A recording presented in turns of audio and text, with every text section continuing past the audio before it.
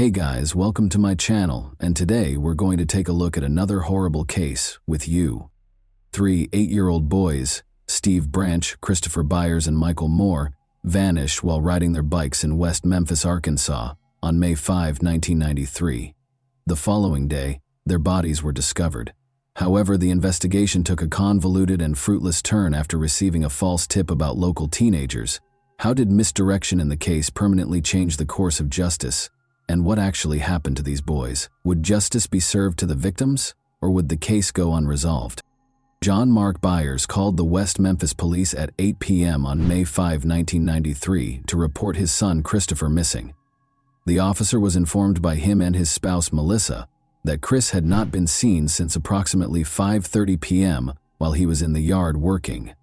Two more parents called in with similar concerns within the next 90 minutes. Steve Branch left for school that day, and Pamela Hobbs said she hadn't seen him since. Around 6 o'clock in the evening, according to Dana Moore, her son Michael had gone out with friends, but had skipped dinner at home. A search was conducted in Robin Hood Hills, where local children frequently played, after 3 missing boys were reported missing. No sign of the boys was discovered that night, despite a thorough search. Chief Inspector Gary Gitchell took over the search the following morning, May 6, 1993. Officer Steve Jones noticed a black tennis shoe floating in a ditch close to the Blue Beacon car wash in the early afternoon. Within 15 minutes, Sergeant Mike Allen found the bodies of 3 young boys who had been murdered in Robin Hood Hills: Steve Branch, Michael Moore, and Chris Byers. In a drainage ditch, the 3 boys were discovered naked, their hands and feet bound with their own shoelaces. Nearby, their clothing was discovered entangled in mud and tree sticks. Christopher Byers suffered from severe genital injuries, including mutilation. Moore and Branch died from multiple injuries and drowning, while Byers' official cause of death was multiple injuries. Because there was insufficient evidence, the police's initial suspicion of rape was later refuted by expert testimony. A pair of pants recovered from the scene contained trace amounts of sperm DNA. Byers' injuries, according to the prosecution, were caused by a purposeful knife attack and castration. However, defense experts contended that rather than a human attack, the injuries on the body were probably caused by animals after they died. The only victim with drugs in his body was Byers. Ritalin, a drug for ADHD, was prescribed to him in January 1993. Nevertheless, the initial autopsy report misidentified the medication as carbamazepine and noted a dosage that was less than what was recommended. Surprisingly little evidence was found at the crime scene on May 5, 1993, despite the heinous nature of the crime. The absence of blood and fibers perplexed the police, who also observed that the area appeared to have been cleaned. They had to deal with a well-known case that attracted national attention, but they had few leads to help them find the person or people responsible. Terry Hobbs, Steve Branch's stepfather, broke down in tears as Gitchell came to the group of people gathered at the edge of the woods to break the terrible news. The town was shocked by the crime's savagery, which prompted an immediate investigation. In this instance, the notion of a satanic connection emerged for a number of reasons. The community was horrified by the gruesome details of the crime, including the castration and the placement of the bodies. The crime scene's remote location further heightened the anxiety. Media reports frequently contributed to the widespread fear of satanic rituals in the United States in the early 1990s. Many communities were especially vulnerable to these fears, particularly those with strong religious convictions. The combination of local beliefs, the graphic nature of the crime, and media coverage made people believe it might be connected to a cult, even though there was no concrete proof of satanic activity in West Memphis at the time. More rational explanations, like the possibility that the boys were harmed by a person they knew, were frequently eclipsed by this suspicion. Chief Inspector Gary Gitchell's announcement that the police were looking into a number of theories, including cult activity, fueled the fire. This preliminary inquiry sparked controversy, resulting in erroneous convictions and posing significant doubts regarding the validity of the evidence and the participants' intentions. 3 young men, Jason Baldwin, Damian Eccles, and Jesse Miskelly Jr., were soon identified as suspects by investigators, and the pursuit of answers permanently altered their lives. A local teen with a problematic past was Damien Eccles. He was a 17-year-old high school dropout who was well known for his sinister hobbies and mental health issues, which included severe depression. He was a prime suspect in the case because of his unusual appearance, which included tattoos, long hair, and black clothes. Because of his interactions with Eccles, Jerry Driver, a juvenile probation officer in Crittenden County, also thought that there was a satanic cult in the area. In the past, Eccles had exhibited erratic conduct, including threatening his father, his ex-girlfriend, and her new boyfriend. Eccles had a history of mental health problems, including being put on suicide watch during his stay in a mental health facility in Oregon. He had additional difficulties in juvenile detention after returning to Arkansas, which ultimately resulted in his hospitalization in Little Rock. He kept going to therapy even after being freed, and he made disturbing claims that he wanted to follow infamous criminals like Charles Manson. Jerry Driver was extremely troubled by these remarks and grew to believe that Eccles was responsible for the killings. Eccles was close friends with another suspect, Jason Baldwin. They were both viewed as social misfits. Despite Baldwin's academic success and his lack of interest in magic, they connected because they had both felt alienated. Eccles had previously been charged with shoplifting, and Baldwin had previously been arrested for vandalism. Baldwin, on the other hand, demonstrated drawing ability, and one of his instructors urged him to study graphic design in college. Jesse Miscali Jr., the third suspect, had little to no relationship to Baldwin or Eccles. He was notorious for getting into fistfights with other teenagers at school and for having a short fuse. Like Eccles, Miscali had left high school, but Baldwin was still doing well in school. Damien Eccles was questioned by police several times between May 7 and May 10, both at his residence and at the police station. During these sessions, Eccles repeatedly asserted that he knew nothing about the boys and called the killer sick. Eccles maintained that on the evening of May 5 he was at home chatting on the phone with friends, but when he implied that the murderer was probably a local, it sparked questions about his personal involvement. Even though Eccles cooperated with the police, the results of his polygraph suggested that he might have been lying or deceiving, which fueled more conjecture. Investigators also focused on Jason Baldwin, who denied any misconduct, but they kept examining both teenagers. When local waitress Vicky Hutchison stated that she thought the killings were connected to a cult, the case took a different turn. She was keen to help the police and advised them that she could make friends with Eccles in order to conduct additional investigation. Miscali got to know Eccles when he worked as a babysitter for Vicky Hutchison. After introducing him to Eccles, Hutchison started questioning Miscali about the case. Miscali reportedly joined Hutchison at an occult event, or Sabbat, where she observed strange rituals and sexual activities involving young people. As a result, Miscali was taken to the police station to be questioned. When Aaron, Hutchison's son, stated that he had gone to the woods with the killed boys and said he had witnessed 5 men acting strangely, the matter became more complicated. This added complexity to a story that was already unreliable due to inconsistencies. Her answers to the police's polygraph test showed that she was telling the truth. Chief Inspector Gary Gitchell and his team made the decision to question Jesse Miscali Jr., a suspect in the killings of the 3 young West Memphis boys, on June 3, 1993. About 9 in the morning, they came up to him. The $35,000 reward for information that could result in arrests was highlighted.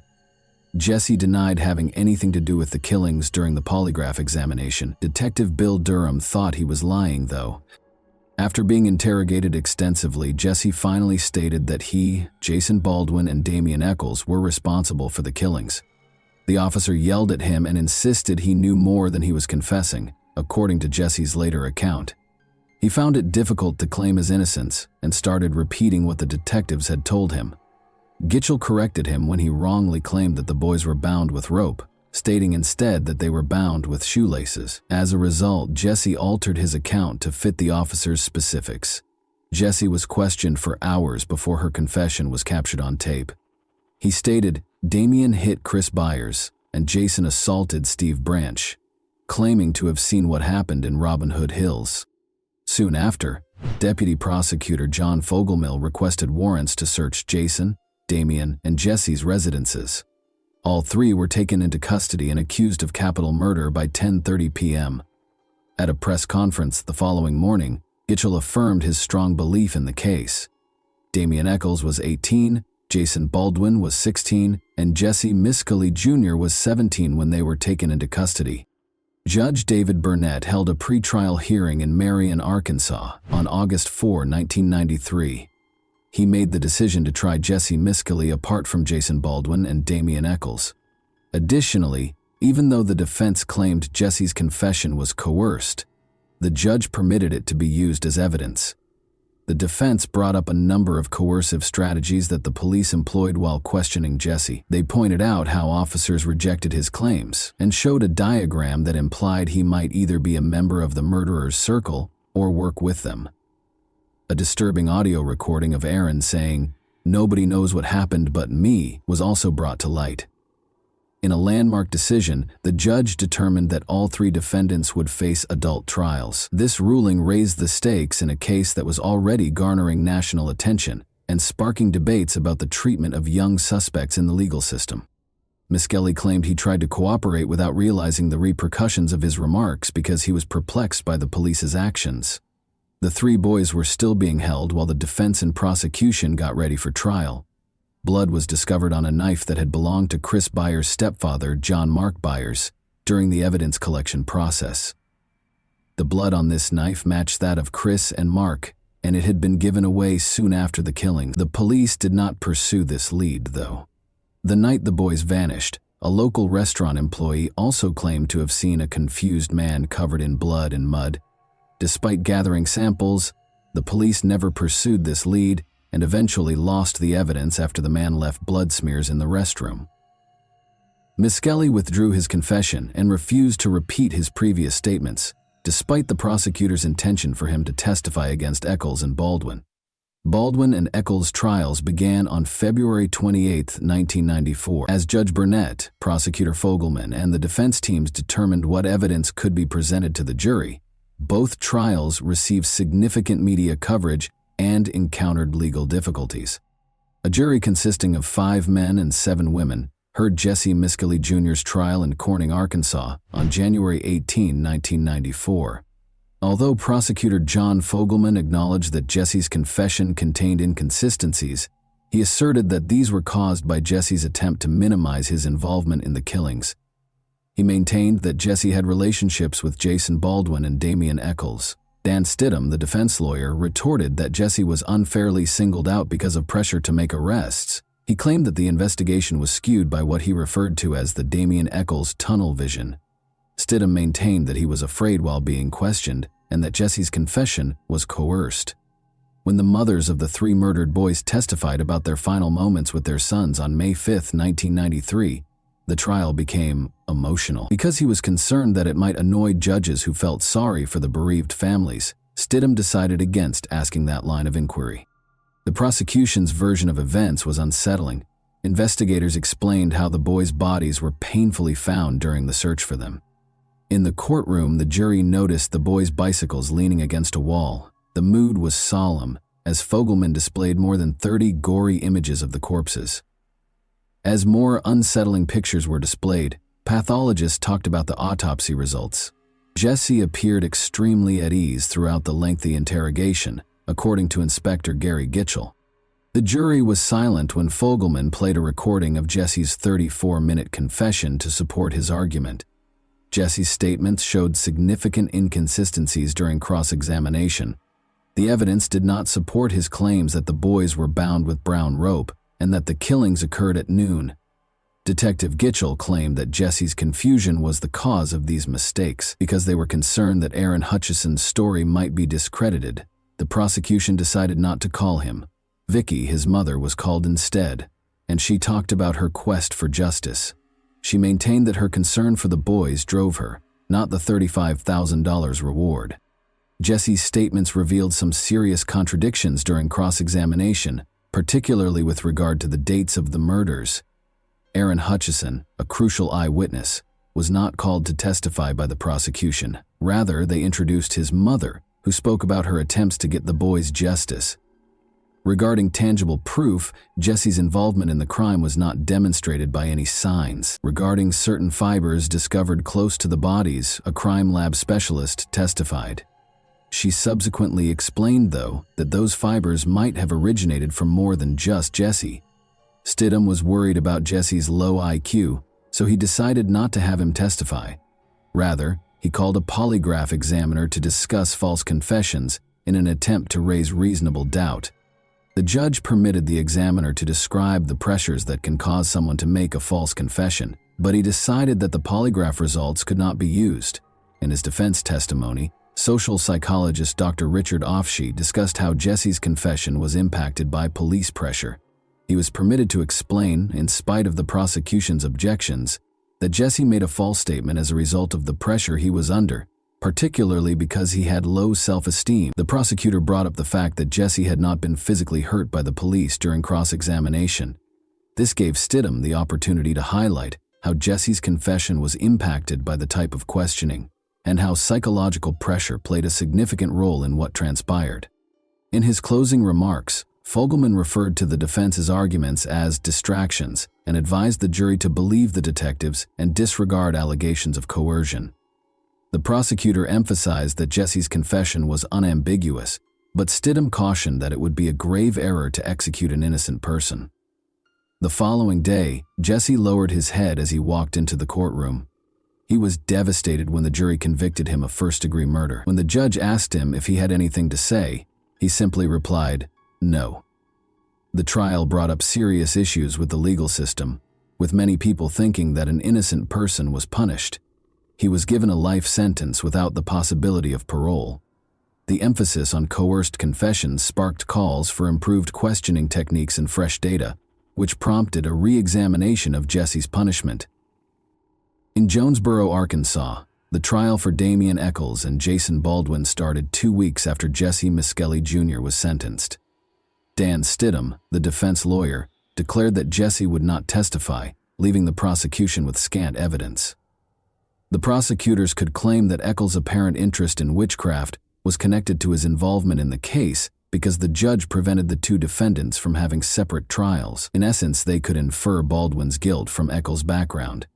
John Fogelman, the prosecutor, asserted that they would demonstrate the defendant's guilt for killing the 3 boys. Eccles' lawyer contended that there was no proof of guilt, while Baldwin's lawyer highlighted his client's good character. To talk about the boys' final moments, the prosecution called the detectives and the victims' parents. The judge rejected the defense's request for a mistrial after detectives brought up Jesse's confession. Ridge further asserted that Damian implied he was engaged in supernatural activities by mentioning demonic forces. To bolster their argument, they displayed objects from Damian's house, including a dog skull and occult books. In his testimony, medical expert Dr. Frank Peretti mentioned a knife discovered close to Damian's home that matched the victim's wound. However, it was later discovered that the victim's stepfather's knife might also match. The defense sought to expose contradictions in the prosecution's claims and emphasize the paucity of credible evidence connecting Eccles and Baldwin to the crime. They stressed that the evidence was only suggestive and called in experts and witnesses to discuss false confessions. The jury found both defendants guilty of capital murder in spite of efforts to provide an alibi and cast doubt on the validity of the police investigation. Jason Baldwin received a life sentence without the possibility of parole after the jury found him guilty. In contrast, Damian Eccles was given the death penalty, more precisely a lethal injection. This result generated a lot of public interest and raised questions about the fairness of the trial.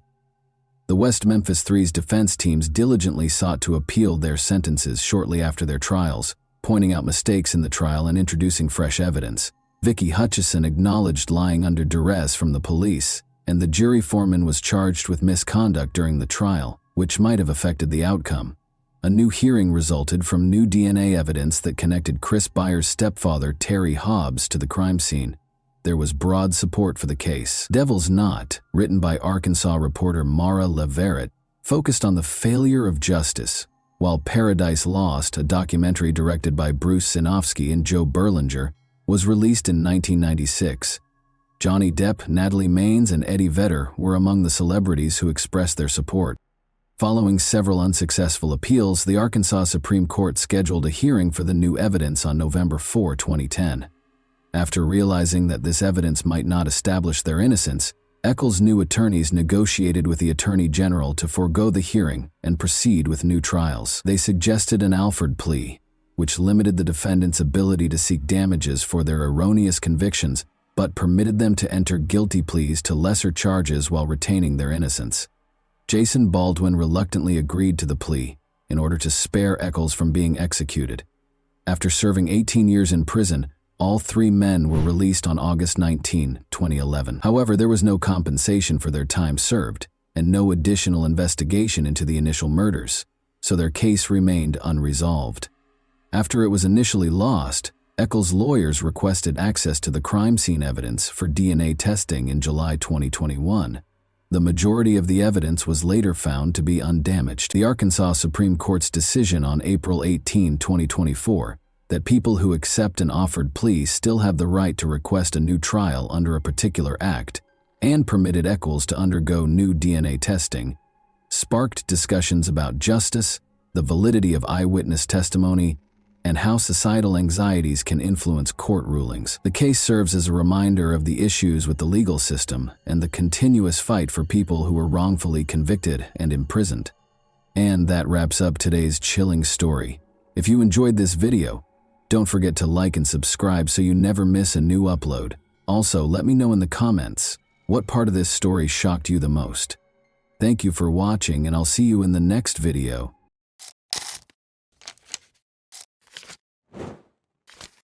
Hey guys, welcome to my channel, and today we're going to take a look at another horrible case with you. On Madison Street in New York, Officer Freeman saw a man throwing big black garbage bags into the river's edge early on April 7, 1996. The man froze as Freeman came closer. The officer noticed the two cars next to the man, their trunks stuffed with trash bags. He searched and found something startling. Bloody tools and blood-soaked clothing were found in the bags, along with a dismembered body that had been cut into 66 pieces in the most gory way imaginable. The man who disposed of the bags introduced himself as Vladimir Zelinin, 48. The police quickly learned that the person inside the bags was Yakov Gluzman, a 48-year-old billionaire and well-known cancer researcher who had tragically been duped by Vladimir. When Vladimir brought up Yakov's wife, Rita Gluzman, the case took an unexpected turn.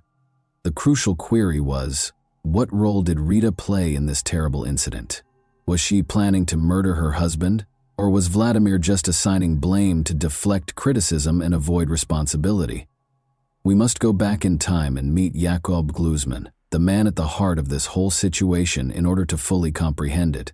What part did he play in this terrible incident, and who was he? January 2, 1948 was Yakov Gluzman's birthday. He was an internationally renowned scientist who made significant contributions to the study of cancer. Since their early years in Ukraine, which was then a part of the Soviet Union, Yakov and his wife Rita had known one another.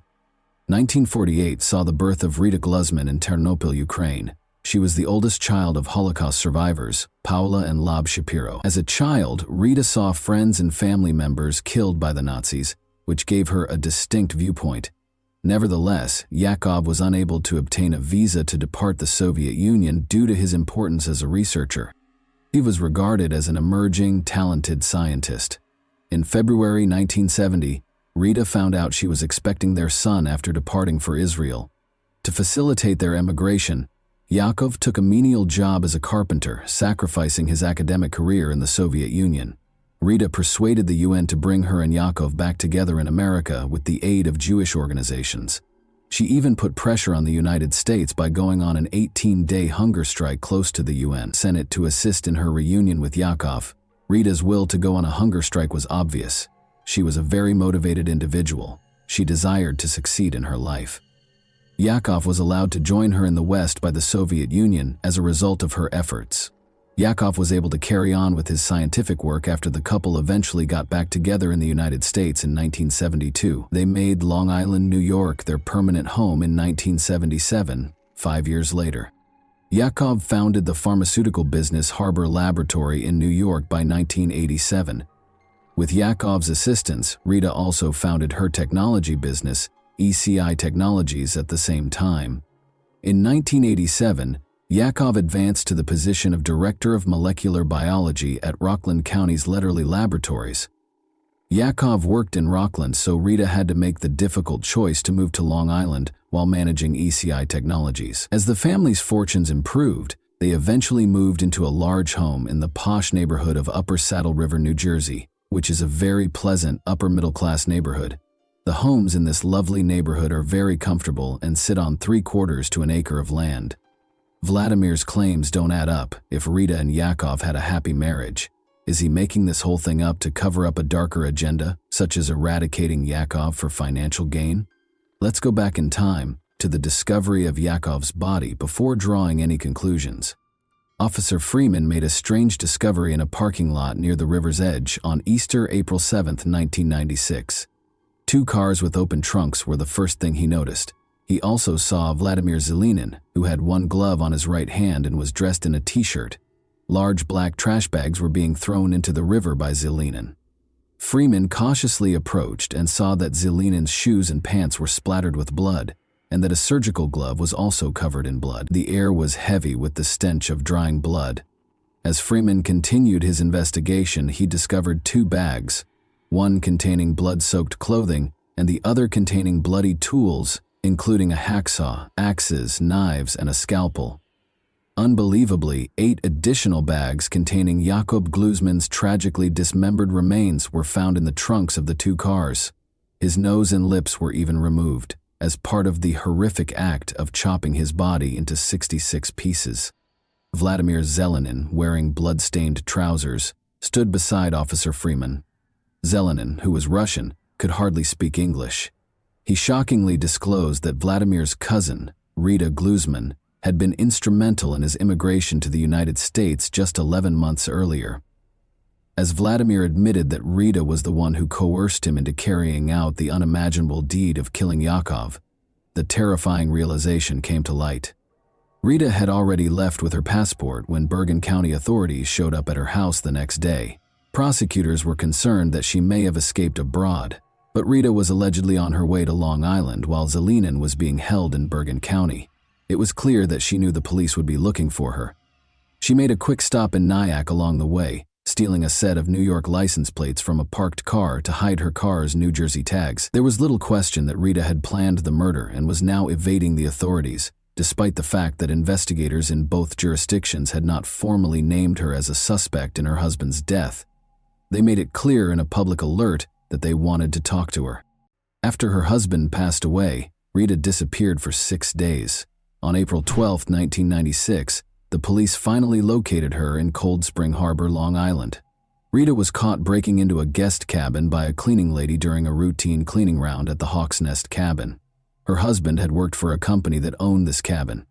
The woman had quickly called the police because she thought Rita was a thief. Rita attempted to flee by scurrying out a rear window onto the lab grounds after being confronted. She was eventually located and taken into custody by the local police. Notably, authorities discovered a variety of travel brochures, including some from Switzerland and Australia, inside her car, which also had a stolen license plate. When Rita Glusman was arrested, the police were taken aback to see her. She was no longer the woman who wore expensive clothing. Her clothes, makeup, hair color, and even airline information had all changed. The police became increasingly suspicious because she had completely changed her appearance. However, there was one issue that prevented the police from charging her with her husband's murder under New York law. When flaws started to show in their marriage's apparently flawless exterior, the investigation took a different turn. The couple's hidden tensions surfaced during their move from Long Island to New Jersey. It turned out that moving to New Jersey, even though it was a mutual decision, put Rita under financial strain, particularly for her business, ECI Technologies. Yakov's income was crucial to the company's survival because it was not doing as well as it once did. However, there was one contradiction. Despite Rita's claims that the move left them impoverished, she was spotted driving a BMW, wearing mink coats and leading a fairly opulent lifestyle. On the other hand, Yakov used to wear regular jeans and drive a 1983 Nissan.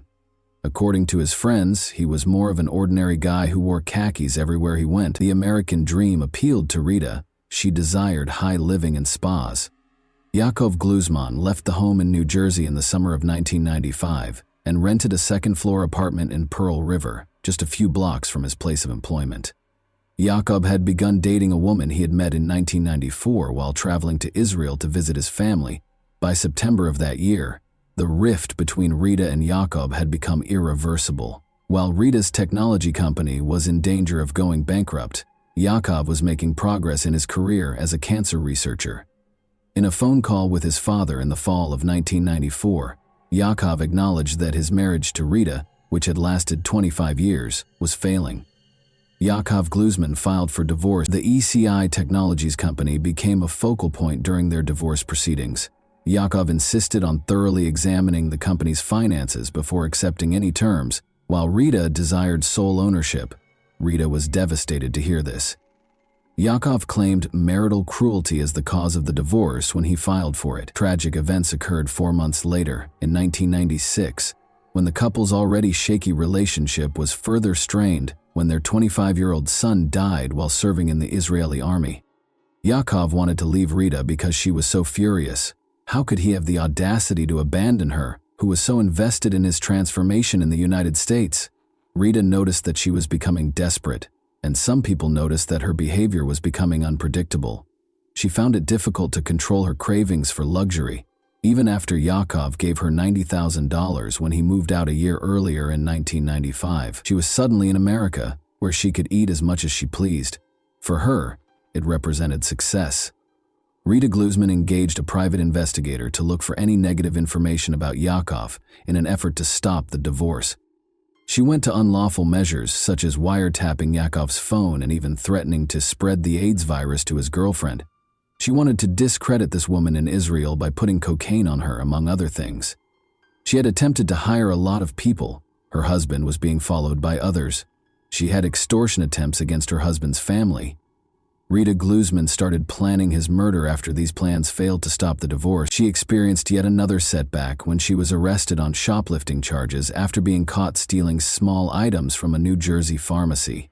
Her business kept failing, and as accusations were made by both parties, the divorce process grew more acrimonious. Rita was prepared to involve her cousin Zelinin and had already made a firm decision. Despite being straightforward, her plan was extremely cruel. Rita got a key to her ex-husband's apartment in the months before Easter. During one of their arguments, she persuaded him to give it to her and had a copy made. She was aware of her ex-husband's routine, which included him spending Saturday nights at the lab and typically coming home at 11:30 p.m.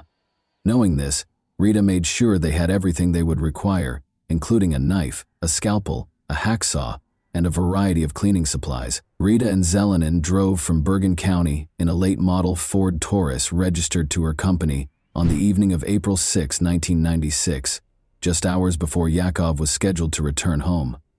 They parked near Yakov's apartment in a poorly lit spot and waited in silence in the living room. It was 11:30 p.m. when Yakov parked his Nissan Maxima and went inside his apartment. At that moment, Zelinin struck first with an axe. When Yakov entered his apartment with an axe and a hatchet, she and Vladimir were waiting for him and jumped on him, attacking him. Rita Gluzman then approached and started striking her husband with the axe, according to Zelinin. It was then that Zelenin's hand was injured. He was unable to see exactly where he struck Yakov because of the darkness, but the scientist fell to the ground. Rita then attacked her husband with ferocity and violent force. Her axe once slipped and struck Zelenin's right hand, causing it to bleed continuously. Rita insisted that they would examine Zelenin's wound later because they were pressed for time. She took a knife out of the bag and stabbed her ex-husband in the chest to make sure he was dead. His bloody body was dragged into the bathroom, where it was dismembered. Rita was adamant that no part of the man was big enough to be recognized. To make it impossible for anyone who might find the body to identify him, they even cut off his nose and lips, in addition to cutting off his fingertips to prevent fingerprint identification. Rita went into a cleaning frenzy, trying to get rid of any sign of the crime while Zelinin kept butchering the body. Around 3 in the morning, Kathy Armstrong, a neighbor who lived 1 floor below Yakov, was the only one who heard a thumping and banging sound. April 7, 1996. She was unaware that the remains of Yakov were being disposed of. his bloody clothes and body parts packed into 9 plastic garbage bags. Another bag was filled with the equipment needed for the gory task. After that, the bags were placed in the 2 cars' trunks. After returning to East Rutherford, Zelenine would dispose of Gluzman's remains in the Passaic River and then, before dawn, dispose of the car. But there was a hitch. They were not on time. Zelenine unintentionally set off the car's theft alarm while loading it. If anyone in the apartment complex heard the alarm, they didn't bother to look into it because it was only a short cry in the night. Rita, however, became frightened, leapt into the Taurus and told Zelenine to run. After circling the neighborhood for a while, they cautiously made their way back to the apartment complex, checked to make sure everything was okay, and went back to their solemn task. And it took longer than Rita had expected to dismember Jakob and clean his apartment. The necessity to treat Zelenin's hand wound, which resulted from Rita's violent behavior against her husband, further threw off this schedule. Zelenine and Rita stopped at a CVS pharmacy in the town of Fairlawn on their way south. It was captured on a security camera that Rita spent $32 on bandages. What at first glance seemed to be a simple murder case turned out to be anything but. After investigators inspected the crime scene at Yakob's Pearl River apartment, the strange traces of forensic evidence that the investigators found had not yet been tested. Even after testing, there was still uncertainty, because there was no assurance that Rita would be directly implicated in the crime. The police knew that even if they were able to locate Rita's stray fingerprint, a competent defense lawyer could have it rejected by linking it to one of the couple's sporadic arguments. At this point, Zelenin's confession was the only solid evidence the police had. This presented a problem, though, because according to New York state law, an accomplice's testimony could not be used as the basis for a murder case unless it was backed up by other witnesses or strong evidence, neither of which was present at the time. Michael Rosen, Rita's lawyer, attempted to obtain bail the day after her arrest, pointing to the peculiar circumstances of the case. Rosen filed a felony examination after the judge denied bail despite the possibility of murder charges. For Rita to be detained without bail, prosecutors had 48 hours to demonstrate that she was dangerous and that there was a chance she would run away again. Since the police couldn't produce enough proof, Rosen was successful and Rita was taken to jail after posting a $250,000 bond. However, everything changed when an FBI agent called. Unexpectedly, Rosen was ordered to bring Rita to the United States, White Plains Federal Court Building. Rosen found this surprising and didn't understand why the federal government was becoming involved. The reason became evident as Rosen and Rita arrived. Local authorities had worked with federal prosecutors to devise a novel strategy to charge Rita for her role in her husband's death, while Michael Rosen had been preoccupied with getting her bail. Federal prosecutors invoked the Violence Against Women Act, a 1994 domestic violence statute, in a brief 4-page complaint. It was a daring step. This law permitted federal intervention in cases of domestic violence committed by someone who crosses state lines, a tactic that had never before been employed against a woman. But it gave the police the power they needed to bring Rita to justice. It was noteworthy because it gave them permission to use Zelenin's testimony. In court, Zelenin described the events leading up to the incident and how they dismembered Yakov. Vladimir Zelenin claimed that Rita Gluzman was behind a wall a few feet away and that he was concealed behind the door as it opened. Zelenin struck Yakov's head with an axe for the first time as soon as he entered the room. With a knife in hand, Rita hacked and stabbed Mr. Gluzman until she nearly cut Zelenin's fingers off his right hand. According to Zelenin, he began by chopping off the arm at the shoulder, followed by the left leg below the knee and the right leg below the knee. Then, he claimed, he severed his head.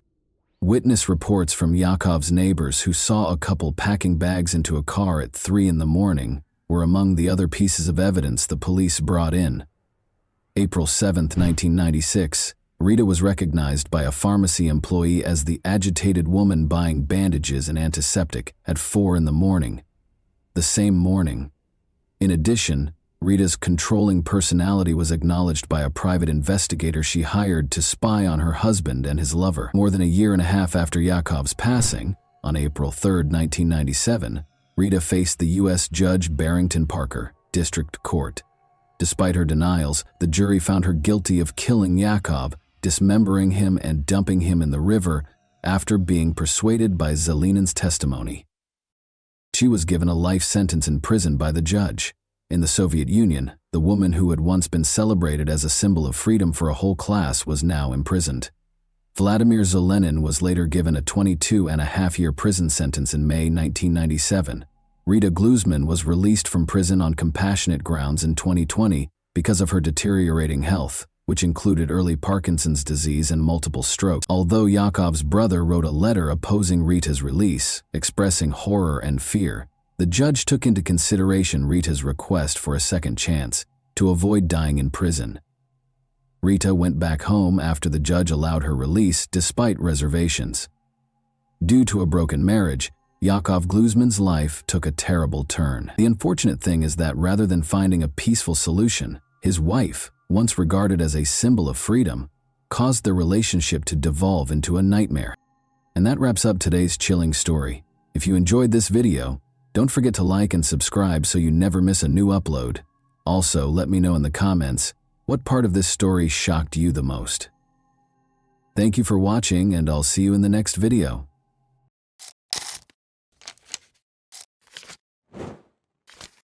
Hey guys, welcome to my channel, and today we're going to take a look at another horrible case with you. The son of a wealthy businessman, 6-year-old Robert Bobby Cosgrove Greenlease Jr., was abducted from his school, Notre Dame de Sion in Kansas City, Missouri, on September 28, 1953. As the authorities began a large search for the young boy, the city was engulfed in panic and commotion, but the abductor eluded capture. Soon after, Bobby's family started getting a flurry of phone calls and letters demanding an outrageous sum of money in exchange for their son's safe return. The case's twists and turns became even more startling as it attracted national notice. Who was responsible for the abduction? Was it a stranger or a member of the family? Would Bobby's family ever be reconciled with him if he were ever discovered alive? We are examining Bobby Greenlease's unsettling situation today. So let's go straight to the riddle without any more ado. With a population of over 500,000, Kansas City is situated in the western region of Missouri. It is Missouri's biggest city.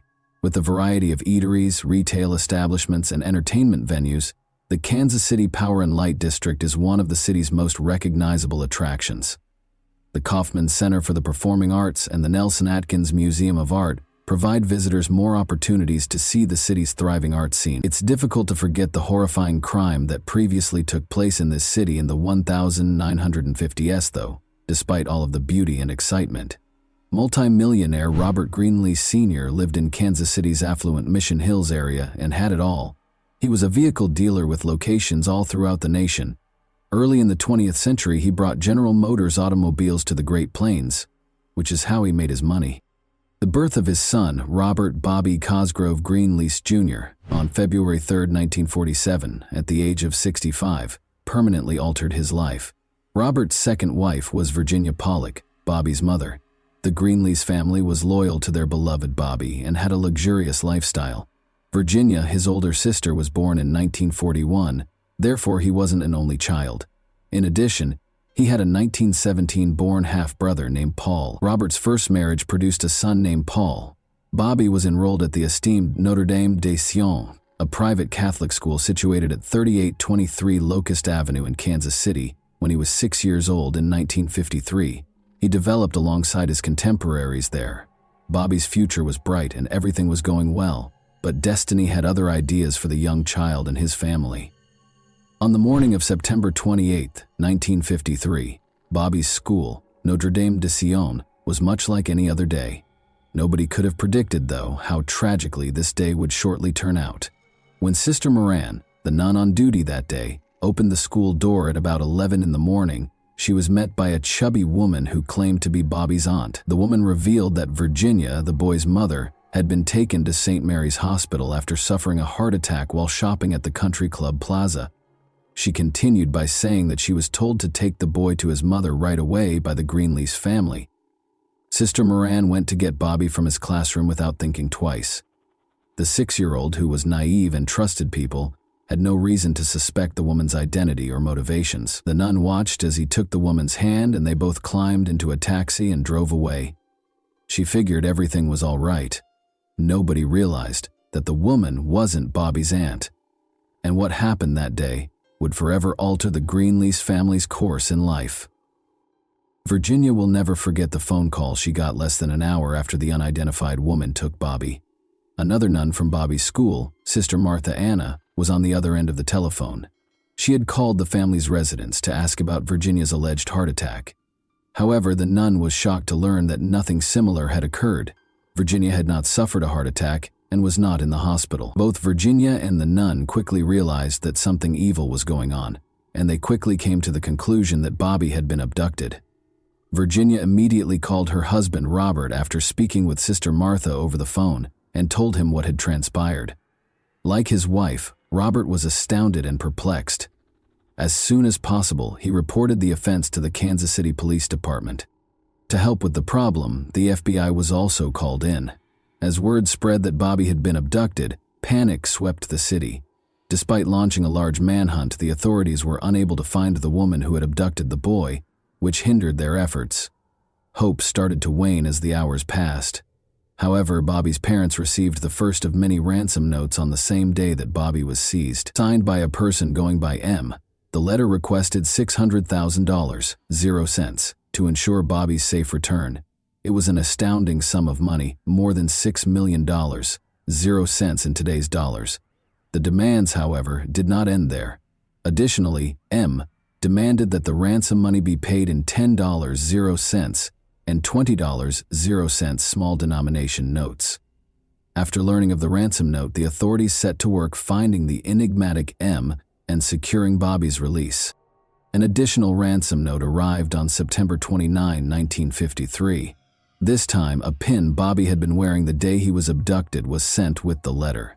Desperate to ensure his son's release, Robert made the decision to go collect the ransom money and sought assistance from connections and trusted friends.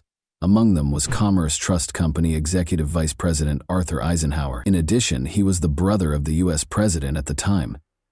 Eisenhower made sure that all bank clerks handling the ransom money noted the bill's serial numbers, which were then published in newspapers across the nation. As Bobby's family continued to collect the astronomical ransom requested by the kidnapper, the excruciating wait for his safe return seemed to drag on forever. A man called the Greenlease home several times during this period to let Virginia know her son was still alive. Despite the family's desperation, the kidnapper appeared to relish his perverse game. 6 ransom letters and 15 phone calls were sent to the family in a week. Additionally, they consented to follow all of the kidnapper's directions, but they would quickly come to the realization that they had made a grave error. Robert amassed an incredible $600,000, 0 cents in ransom money for his son's safe return by the evening of October 4, 1953. The funds were then transferred to a bridge close to Highway 40, just east of Kansas City, in a duffel bag. At the time, it was the biggest ransom ever paid in American history. The kidnappers contacted the Greenleases early the following morning to verify that they had recovered the money and that Bobby would be returned in a day. However, no information on the boy's whereabouts was released as the day wore on. Anxiously, the family awaited any updates, but none arrived. The Greenleases were left to question whether the kidnappers had deceived them or whether their son was still alive. It felt like their darkest worries were going to come true, and the tension was excruciating. The most challenging and devastating period of their lives would be the following 24 hours. An ex-convict and taxi driver named Joe Carr was set to become a key player in the inquiry as Bobby's quest went on.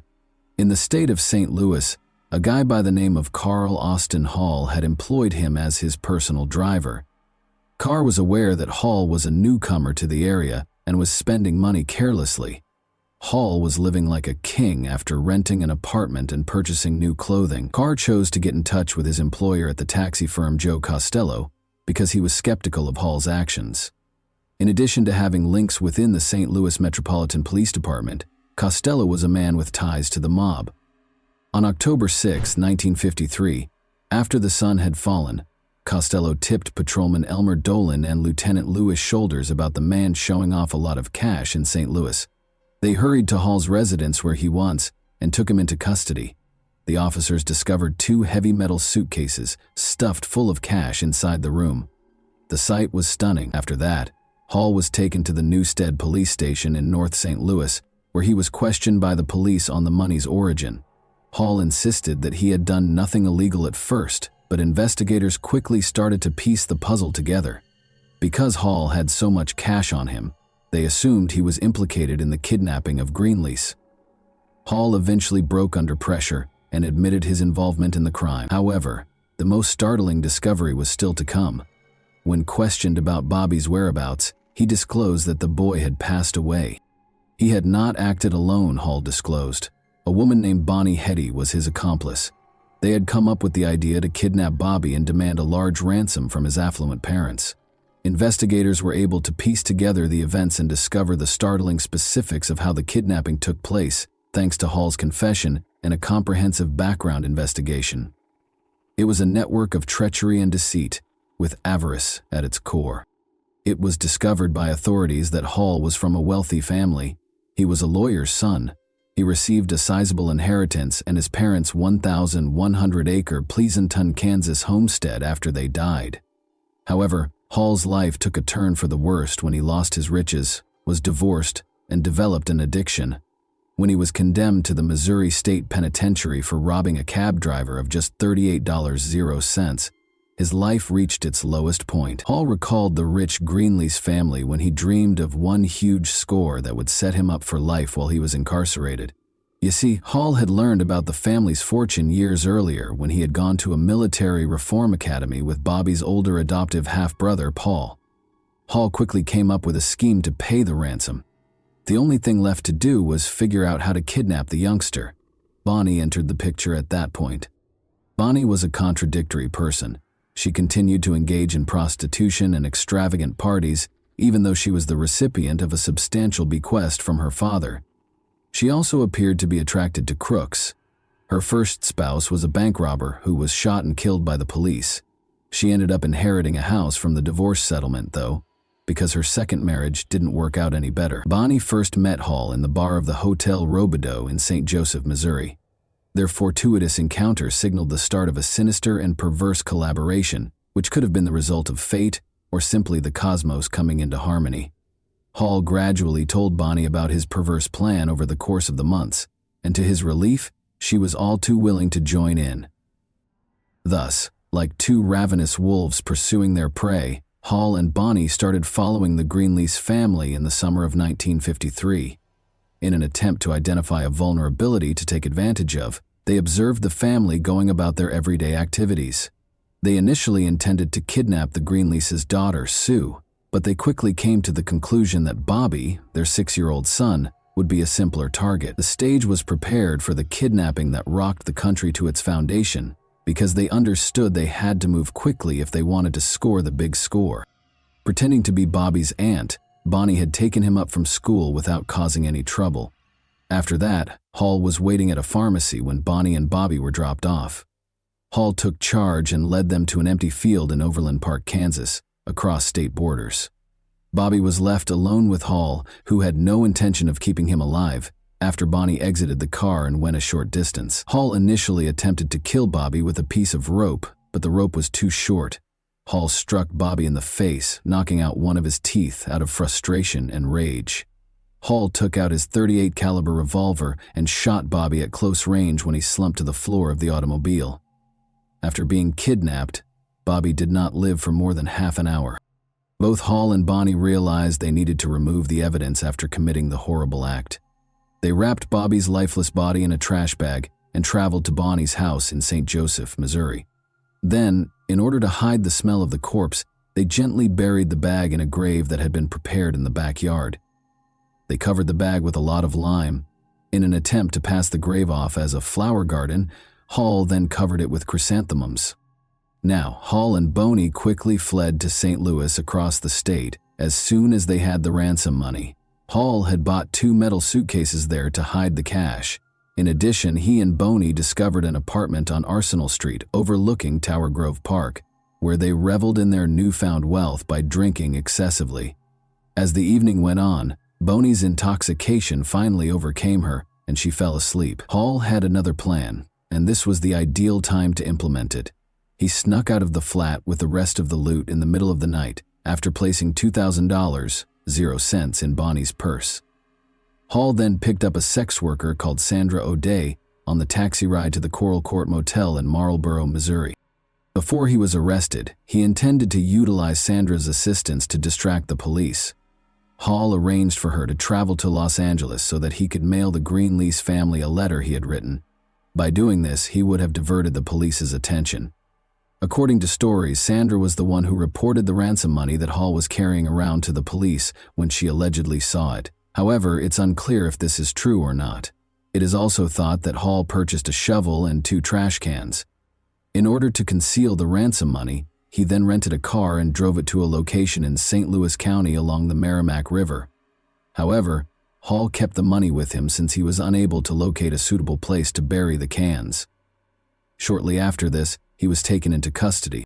Police took immediate action after all of these revelations were made public. In the apartment where Hall had left her, Bonnie was found and taken into custody. They both faced the full weight of the law for their crimes after being charged with capital murder and kidnapping. Bobby's remains were found where they had been buried on October 7, 1953. Family members and neighbors came together to grieve the untimely death of this defenseless boy at a sad burial conducted at St. Agnes Catholic Church 2 days later, on October 9. As a victim of one of the most horrible murders in American history, Bobby was buried with sorrow and tears in his eyes. Since the crime had crossed state boundaries and was therefore a federal prosecution, punishment was swift for the 2 kidnappers. Hall and Bonnie entered a guilty plea to the accusations against them when they appeared in court on October 30, 1953. After only 1 hour and 8 minutes of deliberation, the jury recommended the death penalty. Hall and Bonnie accepted their fates on November 19, 1953, less than a month later, and neither attempted to challenge the decision. Just 81 days after the kidnapping, on December 18, 1953, they were both put to death in a Missouri gas chamber. Hall was 34 years old, and Bonnie was 41 when they passed away. There were several complexities in the aftermath of Bobby's kidnapping and death. The Greenlease family may have found closure with Hall and Bonnie's execution, but it also exposed a shocking truth. Now, just half of the ransom money was found when Hall was taken into custody. Unaccounted for was $312,000, 0 cents in total. The cops that arrested Hall, Patrolman Dolan, and Lieutenant Shoulders were suspected of stealing the missing funds. At first, though, they denied this, saying they had delivered all the cash to the police station. They ultimately faced federal charges and were found guilty of perjury. Shoulders received a sentence of 3 years in jail on April 15, 1954. Dolan, however, was sentenced to 2 years in prison. However, this was not the end of the story. Shoulders unexpectedly passed away in 1962. Shoulders and mob boss Joe Costello had actually stolen half of the ransom money, Dolan told the FBI after this. It wasn't until Shoulders and Costello were dead that Dolan finally told the truth. He had been too afraid to speak up earlier for fear of reprisals. In July 1965, President Lyndon B. Johnson pardoned Dolan for his assistance. This was the conclusion of Bobby's tragic story. We are reminded when we consider the terrible events of 1953 that Bobby eventually received justice, albeit at a high price. We have to keep asking ourselves, how can we stop catastrophes like this from occurring again?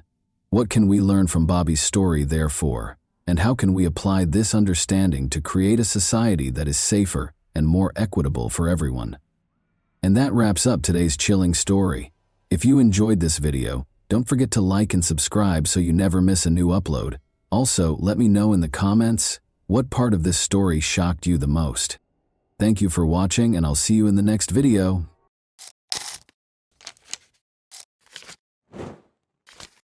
Hey guys, welcome to my channel, and today we're going to take a look at another horrible case with you.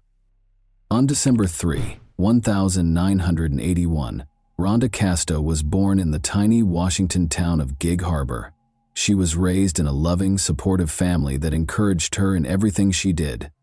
Rhonda had a bright personality that was evident from a young age. She was driven, ambitious, and tenacious.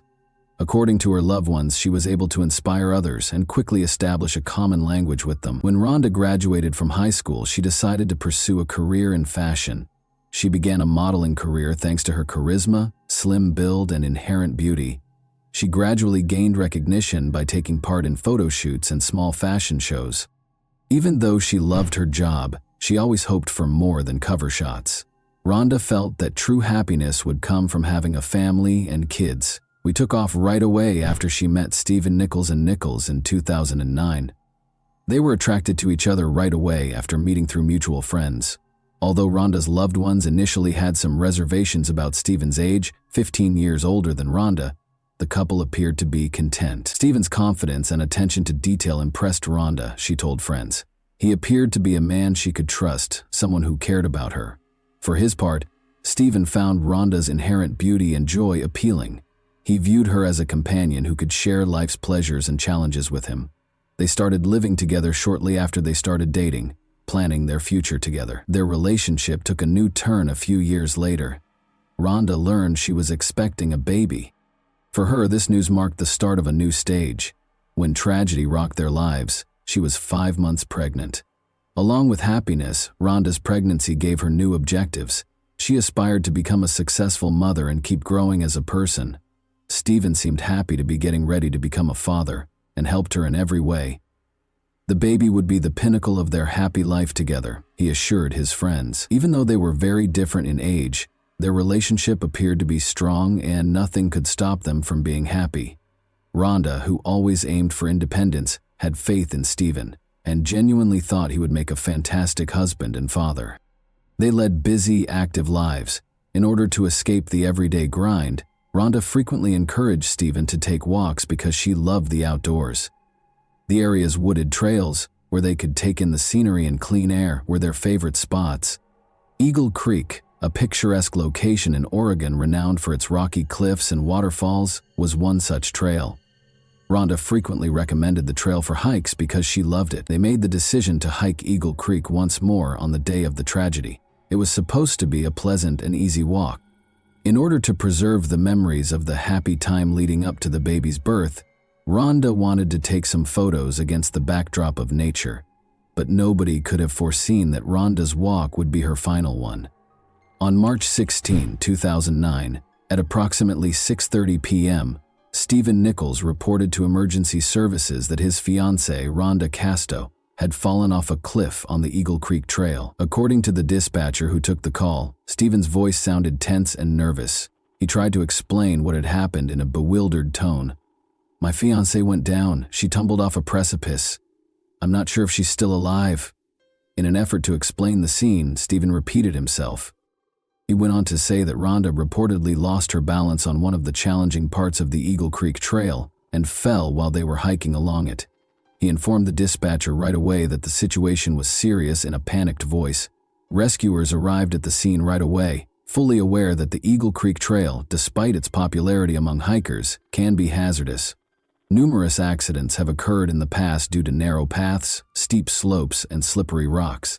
But none of the team could have imagined how messy this tragedy would end up being. Stephen was standing at the edge of the cliff when rescuers arrived on the scene. He appeared perplexed. He was obviously in shock, but his clothes were fine. His face showed a mix of horror and despair, and his breathing was labored. Stephen stated that he had attempted to figure out how to get downstairs to assist Rhonda, but had come to the conclusion that it was too risky. She was ahead. "I shouted at her to be careful when rescuers started asking questions, but she didn't listen," he said. "She slipped all of a sudden, and it happened too quickly." However, his words sounded sentimental. Rescuers found certain aspects of his story strange. Since Stephen was unable to pinpoint the precise location of Rhonda's fall and was unsure of her actions at the time, a group of rescuers descended to locate her. The circumstances were challenging. The ground was loose and the slope was steep. The rescuers themselves might have been in danger if they had made the smallest error.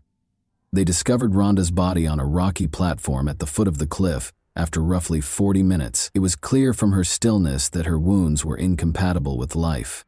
Rescuers had concerns because the location where Rhonda was discovered was a narrow ledge in the middle of a heavily forested slope. The rocks and vegetation there appeared to be unaltered. There were no signs of struggle, ripped branches, or slip marks, which are typically present when someone falls from this height. The rescuers also saw that, despite being steep, the slope itself did not appear to be dangerous enough to cause such a serious tragedy. At the cliff's edge where Stephen said the incident happened, there were no visible signs, such as ripped shoes or indentations in the ground, that would have suggested Rhonda had attempted to cling on. Although it seemed strange, the rescuers concentrated on evacuating the body, which was the primary objective. Stephen was upset when the rescuers came back to tell him about the discovery. There was a mix of confusion and guilt on his face. He restated his version of what had happened. Together they were strolling, conversing, and taking in the scenery. He claimed that Rhonda eventually made the decision to accelerate and run ahead. She loved the outdoors and occasionally got too reckless, according to Stephen. He recalled that she didn't seem to listen when I told her to be more cautious. She slipped and fell a few seconds later. According to Stephen, everything happened too quickly for him to take any action. I had nothing to do. With a trembling voice, he added, while recording Stephen's statement, rescuers observed that, in spite of his emotional statements, he appeared somewhat detached. He was acting strangely. He didn't try to approach the cliff's edge, and he didn't seem interested in learning the specifics of what had happened. When the police arrived on the scene, officers started questioning Stephen, which caused the rescuers to have their first reservations. He was still perplexed by certain details, but his story stayed consistent. For instance, he was unable to precisely explain why Rhonda chose to run ahead of her and what transpired just before she fell. Although officers recorded his statement, they pointed out that his explanation sounded too general and lacked specific facts. That was a trail we frequently walked. She knew what she was doing, according to Stephen. It's simply a horrible mishap. Police officers started to question his statements, though, because the accident's specifics did not make sense. Although the tragedy initially seemed to be an accident, rescuers and police were left wondering what actually transpired on the Eagle Creek Trail that day due to Stephen's actions and the details of the scene. Why was it so easy for a physically active woman to lose her balance? And why did the fall site show no typical indications of struggle or slip marks?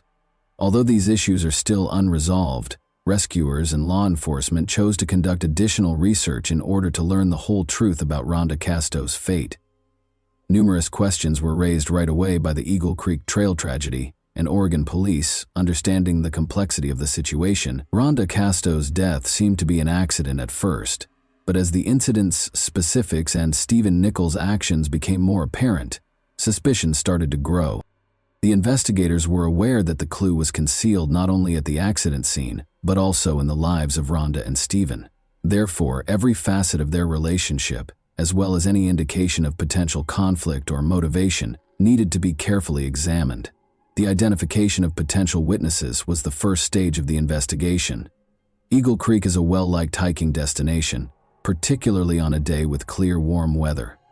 People who were on the trail at the time of the tragedy were contacted by police. Before the incident, Rhonda and Stephen were spotted by a number of hikers. They were strolling together, and nothing about their behavior raised suspicions. According to one hiker, he saw Rhonda because she appeared to be very content. He was following her as she walked ahead. They were giggling. However, he recalled that no witnesses saw the fall occur. Only Stephen was able to determine the truth at that point. Although his explanation for Rhonda's decision to accelerate made sense, police started looking into other possibilities. Stephen Nichols claimed that his fiancée had called rescuers as soon as the incident occurred, tumbled down a precipice. He appeared startled at first, but his actions later started to seem odd. Though Stephen did not show the extreme panic or acute shock that might be anticipated in such a situation, rescuers who arrived on the scene noted that he was emotionally distressed. His actions in the days that followed were even more dubious. Rather than wallowing in grief, Stephen carried on with his routine. He avoided talking to loved ones about the incident and said very little about Rhonda. I found it odd that he almost instantly began acting as if nothing had happened, one of Rhonda's friends recalled. Additionally, police observed that Stephen showed no particular interest in the investigation's specifics. He made no effort to inquire about Rhonda's chances of survival or initiate contact with law enforcement. Rhonda's mother stated that in the days preceding the tragedy, Rhonda expressed her fears of something happening to her, which is why her family did not initially accept the accident version. "It's not an accident, I assure you," she informed her mom. These remarks suggested a potentially tense relationship between Rhonda and Stephen, which made them a crucial component of the inquiry. Additionally, according to Rhonda's mother, their relationship has never been ideal. Rhonda reportedly considered ending her relationship with Stephen, even though they were expecting a child. She complained to friends about her partner's excessive control and jealousy.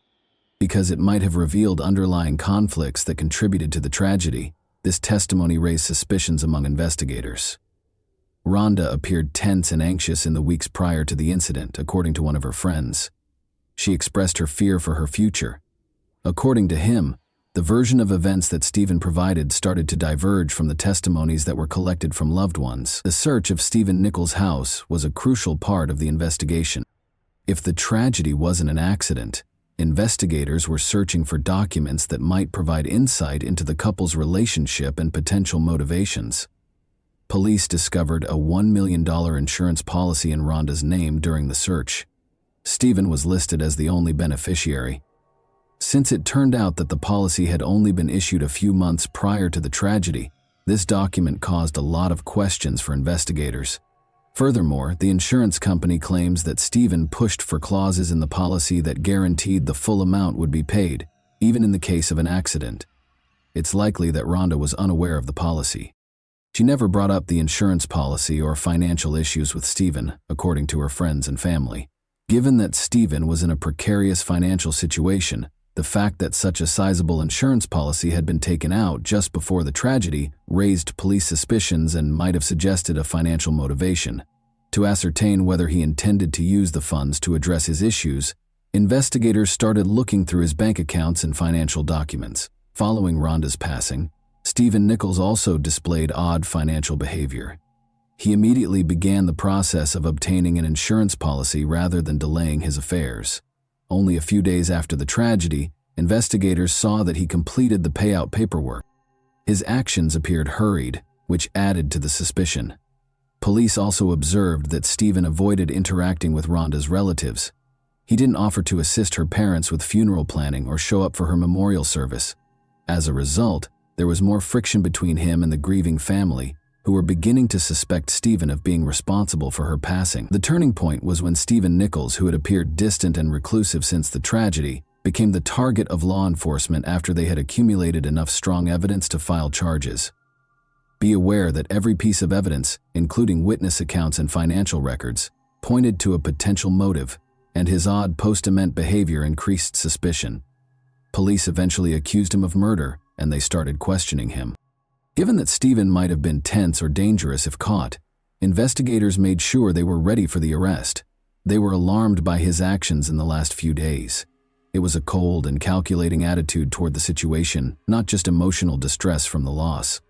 Based on the evidence they discovered, insurance, financial records, and his peculiar behavior, the police took Stephen into custody at his residence. There were no problems during the arrest procedure. When Stephen was told of the charges, he reacted calmly. He wasn't hostile, made no harsh remarks, or attempted to flee. There was nothing that could surprise him when police told him he was accused of murder. His face was unbreakable. The first interrogation started after Stephen was taken to the police station.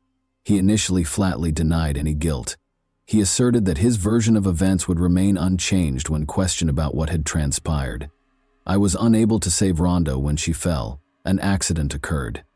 He persisted in claiming that he was unable to foresee the tragedy and that the incident was an accident. But even though he was certain of his innocence, investigators started to show him evidence that contradicted his account. The police attempted to approach the case more subtly in an attempt to persuade Stephen to confess, rather than immediately accusing him of murder. His own words were being used against him as they meticulously crafted his story. Stephen became anxious during one of the interviews after the investigators presented him with financial records and other supporting documentation. Following the tragedy, police insisted that his actions were out of the ordinary. They highlighted his rash insurance buying decisions, his odd conduct following Rhonda's passing, and other questionable incidents. When an investigator asked Stephen why he had started taking out insurance so quickly, it was a pivotal moment.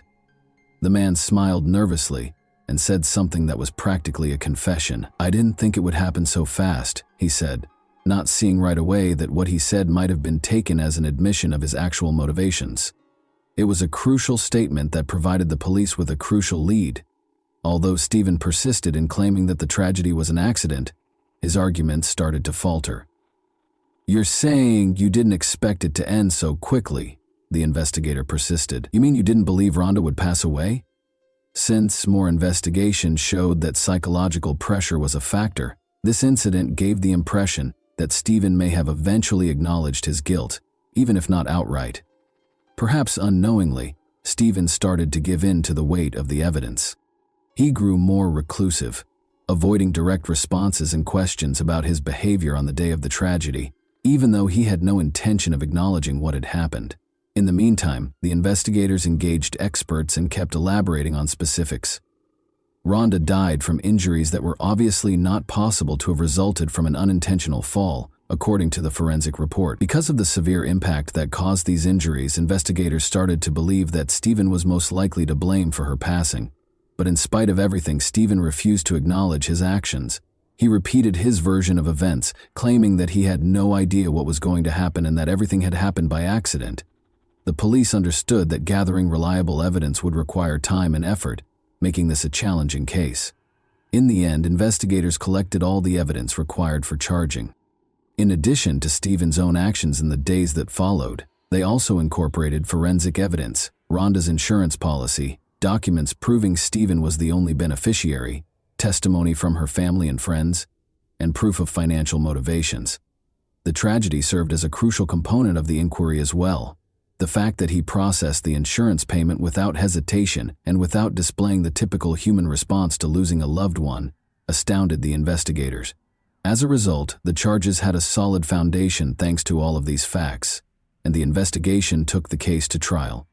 The trial of Stephen Nichols marked the end of a protracted investigation into Rhonda Casto's unexplained death on the Eagle Creek Trail. Investigators and prosecutors developed a case that they felt demonstrated the tragedy was not an accident. After years of meticulous work, the trial's unexpected conclusion, however, caused a public uproar and raised numerous concerns about the true circumstances surrounding Stephen Nichols' 2015 arrest. According to the investigation, the woman's death was the result of deliberate actions.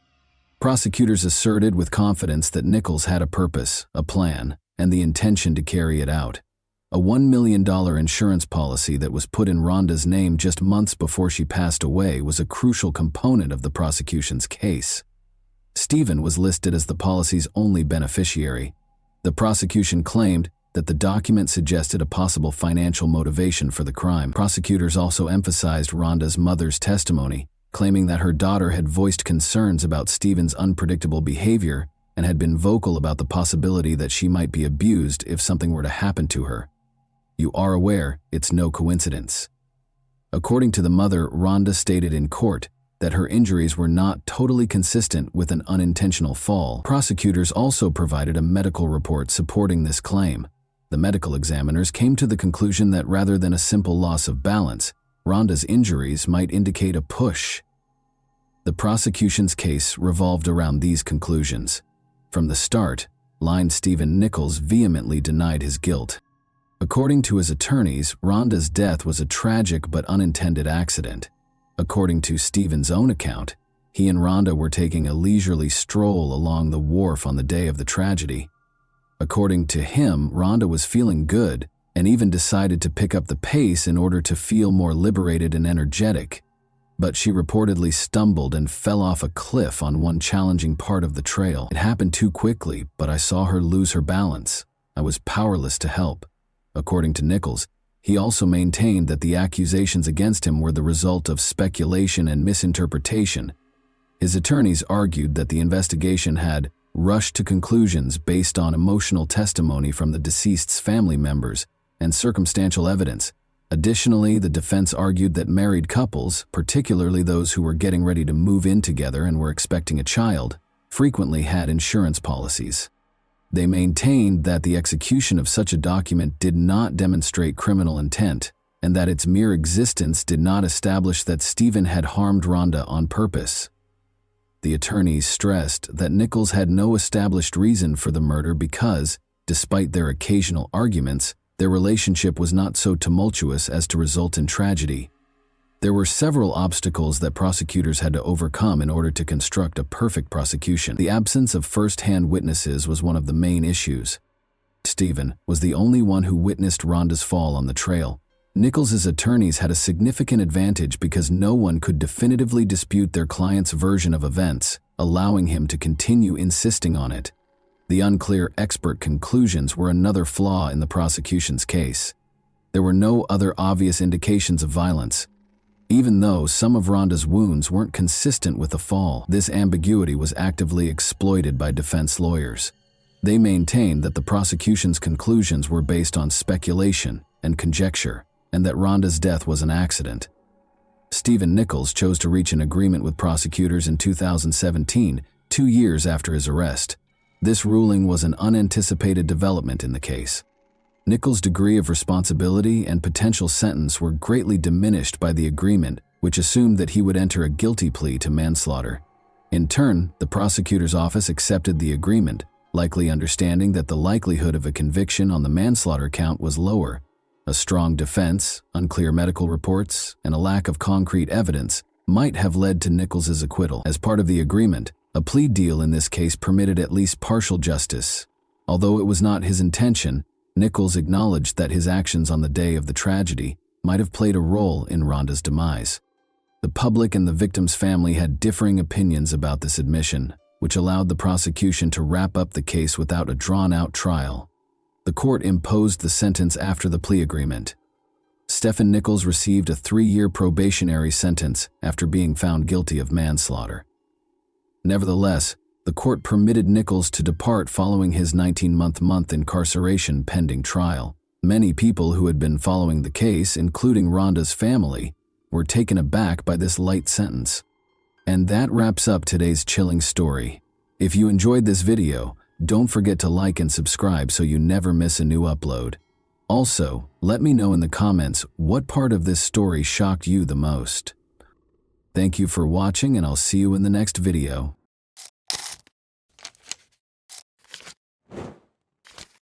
Hey guys, welcome to my channel, and today we're going to take a look at another horrible case with you. Teresa Halbach vanished in October 2005 following her visit to the Avery Salvage Yard in Manitowoc County, Wisconsin. Although her car was discovered abandoned, the investigation quickly came to a standstill because the leads were unproductive. Police searched for the truth despite a number of unfounded theories and contradicting reports. As time went on, the case attracted national attention, sparking interest and inquiry. Family members and friends were in a desperate search for Teresa's whereabouts. What was Teresa's actual fate? Was something far more sinister responsible for her disappearance, or was it a tragic accident? Let's investigate this perplexing case. Teresa's small hometown was Calumet County, which is well known for its cheese. Teresa's early years and promising future were set against the tranquil and picturesque backdrop of the area. Born on March 22, 1980. Teresa Halbach was raised in Wisconsin's Calumet County. Prior to her life being tragically cut short at the age of 25, she was a young woman with a bright future. She was raised on a dairy farm as one of 5 siblings in a loving household. Teresa was a remarkable student, in addition to being a girl from a small town. She came home to begin her life after graduating from the University of Wisconsin-Green Bay in 2002. Teresa, who lived in a farmhouse next door to her parents and was still figuring out what she wanted to do with her life, was like many people in their 20s. She spent a lot of time with her parents and siblings and was close to them. She even served as the volleyball coach for her younger sister. They enjoyed spending time together on the family farm, watching Extreme Makeover and hanging out. She had always had a passion for photography, which she turned into a career in 2005. Teresa was a freelance photographer who documented events and weddings. She even took pictures of cars for sale while working for Autotrader.com, an American online marketplace for auto buyers and sellers. She first met Stephen Avery through this freelance work, and he hired her to photograph a car at his family's auto salvage yard. Wrapped automobiles, parts, and equipment were strewn all over the 40-acre Avery Auto Salvage Yard. Their sister Barb lived on the property with her 3 sons, Brendan Dassey and her boyfriend Scott Taddick, while Stephen and his brother Charles managed the yard. Earlier in the year, Teresa had made multiple trips to the salvage yard to take pictures of cars for Stephen, but she wasn't particularly eager to return. According to reports, she once told a coworker that she found it unsettling that Stephen had answered the door while only wearing a towel. Who wouldn't be uneasy in that circumstance? On Halloween Day 2005, Teresa consented to return for one last photo session despite her discomfort. She would, regrettably, be seen alive for the very last time. Teresa Halbach showed up at the Avery salvage yard to take pictures of a car on the afternoon of Halloween 2005. She had a straightforward plan: take the pictures and go. But things took a turn for the worse, and Teresa's family reported her missing by November 3. She had gone to the salvage yard a few days ago and no one had seen or heard from her since. Concerns were raised when she failed to return her mother's calls. Teresa was a self-sufficient young lady with a busy life, and although her family was naturally concerned, they also assumed she might simply be out having fun. However, Teresa's family realized something was amiss when she disappeared for days at a time without speaking. Town volunteers came together to look for her, but they didn't make a significant finding until November 5th. Teresa parked her Toyota RAV4 on the Avery property. Strangely, wood, branches, and even the hood of another car were all over the car. Was the car concealed? That has been the subject of conjecture. The car appeared to have been attempted to be hidden, but it was unsuccessful. Why would anyone need to conceal a car when there are so many on the property? It made people wonder why the car was covered, but it was never made clear why. Police obtained a search warrant after finding Teresa's car at the Avery salvage yard, and between November 5 and November 12, they conducted 6 searches on the property. Police kept a close eye on Stephen Avery for the majority of the day. Officers seized a flatbed truck and a car from his family's retreat in the North Woods. Several troubling pieces of evidence were found during these searches. Investigators discovered burned bone fragments in a burn pit behind Stephen Avery's garage. These were subsequently determined by DNA testing to be Teresa's remains. Remains of Teresa's cell phone, Palm Pilot, and camera were discovered in a burn barrel on the property, and blood was discovered in the front and cargo sections of her RAV4. Police discovered 2 firearms, including a rifle, and Teresa's car key in Stephen Avery's bedroom during a search of his home. After several months, additional searches turned up a bullet and pieces in Avery's garage that were connected to the rifle that had been found in his house. Even though the bullet contained DNA evidence, it was still unclear whose DNA it belonged to, which led to more questions about the case. Although this body of evidence eventually strengthened the case against Stephen Avery, it raised controversy and left many questions unanswered. Stephen Avery made an initial statement without legal representation when he was questioned. That was the last time he saw her, he said. Law enforcement, however, soon began to doubt his account. Things quickly got out of hand when he was first arrested on suspicion of possessing illegal firearms on the property. On November 15, a few days later, Stephen Avery was formally charged with Teresa Halbach's murder. The amount of his bail was $500,000. Investigators had little reason to doubt the evidence, especially the blood, bones, car key, and firearm. The fact that Stephen Avery was no stranger to law enforcement is what makes his case so remarkable. This brings us to Stephen Avery's troubled past. He was raised on his family's 40-acre salvage yard in rural Gibson after being born in Manitowoc County in 1962. He had a reported IQ of 70 and struggled academically, attending special education classes. Avery served 10 months after being found guilty of robbing a bar when she was 18. He was imprisoned for a year in 1982 after being found guilty of animal cruelty for burning a cat alive. Avery was given a 6-year sentence in 1985 for threatening his cousin with a gun, but soon after, in 1985, Avery was falsely convicted of the vicious sexual assault and attempted murder of Penny Bjornson, marking the beginning of the most important chapter in his criminal history. Bjornson identified Avery despite his alibi and sentenced him to 32 years in prison. Avery was exonerated in 2002. After the Wisconsin Innocence Project took up his case and used DNA testing to prove that Gregory Allen was the real culprit. Avery was released in 2003 after serving 18 years. In order to recover $36 million for the erroneous conviction, he subsequently brought a civil suit against Manitowoc County and its representatives. When Teresa Halbach vanished in 2005, the lawsuit was still pending. In 2006, the case was resolved for $400,000. Investigators interviewed a number of people who lived or worked at the Avery salvage yard while Stephen Avery awaited trial for Teresa Halbach's murder. Stephen's 16-year-old nephew Brendan Dassey was one individual who attracted their attention. Although Brendan Dassey was not initially considered a suspect by the police in February 2006, they thought he might have some information regarding Teresa Halbach's disappearance. They believed he was keeping his uncle safe. However, Brendan started making statements during the interrogation that weren't consistent with the actions of an innocent person, which raised questions. Police believed Brendan had important information after an initial interview. Brendan had a borderline IQ, which is lower than the average. Brendan was 16 years old, but his comprehension and skills were more akin to those of a younger child. Brendan was interviewed twice more by investigators without his mother or legal representative present. They got his mother's approval prior to the last interview. The date of this controversial interview was March 1, 2006. Brendan admitted to taking part in Teresa's multiple-hour sexual assault, murder, and mutilation during this session. Brendan was told by police that they were already aware of the specifics. Brendan gave a detailed statement, clearly frightened. He said that after coming home from school, he was asked to enter his uncle's trailer where he discovered Teresa bound. As Teresa begged for assistance, his uncle allegedly encouraged him to sexually abuse her. Brendan claimed that his uncle convinced him to comply, and that after that, his uncle shot and stabbed Teresa. Brendan cut Teresa's throat at his uncle's order. A startling change occurred when Brendan was arrested and charged with sexual assault, murder, and corpse mutilation, but at that time, there was no supporting evidence for his confession. In any event, Stephen and Brendan were put on trial, and it went forward independently. The trial of Stephen Avery started first.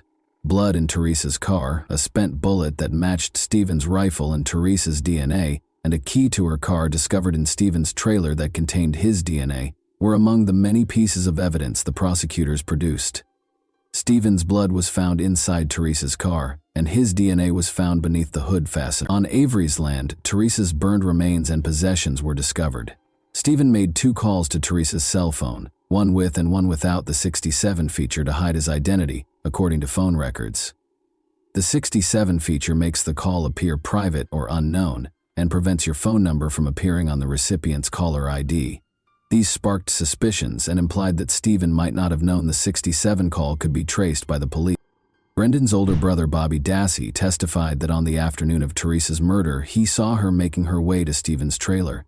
He also gave critical testimony after overhearing Stephen talking about Teresa's body disposal in a subsequent conversation. Stephen's defense team contended that Manitowoc County Police framed him because of his $36 million lawsuit against them, despite the evidence appearing to be against him. They claimed that police used evidence from a prior wrongful conviction case to plant blood in Teresa's car. The main evidence, according to the defense team, cast doubt on it. Only Stephen's DNA, not Teresa's, was present in the key to Teresa's car that was discovered in Stephen's trailer. This was odd, because the key to Teresa's car should have contained her DNA. It was possible that the key was planted and Stephen was framed because Teresa's DNA was missing and Stephen's DNA was present, indicating evidence tampering. The jury's decision was unambiguous.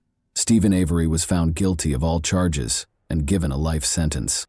Brendan Dassey's trial, which lasted only a few days, came shortly after in April 2007. Brendan's confession was a key component of the prosecution's case against him, and its veracity was hotly contested. There are concerning indications when examining Brendan's police interview in detail. After being questioned for hours, he made statements that appeared to acknowledge his guilt, but many people thought they were fabricated and unreliable. Investigators questioned Brendan for more details after he described the alleged assault and murder. "That's all I can remember," Brendan said hesitantly when asked about Teresa's head injuries. The officer pressed him further and asked who had shot her in the head. After a while, Brendan acknowledged that he had done it. Brendan responded that he was unable to think of it at the moment when the officer questioned him about why he hadn't brought it up earlier. This conversation sparked worries that Brendan's answers might have been swayed by the investigators, who may have led him to divulge information that wasn't entirely consistent with his own memory. Brendan withdrew his confession during his trial and said he was under pressure from the police. At first, his involvement had been supported by physical evidence, such as bleach stains on his jeans. Brendan, however, provided a different explanation, claiming that the stains were the result of cleaning a garage rather than a crime scene. Notably, Brendan was not directly connected to Teresa's murder by any DNA or supporting evidence. Brendan's conviction raised questions about the fairness of his trial because it was based primarily on his dubious confession. Despite his lower intellectual capacity, he was tried as an adult at the age of 17. In 2048, he received a life sentence with the possibility of release. There were continuous discussions concerning the validity of his confession and the fairness of his conviction, which kept the case contentious. Avery's request for a new trial was denied by a state appeals court in August 2011, and the Wisconsin Supreme Court affirmed the ruling in 2013. In 2012, Avery was transferred to the Waupun Correctional Institution after 5 years of service at the Wisconsin Secure Program facility in Boscobel. Dassey's attorneys petitioned for his release in December 2015, claiming his confession was coerced and that he had incompetent legal representation.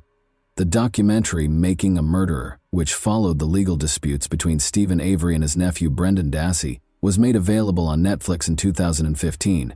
It questioned their guilt by looking into their arrests, trials, and convictions. Brendan's confession, the dubious evidence against Stephen, and the tense relationship between Avery and the local police force, which resulted in his erroneous conviction in the 1980, were the main topics of the series. Many people questioned whether Stephen and Brendan had fair trials after watching the documentary, which sparked a lot of discussion and drew a sizable audience. Although it highlighted potential injustices, some detractors believed it might have been biased and omitted important information. In 2016, Stephen Avery's case was taken on by famous lawyer Kathleen Zellner, who fought for wrongful convictions. A Chicago-based attorney named Kathleen Zellner ascended to the Hall of Fame by defending numerous people who had been unfairly convicted. With a track record of overturning convictions, Zellner started investigating alternative explanations for the case. She sought to demonstrate that other suspects might have been involved in Teresa Halbach's death, and that the evidence used at trial did not support Avery's guilt. Together with her public advocacy, Zellner's efforts brought the case back into the public eye and maintained the debate over Avery's innocence. The process of making a murderer was not totally impartial. Some critics contend that the prosecution's decision to not participate distorted the facts. They allowed the documentary to mostly represent the defense's viewpoint and left many questions unanswered. Some viewers speculated that the prosecution's decision to remain out was made in order to avoid re-examining the validity of Avery's prior erroneous conviction. The documentary spurred discussion and increased awareness, but it omitted crucial information. For instance, it didn't go into detail about the calls Stephen Avery made to Teresa Halbach's phone, which some consider to be important pieces of evidence. Additionally, it ignored Teresa's prior interactions with Avery, including rumors that she felt uncomfortable around him. Additionally, Making a Murderer minimized Stephen Avery's past violent actions, especially against women. Even though this does not establish his guilt on its own, it does point to a troubling pattern of aggression that should not be disregarded when looking into the case. Important pieces of evidence, like the bullet that was discovered to have Teresa's DNA on it and that matched Avery's rifle, were also mostly overlooked in the documentary. Although this evidence was difficult to ignore, the series paid little attention to it. In Avery's case, the defense contended that the blood sample had been altered and revealed a hole in the stopper. However, a nurse later disclosed that the hole was a routine practice and that the seal had already been broken by Avery's defense team. In the end, the tampering claim was untrue. Additionally, Brendan Dassey's contentious interrogation was minimized in the documentary. Brendan, who has a mild intellectual disability, spent hours being questioned without his mother or attorney present. The reliability of his confession, which was crucial to his conviction, was called into question because it was erratic and appeared to have been influenced by leading police questions. There was no tangible evidence linking Brendan to the crime scene, despite the fact that his confession was essential to the prosecution's case. Thus, his conviction depended almost entirely on the confession, even though there were doubts about how it was obtained. The possibility that Brendan's statements were coerced, or that his age and intellectual limitations made him susceptible to manipulation, was not sufficiently addressed in the documentary. The documentary left viewers with more questions than answers, even though it may have ignited a global movement for justice. The question of whether these two men were genuinely guilty or the victims of a seriously defective legal system was once more complicated. Parts of Brendan's confession were later allegedly misplaced in the Making a Murderer documentary, which, when watched in its entirety, may provide additional insight into the way the police interrogated Brendan. Notwithstanding the media attention, the question still stands. What is the current status of the cases, and have Teresa Halbach and her family received justice? Brendan Dassey's supporters had hope when his conviction was momentarily overturned in 2016. The courts determined that his confession was not coerced, which was the primary question at hand.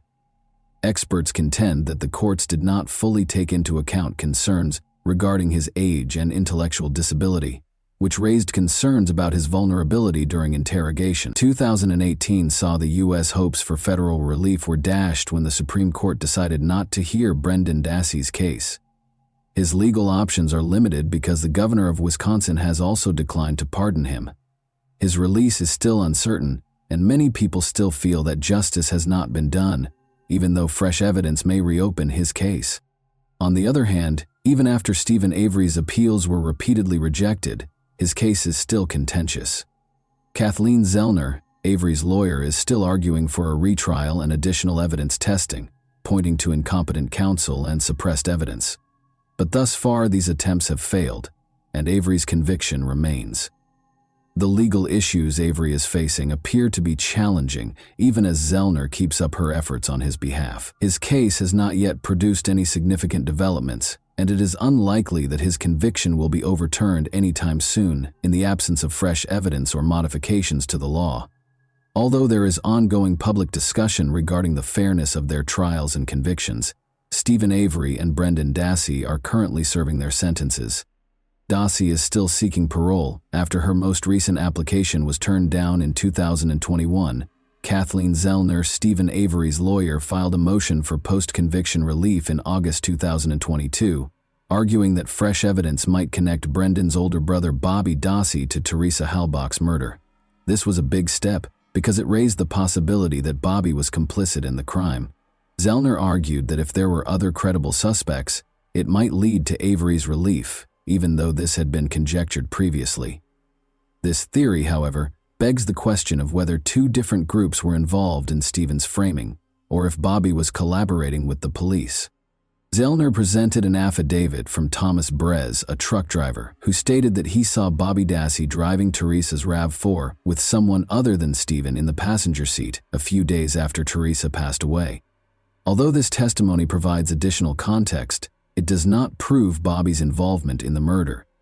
Furthermore, Bobby is not directly connected to the crime, despite his computer history containing searches for violent pornography.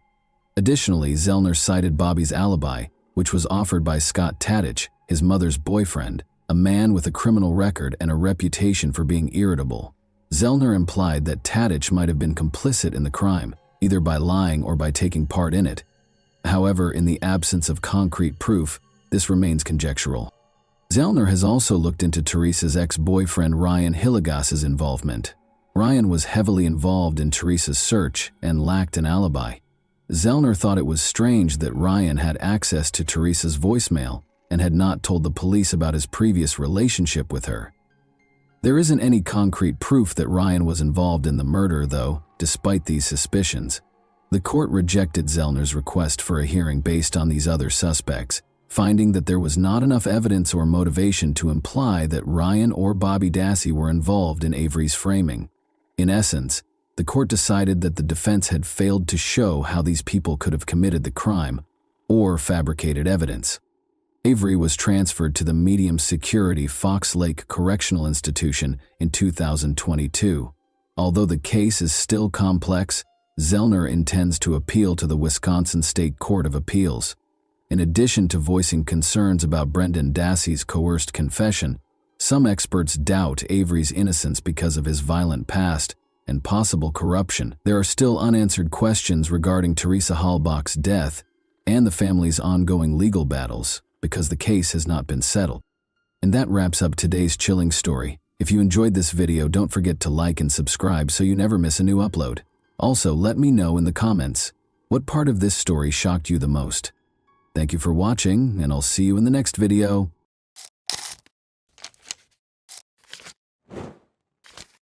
Guys, welcome to my channel, and today we're going to take a look at another horrible case with you. Lam Kor Wan, Hong Kong's first serial killer, was introduced in 1982. He worked as a taxi driver, but at night he was known as the Rainy Night Butcher and the Jars Killer. Over the course of 7 months, he killed 4 young women, concealing their bodies beneath his family's couch and preserving their body parts in jars. Every murder was more graphic than the one before it. They all appeared in unsettling movies, from suffocation to the amputation of body parts. What perverse ideas motivated this man, and who was he? How did these women end up as his gullible victims? Let's discover the terrifying reality that was born on May 22, 1955, in the center of Hong Kong. Lam Kor Wan had a challenging childhood. With 10 children, a legal wife, and 2 mistresses, his father, Lam Weil Lok, led a difficult life. This set the stage for Lam's turbulent early years. Lam was subjected to cruel treatment during his early years while residing in Malaysia with his biological mother. His father violently abused both of them at home. Lam's situation was made worse by the fact that his parents divorced when he was a child. Due to a horrific event in which his father slammed his head against a wall, leaving 2-year-old Lam unconscious with periorbital bruises and a fractured skull, his father had a fierce temper.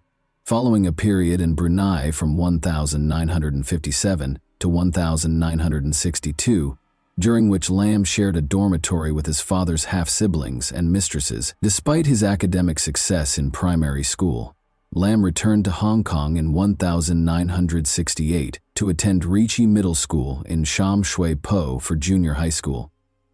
Having to balance 2 different school schedules because of his father's work had affected Lam's performance, particularly in mathematics. By 1970, Lam's academic standing had declined due to the demands of managing his father's motorcycle shop after school. His relationship with his father deteriorated even more, and this was marked by harsh treatment. Lam also started running away from home a lot as a result of this. Up until middle school, it had become a recurring pattern in his life. Lam had begun working in his father's motorcycle shop years after he had graduated from high school. He later went on to learn how to service air conditioners from a relative. The entire ordeal, which was replete with family issues during difficult times, had prepared Lam Kor Wan to become the enigmatic individual he would become.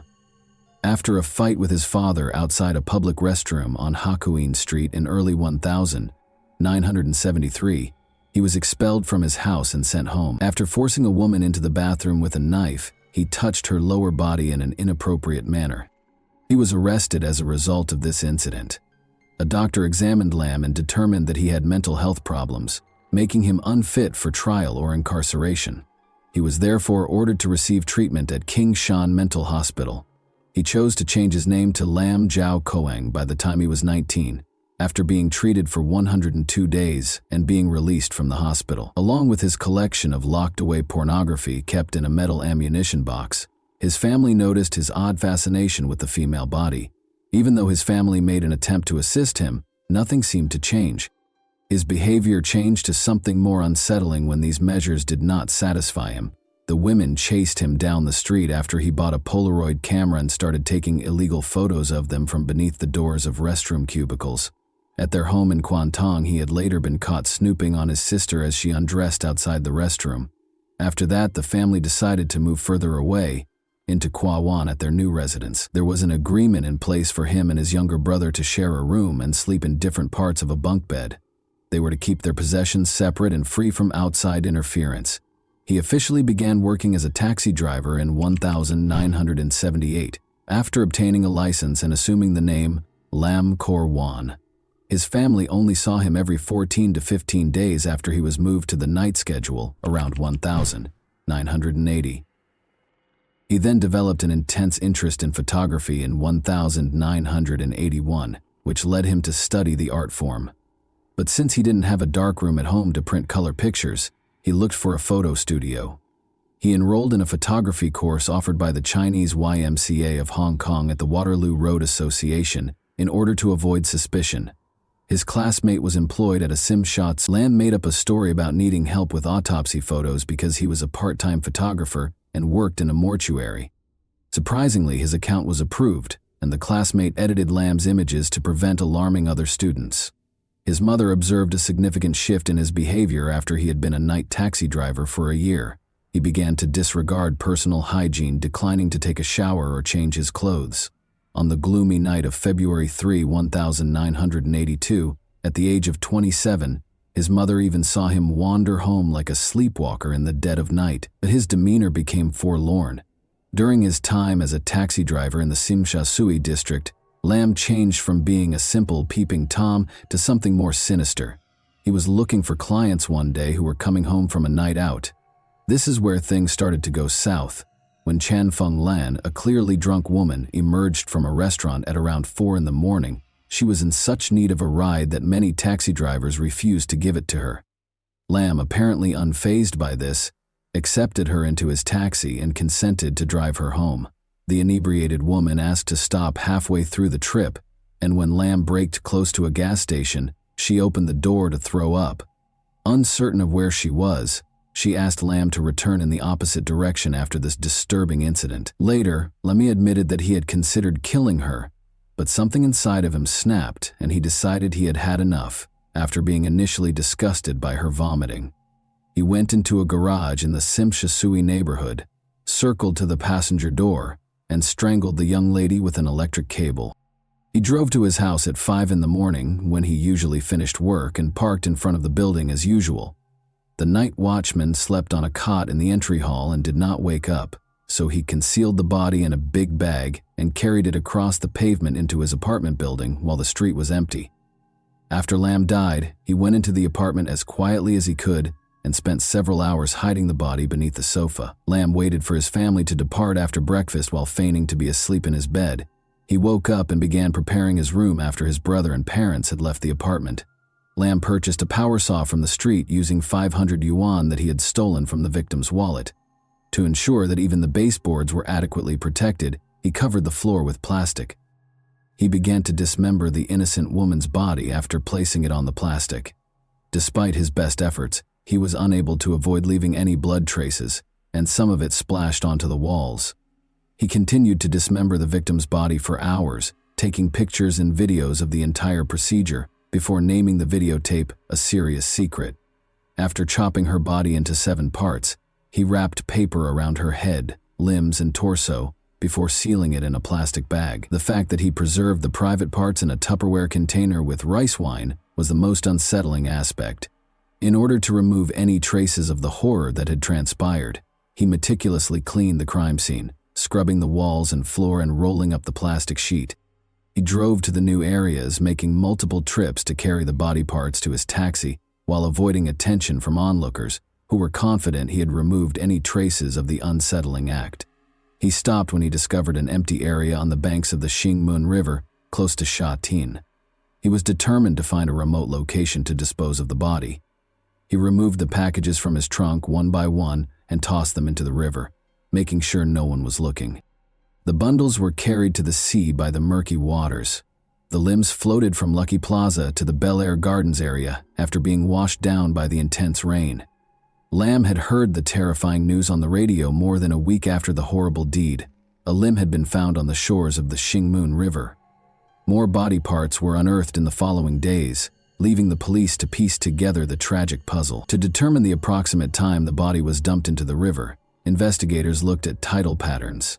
Interestingly, one arm had a unique tattoo of a heart with a knife through it, which was uncommon for women at the time. They arrived at this conclusion. Recognizing the victim, it was Chan Feng Lan, age 21. The police encountered regrettable difficulties even after issuing a public call for witnesses. Neither the taxi driver nor Chan Feng Lan's companions had seen the license plate. Lam didn't learn of the body part's discovery for over a week. The police had determined that the body belonged to Chan Feng Lan, a Simsha nightclub hostess and mother of 2. Chan's night out with her sister and friends, her taxi ride home, and the terrible fate she met at the hands of Lam Core 1 were all revealed in the grim details.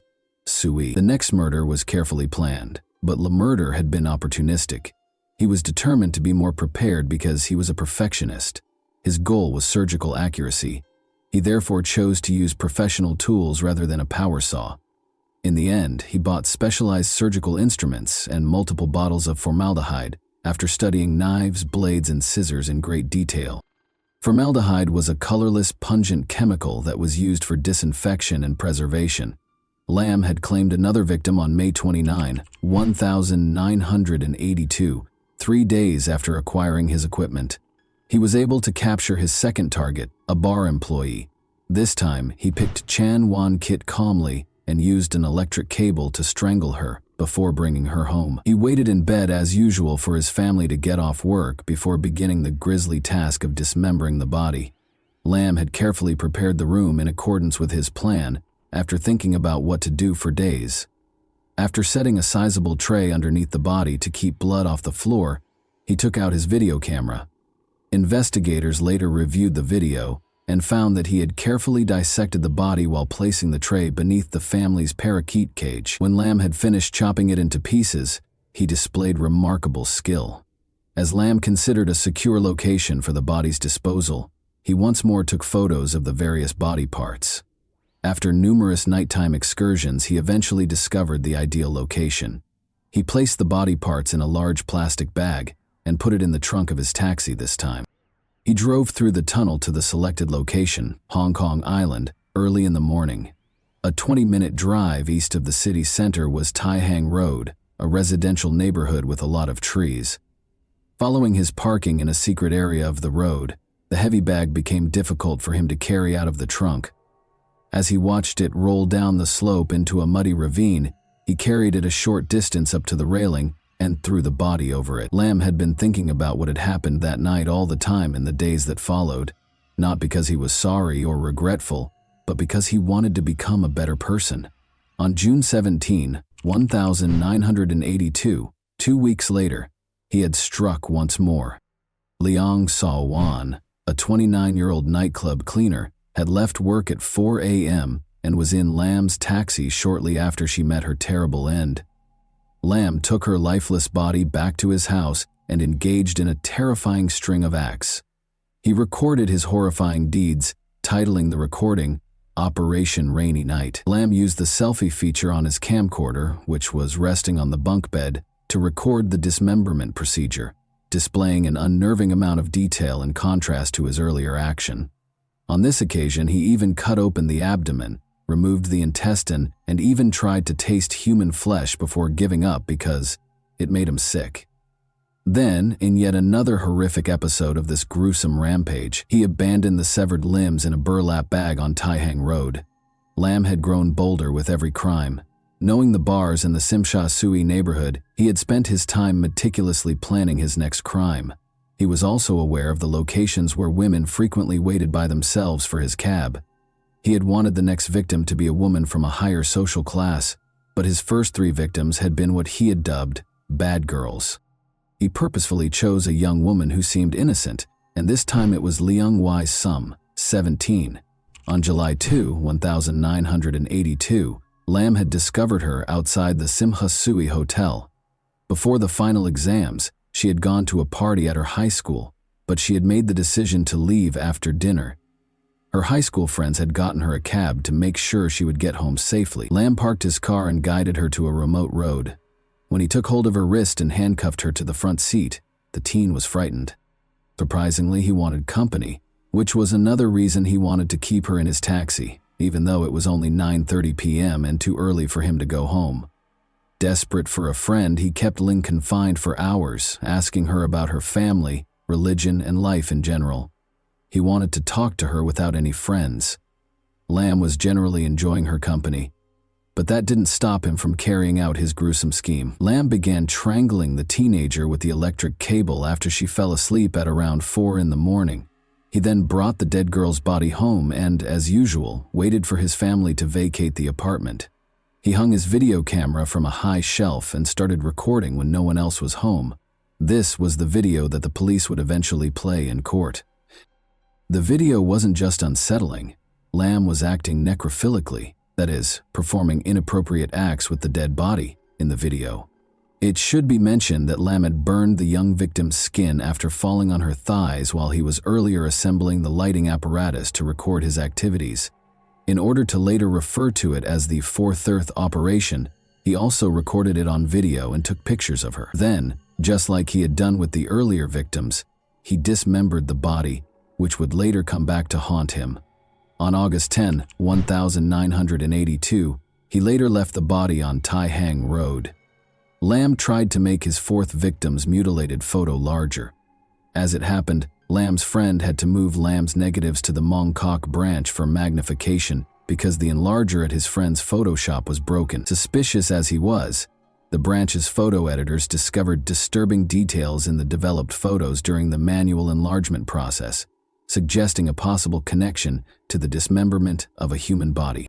A picture of a severed breast and a burn mark on the victim's thigh were among the features that prompted the shop supervisor to call the police. The Kowloon Regional Homicide Squad was given the case by the police after they received the report. Detectives under the direction of Sergeant Lee Kwon obtained statements from the clerks at the Sima, Sui, and Mongkok branches while safeguarding the negatives and photograph. After a thorough examination and analysis of the flesh and blood color, the forensic officer from the Scientific Forensics Department concluded that the photographed corpse had been dead for less than 3 hours. The dismemberment technique ruled out the possibility that the perpetrator was teaching pictures because it implied that they lacked medical anatomical knowledge. The typical green sheet used in autopsies was conspicuously missing. Additionally, forensic specialists verified that the images were taken directly from a real body rather than from printed materials. In one picture, a tiny drop of water also reflected half the face of a girl who looked like Leong Wai Sum, who had disappeared on July 2. The police decided to make an arrest after concluding that Ling had been murdered, based on the results of the Scientific Forensics Division and medical examiner. Sergeant Lee had led the team in an ambush at the photo shop early on August 17. He asked the clerk to mix a Lam set of 13 photos with a few other pictures and encouraged him to talk to Lam about the pictures, where they were taken, and why they were being enlarged. The goal was to document the discussion and collect supporting documentation. Lam arrived by taxi to pick up the pictures at about 6 o'clock in the evening. Following his friend's request, he carefully examined each picture and clarified that the enlarged images would be used for courtroom presentations, especially so jurors could see the contents more clearly. Lam said that he worked in mortuaries on a regular basis. Sergeant Lee revealed his identity after verifying the images and making the payment, and he immediately took Lam into custody. Lam first made up a story, claiming that the pictures were taken by a four-eyed man he had met in Kwan who worked for the Oriental Daily. Investigations, however, showed that there was no such individual. In order to gather tangible evidence, the authorities promptly requested a warrant so they could search Lam's home within the allotted 48 hours. Otherwise, they would have needed to let him go. During the search, they found personal belongings, preservatives, anatomy books, surgical instruments, Lam's cupboards, and severed body parts, including the deceased women's breasts and vaginas. His taxi was also seized and searched by the police, who left a note on the windshield stating that it was not to be towed and that it had been involved in a crime. Subsequent investigation of the car turned up evidence like wire and handcuffs in the glove box, as well as 2 holes in the back of the front seat that were probably made by one of the women who died wearing high heels during a struggle. Investigators allegedly recovered a large collection that included 1,900 carefully coded photos, 1,500 color slides, and 696 negatives that documented coronavirus victims at different points in his crimes. His thorough documentation greatly facilitated the police inquiry. All of his victims' body parts were eventually found by authorities, allowing for their identification and eventual return to their families. To assist with the investigation, Lam Korwan was taken to the police station with his father and younger brother. Authorities suspected that the taxi driver wasn't acting alone because of the small living area and the amount of evidence found in Lam and his brother's bedroom. After 3 days of intense interrogation and detention, Linwas was freed. The younger Lam insisted that he had little contact with his brother because of their divergent schedules and was neither involved in nor aware of the incidents to expedite their release. Korwan was pressed by their father and younger brother to make it clear that they had nothing to do with trying to get her son to confess. Lam's mother went to the police station as well. Korwan assisted law enforcement in identifying the victim's body parts. The police, however, continued to suspect the younger Lam of involvement despite their cooperation. As a result, both brothers were brought before the Sanpo Kong magistrates' courts on 4 counts of murder.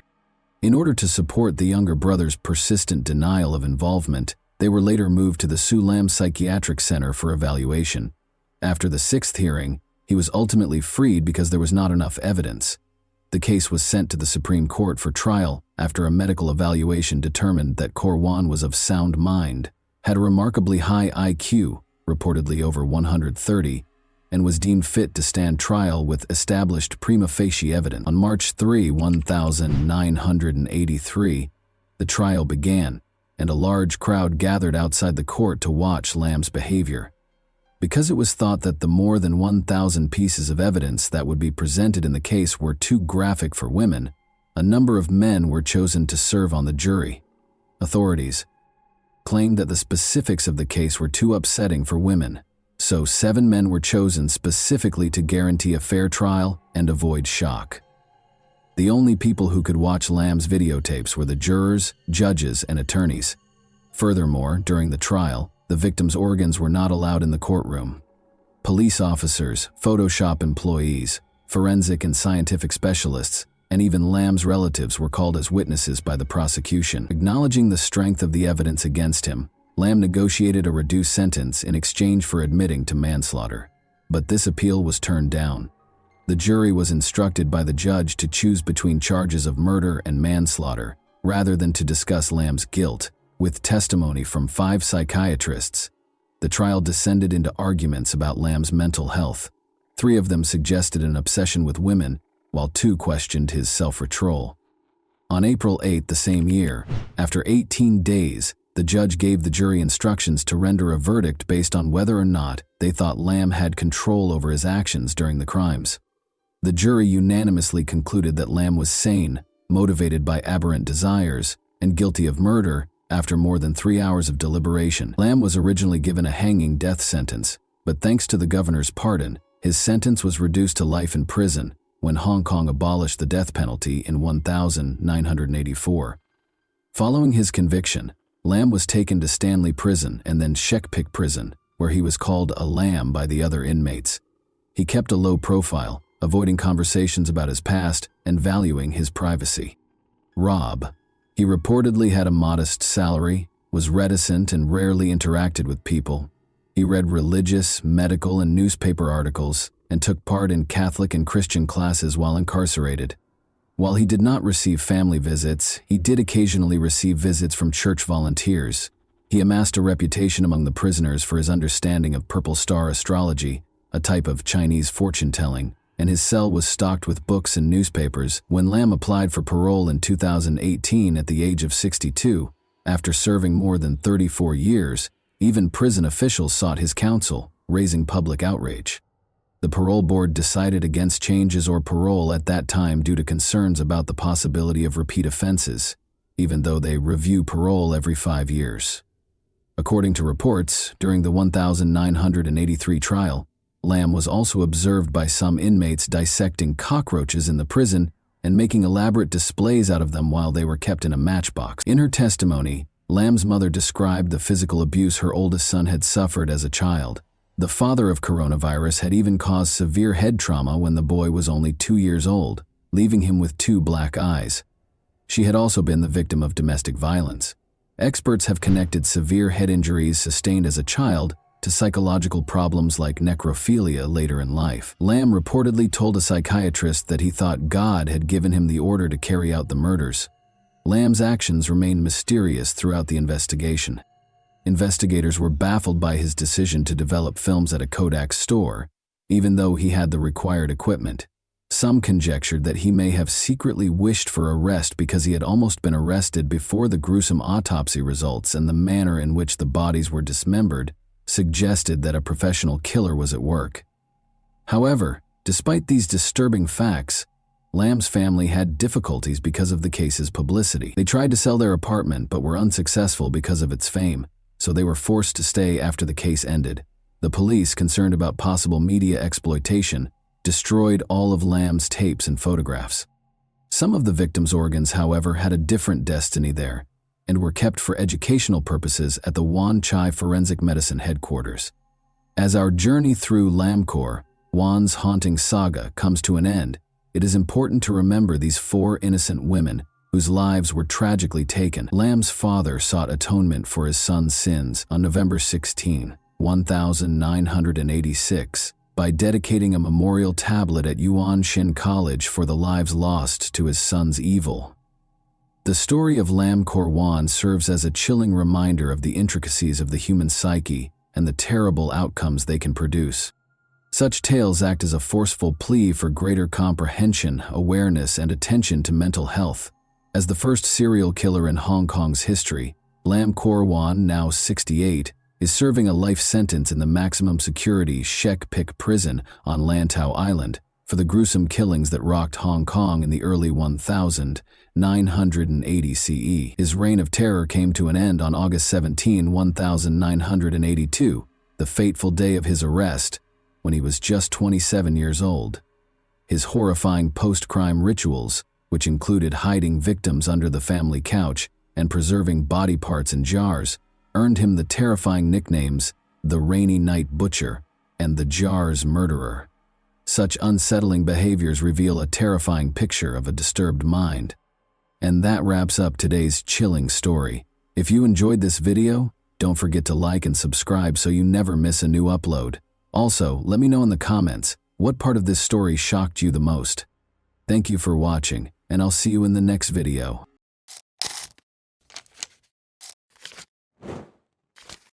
Hey guys, welcome to my channel, and today we're going to take a look at another horrible case with you. Born on May 23, 1973, in a small Tennessee town, Matthew Winkler came from a family where religion was very important. His life was centered around church activities from a young age, and his parents, who were devout Christians, gave him a solid moral foundation grounded in Christian principles. Matthew was taught the value and strength of faith at a young age, and it seems that his relationship with God served as his beacon. He was the youngest of 4 children, and despite their lack of wealth, the family was content, despite their financial struggles. Although Matthew enjoyed his studies, it wasn't until he was in his teens that he realized his true calling when he started participating in church ministries and assisting with youth events. He exuded confidence, charm, and a unique ability to connect with others. He made the decision to become a pastor at the age of 18, having already completed his education. Following his high school graduation, Matthew enrolled at Henderson, Tennessee's Freed-Hardeman College. Students from all over the nation who were looking for a theological education were drawn to this university because of its strong Christian tradition. Despite his concentration on his studies, Matthew remembered to engage in extracurricular activities. He served as the soccer team's captain. He frequently planned events for students and took an active part in campus life. He immediately made a name for himself as a leader among his peers thanks to his enthusiasm and drive. He met Mary, his future wife, at the same college. Despite attending the same college, Mary's personality was very different from Matthew's. She was quiet and unassuming, and even though their paths crossed at different occasions, she did not receive the same level of attention as he did. Born in Tennessee, Mary came from a traditional family. Her family always upheld modest values, and she had a mild upbringing. She was more concerned with building a family hearth than she was with ambition, unlike Matthew. However, they were united by their shared religious convictions and a desire to serve God. Matthew first became acquainted with Mary while she was volunteering for student council-organized projects on campus. Her kindness and gentleness of heart impressed him. Mary wasn't looking for attention. She was not overlooked.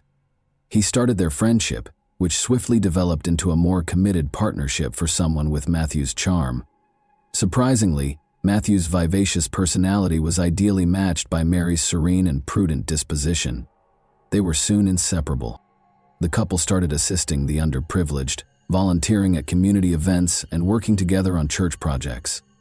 In addition to being his wife, Matthew viewed Mary as a ministry partner who shared his philosophy of life. Mary, however, believed she had found a man who shared her beliefs and was supportive.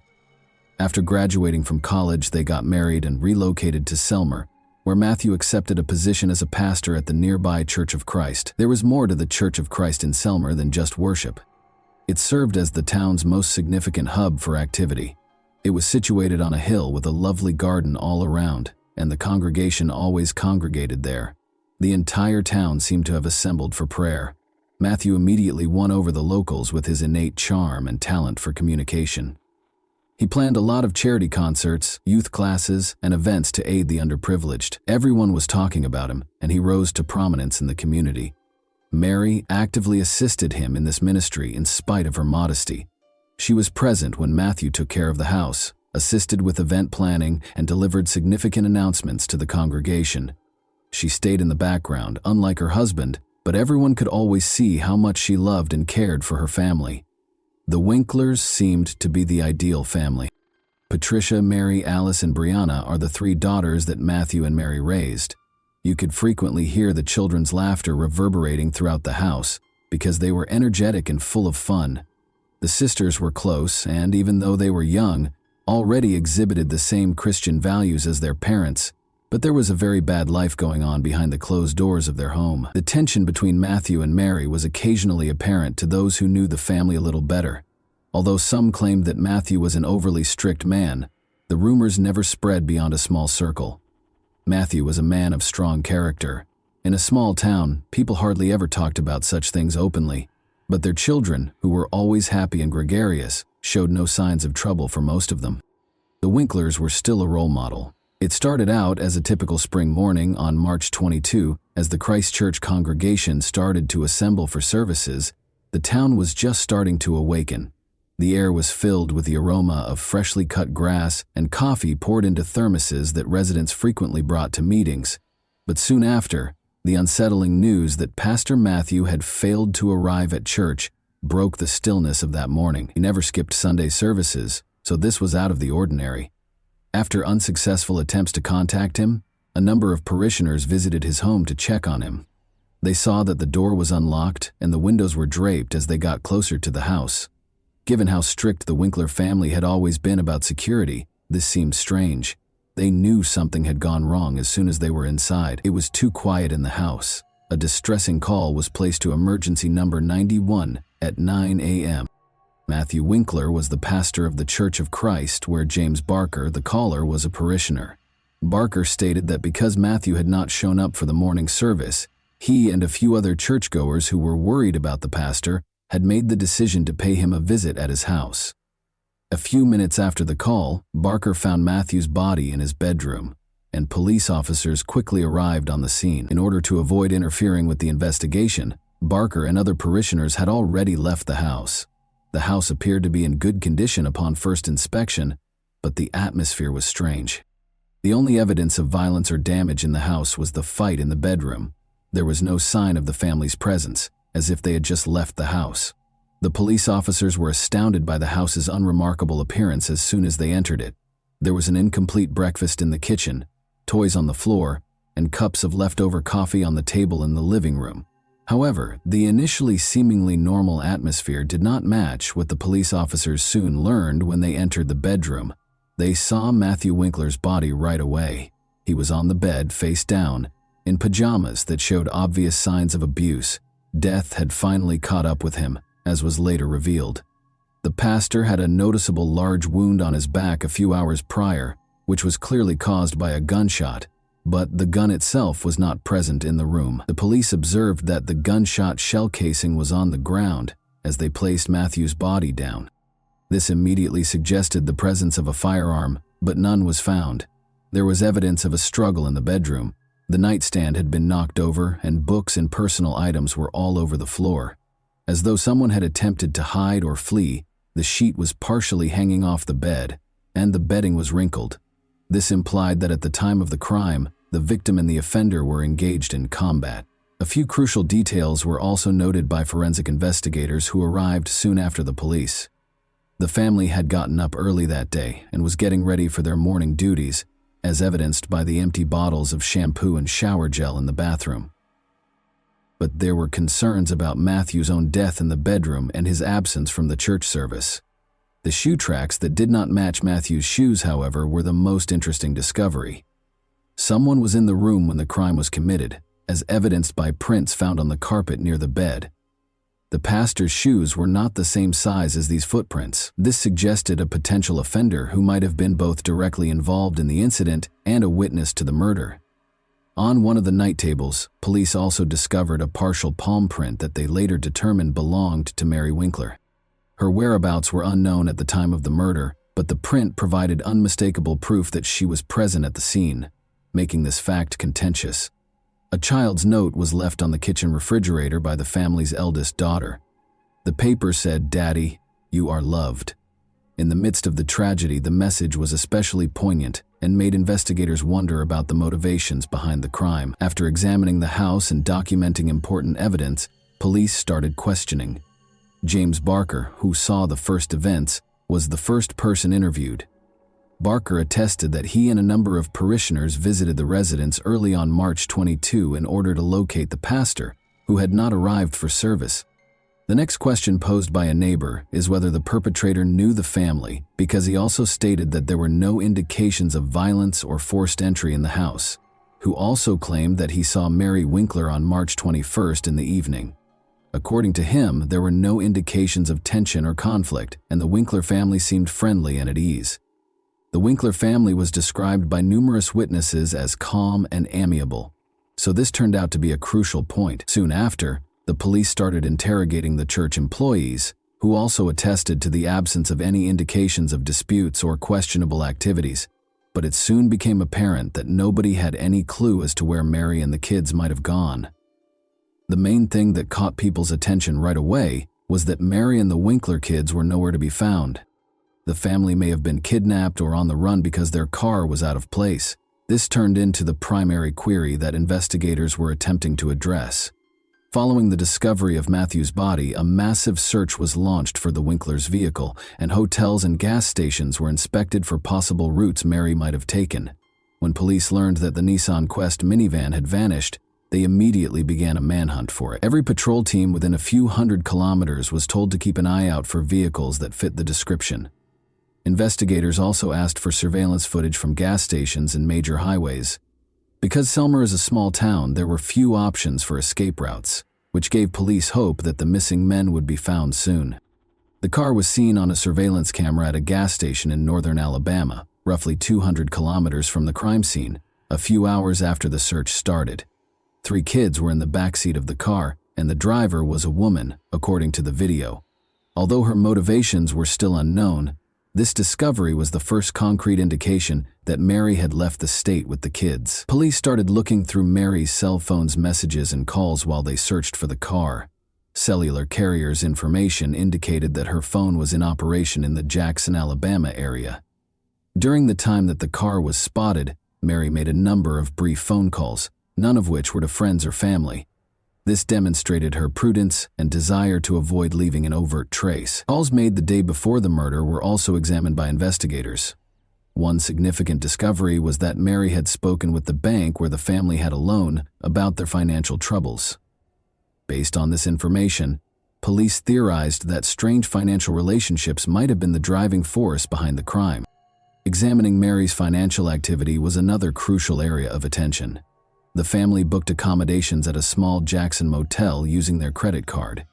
Police were able to further focus their search as a result, and on March 23, 2006, just over 24 hours after Matthew Winkler's body was found, they went straight to the address that was provided. Mary Winkler and her 3 kids were discovered by police in a motel in Jackson. A tiny room with 2 beds was occupied by the family. Mary opened the door almost instantly when the officers knocked. She didn't appear panicked, but she did look exhausted. She later discovered that she had purchased the toys her 3 daughters were playing with on the way in. There was no opposition to Mary's arrest. After giving him a hug, the woman calmly climbed into the police car. The investigators were taken aback by her actions. She didn't try to escape or defend herself. She merely said, "I knew you would find us." This was a crucial detail because it showed that she was aware that she was going to be arrested. The kids were treated by psychologists at a nearby social assistance center. They looked healthy at first glance, but they were confused and didn't know what was going on.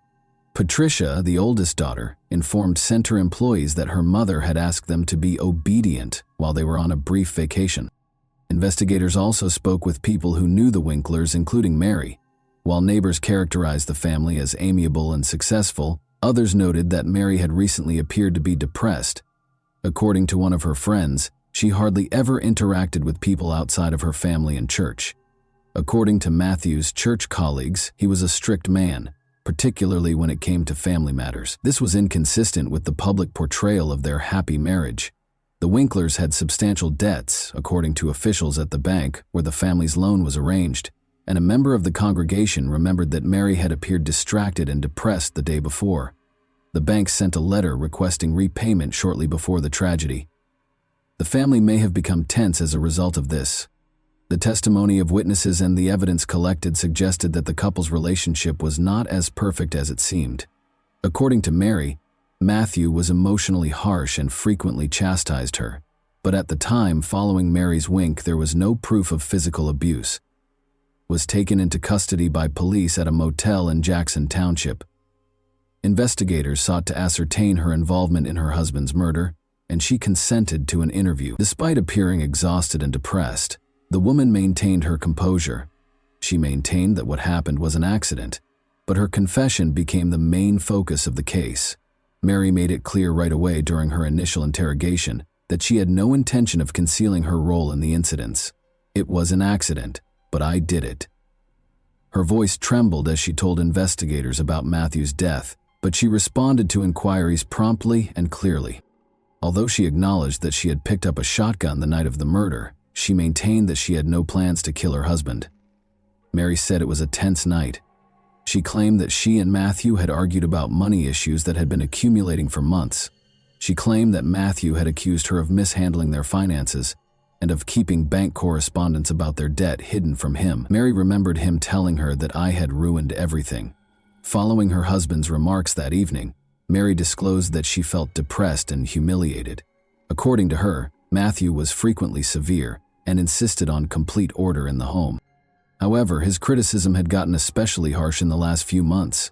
He allegedly discussed that evening how her behavior had put the family in danger of going bankrupt. Following that altercation, Mary acknowledged that she felt confined. She said that in order to get her husband to listen, she took a shotgun.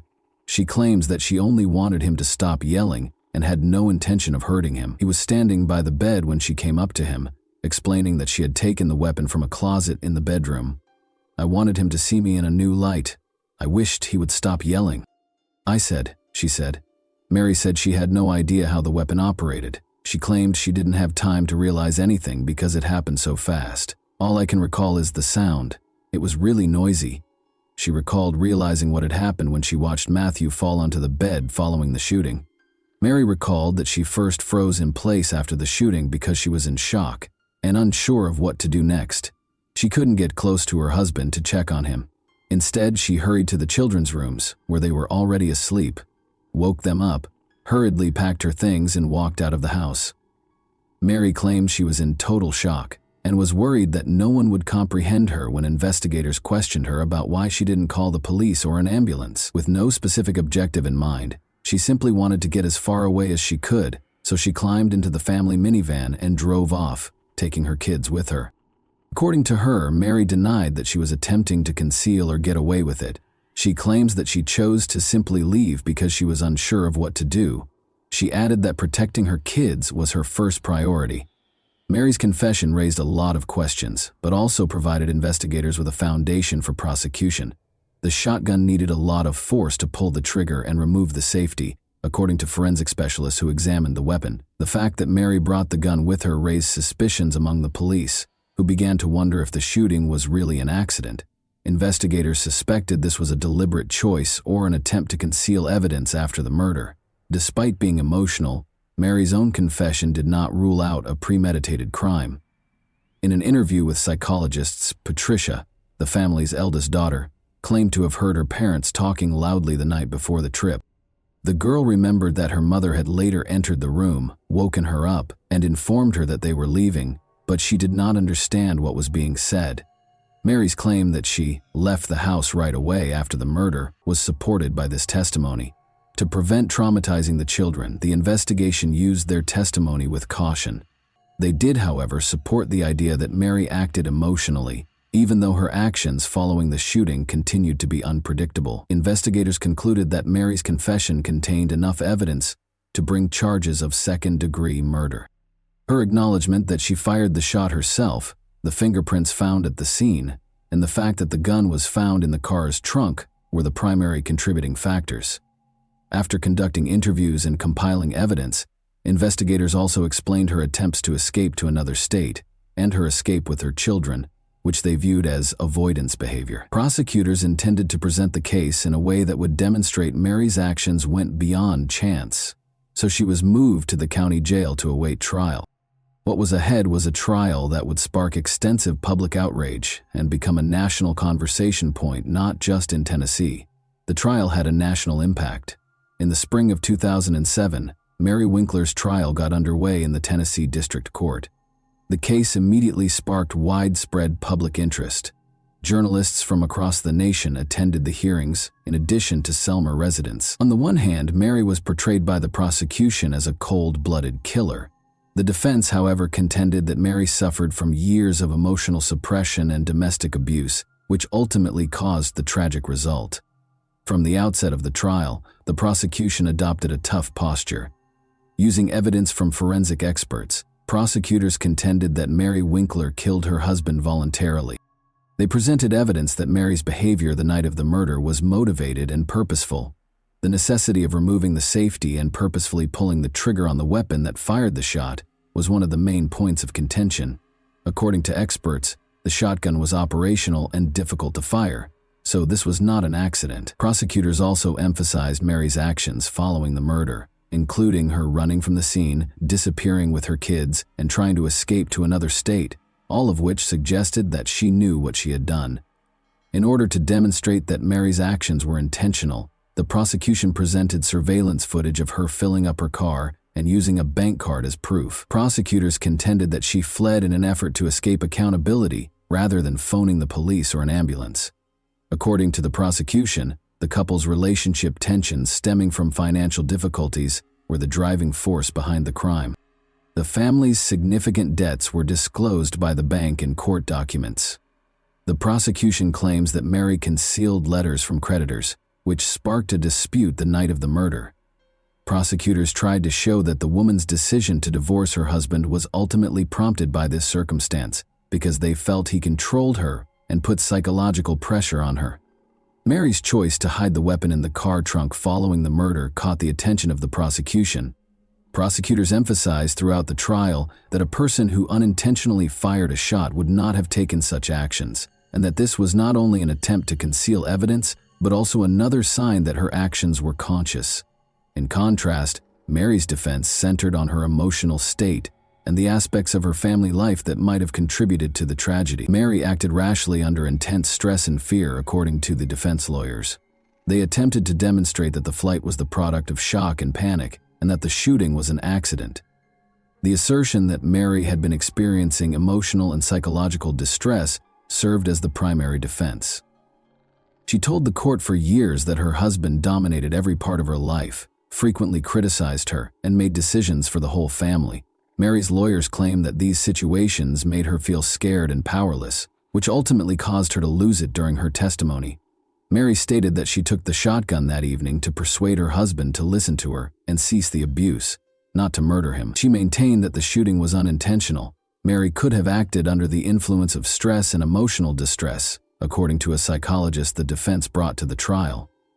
The expert pointed out that people frequently do things they wouldn't normally do when they're depressed and afraid.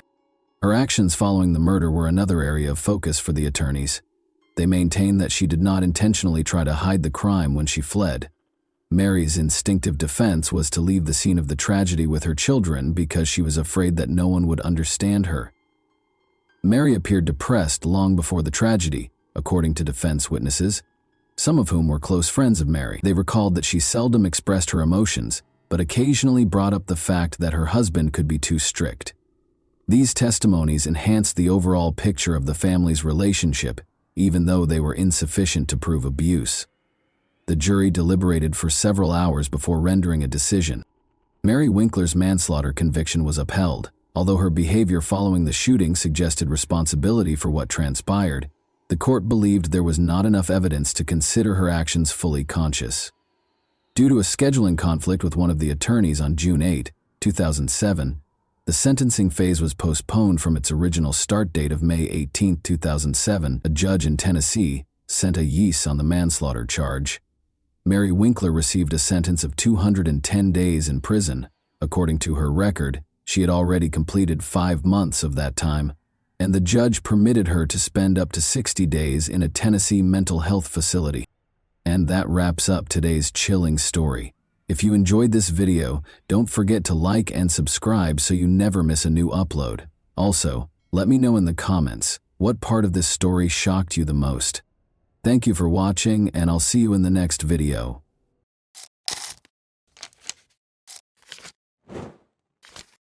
Hey guys, welcome to my channel, and today we're going to take a look at another horrible case with you. Why do some young women marry men who are significantly older than them? Rosanna Galliano's story wasn't the only one. A young college student married a man her father's age after falling in love with him. But this union's tragic demise stunned Argentina as a whole and became one of the most talked about subjects in the media. Who was Galliano? Rosanna? On November 24, 1978, Rosanna Edith Rodriguez Galliano was born in a Buenos Aires suburb. She was the youngest of Reynaldo Galliano and Graciela Rodriguez's 4 children. Rosanna grew up with her sister Monica and her older brothers Oscar and Gustavo. From their early years, the siblings had a close bond. Her father was a skilled mechanic who ran a small auto repair business. Her mother had previously taught at a nearby high school, but she chose to quit teaching after having children in order to focus on taking care of the family and raising her children. According to everyone who knew Rosanna personally, she was a happy, vivacious, and outgoing young lady. She participated actively in dance, had lots of friends at school, and was talented at drawing. One day, she hoped to pursue a career in interior design or art.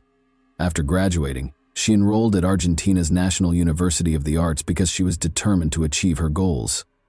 If José Arce hadn't entered her life, she probably would have accomplished everything she set out to do. José Jacinto Arce brought his vintage car with a rather complex problem to Reynaldo Galliano's workshop in 2001. The skilled mechanic accepted the assignment. Rosanna stopped by her father's workshop to deliver lunch that her mother had made while they talked about the specifics and price of the repair. Rosanna immediately drew Arce's attention with her youthful beauty, big eyes, and bright smile. The man started going to the workshop every day, ostensibly to monitor the work and see how the repair was going. In the hopes of seeing Rosanna again, he always arrived during lunch. It's now necessary to give some background information about José Arce and his troubled past. Jacinto Pedro Arce and Elsa Dorotea Aguilar welcomed him into the world on November 28, 1948, in the Famela department in the northwest of the Argentine province of Tucumán. His mother's side of the family was Greek, and his father's was Italian. He spent a large portion of his early years in Naples and on the Greek island of Crete. According to some accounts, José Arce's father had strong connections to organized crime and accumulated a sizable fortune through illicit means. Jacinto's unexplained death in the middle of the 1980s suggested a targeted attack, perhaps planned by someone with a purpose. José was incarcerated for smuggling illegal substances at the time of his father's passing. José and his mother resided in the United States until 1996, but he was in danger of being deported for breaking immigration laws. But Elsa, his mother, became a citizen of the United States, purchased a house in Boston, and stayed there with her sister. José had been married twice, but he didn't stay in touch with either of his previous spouses or their kids. He disliked discussing his past and preferred to keep his marriages, criminal history, dubious family background, and the mystery surrounding his father's death a secret. José, who was over 50 at the time of the events detailed here, had 3 expensive cars, multiple properties in Buenos Aires and its suburbs, and a fashionable, opulent wardrobe. He was skilled at projecting an air of sophistication and charm that made an impression on others. Young Rosanna was soon won over by his charm. After exchanging phone numbers, Rosanna asked her out on a date a week later. Rosanna didn't fully comprehend how deeply she had fallen for a man who could have easily been her father because their relationship developed so quickly. Rosanna's parents were initially unaware of the couple's covert relationship. Her older sister, Monica, was immediately concerned when she told her, but she also pledged to keep it a secret from their parents for the time being. José showed up at the Giuliano home 6 months later to formally request Rosanna's hand in marriage. Rosanna was only 22 years old at this point, and he was 52. The proposal surprised her parents, who were unsure of how to respond. Graziella, Rosanna's mother, drew her aside and asked her bluntly if she really intended to wed this much older man. After a brief hesitancy, Rosanna informed her mother that she was prepared to marry José because she loved him, but Graziella had a feeling something wasn't quite right. Her daughter looked nervous, angry, and even afraid. José most likely exerted pressure on Rosanna to agree to his proposal. José, however, asserted that their 30-year age difference did not deter their love or prevent them from beginning a family.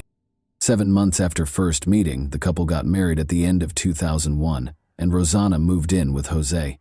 Everything appeared to be ideal at first. José seemed to truly love and care for his young bride. He planned a lavish wedding reception, bought Rosanna pricey presents, and planned a romantic honeymoon by the sea. The spiraled downward. Geronimo, a son, was Rosanna and José's first child together, born in 2002. However, significant issues started to surface in the family after the birth of their child. By controlling Rosanna's every action, José effectively imprisoned her in their house. He kept tabs on all of her phone conversations, and she was prohibited from communicating with her own family members as well as friends. Rosanna initially made an effort to hide her problems from her family. She hoped the problems in her marriage would be resolved and felt she could manage the situation on her own. However, the situation only got worse over time.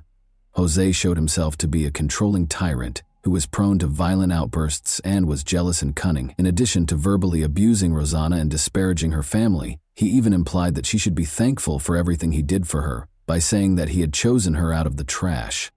As Rosanna's fear of her husband grew, she made every effort to avoid upsetting him. In order to prevent upsetting José, she was prepared to forgo communication with her parents, brothers, and sister. However, he didn't really need an excuse to lose his temper or turn violent. The emotional abuse eventually became physical. José started using his fists to strike out nearly daily, and it was evident that he relished the authority it bestowed upon him. Rosanna was always afraid, but she was at a loss for what to do. She foolishly thought that her husband would stop torturing her and that the issue would eventually resolve itself. However, things only got worse. José had a number of weapons, including 2 handguns that he liked to show off to visitors and kept loaded at all times. With these guns, he regularly threatened Rosanna, saying that if she ever tried to argue with him or leave him, he would use them. Her brother Oscar happened to be an unintentional witness to one of these scenes one day. Oscar was concerned and had dropped in without warning after failing to get through to Rosanna. He went through the front door, which was unlocked, and discovered that the couple was having a heated argument. José slapped Rosanna several times while insulting her and her family before drawing his gun. He held the barrel to her face, took her by the hair, and jokingly mentioned how much he would like to pull the trigger. Oscar stepped in right away to protect his sister by putting himself between her and José. He insisted that Rosanna gather her belongings, take the child, and accompany him to their parents' house, threatening to call the police. Rosanna surprisingly declined, insisting that he not meddle in their marital issues. She asked Oscar to leave and told him that she would remain with her husband. Despite his shock, Oscar didn't continue to argue. Though he wasn't quite ready to go, he left the house in silence. He was concerned that José would not carry out his violent threats and that Rosanna was safe. Oscar waited outside, out of sight, and used his phone to take a few pictures. Even though early 2000s phones had far from ideal cameras, it was evident from the photos that José was brandishing a gun and aiming it at his frightened wife, who was sitting on the floor. Only after José had locked himself in his study and put the weapon away did Oscar depart.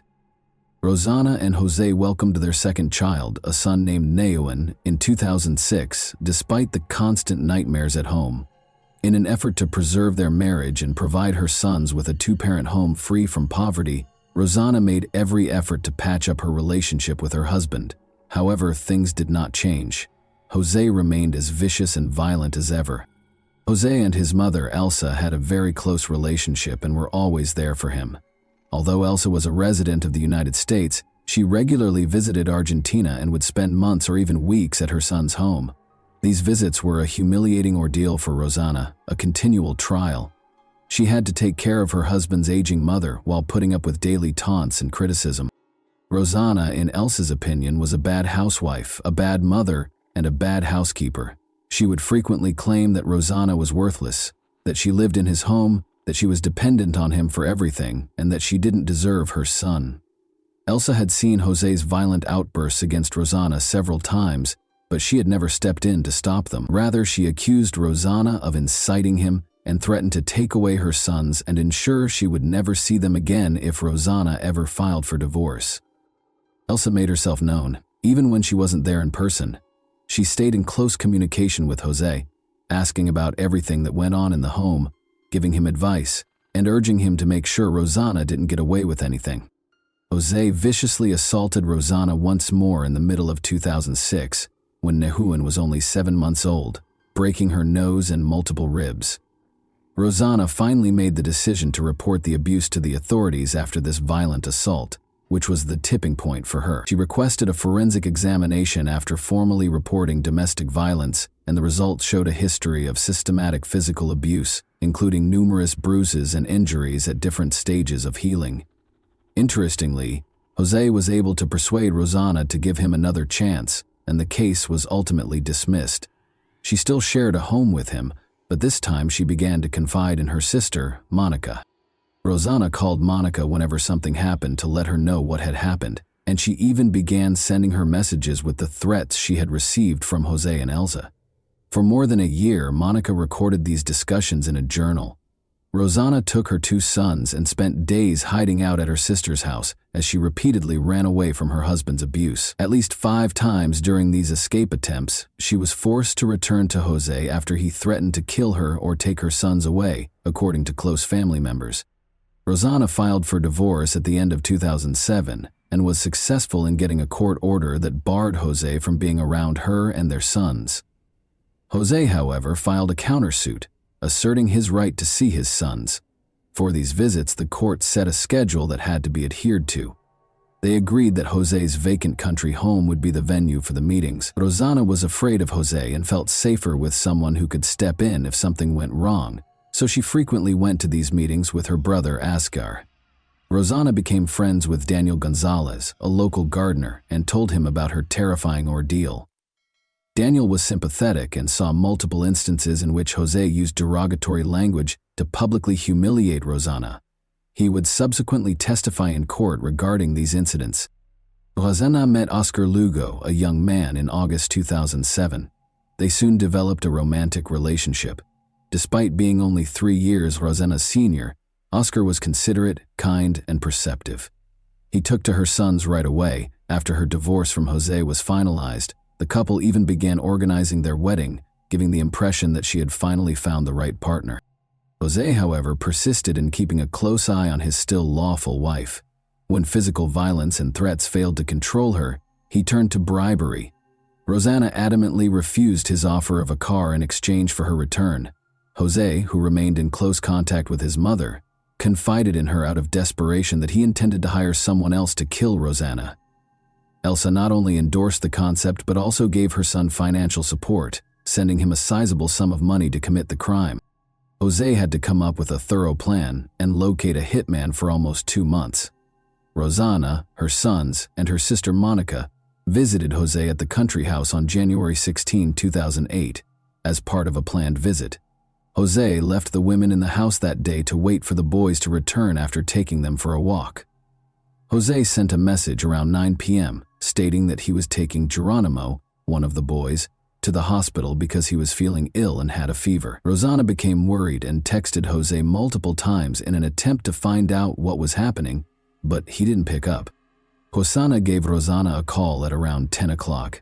The phone call would prove to be a fatal trap. Rosanna would go outside to get a signal, and he knew that cell reception was bad in the house.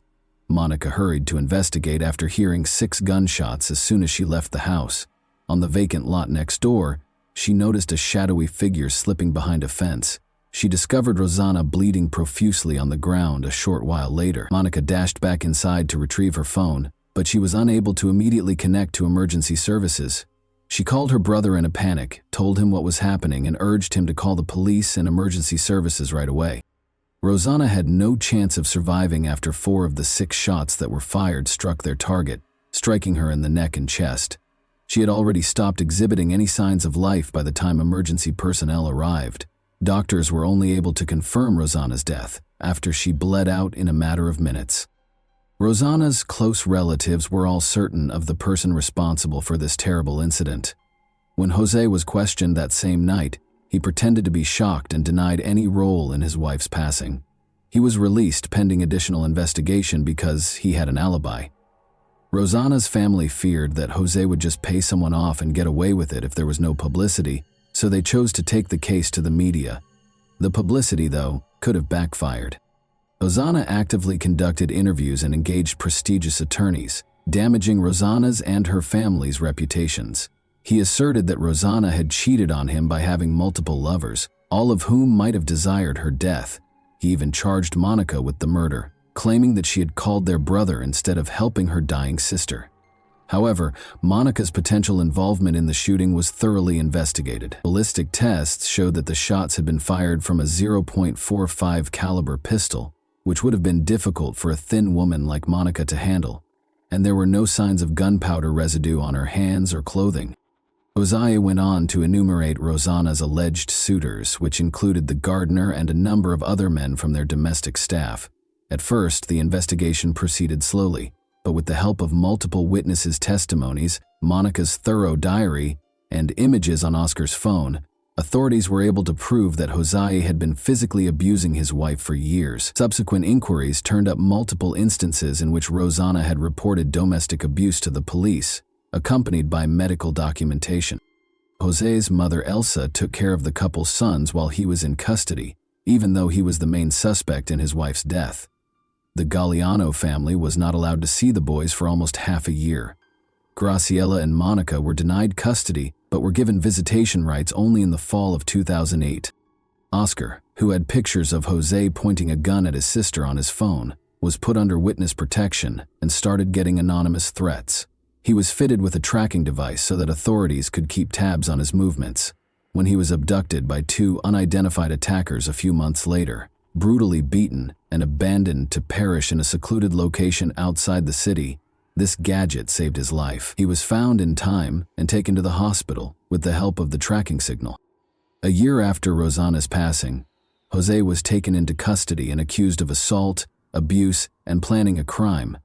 Despite a lot of work, the hired criminal's identity was never revealed. Paulo and Gabrielle, Jose's cousins, were detained as possible accomplices, though.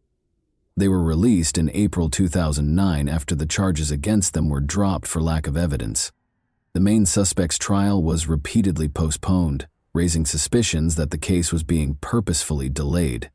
It was discovered during this period that Jose's mother, Elsa, had sent a sizable amount of money to her son just prior to the catastrophe. The money was allegedly intended to buy Rosanna and her sons a house to live in following the divorce.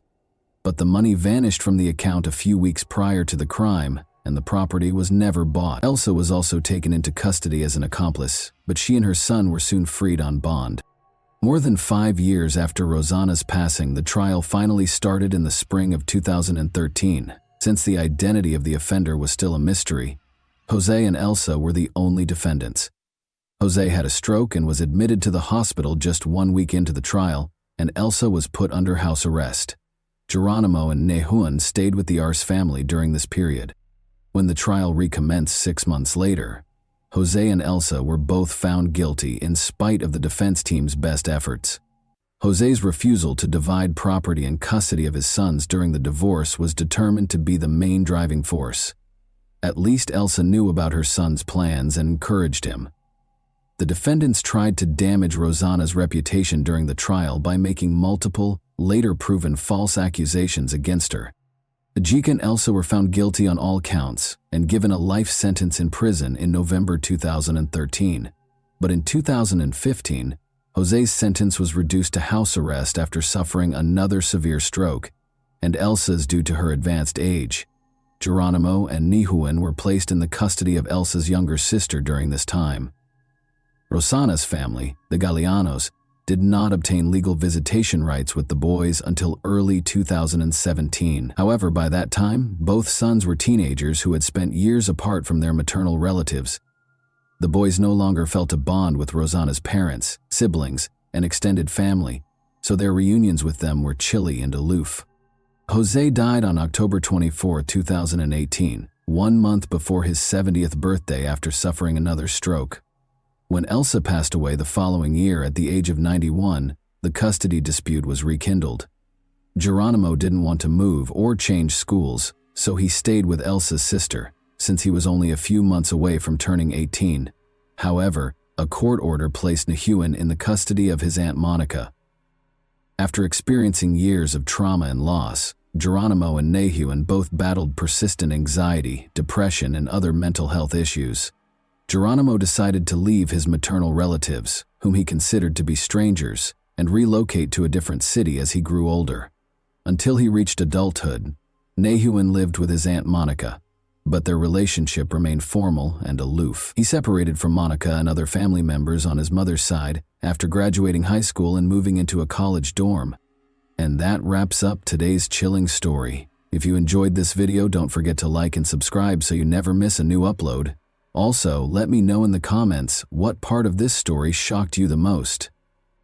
Thank you for watching, and I'll see you in the next video.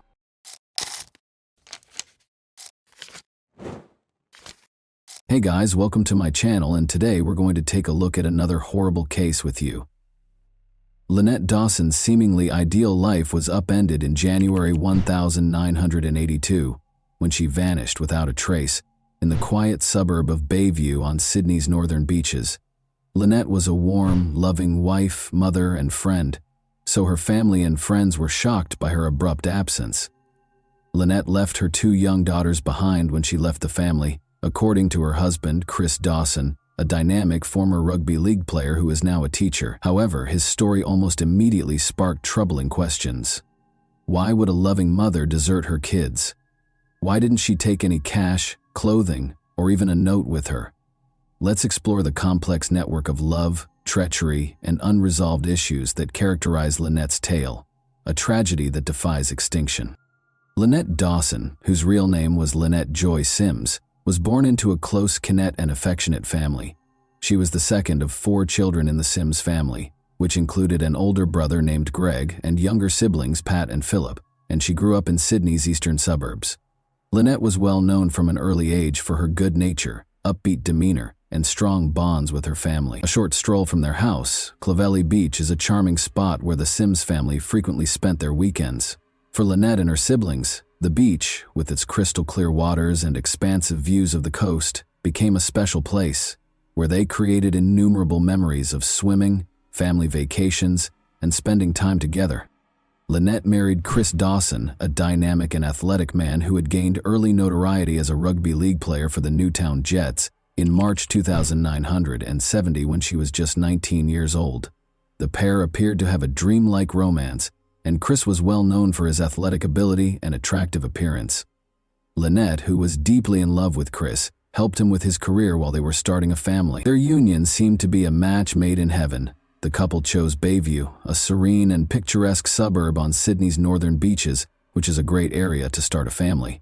Lynette and Chris had 2 daughters, Chanel and Sharon, in the years after their marriage, and the family seemed to lead a happy life. Lynette balanced her commitment to her family with her career as a nurse and then as a childcare provider.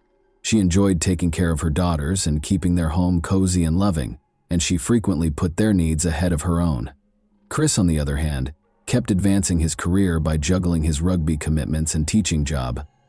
Chris was the devoted husband and father, and Lynette was the focal point of their seemingly perfect life for many years. But beneath the surface of their contented family life, their marriage was starting to show signs of strain. Chris's relationship with a young student at Cromer High School would soon fall apart due to his growing infatuation with her. Lynette had no idea at the time that her marriage, which had seemed stable, was about to fall apart, and that a string of startling incidents would soon shake the foundation of her family and alter her life forever, ultimately leading to her death. Joanne Curtis first appeared in Chris Dawson's physical education class at Cromer High School when she was 16 years old. Chris was married to Lynette Dawson, had 2 young daughters, and was in his early 30s at the time. They had no idea how Lynette's life would be destroyed by what started out as a teacher-student relationship. Despite the fact that Joanne was a teenager living with her family and that they were very different in age, Chris's love for her grew rapidly. His marriage to Lynette was strained as a result of his growing obsession. She observed his strange behavior and growing distance. In 1980, Chris asked Joanne to move in with the Dawsons while posing as Chanel and Sharon's babysitter. Chris started to express his feelings for Joanne more publicly after she moved into the Dawson residence. He frequently expressed his desire to be with Joanne and put pressure on her to share his feelings. He also diminished Lynette's sense of significance in the family. Concerning the disintegration of her marriage, Lynette confided in her friends. She was very private about her marital issues. Joanne also became aware of Chris's domineering behavior and felt trapped in a situation from which she was unable to quickly get out. Chris, Joanne, and Lynette's tension kept increasing. In response to Lynette's efforts to keep her marriage intact, Chris became increasingly fixated, making it difficult to distinguish between his personal and professional lives. Joanne's emotional struggles caused her to start separating from Chris, which made him even more desperate. Chris's inability to accept losing Joanne or control over the situation resulted in a growing sense of frustration that ultimately led to tragedy. Lynette Dawson vanished without a trace on January 8, 1982. According to Chris Dawson, Lynette abandoned their family and left behind her possessions, which included her wedding band, clothing, and personal effects. Chris said Lynette had called her mother, Helena Sims, multiple times after she left, stating that she needed time away to get her thoughts straight. Lynette had marks around her throat when she returned from marriage counseling the day before she vanished. Lynette explained that Chris had wrapped his hands around her neck in the elevator on the way to counseling when her sister Annette asked her about it. Chris claimed that Lynette left voluntarily, raising the possibility that she did so in order to get away from the demands of family life. Helena Sims was taken aback by the news at first, but she did not immediately doubt her son-in-law's justification. Lynette had always been a family-oriented woman and had been a loving mother to their 2 young daughters, Chanel and Sharon. Even so, her mother, who had only spoken to Lynette a few days prior to her disappearance, struggled to believe that Lynette would abruptly leave her family.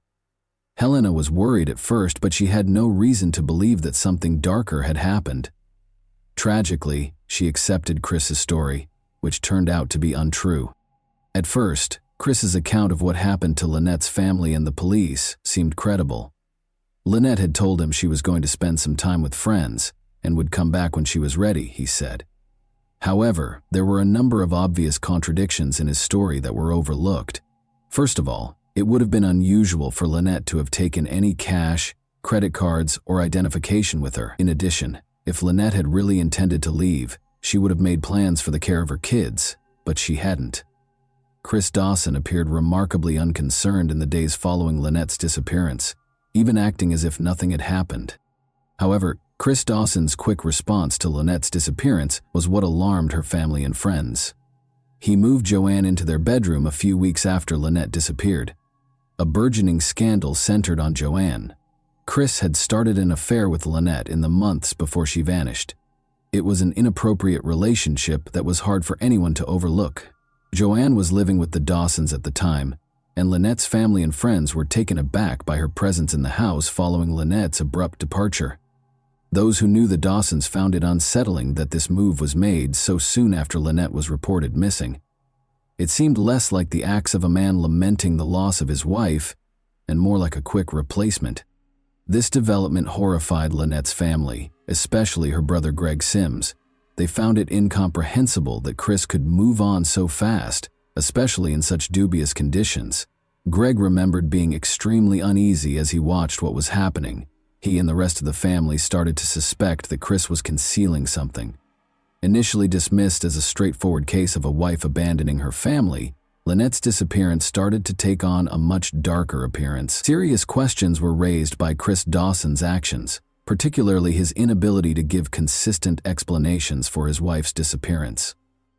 Although he was adamant that Lynette had left on her own volition, his actions gave the impression that she had not. Furthermore, the fact that Lynette had always been a responsible mother who would never abandon her kids without a trace added to the family's growing suspicions. Lynette's family rejected Chris Dawson's story as time went on, and no new information surfaced.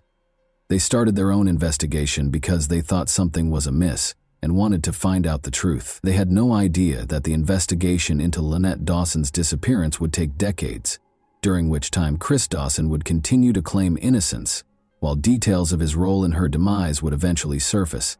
Lynette's family battled to learn the truth about her disappearance over the years. They were left heartbroken and perplexed at the time, but their quest for answers would ultimately result in a trial and a conviction. They clung to hope while pondering countless questions as they attempted to make sense of the bizarre and unsettling circumstances surrounding Lynette's abrupt disappearance. Lynette Dawson's disappearance was initially handled like any other missing persons case. When Lynette's friends and family started to voice their concerns, the police dismissed them, claiming that Lynette was an adult and could leave if she so desired. The investigation's initial dismissiveness and lack of urgency irritated Lynette's family, who knew her well and thought there might be more to the story. Chris Dawson's story went mostly uncontested, leaving them to deal with their mounting misgivings and anxieties. Chris's 1984 marriage to Joanne heightened suspicions that he was responsible for Lynette's disappearance. However, the toxic and domineering nature of their relationship was a major factor in their 1990 divorce. In subsequent interviews, Joanne talked about how she felt trapped and controlled by Dawson during their time together, particularly after Lynette vanished. Chris, however, insisted that Lynette had left willingly, and even said she had joined a religious commune. However, his actions seemed inconsistent with his story, as he quickly rebuilt his life with Joanne and filed for divorce a year after she vanished. This time was especially difficult for Chanel and Sharon, Lynette's daughters. In her memoir, My Mother's Eyes, Chanel, who was only 4 when her mother disappeared, later talked about feeling abandoned and unloved by Joanne. This complicated family dynamics and left long-lasting emotional scars. Time and a dearth of hard evidence caused Lynette's case to essentially stagnate between 1984 and 2001. Notwithstanding the disturbing allegations of Chris Dawson's domineering and violent conduct, the inquiry was unsuccessful. Concerns expressed by friends and family were ignored, because authorities found it difficult to go beyond rumors and conjecture. Key leads that might have provided insight into Lynette's fate were either ignored or not sufficiently pursued, and the police made little headway. Throughout these years, Chris insisted that Lynette had left on her own volition, despite growing skepticism about his story. Lynette's family endured heartache and frustration during this time, but they persisted in their quest for information. To preserve her memory, they relentlessly pushed for the reopening of her case. The first judicial investigation into her case was carried out by the New South Wales Coroner's Court in 2001, marking a turning point despite the absence of official action. The fact that Lynette had no evidence of her own free will was one of the main issues brought up by the investigation. Additionally, it examined Chris Dawson's actions closely and raised the possibility that he was complicit in her disappearance. According to the coroner, Lynette was probably dead, and Chris Dawson ought to be held accountable for her alleged murder. However, since there was still no concrete evidence connecting Chris to her death or disappearance, the authorities did not immediately pursue the case further in spite of these findings. In 2003, a second court investigation was conducted as a result of persistent pressure from public advocates and Lynette's family. The inconsistencies in Chris Dawson's testimony and the pervasive suspicion surrounding his relationship with Joanne were the main topics of this inquest once more. Once more, the coroner found that there was a high probability that Chris killed Lynette, but the evidence was insufficient to reach a firm conclusion. Consequently, Chris Dawson was not charged by the Director of Public Prosecutions, DPP. The DPP refused to file charges on both occasions, stating that there was insufficient evidence. The family of Lynette was devastated. Despite the coroner's conclusion that Chris Dawson most likely killed Lynette, no charges were brought, leaving them in deep frustration and sadness as years went by without justice for her disappearance. They wouldn't give up, though. By 2018, most people had forgotten about the Lynette Dawson case. The young mother's tragic disappearance appeared to have remained unsolved for more than 30 years, with little chance of justice for her family.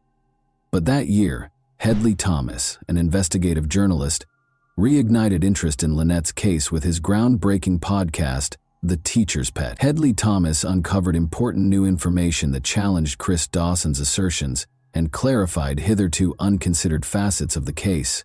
Thomas studied the chronology of Lynette's disappearance, spoke with witnesses, and reviewed police reports.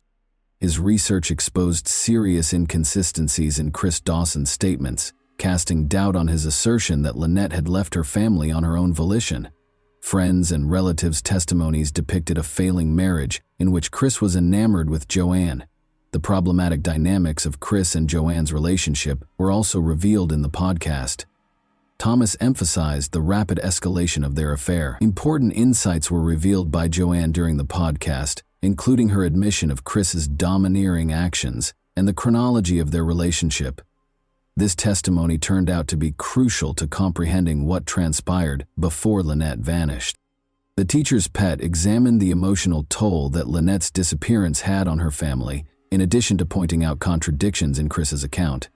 Her loved ones' voices were heard, especially those of her brother Greg Sims, who had fought for justice for decades. Listeners were made aware of the heartache and frustration that Lynette's family went through when the initial investigation was unsuccessful. The podcast also examined the initial police investigation's flaws. Thomas disclosed how important evidence was missed, and how authorities were unable to make the connection between Lynette's abrupt disappearance, Chris's infidelity, and his desire to be with Joanne. Chris Dawson was able to avoid suspicion for years because of this lack of thoroughness. The Teacher's Pet had a significant impact despite the dubious circumstances. It brought Lynette's case back into the spotlight in Australia, sparking protests and demands for justice.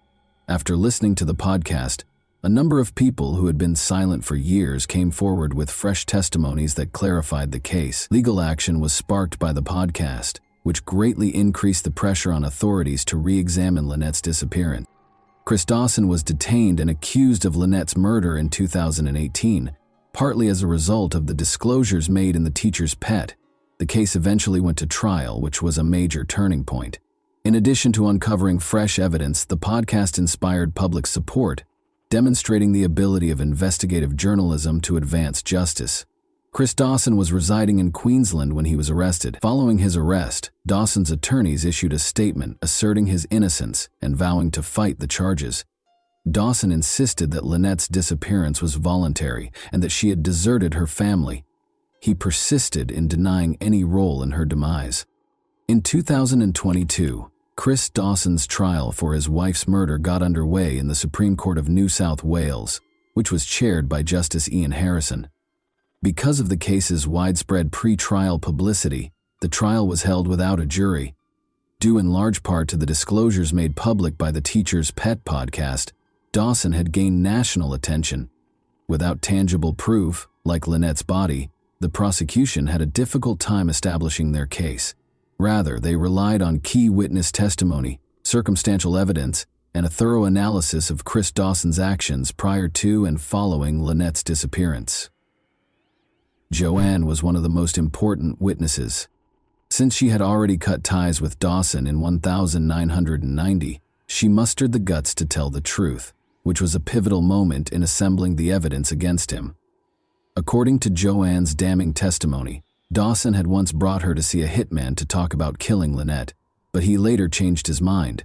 According to Joanne's story, he was prepared to go to great lengths to get rid of his wife. She also talked about how his domineering and cunning actions intensified following Lynette's disappearance. Joanne recalled how Dawson had moved her into the bedroom soon after Lynette disappeared, highlighting how quickly their relationship had developed and how he seemed unconcerned about his missing wife.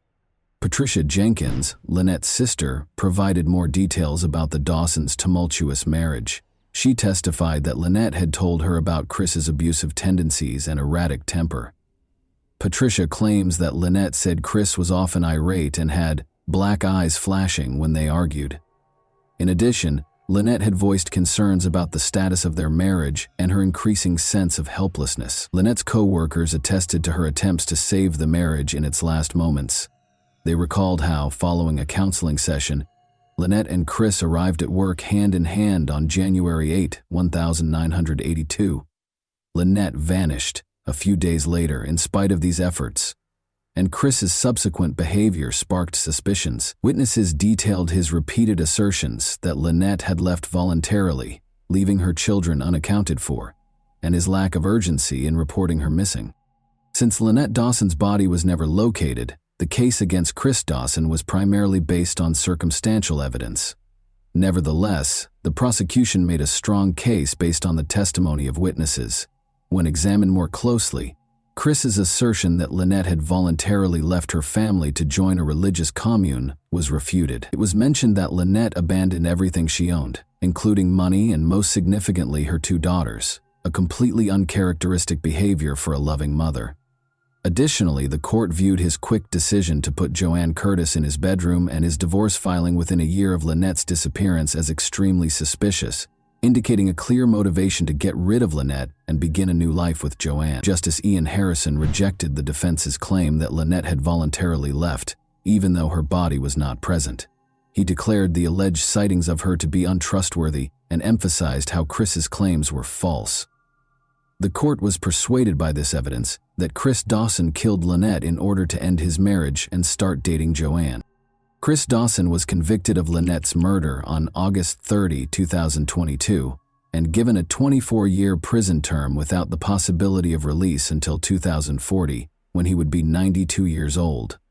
Although Lynette's family received some justice as a result of the conviction, they are still devastated that her body has never been located. In order to properly honor her memory and achieve complete closure, they still hold out hope that her remains will one day be found. And that wraps up today's chilling story. If you enjoyed this video, don't forget to like and subscribe so you never miss a new upload. Also, let me know in the comments what part of this story shocked you the most. Thank you for watching, and I'll see you in the next video.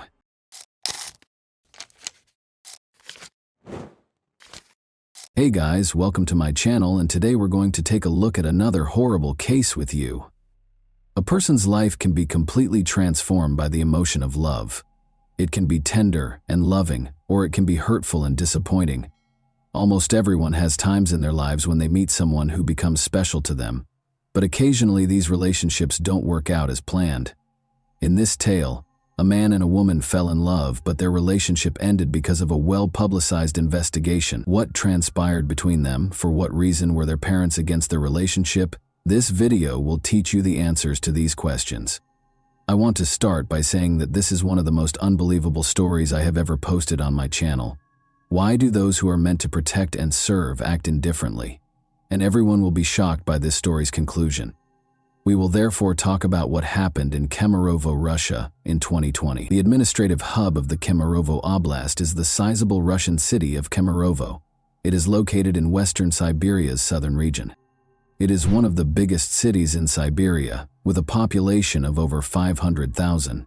On September 24, 1997, Vera Pekdeleva was born in Kishtym, Kemerovo Oblast. She developed into a happy, imaginative adult. She won first place in several competitions because she loved singing while studying in school. Despite their divorce while she was in school, Vera's parents, Oksana and Yevgeny, remained friendly. Vera got along well with her mother's new husband and her father's new wife. She was characterized as a non-confrontational, upbeat, and kind individual. Vera's mother, Oksana, lived in Kiselyovsk, about 110 miles from Kemerovo, and Vera visited her mother whenever she had free time. As I mentioned earlier, Vera was a creative person, so her family was taken aback when she moved to Kemerovo after high school and enrolled in the State Technical University rather than pursuing a creative career. Vera met a man her own age, Vladislav Kanyas, during one of these trips in 2016. Vera was nothing like Vlad, as everyone called him. He was reclusive, irritable, and lacked life goals. Vlad was raised in a dysfunctional household and left school after the 9th grade. He lived with his father after his mother abandoned her family. But the challenges in his life did not stop there. In the end, his father committed suicide as a result of his legal troubles. Vlad was profoundly affected by everything that transpired in front of his eyes. Vera fell in love with Vlad despite the fact that they had little in common. Vera's parents opposed this relationship because they were aware of Vlad's identity Although we sympathized with the man and understood that his life wasn't easy, we wanted Vera to have an entirely different life. We didn't agree with her decision. According to her mother, Oksana, we waited for her to break up with him. Vera's father requested that they break up after learning about Vlad. But Vlad and his daughter remained together. She simply ceased discussing him with her parents. Vlad never showed up for our family get-togethers. The pictures on Vera's social media accounts did not feature him. She seemed to be concealing him, Vera's mother recalled. It's important to note that in 2019, Vera and Vlad moved to Kemerovo to live together. Vlad, who was unemployed and did not want to change that, loved living with Vera, and her parents helped pay for the apartment. She always had some cash in her wallet and was intelligent and attractive. She gave him financial support. The couple's relationship was strained. It was obvious that Vlad would not stop abusing alcohol. In November 2019, Vlad allegedly beat her, according to her parents. When Vera finally made the decision to end this toxic relationship, her boyfriend was adamantly against it. As previously stated, Vera's parents assisted her in paying for the apartment where she and Vlad resided. Since Vera ended their relationship in November 2019, it stands to reason that Vlad ought to have moved out, but he refused to do so. He enjoyed living at the expense of others. This is a passage from Vlad's testimony. It will help you understand what transpired after Vera made the decision to break up with him. However, keep in mind that this is Vlad's testimony. Whether or not you believe what he says in his testimony is up to you. I got into a fight with Vera on December 15, 2019, he said. I wanted to go to a nightclub, but she said no, so we got into a fight. Vera started traveling frequently to Kislyovsk during our time together. Slowly, she started to distance herself from me. She informed me that she was speaking to someone else. Remember that. Vera had told Vlad she was ending their relationship a month prior, he went on. Our mutual friend also told me that she was seeing someone else. According to her, Vera was seeing Alexander, a man from Kislyovsk. I was not personally acquainted with him. I wanted to speak with Vera after finding out that she was seeing Alexander. During this period, we remained in the same apartment. Following our argument on December 15, 2019, she departed and took a few items with her. At the same time, I kept calling her to stay in contact. I offered to assist Vera in moving her remaining possessions to a different apartment when I called her on January 12, 2020. I offered to meet and move things, and Vera accepted. I would assist her with the move, we decided. We decided to meet in the afternoon on January 13. I was supposed to get her belongings. Vera approached me on January 13, 2020, at approximately 4 or 6 o'clock. I wanted to leave this apartment as well, so when she arrived, we packed our belongings. Without Vera, I didn't want to live there. We consumed beer, liqueur, and vodka while packing. Then I was intoxicated and Vera was intoxicated too. On January 14, 2020, we drank alcohol until 5 in the morning. We had no arguments while we were drinking. But when I brought up our relationship and suggested that we get back together, I revealed that I knew she was seeing another man, which caused a rift between us. It was not to her liking. She then began to curse, insult me, and hit me. Specifically, she kicked me at least 5 times in the groin and struck me in the face with her palm at least 8 times. When she slapped me, I felt no pain. Vera began hitting me first, but I felt physical pain when she kicked me between the legs. It infuriated me. She lied and claimed she wasn't seeing another man at the same time, which infuriated me. Vera kept insulting me, saying that I was intruding on her personal life because I was aware of every detail about her at the time. Vlad told the police that version of events. We'll talk about the opposing viewpoint next, which provides compelling evidence that Vlad was dishonest in his testimony. Take note of this phrase. On January 14, 2020, we drank alcohol until 5 in the morning. We did not argue while doing so. Vera had no intention of sharing the apartment with Vlad, much less partaking in alcohol. She requested a friend's assistance with the move. Vera left a voicemail for her friend at 5:08 p.m., stating that she was already in the apartment packing up her belongings. At around 6 o'clock in the afternoon, she promised to be at her new apartment. Vera requested assistance from a friend to move her belongings from the taxi to the apartment. Vera left another voicemail 3 minutes later. She asked her friend to assist her with the move by coming to the apartment where she and Vlad shared. But before Vera could finish, Vlad interrupted, saying, "No one's coming in here," and he objected to Vera's friend entering the apartment. 4 minutes later, at 5:15 p.m., Vera asked her friend to come in a low voice, suggesting that things had gotten out of hand. This message appears to have been a request for assistance. She purposefully spoke quietly so Vlad wouldn't hear her. Vera leaves another voicemail at 5:25 p.m., and Vlad's commanding voice can be heard once more. He advises Vera's friend to wait for Vera to text her and not to bother them. Vlad himself recorded the voicemail at 7:19 p.m. Vera was unable to use her phone from that point on. The monster and she were left alone, but we must explain what happened next. A witness described the horrific screams coming from apartment 738 as a massacre, and at around 3 in the morning, the neighbors on the same floor began to wake up.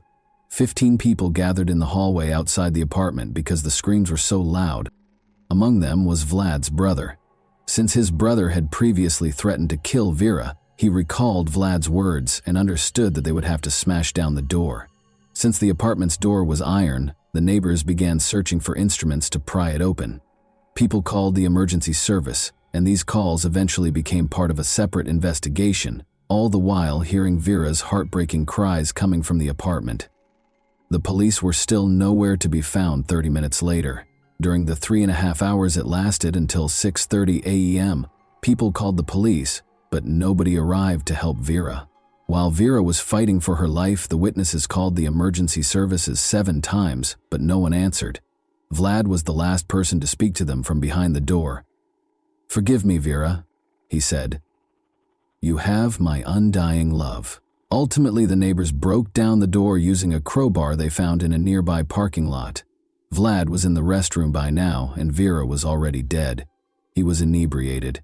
While Vera was suffering a terrible death at the hands of her ex-boyfriend, and the neighbors were futilely attempting to contact the police for assistance. Operators were drinking tea, laughing, and discussing life in 112, and they were quite upset about being bothered. It was only after Vera's death that the police showed up. They will later allege that one car ran out of gas and that no officers were available because everyone was attending to other calls. Consequently, the police officers who were on duty that evening and the 112 operators were also put on trial. The police station video was released while the investigation was underway, but translating it into English is pointless. I can sum it up in one word: indifference, and even without subtitles, it's obvious.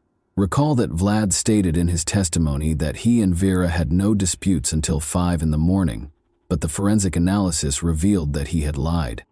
6 hours prior to her demise, Vera sustained her initial injuries, at around midnight, that is. It indicated that she had been beaten and injured by Vlad Kanyas for 6 hours prior to her passing. Her nose and ribs were broken, and she had approximately 100 injuries total, including stab wounds. Additionally, there were marks from strangulation on her neck. If you were surprised by the police's lack of action, prepare yourself. You won't believe what happened next. Over 1,000 people showed up for Vera Pexteleba's funeral, and the church was unable to accommodate them all. According to Oksana, Vera's mother, the funeral home tried to restore her daughter's face with makeup for 4 hours, but she was still unable to identify her. Her injuries were that severe. Vlad Kanyus was telling the investigators in the meantime his account of events. Naturally, he made an effort to minimize his involvement in this crime. He said as much about that evening. "I told her I knew she was seeing another guy and suggested we get back together when I first started talking to her about our relationship. We began to argue. It was not to her liking. She then began hitting me, insulting me, and using profanity. In particular, she struck me in the face with her palm at least 8 times and kicked me at least 5 times in the groin. When she slapped me, I felt no pain. Vera began hitting me first, but I felt physical pain when she kicked me between the legs. It infuriated me. She lied and claimed she wasn't seeing anyone else, which infuriated me. Vera also claimed that since I was well versed in her personal life, I was intruding on her privacy. She persisted in insulting me during this time. So I became enraged and struck her multiple times with my palms, roughly 4 times on the head, though the blows were not very strong. Vera fell to the ground and struck the closet when I struck her. On her stomach she lay. She struck me back too. Specifically, she used her fists and palms to beat my head. It hurt. She didn't stop even after I told her to. She scratched my back, I recall. I then made the decision to grab her by the neck. On the floor, I noticed an iron. After grabbing this iron, I wrapped Vera's neck with the iron cord. Then I pulled the cord a little tighter around her neck. For a minute and a half or two, I squeezed her neck. I didn't want to kill Vera at the time, and I was unaware that my actions could do so. I wanted to frighten Vera, so I was pulling the cord tighter around her neck. My goal was for her to faint. I hoped she would go to sleep. After I took the cord off her neck, she began coughing and wheezing for 15 minutes. When I took Vera's neck cord off, I placed her on her back. After she had been in the prone position, she was unconscious at the time. She wheezed and made noises at the same time. She seemed fine to me. I eventually began rousing Vera, but she was not responding. I then began to hear if her heart was pounding. I listened to her mouth and then her heart. Her heart wasn't beating. She was not breathing. I can't recall what came next. I recall that I eventually found myself in the restroom. I was holding a knife at the same time. I wanted to injure myself, so I brought a knife. I knew Vera was dead, and I didn't want to kill her, so I didn't want to live. After a while, my brother and a policeman entered the apartment through the open door. I was then instructed to put on my clothes.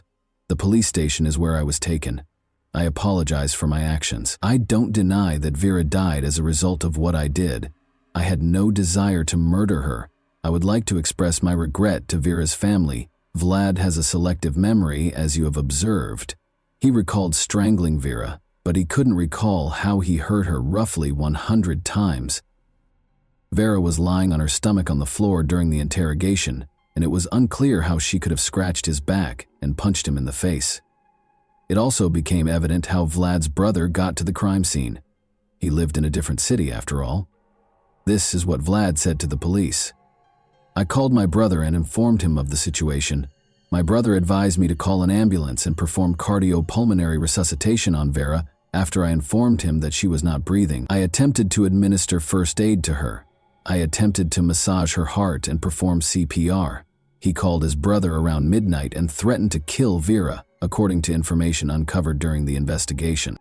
When questioned again about Vera's injuries during the second interrogation, he said, "It was probably me who caused those injuries to Vera.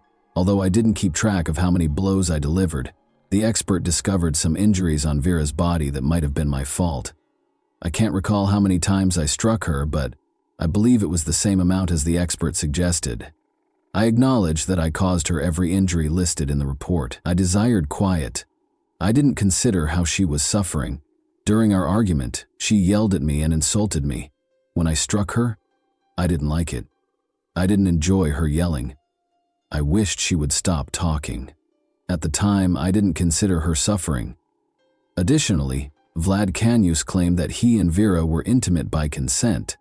Since it was impossible to prove the opposite, the charges pertaining to this were ultimately dropped that evening.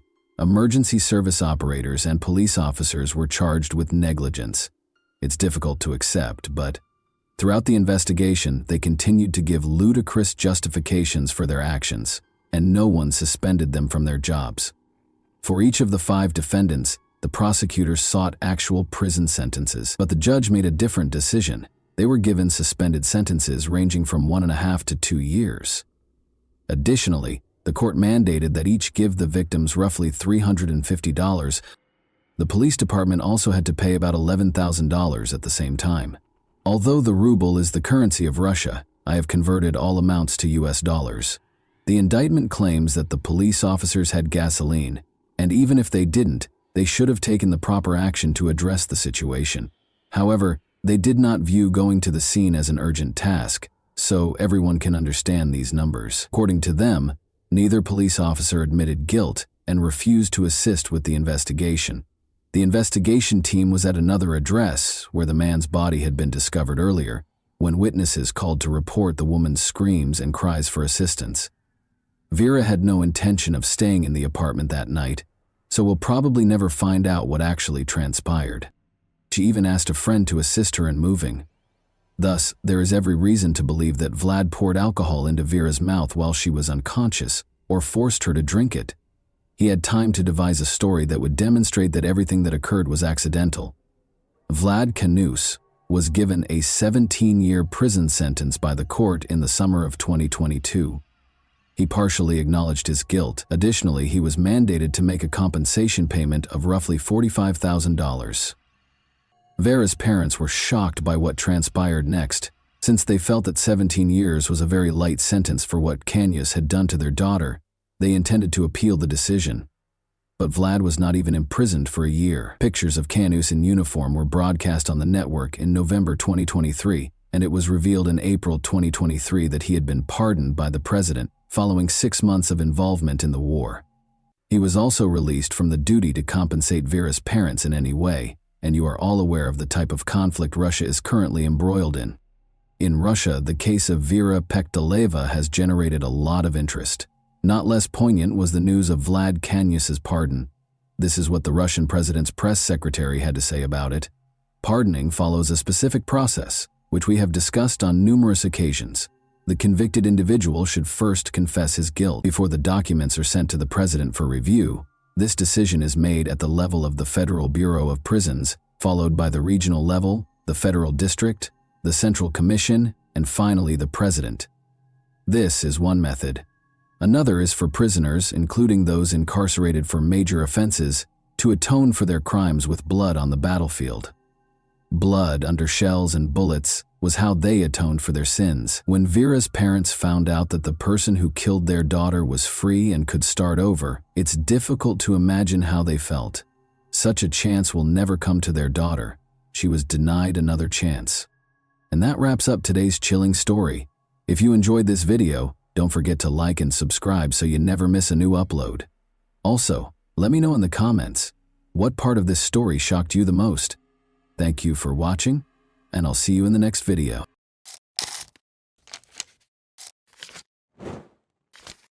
Hey guys, welcome to my channel, and today we're going to take a look at another horrible case with you. Today we'll talk about what happened in Maine in 2016. While her husband Luke was shopping at Walmart, Valerie Tiemann, 34, vanished from the parking lot. There was no sign of Valerie when he got back in the car.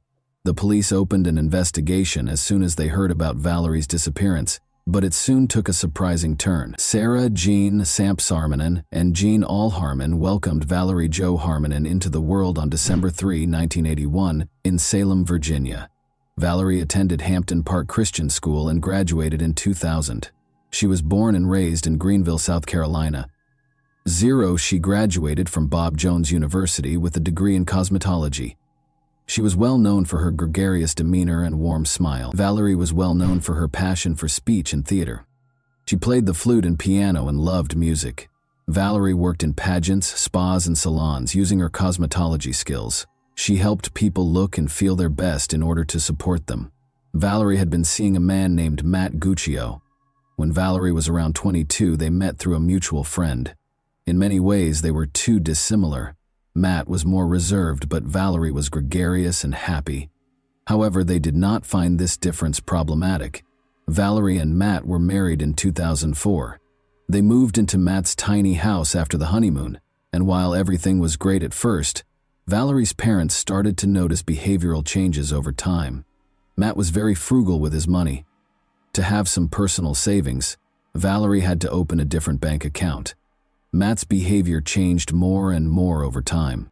He attempted to exert total control over Valerie's life and held her responsible for all of his and their family's issues. She endured a great deal of emotional suffering and a lot of things, but patience has its limits. Matt and Valerie got divorced 10 years later. Valerie wanted a new chapter in her life, and Luke Tiemann opened it. He helped Valerie move past her past issues. Luke spent 10 years in the army. Valerie saw him as a trustworthy man who cared for her family while he was in Iraq and Afghanistan. Valerie was starting to look happy again. Valerie was once again smiling and full of joy as she had been 10 years before. Luke and Valerie entered into marriage on June 6, 2014. They relocated to the Fairfield home of Luke's parents. Luke was living in Maine at the time, and Valerie's parents were in South Carolina. After visiting Valerie's family in South Carolina, Luke and Valerie returned to Maine in August 2016. The final text message exchange between Valerie's mother, Sarah Jean Harmon, and her daughter took place on August 18, 2016.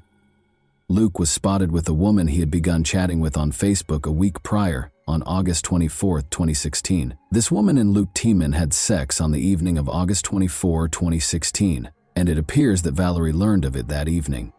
In 5 hours, Valerie called Luke 31 times. A mutual friend of Luke and Valerie reached out to the latter through Messenger on August 26, 2016. Valerie was told by a friend that Luke was getting sucked into other women and claiming that they were no longer together. Valerie replied in multiple messages that, although it was heartbreaking, everything would work out because God has a Tiemann and he would never find a better woman than her. She also said that he had lost her the following month in 2016. Luke Tiemann moved into the home of a woman with whom he was having an affair and told Valerie, his wife, that Valerie had fled with another man. Every week, Valerie would call her parents in South Carolina, but now they were unable to get in touch with their daughter for over a week. They couldn't get in touch with their daughter because she didn't answer their calls or texts. Luke was decided by Alan Harmon and Sarah Harmon. Speak with Luke. They texted him to inquire about his and Vale Luke's well-being. The following day, Luke replied, "We are good. Thank you, love her so much." Another 13 days have passed, but Valerie's parents still can't contact Luso. They call Luke's father. They were shocked by the man's response. Valerie had been missing for approximately 2 weeks, according to Luke's father. In addition, he consulted Valerie's parents about what to do with her belongings. After that, Luke Tiemann was questioned about why he hadn't informed them about their daughter. "I was waiting for her to get in touch with you because," Tiemann said, "I never speak poorly of her. I still adore each of you." Luke said Valerie had run off with another man, and he thought she would tell her parents that they had broken up. Sarah Jean and Alan knew it wasn't true. It was a far cry from their daughter's behavior. Valerie couldn't have done that, they were certain. They also thought she would have called them, since she was aware of their concerns. Alan reported a missing person to the Fairfield Police Department the following day, September 9, 2016. Investigators began by visiting Valerie's parents, who were the residents of Luke Tiemann. They spoke with Laurel Tiemann, who told them she didn't know where they were. Since Valerie was, the detectives left without finding out where Laurel Tiemann's were. Because of Laurel Tiemann's domineering behavior, Valerie's parents felt it was difficult for their daughter to share a home with her. Laurel packed everything she owned in trash bags after Valerie was gone for 2 weeks. It was a clear representation of Laurel's daughter-in-law. She wasn't worried about Valerie at all. All she wanted to do was get rid of her things so they wouldn't occupy space in the house. The police meant to find Luke Tiemann and ask him a few questions, but they couldn't locate him. He didn't show up at his home, and his parents said they didn't know where their son might be. However, 5 days after Valerie's disappearance, Luke took the initiative to call the police himself. He claimed to have heard that the detectives were interested in speaking with him. When and under what circumstances he had last seen Valerie was one of the questions the detectives asked him. About 2 weeks ago, he and Valerie went to the local Walmart to buy some food, and he said that the response was really strange. While he went shopping, Valerie remained in the car in the parking lot. He finished his shopping and went back to the car, but Valerie was gone. According to Luke, he tried to find Valerie and promised to take her back by calling and texting her after leaving the store and realizing she wasn't there. Luke also disclosed that Valerie and he were approaching the end of their marriage. He claims that Valerie once brought up another man in a conversation, and he thought she was having an affair with him. Luke didn't know the man's name or where he lived. He believed Valerie had fled with him. The police appealed to the public through the media because Valerie's family was not aware of Luke Tiemann's existence. They asked anyone who has seen Valerie in the past few weeks to report it to detectives by posting a picture of her. From Valerie's disappearance from the Walmart parking lot to the disposal of her possessions in garbage bags, the whole story seemed strange. The fact that Luke Tiemann did nothing to find his wife was another intriguing element of the narrative.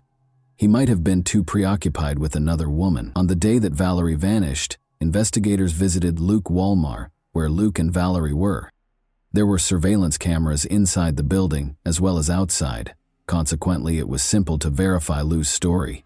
Examining the CCTV footage took the investigators over an hour.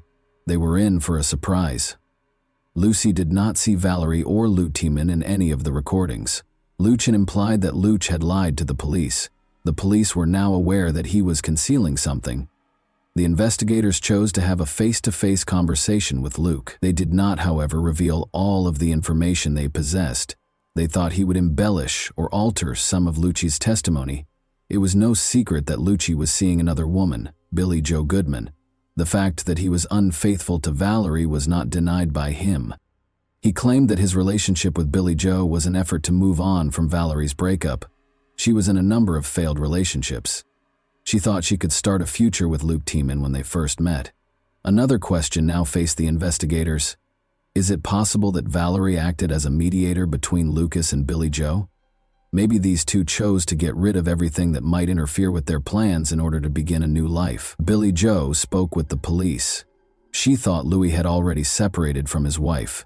She claimed to investigators that she had no knowledge of Valerie Tiemann's disappearance. Meanwhile, one of the residents gave the police a tip. In one of the parking lots, the man had discovered a driver's license in the grass. The driver's license that was discovered belonged to Valerie, and this parking lot was adjacent to Billie Jo's house. Many people were suspicious because Valerie's driver's license was located close to her husband's new girlfriend's home. Few people think that on September 19, 2016, 10 days after Valerie's father, Alan, reported her missing to the police, Valerie fled with another man, leaving behind all of her possessions and discarding her documents. Luke Tiemann spoke with the news center Maine about the police. When he got back, Valerie wasn't in the car. He told reporters about Walmart. He didn't know Walmart had security camera footage. His story was not supported by footage. Without a doubt, after hearing Luke Tiemann's words and seeing his actions, each of you has drawn your own conclusions. On September 20, 2016, the following day, this case took a surprising turn. A Luke warrant was obtained by detectives for the Fairfield property owned by Luke's parents. This was, after all, Valerie's last known residence. During the search, police dogs that are trained to detect human remains participated. His stream, and the land lot were to be checked. After searching the woods behind the house for about 5 minutes, a police dog discovered something. As the officer dug through the dirt with his hand, he noticed a shoe protruding from the ground. He was joined by other officers, who also began digging while wearing gloves. They discovered the body of a woman, wrapped in a blanket, and buried it with a number of odd items. These items included a package of sweet tarts, a bag of potato chips, a bottle of Gucci perfume, a flannel shirt, a handwritten note, a Mason note, and a wedding ring, an item that was not found until the evidence was being packaged for trial. While handling the con jar, Sergeant Scott Bryant, chief of Maine's evidence response team, testified that he discovered the ring. There were twigs and flower stems made of dirt in the mason jar. I knew there was something heavy in the envelope when I heard a thud. According to Bryant, it was still unknown if the ring belonged to a man or a woman. But according to Bryant, the discovered ring was significantly larger than his own wedding band. For my sole happiness, the police read, the soiled handwritten note that was discovered with Valerie's body. Joy, you will always bloom. I love you, Valerie, the note read. May you rest in peace with Jesus in my heart, Joy. I am looking forward to seeing you again. T. Lucio Bear, signed Lucy Bear. Tiemann Lucy Bear Sirs claimed in a police recording that he gave himself the nickname Lucy Bear and used it to sign a number of other notes discovered in Valerie's purse throughout the course of the investigation. Valerie's death was connected to all of Lucy's possessions. They took the body. For an autopsy and identification, the body was brought to the forensic medical examiner's office. Unfortunately, the body discovered behind the Tiemann family home actually belonged to their daughter, V. Lucre, so Jean and Alan Harmon had to worry about the worst thing their parents could hear. In addition to Valerie and Luke, the house was also occupied by his parents and younger brother Sam. Detectives discovered Sam's landscaping tools in the barn. Valerie discovered a contraband device in the same barn where Sam had dug up the burial site using these tools. Detectives soon discovered that Sam, Luke's younger brother, had engaged in illicit substance use. When Valerie visited her parents in South Carolina, she told them she used illegal drugs, which led the police to look into whether Sam Tiemann was involved in Valerie's death. When investigators searched Valerie's parents' bedroom, they found a .45 caliber handgun that Luke Tiemann had bought in 2015. Luke's parents told investigators they were unaware Valerie was buried close to their home. It's difficult to accept that this was the case, of course. Around the same time that Valerie was located, investigators found Luke and Billy Joe, his new friend. Luke Tiemann was taken into custody by investigators and taken to the police station to be questioned. He told the investigators Valerie had used illegal drugs and had overdosed and died nearly 25 months ago on August 25th. It is alleged that Lucian did not want Valerie's parents to be aware of their daughter's illicit drug use. He didn't tell them anything because of this. Since she was already dead, her husband knew that 911 would not be able to help her, so he chose not to call. As an alternative, he left Valerie in bed until nightfall. When it grew dark, he wrapped her in a blanket, left a note outside, and led her to the house in the woods. After that, Luke Clary was buried in a hole that Luke and his brother Sam had dug. Valerie had no physical wounds prior to her passing, according to Luke. Luke Tiemann was lying, though, according to the autopsy results, which showed that Valerie's blood had no traces of illegal substances, only traces of prescription medications were found. It wasn't the most unexpected thing, though. 2 gunshot wounds to Valerie's head and neck were the cause of her death. According to the results of the ballistics analysis, investigators used a .45 caliber handgun to fire the bullets that were taken from Valerie's body. When investigators searched Luke's parents' bedroom, they discovered the same gun. He claimed to have purchased a Bugagohe gun for his father approximately a year ago, but he did not deny owning one. He asserted that he was unaware that Valerie had a loop shot. Valerie's age is 32. Luke Tiemann was charged with the murder of Valerie Tiemann, 34. The police were unable to uncover any proof that her brother was involved in Valerie Tiemann's death when they were investigating her death at the age of 4. According to Luke, his younger brother, Sam helped him bury Valerie's body, but according to the police, Sam wasn't home when Valerie died, and it's still unclear if his parents knew about it or had anything to do with it. However, it's rather odd that they didn't hear 2018. The 5-day trial started with opening statements on April 2, 2018, at Somerset Skowhegan's principal court. Luke entered a not guilty plea and claimed that he had been set up, although he insisted he wouldn't have left incriminating objects like a note and an engagement ring close to Valerie's body. The investigation linked Luke Tiemann to every item discovered there. After looking over the data on both Luke's and Valerie's phones, a computer forensics specialist also testified. The last time Valerie's phone was used, according to the records, was August 25, 2016, the day authorities think she died. The majority of the detective's time was devoted to outlining the process for monitoring cell phone usage and how it can be used to ascertain an individual's location at the time of a call. According to the documents, Valerie allegedly spent time with his friend Billy Joe while making 31 calls in a single day. Valerie only took the final call, which lasted a little more than 13 minutes. By the end of the call, police think he was at home. Another woman accused him of cheating on her in a message that Valerie received the following morning. After that, she refused to be with Tiemann again, and his defense questioned these phone logs. Luke's younger brother, Sam Tiemann, testified against his brother in court. Sam told the jury that he had no relationship with the 28-year-old, despite Luke's claims to the police that he helped him bury Valerie. Saways, 28, had his work log to prove that he was actually working 2 hours away. Sam testified in court that he overheard his brother confess to being an accomplice, and that Luke chose to confront him about it. He asked Luke why, and he responded with claims. Luke said, "What else do you do with a dead body?" in response to what he said.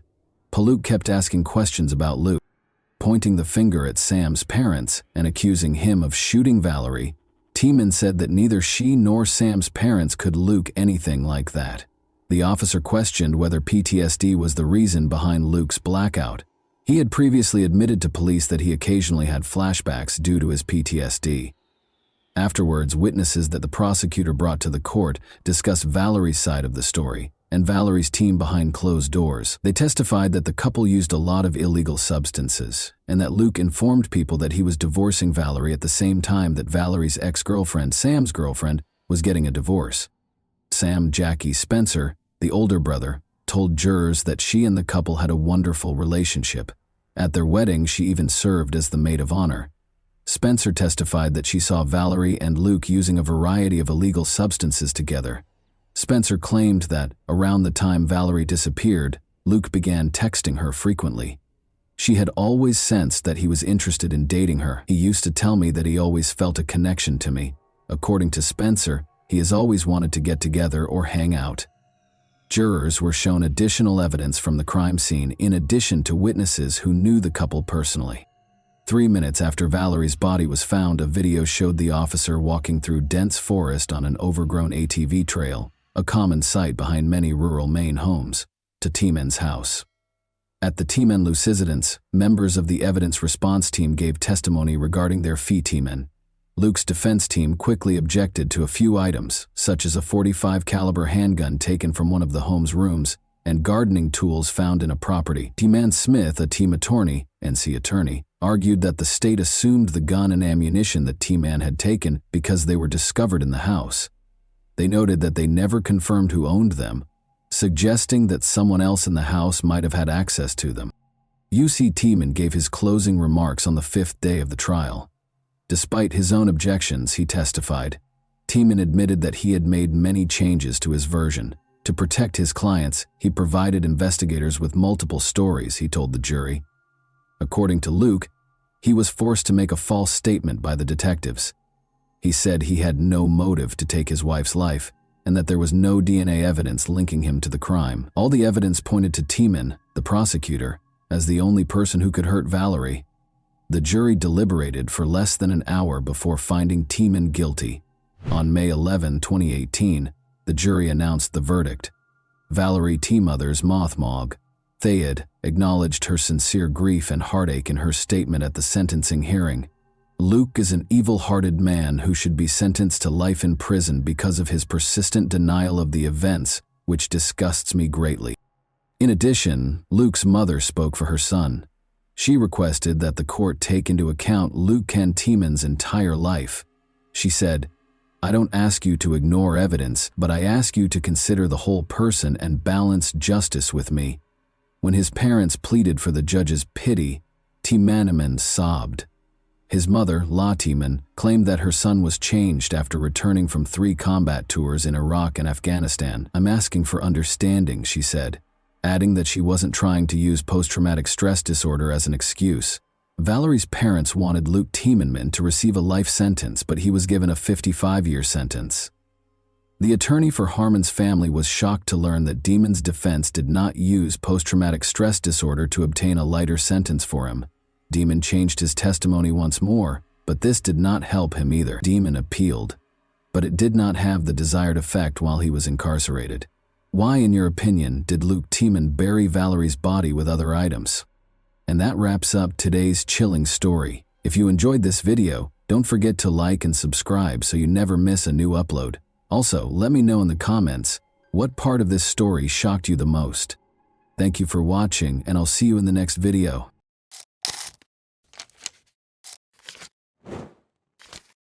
Hey guys, welcome to my channel, and today we're going to take a look at another horrible case with you.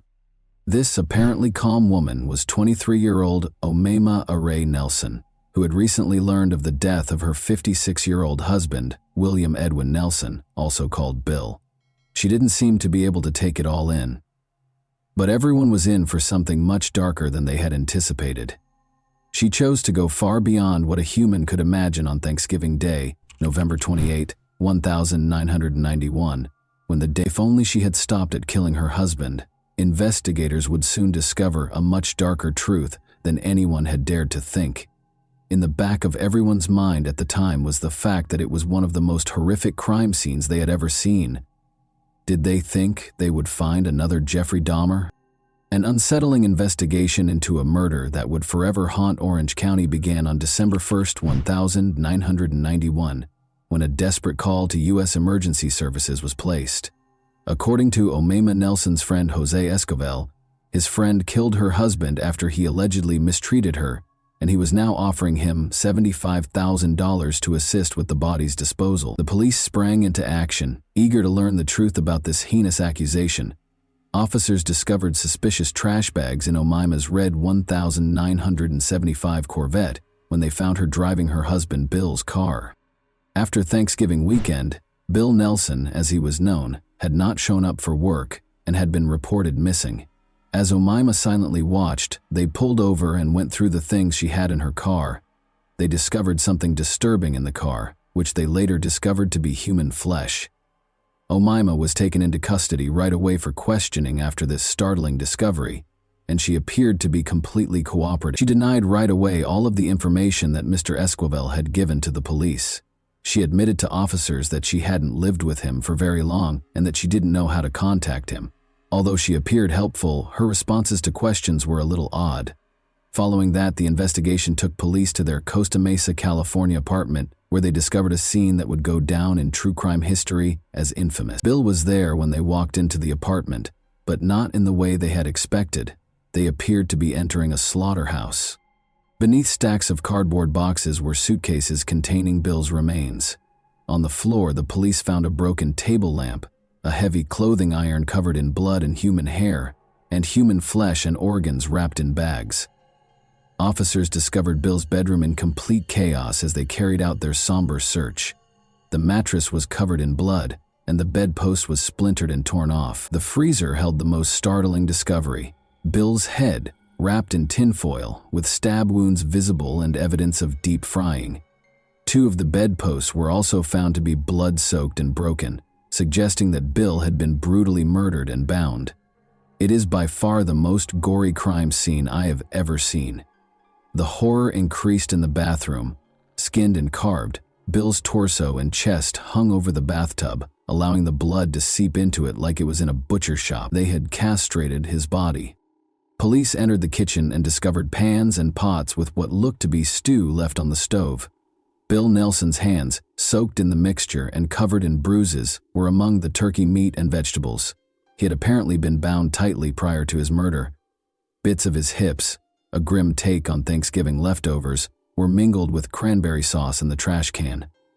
Unfathomable horror was depicted in this horrific scene as investigators sought to understand how such a tragedy could occur within what was supposed to be a loving marriage. The case's terrifying details would later be compared to fictional horror stories. The condition of Bill's dismembered body prevented the police from determining the cause of death right away. Although the officers were positive it was Bill, they dug deep into Omaima's past to be absolutely certain and to solve the mystery of this heartbreaking murder.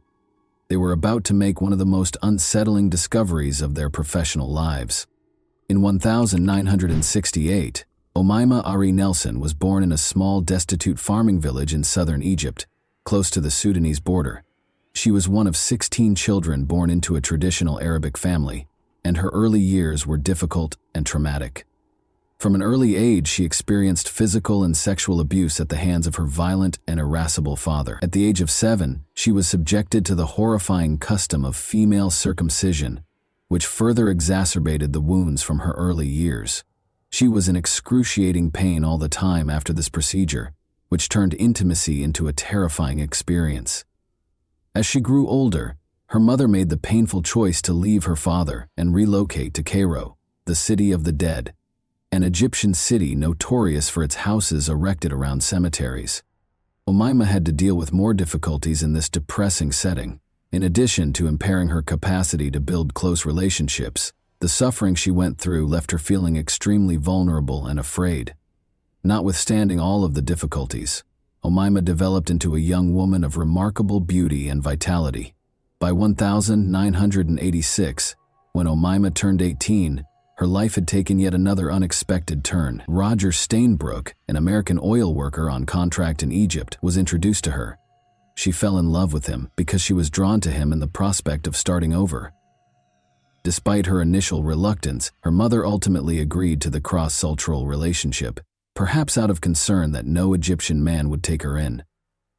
Omaima accompanied him to Texas, USA, in search of freedom and better prospects. There, however, she would only face yet another difficult chapter. Their marriage ended soon after the fissures in their relationship became apparent. Omaima, still a teenager, was left stranded and alone in a foreign city, with no one to turn to and only a rudimentary understanding of English. Omaima took on odd jobs like waitressing and nannying because she was desperate to make ends meet. But these weren't enough. At one point, she attacked 2 security guards who caught her stealing in a department store, and she even ended up getting briefly arrested for robbing a pharmacy. She also worked as a model part-time before realizing that her beauty could help her survive. She played a dangerous game to survive by luring men in and captivating them with her attractive appearance, only to rob them when they were most exposed. Omaima would place men in precarious situations, restrain them, use force, and take their belongings. She used this strategy to rob several men, but no one reported her because the officers thought it would embarrass them. She lived off of these items until meeting 56-year-old Bill in October 1991, who seemed like a kind and giving man. He was a former pilot and Marine who now worked part-time at Cannon Mortgage in Tustin as a messenger and computer programmer. Despite the fact that Bill was 33 years Omaima's senior, their relationship developed rapidly, and 2 days after they first met, he proposed to her. Even though Bill was still legally married to his first wife, the two clicked and were married in less than a month. They climbed into his red Corvette and drove directly to Phoenix, where they were married and found a justice of the peace. During their brief honeymoon, she and Bill traveled to Texas and Arkansas to see his family. Bill's family had serious concerns about the marriage despite the tense beginning. They found it difficult to accept the relationship because Omaima was younger than some of Bill's own children, and he was twice her age. Nevertheless, Omaima's kind yet astute manner won over everyone she encountered, creating an impression that, at least initially, seemed to allay some reservations. The cracks appeared after the honeymoon was over and they moved into Bill's apartment in Costa Mesa, California. They gave off the impression of being a normal couple, but there was something profound and unnerving about their seemingly normal existence. Regarding her marriage, Omaima claimed that Bill attempted to mistreat her even on Thanksgiving Day, to which Omaima retaliated using a strategy for which she was famous. She had tied up other men before him. She gained confidence from her past crimes of robbing and tying up men. She felt compelled to destroy him this time because of something about him. Omaima killed her husband without hesitation. She claims that that night Bill sexually assaulted her, and because it was already a controversial act for her, she was unable to control her anger. After repeatedly stabbing Bill with a knife, Omaima used a clothing iron to beat him to death. She did something far more horrifying than murdering her own husband after committing this horrible crime. It is extremely uncommon for a woman to intentionally kill someone. It is even more uncommon for her to mutilate a murder victim. She was completely corrupted. She used coat hangers and other items to hang up his torso piece by piece in the shower so that the blood could drain out. On November 28, 1991, Thanksgiving Day, Omaima had murdered her husband. She mutilated his body over the next few days, a gruesome task she carried out until December 2, 1991, when she was finally too tired to continue by herself. She went to her friend Jose to ask for help, saying her husband had abused her and she needed his support. Instead, Jose went straight to the police out of horror, which paved the way for a terrifying investigation. The officers now had no doubt that Bill's wife was the murderer and that the body they had discovered was in fact his. However, her statements suggested otherwise. Given the marks on her body, Omaima's claims of assault also appeared to be accurate. However, she also did something that raised suspicions. It was clear that Omaima was upset. She appeared to have been crying because she was so upset. Her arms, breasts, and face were all clearly injured. The officers sent Omaima for a medical examination to ascertain the true cause of her injuries, despite her denial of any assistance. She was admitted to the hospital to be examined for sexual assault and to have all of these injuries recorded. Her body was covered in numerous cuts, bruises, and contusions. In order to find out about any oddities they might have observed, the investigators also got in touch with Bill's stepdaughter. As it happened, he did get in touch with her prior to his own wife killing him. Detectives looked to Bill's neighbors as the investigation progressed, in the hopes that someone might have seen something out of the ordinary. They did remember hearing a strange noise that night, a noise that had seemed normal at the time, but had taken on a terrifying new meaning in the context of what had happened. Cutting a body into several pieces and packaging them all to make them appear non-human requires a lot of work. Thanksgiving was supposed to be a time for celebration, but for Bill Nelson, it turned into a day of horror when his young bride brutally murdered him. In the days that followed, what started with his murder only intensified into barbarism. Omaima went to work, systematically and unsettlingly mutilating his body. She crossed boundaries of cruelty, tearing his remains apart piece by piece. Authorities suspected that this degree of savagery wasn't the work of a first-time criminal when they eventually found the evidence. A very violent death was indicated by 25 or more skull wounds.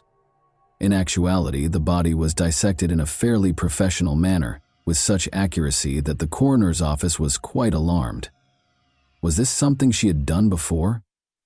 The investigators would be haunted for years by what transpired next. The medical examiners discovered something terrible when they weighed all of the remains discovered in Omaima's apartment and contrasted them with Bill's records. Almost 180 pounds of his body were missing. The officers realized what might have happened in light of the sobering findings already made. The weight that was missing indicated that Omaima had disposed of a significant amount of his body, and the implications were unimaginable. On the same day that her friend reported her, Omaima was taken into custody by the police and questioned. Even though these discoveries about Bill were unsettling, nobody could have foreseen the terrible truth that was concealed in a secret room. Omaima immediately tried to change the case's entire focus when they inquired about the murder, leading the investigation in an unanticipated and unsettling direction. She denied killing her husband when the officers questioned her about Bill's murder and her motivation for doing so. Officers were stunned by Omaima's response when they confronted her about the human flesh they found in the vehicle she was operating. They realized they were dealing with something much darker than they had expected, when the full extent of her cruelty and detachment became horrifyingly evident. In fact, Bill had run afoul of the law while working as a pilot to smuggle electronics and drugs into Mexico from a Texas airport. He had been apprehended and sentenced to 4 years in prison. Here, however, that was not the case. Omaima revealed the possible motivation behind her murder of her husband when the officers called her in for a second round of interrogation. She claimed that after they were married, Bill began to act violently, abusing her both physically and sexually during their brief marriage. She denied killing him, though. Omaima eventually confessed to killing her husband after being pressed further, but she left them with yet another unsolved mystery. The officers were starting to realize that Omaima was mentally ill, perhaps as a result of her traumatic past. Then she made a statement that confirmed the suspicion even more. The officers could tell from her demand that Omaima either had real mental health problems or was feigning them in order to get her sentence lowered. The fact that this was not the first time she had done this further confirmed their suspicion that she was merely making up her psychotic condition to get out of paying the penalty. When her medical report was received, these conjectures took on even more tangible form. Between Omaima and Bill, it was evident from the report who was the aggressor and who was the victim. Her hands, legs, and feet all had cuts that were typical of someone who had mutilated a human body. Additionally, the report disclosed that Omaima was not coerced into having sex. Everyone was horrified by her psychiatrist's startling assertion, which made them all question their loved ones. Omaima was accused of killing Bill for money, first-degree murder, cannibalism, and evidence of premeditation. Nothing short of a media circus was the trial that ensued. The public's morbid fascination was captivated by the graphic details of the crime.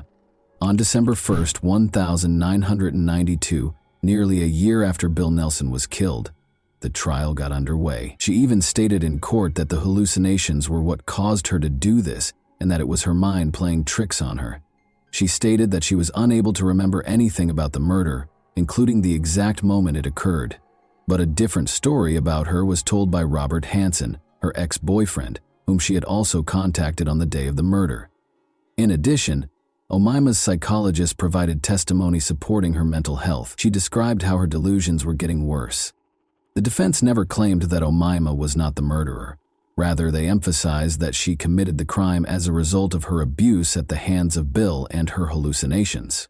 Omaima claims that, in an effort to get away from Bill permanently, the voices in her head told her to dismember her husband's body, in addition to urging her to kill him. According to the ancient Egyptians, you will not enter the afterlife if your body is dispersed. She then sliced him. She was making sure he wouldn't be there if she made it to the afterlife. She wouldn't, however, say why she cooked him. She boasted to her psychiatrist that nothing was sweeter than her husband's taste, and that the ribs were the best part. Instead of him, she wanted his money. She didn't have to eat him, though. Omaima insisted repeatedly that she had no intention of killing Bill. However, the prosecution pressed for murder charges. and on January 12, 1993, the jury found her guilty of second-degree murder. Following consideration, she was also found guilty of attempting to rob Robert and assault with a deadly weapon. In Chowchilla, California, Omama, who was 24 at the time, received a sentence of 25 years to life in the Central California Women's Facility. A true crime story that remains one of the most unsettling cases in California history, Omaima R.A. Nelson's story is one of tragedy entwined with horror. She was even likened to the well-known serial killer Jeffrey Dahmer, with approximately 130 pounds of Bill's body still missing. The officers speculated about what might have gone wrong on that fateful day. Even though Omaima never admitted to the main details of the story, they hypothesized that he and Omaima engaged in a voluntary bondage session. She most likely wanted money or access to his wealth, which is why she tied him to the headboard. Californians were relieved to see Omaima R.E. Nelson safely imprisoned, as it meant that one less dangerous person was no longer on the streets. Omaima, however, fought to be released from prison. When she applied for parole for the first time in 2006, it was firmly denied. Unfazed, she tried again in 2011, but this time her request was quickly denied, much to the relief of investigators, who thought her release would only increase the risk. She shouldn't be released on parole. She poses a serious threat to society because, since her incarceration, she has been engaging in the same behaviors that she did before. At the time of Mr. Nelson's passing, she married a man she knew. At the time, he was in his 80s. He passed away a few years ago, leaving her a sizable fortune. Omaima is currently unable to access any money she might want to claim outside of her prison, but if she is given parole, her access to money and freedom could completely transform her life. She may be able to rebuild a life outside of prison once her freedom and financial resources are restored, something that has long plagued the victim's family and those who remember her horrific crime. She will be eligible for a parole hearing once more in 2026, and the outcome will ultimately decide her future. This case demonstrated how childhood trauma can result in mental health problems later in life. In light of this, we would like to know your thoughts on this case. Do you believe Omaima killed her husband because she wanted his money, or did she have a mental illness and kill him in a fit of rage? And that wraps up today's chilling story. If you enjoyed this video, don't forget to like and subscribe so you never miss a new upload. Also, let me know in the comments, what part of this story shocked you the most? Thank you for watching, and I'll see you in the next video.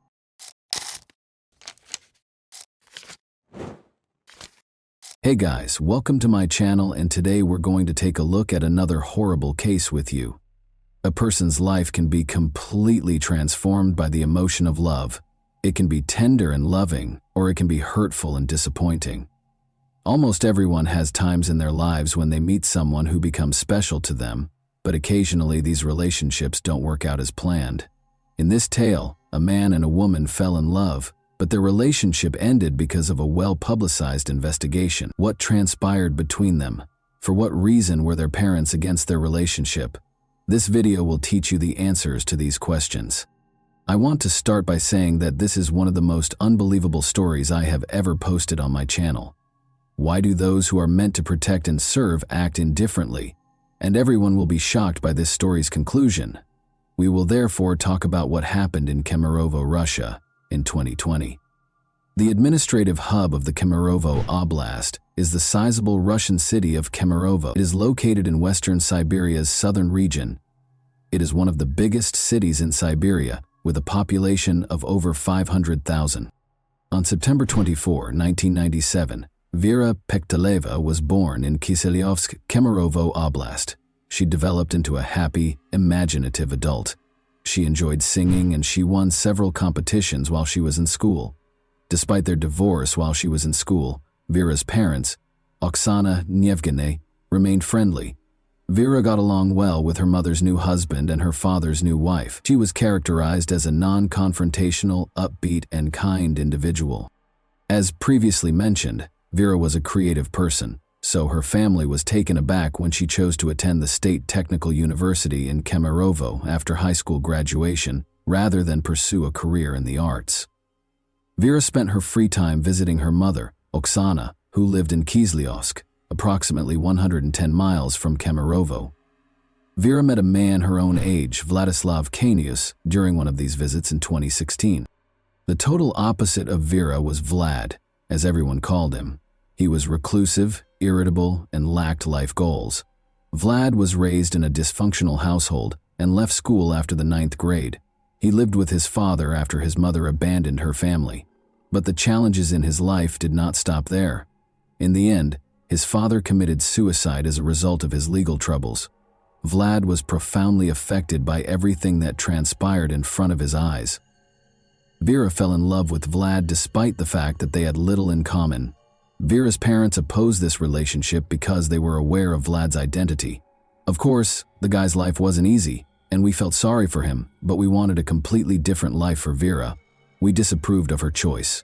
We waited for her to end this relationship, Oksana, her mother, said. Vera's father asked her to break up with Vlad after learning about him, but Vlad and his daughter remained together. She simply ceased discussing him with her parents.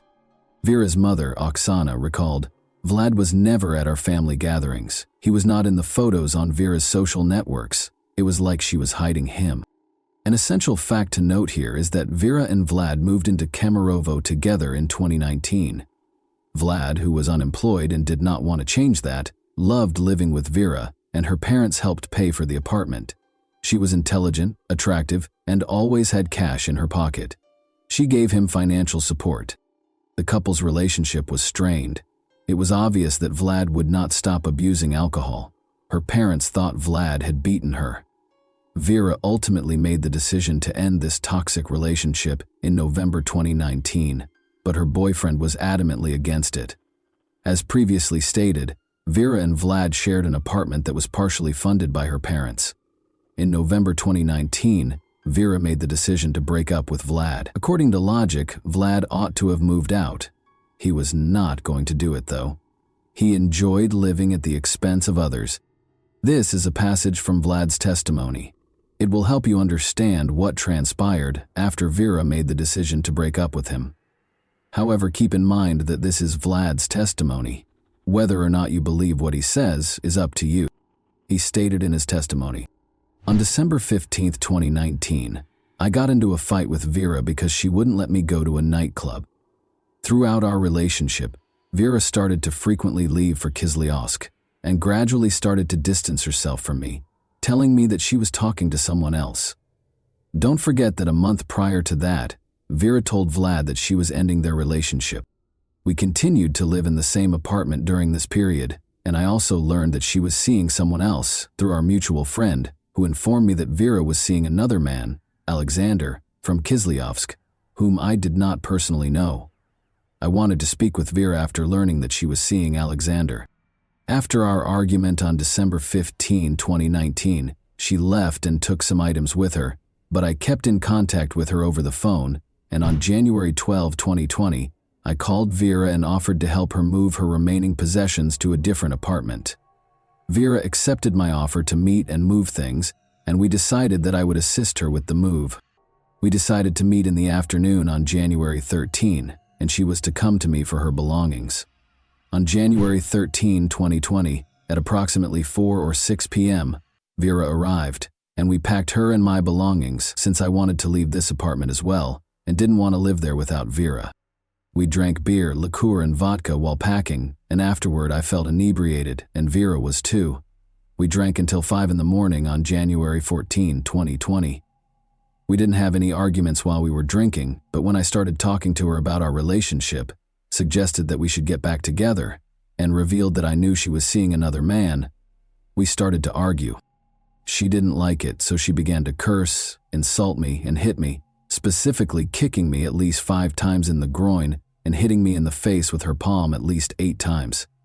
I didn't feel any pain when she slapped me, but I did feel pain when she kicked me between the legs, which is how Vera began hitting me first, and I was upset because she had lied and claimed she wasn't seeing another man. Vera continued to insult me while claiming that I was intruding on her personal life because I was well informed about her. Vlad told the police that version of events. We'll then go over the opposing viewpoint, which provides compelling evidence that Vlad was dishonest in his testimony. Take note of this statement. We drank alcohol until 5 a.m. on January 14, 2020. There were no conflicts between us in the process of drinking alcohol. Vera had no intention of sharing the apartment with Vlad, much less partaking in alcohol. She requested a friend's assistance with the move. Vera left her friend a voicemail at 5:08 p.m. She claimed to have already arrived at the apartment and was gathering her belongings. She promised to arrive at her new apartment around 6 o'clock. Vera requested assistance from a friend to move her belongings from the taxi to the apartment. Vera left another voicemail 3 minutes later. She asked her friend to assist her with the move by coming to the apartment where she and Vlad shared. But before Vera could finish, Vlad interrupted, saying, "No one's coming in here." As a result, he opposed Vera's friend visiting the apartment. 4 minutes later, at 5:15 p.m., Vera asked her friend to come in a low voice, suggesting that things had gotten out of hand. This message appears to have been a request for assistance. She purposefully spoke quietly so Vlad wouldn't hear her. Vlad's commanding voice can be heard once more, at 5:25 p.m., when Vera sent another voicemail. He advises Vera's friend to wait for Vera to text her and not to bother them. Vlad recorded the voicemail himself at 7:19 p.m. Vera was unable to use her phone from that point on. The monster and she were left alone. But we must explain what happened next. The dreadful screams emanating from apartment 738 began to wake up the neighbors on the same floor at around 3 in the morning. A witness referred to the events as a massacre. 15 people gathered in the hallway outside the apartment because the screams were so loud. Among them was Vlad's brother. Since his brother had previously threatened to kill Vera, he recalled Vlad's words and understood that they would have to smash down the door. Since the apartment's door was iron, the neighbors began gathering tools to pry it open. Vera's heartbreaking sobs had been coming from the apartment all along. Eventually, the emergency service calls that people made were included in a different investigation. 30 minutes later, the police were still nowhere to be found. The event ended at 6:30 a.m. People called the police during these 3.5 hours, but nobody responded to Vera's call for help. While Vera was fighting for her life, the witnesses called the emergency services 7 times, but no one answered. Vlad was the last person to speak to them from behind the door. The neighbors eventually located a crowbar in a nearby parking lot and broke down the door after he said, "Vera, forgive me. I love you very much." Vlad was in the restroom by now, and Vera was already dead. He was inebriated. 112 operators were discussing life, laughing, drinking tea, and were extremely upset that they were being bothered, while Vera was suffering a terrible death at the hands of her ex-boyfriend, and the neighbors were futilely attempting to contact the police for assistance. It was only after Vera's death that the police showed up. They will later allege that one car ran out of gas and that no officers were available because everyone was attending to other calls. Consequently, the police officers who were on duty that evening and the 112 operators were also put on trial. The police station video was released while the investigation was underway, but translating it into English is pointless. One word sums it up for me: indifference. And even without subtitles, it is obvious. Recall that Vlad stated in his testimony that he and Vera did not have any disagreements until 5 in the morning, but the forensic analysis revealed that he was lying. 6 hours prior to her demise, Vera sustained her initial injuries. At around midnight, that is, it indicated that she had been beaten and injured by Vlad Knus for 6 hours prior to her passing. She had stab wounds among the approximately 100 injuries on her body. She had broken ribs and a nose. Her neck also had marks from strangulation. And prepare yourself if you were surprised by the police's inaction. You won't be any less surprised by what happened next. At the funeral of Vera Pekulova, over 1,000 people showed up. Not everyone could be accommodated in the church. Vera's mother, Oksana, claims that despite the funeral home's 4-hour makeup attempt, she was still unable to identify her daughter. Her injuries were that severe.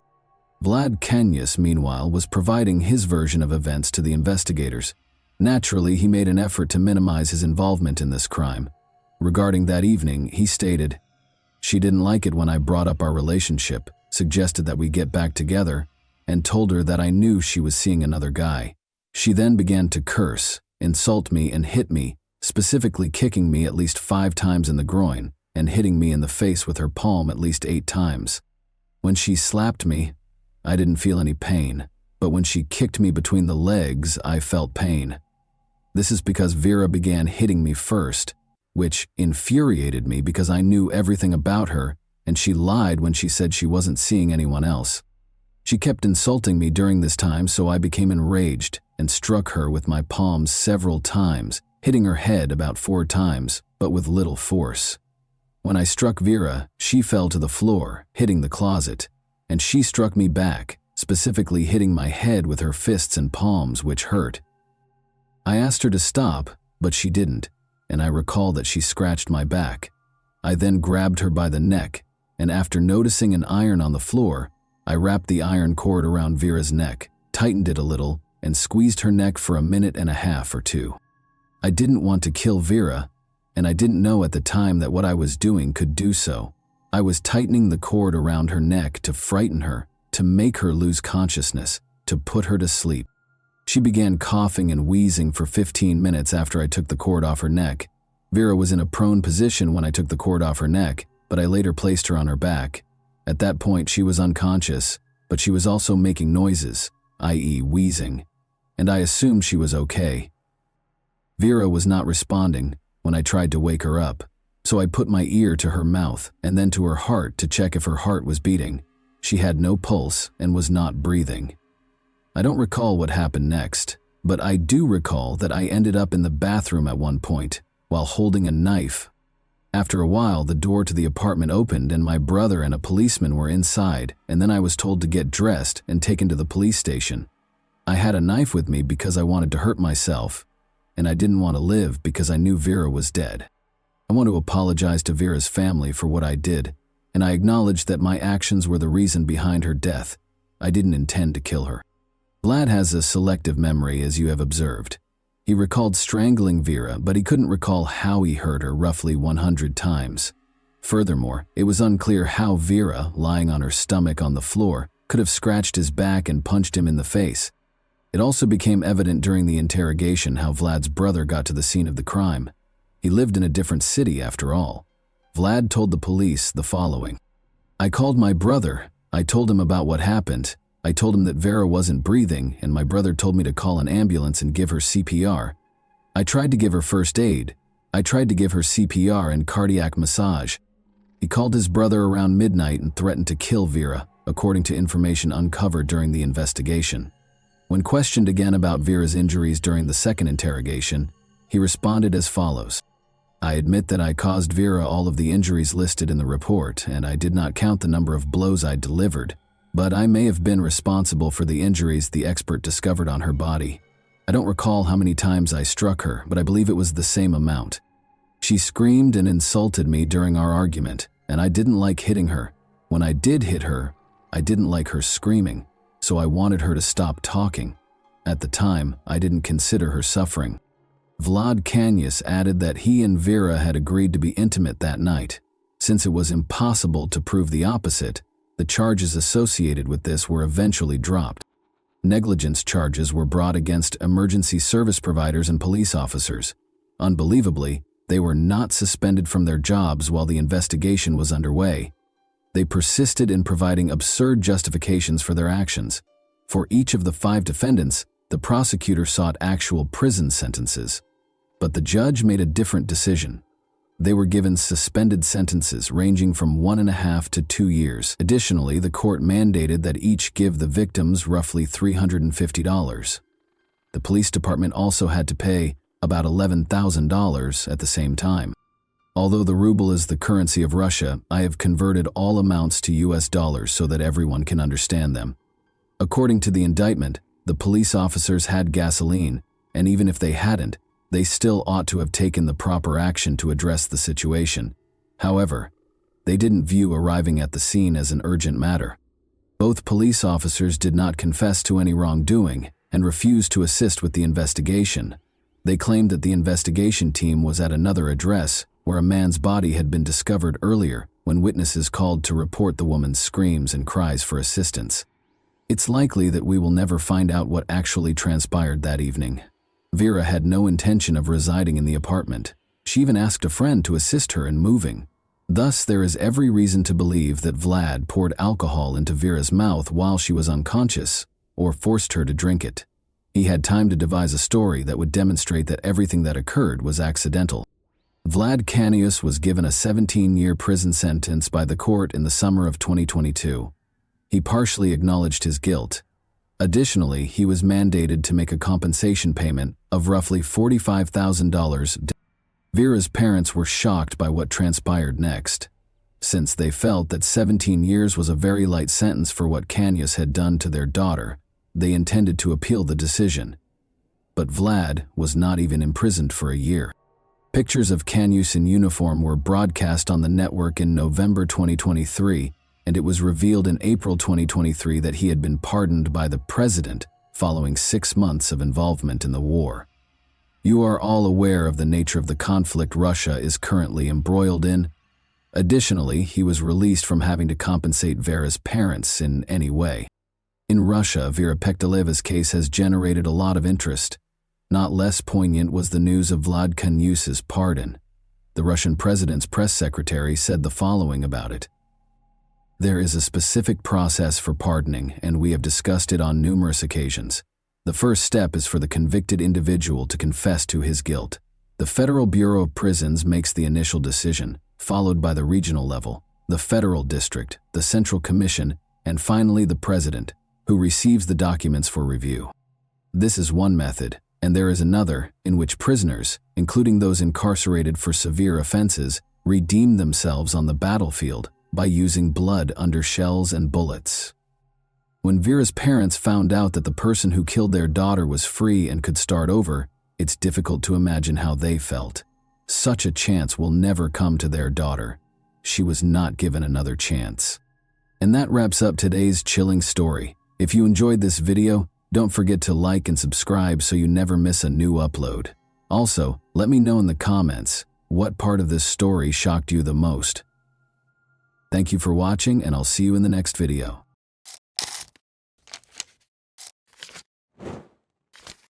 Hey guys, welcome to my channel, and today we're going to take a look at another horrible case with you.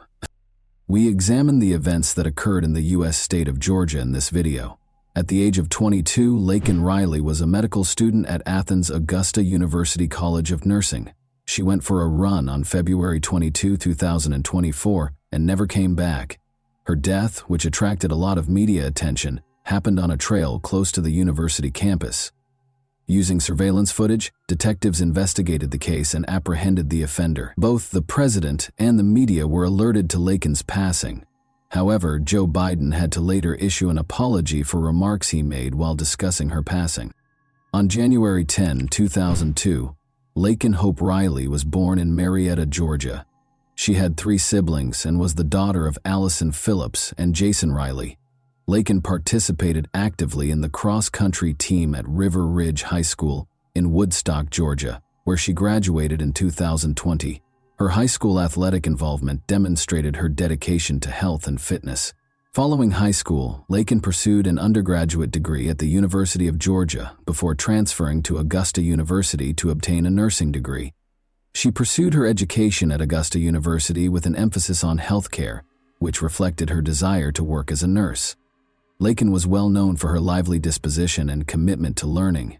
In August 2023, she was awarded her honorary white coat, signifying the start of her nursing career and her dedication to compassion and humanism in the medical field. She was a cherished sister and daughter with a promising future, according to friends and family. Unfortunately, on the morning of her death, all of her dreams and plans were dashed. "Good morning, about to go for a run, if you're free to talk," Laken texted her mother, Allison, at 8:55 a.m. A doorbell camera recorded her leaving the house. She shared a rental home close to the university with other female students. Morning jogging was an essential part of Laken's daily routine because she loved running. Allison called her daughter at 9:24 a.m. after reading the message, but she didn't get a response. Allison didn't believe that anything negative could have occurred at that time. Since she was running, she figured Laken hadn't responded. Allison sent her daughter a text message 14 minutes later, saying, "Call me when you can." Allison kept attempting to call Laken, but no one answered. Allison texted Laken again at 9:58 a.m., saying, "You're making me nervous not answering when you're out running. Are you okay?" Laken's mother and sister kept trying to get in touch with Allison, but they were all unsuccessful. Other calls, including from Laken's stepfather, also went unanswered, and at 11:47 a.m., Allison texted, "Please call me. I'm worried sick about you." Another 2 hours or so went by. It was clear that something odd was happening. Laken's run could not have lasted longer than 3 hours, and she was always in contact with her family. The police were notified of Laken's disappearance at 12:05 p.m. Her dead body was discovered in a wooded area close to the lake where she had been jogging 30 minutes earlier. Her mother and sister had already arrived when the police discovered Laken's body. The moment Allison received the worst news of her life was caught on camera. Laken Riley died from a combination of asphyxia and blunt force head trauma. According to an autopsy, she suffered severe injuries, including several head traumas from blunt force. Her disappearance investigation was changed to a homicide investigation. Police used surveillance footage to identify the culprit behind Laken's ordeal. Laken texted her mother at 8:55 a.m. on the morning of her death, and a doorbell camera recorded her leaving the house. A security camera caught her running with her phone in her left hand toward the location, where she was eventually located 10 minutes later at 9:05 a.m. At 9:06 a.m., she was out of the camera's line of sight. Her heart stopped at 9:28 a.m., 22 minutes after the camera took her picture, according to data from the smartwatch she was wearing. Laken was dead. But it turned out that prior to her passing, Laken had called 929. 5 minutes after she stepped out of the camera's line of sight, the call was placed. Before the call was disconnected, the dispatcher who took the call had no time to speak. The 911 dispatcher followed instructions and made 2 follow-up calls to Laken's number, but neither time anyone picked up. Police searched the area surrounding the trail where Laken was discovered in the early phases of the investigation. Potential witnesses who might have heard or seen something strange were interviewed. A suspicious male who was also captured on camera was spotted by several people. The suspect is seen discarding his jacket in this video. 15 minutes after Laken's passing, the video was captured. Forensic analysis was essential in identifying the offender, in addition to witness accounts and surveillance footage. Laken had resisted frantically, as evidenced by the DNA samples that investigators took from the crime scene, including beneath her fingernails. In order to find traces of evidence that might connect the suspect to the murder, the forensic team also looked through objects discovered close to her body.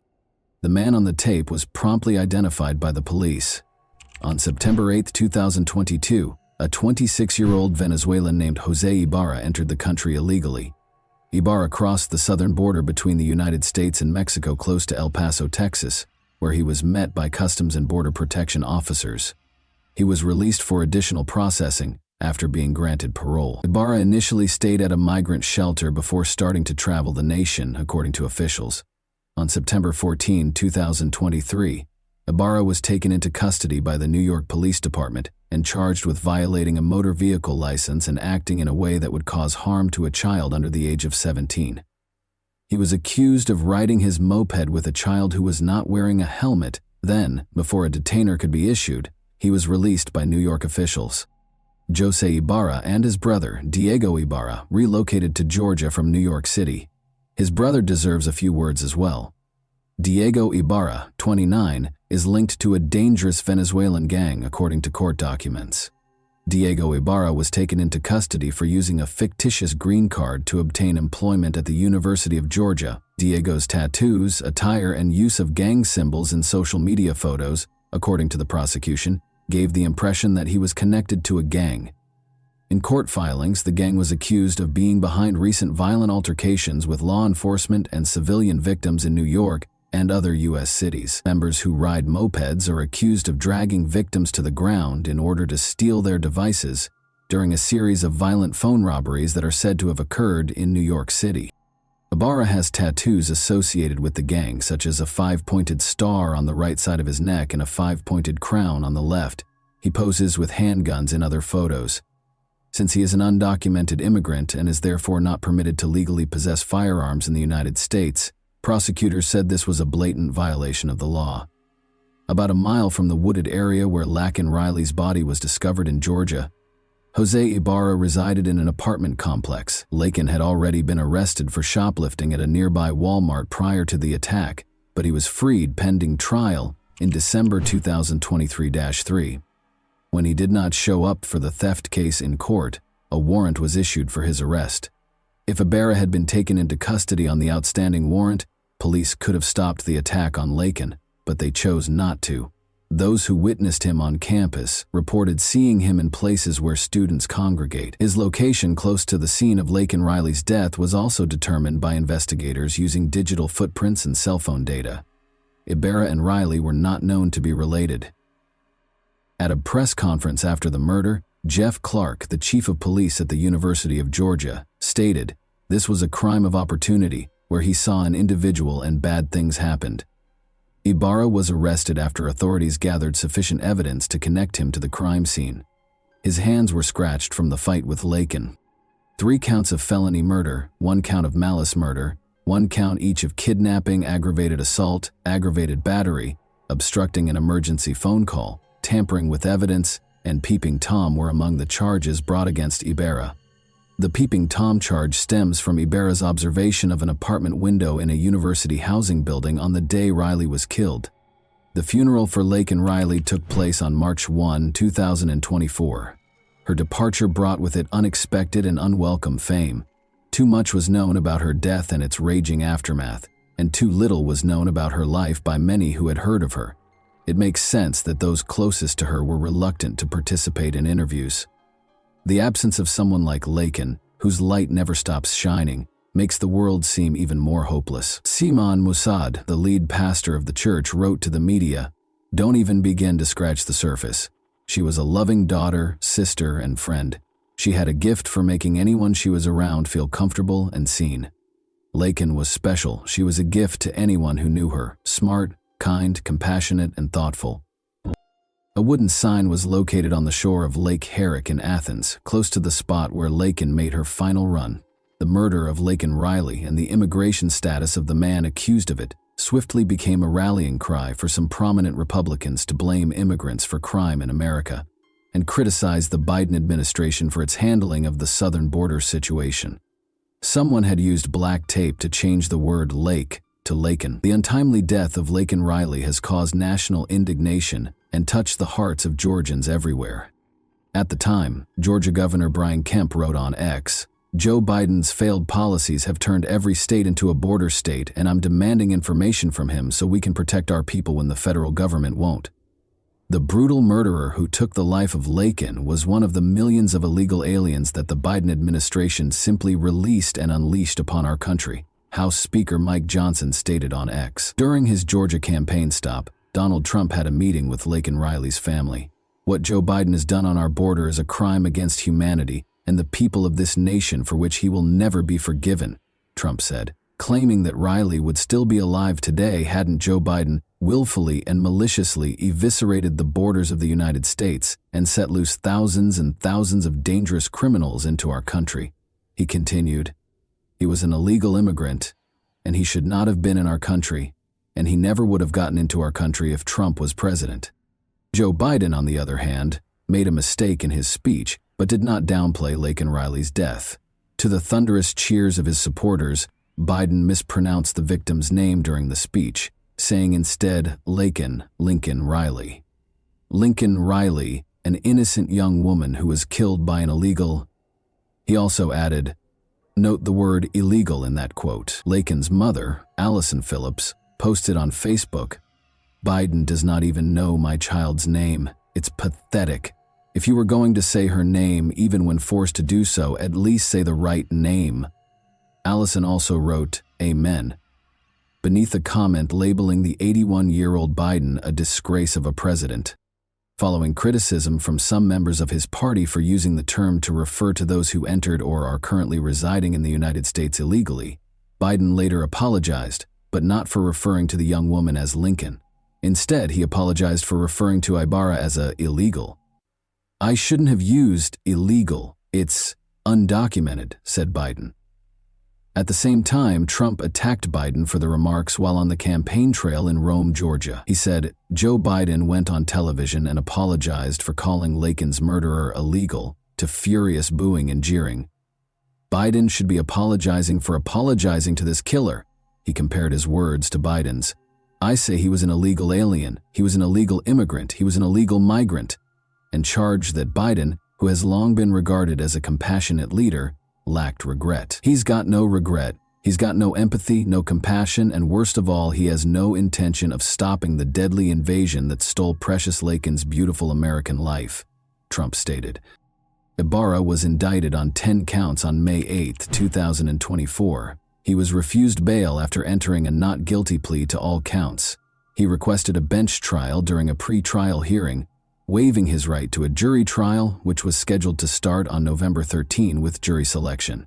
In the courtroom, family members of Laken Riley gave statements.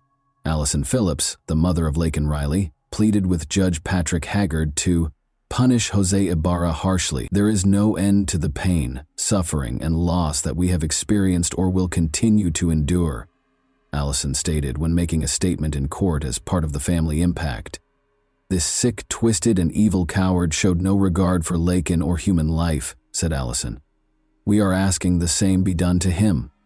Allison characterized her daughter as intelligent, industrious, considerate, kind, and, above all, a child of God. She claimed that her daughter worked with the elderly in nursing homes and went on mission trips. This monster took away our chances to see Laken graduate from nursing school. He took away our ability to meet our future son-in-law. He destroyed our chances of meeting our grandchildren, and he took my best friend, the mother of Riley said. Laken Riley's younger sister, Lauren Phillips, stated that she was unable to join her sister in celebrating her acceptance to the University of Georgia. I had to get accepted into my dream school, the University of Georgia, without my sister telling me how proud of me she is, and finally getting to live in the same town together again, she stated. She said she would miss Riley's contagious laugh, her smile, and her daily good morning messages, and referred to her as her sister, best friend, and role model. She lost her sense of security as well because of the murder. I cannot walk around my own college campus because I am terrified of people like Jose Ibarra, she stated. She referred to Ibarra as a monster and stated that she was certain he was the cause of her demise. As he read one of Laken Riley's final journal entries to her future husband, John Phillips, her stepfather broke down in tears. To my future husband, I'm working every day to become the best wife I can be, Laken wrote in part. According to John Phillips, Laken's journal entry only scratches the surface of what was cruelly and tragically taken from her and her family. Prosecutors told the court how the nursing student battled for her life and dignity against a man who had gone hunting for women that day. As the trial finally began on Friday, November 15, Ibarra retaliated when she saw Laken Riley, according to prosecutor Sheila Ross. When she refused to be a victim, he bashed her skull in with a rock repeatedly, Ross stated. Riley's death was tragic, according to defense attorney Dustin Kirby, who also described the case's evidence as graphic and unsettling in his opening statement. He questioned how Ibarra's fingerprints could be on the phone if he was allegedly wearing gloves, though, and stated that there was insufficient evidence to prove that it was Ibarra. The evidence in this case is very good that Laken Riley was murdered, Kirby stated. Ibarra, a Venezuelan national and non-citizen of the United States, has no known relationship to the student and no violent criminal history, so the evidence that Jose Ibarra killed Laken Riley is circumstantial. Rather, investigators characterized Laken's death as an opportunity crime. Ibarra's fingerprint on Laken Riley's phone screen and her DNA beneath her fingernails were among the evidence the prosecutor produced. The Georgia Bureau of Investigation's medical examiner informed the court that Laken Riley suffered cuts, bruises, and scratches on her head, neck, torso, abdomen, left arm, and left leg. Ibarra struck Laken Riley in the head with a rock, according to prosecutor Sheila Ross, and 2 rocks at the crime scene contain Laken Riley's DNA. Additionally, according to the DNA expert's testimony, tests revealed that a jacket that police found in a trash can at Ibarra's apartment complex contained both Ibarra's DNA and a blood stain that tested positive for Laken Riley's DNA. Judge Patrick Haggard granted the wishes of Laken Riley's family and friends on November 20, 2024, when he found Ibarra guilty on all counts and sentenced him to life in prison without the possibility of parole. In addition, he imposed a second life sentence and 27 years of consecutive imprisonment on him. Today, the integrity of our judicial process and the pursuit of justice transcended political considerations, said Deborah Gonzalez, the district attorney for Athens Clarke County within her circuit. No sentence can undo the harm caused by Jose Ibarra's actions, but we hope it brings justice to Lakin's family and the community, she said. Our hearts remain with Lakin's family and friends as they continue to grieve this tragic loss. The Lakin-Riley Act was approved by the House of Representatives on March 7, 2024. The Lakin-Riley Act would allow states to sue the federal government for not enforcing immigration laws and would require federal detention of illegal immigrants who commit theft or burglary if it were to become law. In August, Riley received her honorary white coat, which represented compassion, humanism, and the beginning of her nursing career. And she had just made the fall dean's list. The nursing school issued a statement on Facebook. She was set to graduate in 2025. The College of Nursing will miss Lakin's spirit on campus, and our hearts go out to her family and friends. We know that she would have been a wonderful nurse, and her passing is a loss for the profession and the communities she would have graciously served. And that wraps up today's chilling story. If you enjoyed this video, don't forget to like and subscribe so you never miss a new upload. Also, let me know in the comments what part of this story shocked you the most. Thank you for watching, and I'll see you in the next video.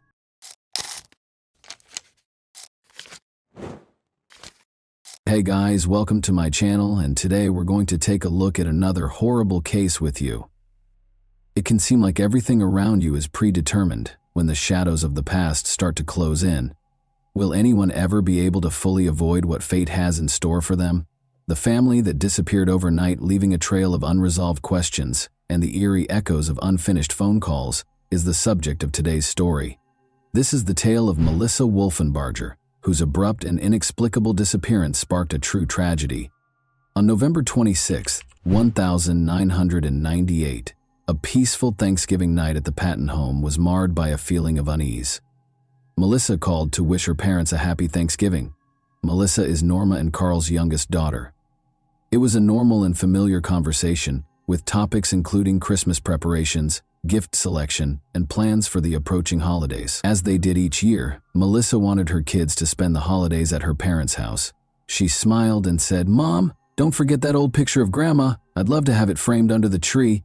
However, there was neither a phone call nor a knock on the door on Christmas. Despite their concerns, Norma and Carl hoped that their daughter and her family would arrive at the last minute, which they occasionally did. No one showed up as the hours went by. There were gifts under the tree, sparkling with holiday lights, but the atmosphere was solemn, and the quiet became unbearable. It all began on a typical day, but after a few days passed with no communication from their daughter, Norma started to worry. This time it seemed different, but Melissa had always managed to get in touch, especially if plans had changed. When the parents tried to call, no one picked up. Additionally, fruitless were attempts to contact their son-in-law, Christopher. Melissa's parents continued to reside in their comfortable home in Last Grove, Georgia, while Melissa and her spouse and children lived in Atlanta. When the long period of silence became intolerable in January, Norma and Carl got into their car and drove to Atlanta. Their hearts sank when they arrived at the duplex on Brooklyn Avenue after following the well-known streets. Although the apartment doors were open, the interior felt eerily deserted and lifeless. It appeared as though their daughter and her family had never lived there because the rooms were immaculate and well-organized. It appeared as if someone had purposefully removed every indication of their presence. Asking neighbors if they had seen Melissa or her kids, Norma went door to door. No one knew where they were going or why they hadn't left a message or forwarding address, but one man remembered seeing them packing things into a moving truck just before New Year's. It appeared as though they had made the decision to depart suddenly, without warning, and with no intention of coming back. It was intolerable to Carl and Norma. They were aware that Melissa would have contacted them if something had gone wrong. If plans had changed, their daughter would not have concealed it. She had always been forthright and honest. Norma concluded that this could not be ignored. Someone had to know something if Melissa and her family had left. They located the glass manufacturing company where their son-in-law worked. and the management verified that Christopher had worked there as a truck driver, but had recently been fired. He was fired because he was involved in an accident involving one of the company's vehicles. They were unable to respond when questioned about Christopher's future plans. Like his family, he had just disappeared. January and February saw no updates, but time went by. Norma continued to make an effort, but every day only brought more disappointment. Her February birthday was particularly painful. Despite her busy schedule, Melissa had always called to wish her well, but this time the phone was silent. At last, Norma started to understand that her daughter's silence wasn't a coincidence. There had been a horrible incident. What might have caused Melissa to leave her former life behind? Carl and Norma had a hard time understanding it. Their youngest daughter was always happy and affectionate, they recalled. She distinguished herself from her peers early on by actively competing in school pageants and lending a hand with her older sister Tina's projects. Their dreams of starting a veterinary clinic and helping as many animals as they could were dashed when Melissa's adolescent misbehavior landed her in legal troubles, running away from home and falling in love with Christopher for the first time. During those tumultuous years, when she was caught between her desire to discover herself and her parents' expectations, he became her only source of stability. She was altered by marriage. Everything appeared to be coming together at last. She and Christopher seemed to have a happy life together after they moved to the city and had kids. However, her parents continued to feel a subtle, unnerving feeling, as though there was a deep crack beneath the surface, the calm. Those uneasy feelings had now become a terrifying reality as I stood in that empty apartment on Brooklyn Avenue in January 1999. The questions continued to mount. How had their daughter and her family fared? Why did their searches for answers only result in dead ends? And why did all the leads go nowhere? Where had Melissa's kids disappeared to? And why hadn't any of the neighbors seen her since New Year's? What did that picture she had requested for Christmas represent? These small, unimportant details assumed a sinister tone, giving the impression that something much more significant was going on. It would have felt like betrayal to leave everything unsolved, so Norma continued to look for any information, clinging to the tiniest hints to figure out what had happened to her cherished daughter. Nothing could have prepared her for the truth that lay ahead, a truth that would completely upend their lives, and a story that had started out as a straightforward family vacation had evolved into a grim, desperate search for light in the dark. Melissa's disappearance also perplexed Tina, her older sister, who worked alongside her at a small bakery.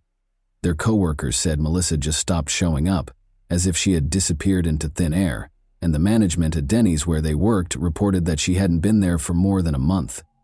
If she had found another job, no one knew. All they said was that she failed to report for work one day without providing any prior notice. Even some of her co-workers paid her a visit, but it didn't help. The family had moved out, but no one knew where they went, the neighbors said with a shrug. Time went by. As the year 1999 went on, Melissa had not been contacted. Praying for their daughter's safe return, Carl and Norma were inconsolable. Their hope dwindled with every month, but they held on to it as if it were a lifeline. Since Melissa had always remained close to them, despite her turbulent upbringing, they were unable to think of a good reason why she wouldn't call. They thought they would soon awaken from the nightmare. However, reality only became more grim, and the nightmare continued. The Patton family had run out of patience by January 2000. Norma reported a missing person to the authorities. After starting an investigation, detectives quickly located Christopher Wolfenbarger, Melissa's husband. He had also been out of touch for some time at the time of Melissa's disappearance, but he eventually made a comeback. But there was no sign of his wife or children. Melissa had gone out on her own, according to Christopher. He claimed that one day she simply made the decision to fulfill her dream of starting over and relocating to California. Carl and Norma, however, knew their daughter. They were positive that she would never simply vanish without a word, and that she would never do that. The parents were adamant that Christopher was concealing something, but the police could find no reason to take any further action. Melissa was an adult, and she had every right to travel to California if she so desired. Without any proof of a crime, the police had no reason to declare her missing because her husband had not filed a missing persons report. The inquiry came to a standstill. According to Christopher, Melissa had been preparing the move for some time. In order to save money, she worked double shifts at the bakery. After long, exhausting days, she occasionally even rented a hotel room to avoid the lengthy commute home. He claimed that this was how she was getting ready for the next phase of her life. When she simply disappeared one day, Christopher assumed she had finally carried out her plan and departed for California alone. He maintained that it was nothing out of the ordinary, citing Melissa's wish to make a new beginning. By bringing up Christopher's past, detectives attempted to exert pressure on him. Wolfenbarger had a very turbulent childhood. "Melissa and I were like Bonnie and Clyde, just on a smaller scale," he grinned while being questioned. They did encounter some minor issues.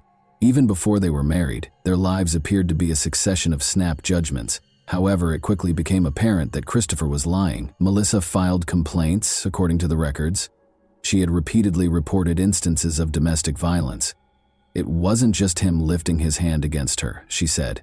He allegedly gave her illegal drugs and, despite her protests, pulled her down the street by her hair on one occasion. Christopher filed a counterclaim after learning of these reports. The court case became increasingly complex. Christopher requested authorization to speak with Melissa alone during one of the hearings. Melissa backed off from her complaint and went home with him after a brief, private conversation. That was all she said. "We have kids, after all." Following Melissa's disappearance, Christopher took an unexpected action. He left the house they shared and went to live with family. Christopher rarely paid them a visit. The children lived with their paternal grandmother. He appeared to be making an effort to put his former life behind him.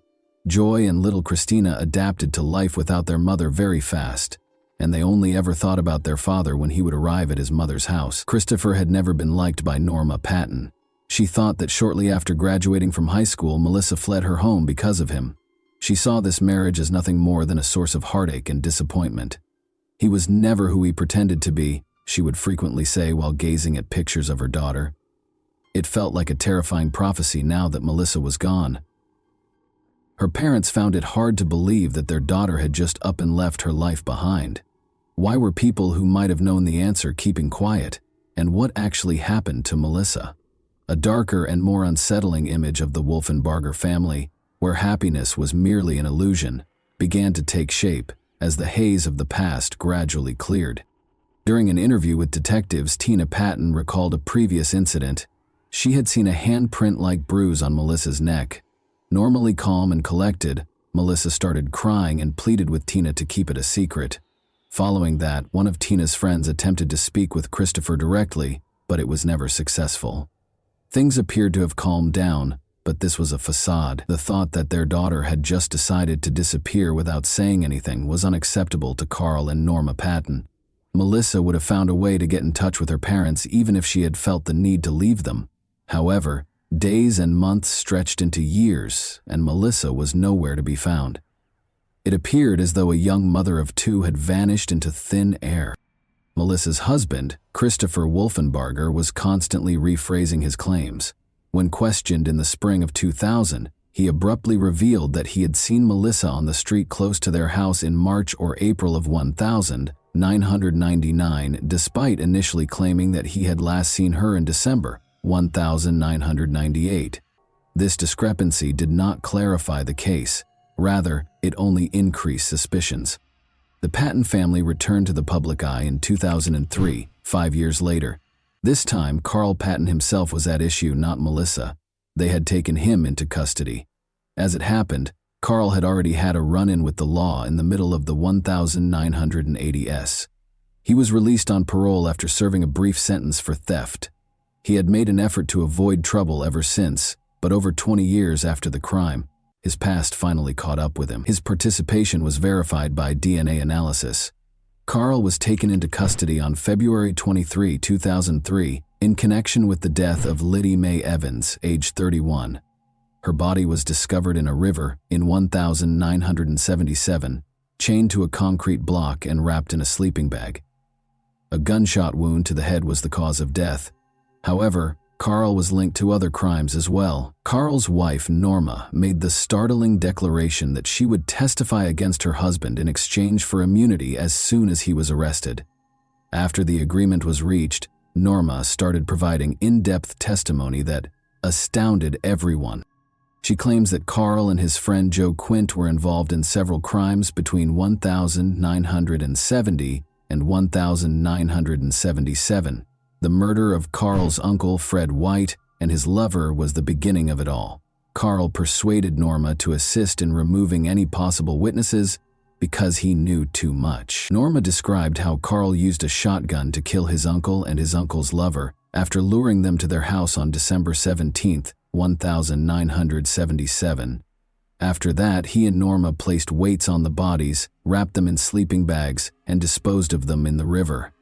Carl burned the blood-stained couch in the backyard, while Norma cleaned the house and cleaned up the blood. However, their van's blood-stained trunk was not cleaned. Investigators questioned Carl and Norma after discovering blood traces in the trunk that matched the victim's blood type, but there wasn't enough proof to file charges at the time. Carl's involvement was not confirmed by DNA testing until 25 years later, and Melissa's father was arrested on February 23, 2003. Rumors about Carl's potential involvement in Melissa's disappearance started to circulate after his arrest. Her own father, who couldn't risk anyone in the family talking, may have been her victim, according to some theories. However, there was no concrete proof to back up this theory. "I would never harm my daughter. I only dealt with those who threatened my family."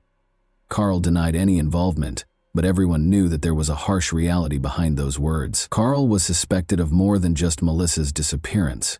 Rumor had it that he was connected to criminal groups in the southern United States. He was known as a cold-blooded shooter as early as the 1960s, but he consistently denied any involvement. Carl acted out of greed, according to Norma, who made this revelation in 2003 during the investigation into the deaths of Fred White and his lover. In addition to hiring Carl to look after her unfaithful husband, Fred White's official marriage entitled his wife to an insurance payout. Detective Bruce Jordan handled these old cases. He managed to apprehend and convict Carl Patton after 25 years, but it was insufficient. Now, while incarcerated, Carl pleaded with Jordan, "Find my daughter, find Melissa." This was a surprising statement from a man who seemed to have no remorse. All of a sudden, his daughter's disappearance caused concern. This gave Norma and Tina hope, but it also sparked a wave of new anxieties. They were concerned that Melissa's disappearance was not an accident, and that the mystery that had been hidden for so long might become even more horrific. Detective Bruce Jordan became interested as soon as the reopened Wolfenbarger case made the news. The story appeared to be set in stone for years, but everything changed when a sudden lead came from the Atlanta morgue. Jordan was contacted by a forensic specialist who told him that they had been storing unidentified remains in their facility for 4 years. These remains were body parts discovered in various months of 1999 in the neighborhood where Melissa's family resided. A severed head had been found close to the Wolfenbargers' residence back in April of that same year. Legs and arms were discovered in a nearby wooded area 2 months later, wrapped in garbage bags. The remains were initially identified as belonging to a male because they could not be properly identified, and the torso was never recovered. These graphic findings were unrelated to Melissa's disappearance because she had not yet been reported missing at the time. Only later did the terrible truth come to light. Those were her remains. Bruce Jordan noticed important details when he got the information. Near the glass company where Christopher Wolfenbarger used to work, the head and limbs were discovered.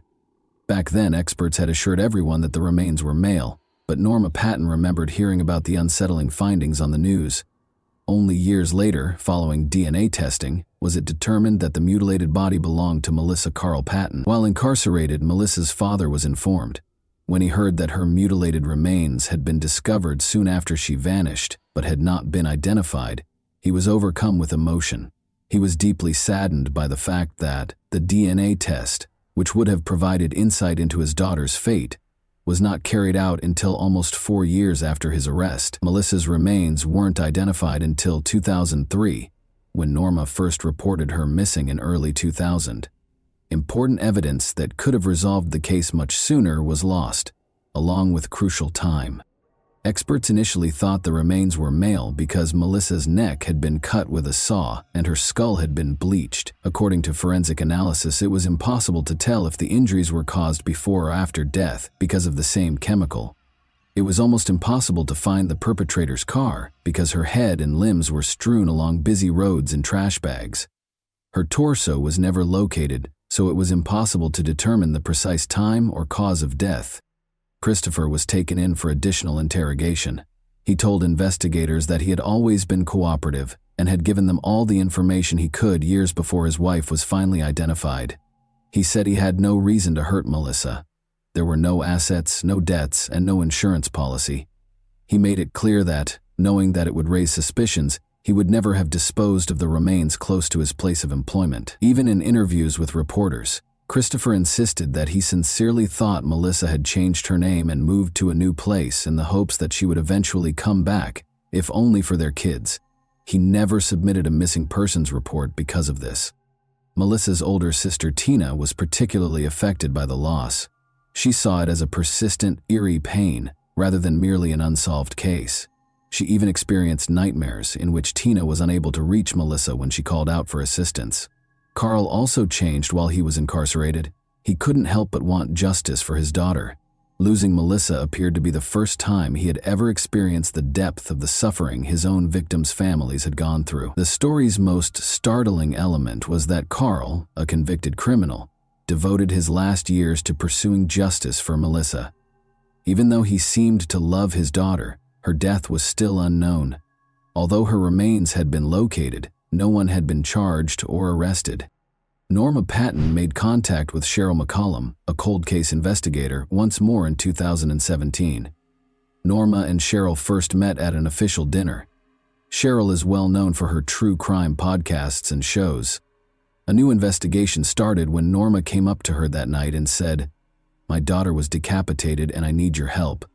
Cheryl McCollum immediately recommended to Norma that they re-examine all of the evidence, because she knew the case would not be simple. In an attempt to put the pieces of the puzzle together and uncover even one new clue, she planned a fresh search of the forested area where the bags containing remains had been discovered years prior. However, thus far, the endeavors had failed. Norma was determined to persevere. She had faith that eventually the truth about her daughter's death would be revealed. Cheryl kept looking into Melissa Wolfenbarger's case in an effort to find the final piece that would complete the picture. Cheryl McCollum, the investigator, could scarcely have predicted how many shadowy corners she would have to light when she started her work. She was able to get in touch with Melissa's father, Carl Patton, right away. Carl wrote about his personal experiences and his ideas about who he thought was to blame for his daughter's disappearance. Her husband, Christopher Wolfenbarger, was the one name he kept bringing up repeatedly. In regards to his son-in-law, Carl had no illusions. From the first time they met, he thought Christopher had destroyed his daughter's life. Melissa used to be a bright, upbeat person, but after Christopher came into her life, everything changed. Carl claims that Christopher taught her how to steal, persuaded her to sneak out of the house at night to meet him, and twice attempted to take Carl's car so that she and Melissa could flee to California. He gained complete control over her after she became pregnant and gave birth to their daughter. Norma and Carl only ever saw their granddaughter Christina when Christopher was at work, because he made an effort to keep her away from her parents. In a terrified whisper, Melissa said that if her husband discovered that her parents had come to visit, she would be in serious trouble. Carl remembered how Melissa refused to heed Christopher's warnings. Even though he had repeatedly bruised her arms and neck, she thought she could turn her life around, but Carl realized something had gone horribly wrong when she failed to show up for Christmas. Although he was certain Christopher had something to do with her disappearance, proving it was a different story. Knowing that his grandchildren didn't comprehend that their mother had truly left to start a new life, but had instead gone forever, was the thing that tormented Carl the most. Carl wrote about how, despite being incarcerated, he attempted to help with the investigation. He suggested that whoever tied the knots might have left evidence, and he asked the experts to check the trash bags containing the remains for any DNA traces. Although he wrote, "There's no such thing as a perfect crime," the police were never able to find any evidence that connected Christopher to the case. Carl clung to the hope that the inquiry would eventually produce something. Norma detailed her suspicions to Cheryl McCollum during multiple meetings. Norma believed Christopher was responsible for the death of her daughter. Carl's desire to learn the truth was evident in his letters. Despite his reputation as a convicted criminal, he was prepared to assist. Detectives were still unable to link Christopher to Melissa's disappearance, though. Carl thanked Cheryl for her efforts at the end of one of his letters, stating that he had only realized the seriousness of his own crimes after losing his daughter. To understand the feelings of his victims' families, he had to go through that kind of loss himself. One day, he hoped, his grandchildren would discover the truth about their mom. In order to determine whether any family members might have had a reason for seeking retribution, Cheryl McCollum also looked into the possibility of enlisting the help of Liddy Evans' children, one of Carl's victims. The idea that someone involved in Carl's previous crimes might have sought revenge was entertained by the police, but it was soon disproved. Years passed after Melissa vanished before Carl's crimes were discovered. Despite the fact that her father was a criminal, Liddy's children felt Melissa also deserved justice and consented to be interviewed for a podcast about her story. Joseph Morgan, one of the forensic specialists, discussed the results of the autopsy. He surmised that Melissa might have been dismembered at the glass company where Christopher worked, rather than at home. All the equipment needed to carry out such an act was on hand, and the remains were discovered at a landfill close to the building. The police were unable to verify this theory, though, because they did not discover any blood or DNA traces at the facility where the crime had occurred, and more crucially, who was behind it were still unknown. Cheryl was careful to pay attention to every little detail. She reviewed all the case materials, brought in experts, and communicated with Carl on a regular basis. One thing appeared to be universally accepted by the experts: Christopher was still the most likely suspect. McCollum declared that she was prepared to risk her reputation in order to bring the offender to justice. When Melissa's podcast debuted in February 2023, her story was the first one she discussed. Then, in April 2024, she received a call from a listener who said she had seen Melissa and Christopher fight at a party. The case gained new life and momentum as a result of this information. With newfound vigor, investigators resumed their work. After over 20 years of uncertainty, Christopher Wolfenbarger was taken into custody on suspicion of a serious crime in early August. To piece everything together, detectives re-interviewed witnesses, followed up on old leads, and employed new technology. He attempted to hide behind a dryer when the police arrived at his house, which one of the officers remarked was not the conduct of an innocent man. Although Christopher insisted he was innocent, the charges had already been filed.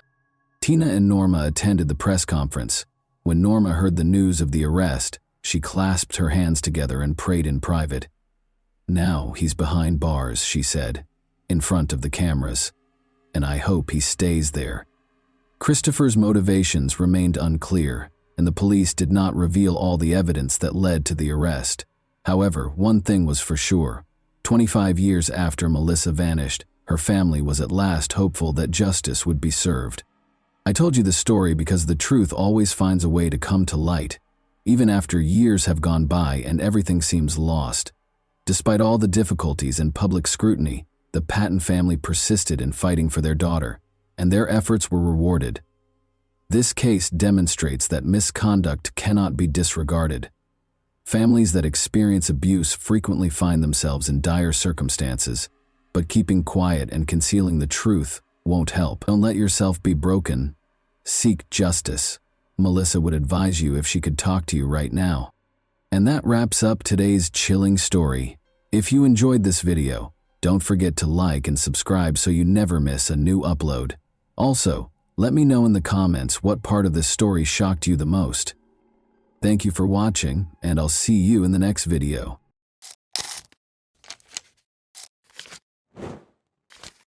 Hey guys, welcome to my channel, and today we're going to take a look at another horrible case with you.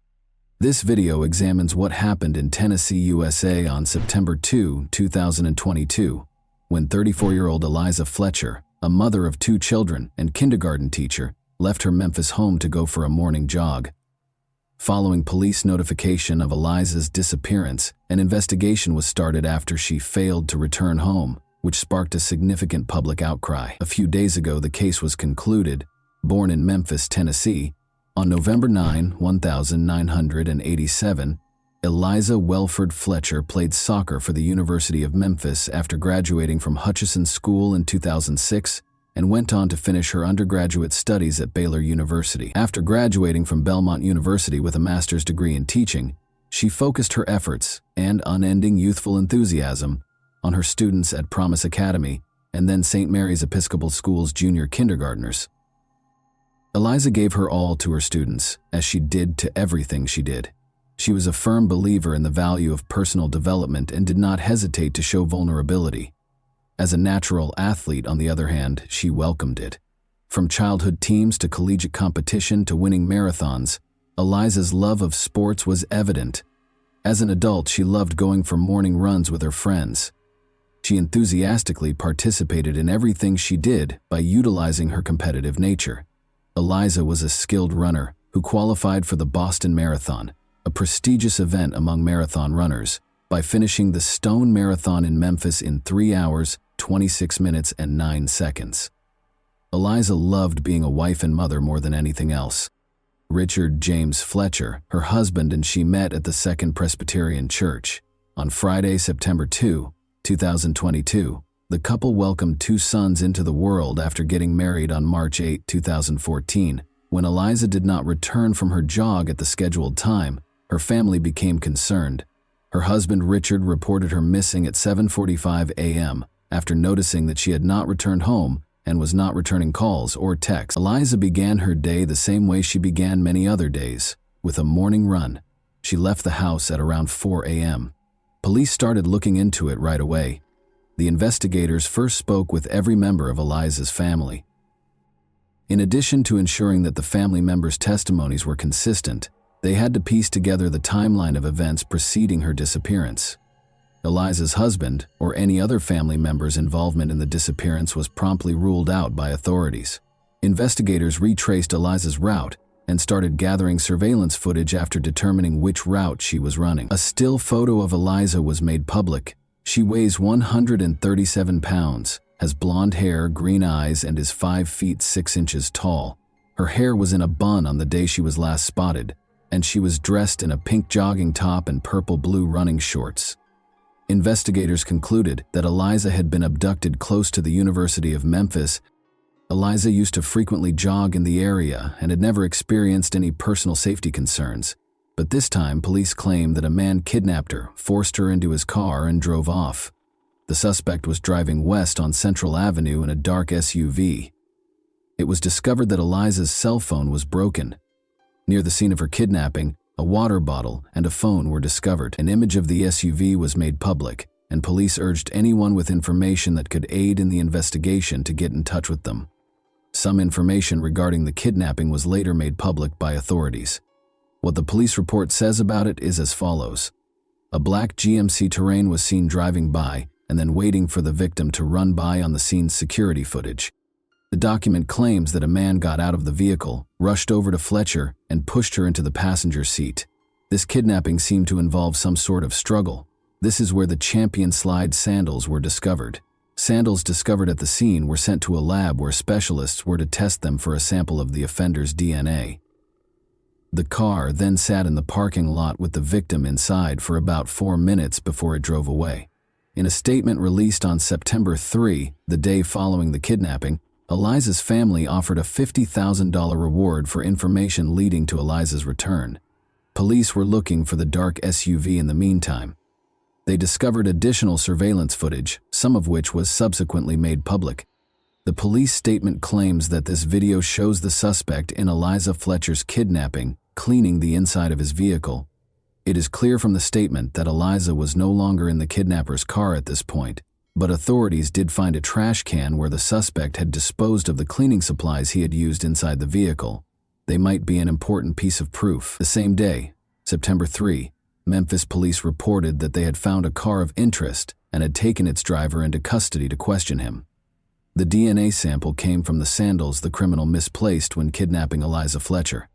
Upon entering the DNA profile into the database, forensics discovered that the person who kidnapped Eliza was 38-year-old Cleotha Abston. He was released from prison approximately 2 years ago and had a criminal record.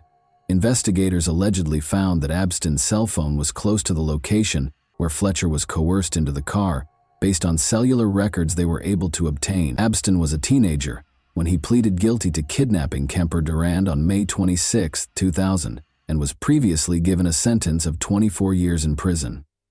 According to court records, Abstin forced Durand into a car's trunk after kidnapping him at gunpoint. In a victim impact statement, Durand stated that he felt incredibly fortunate that I was able to escape from the custody of Cletty Abstin.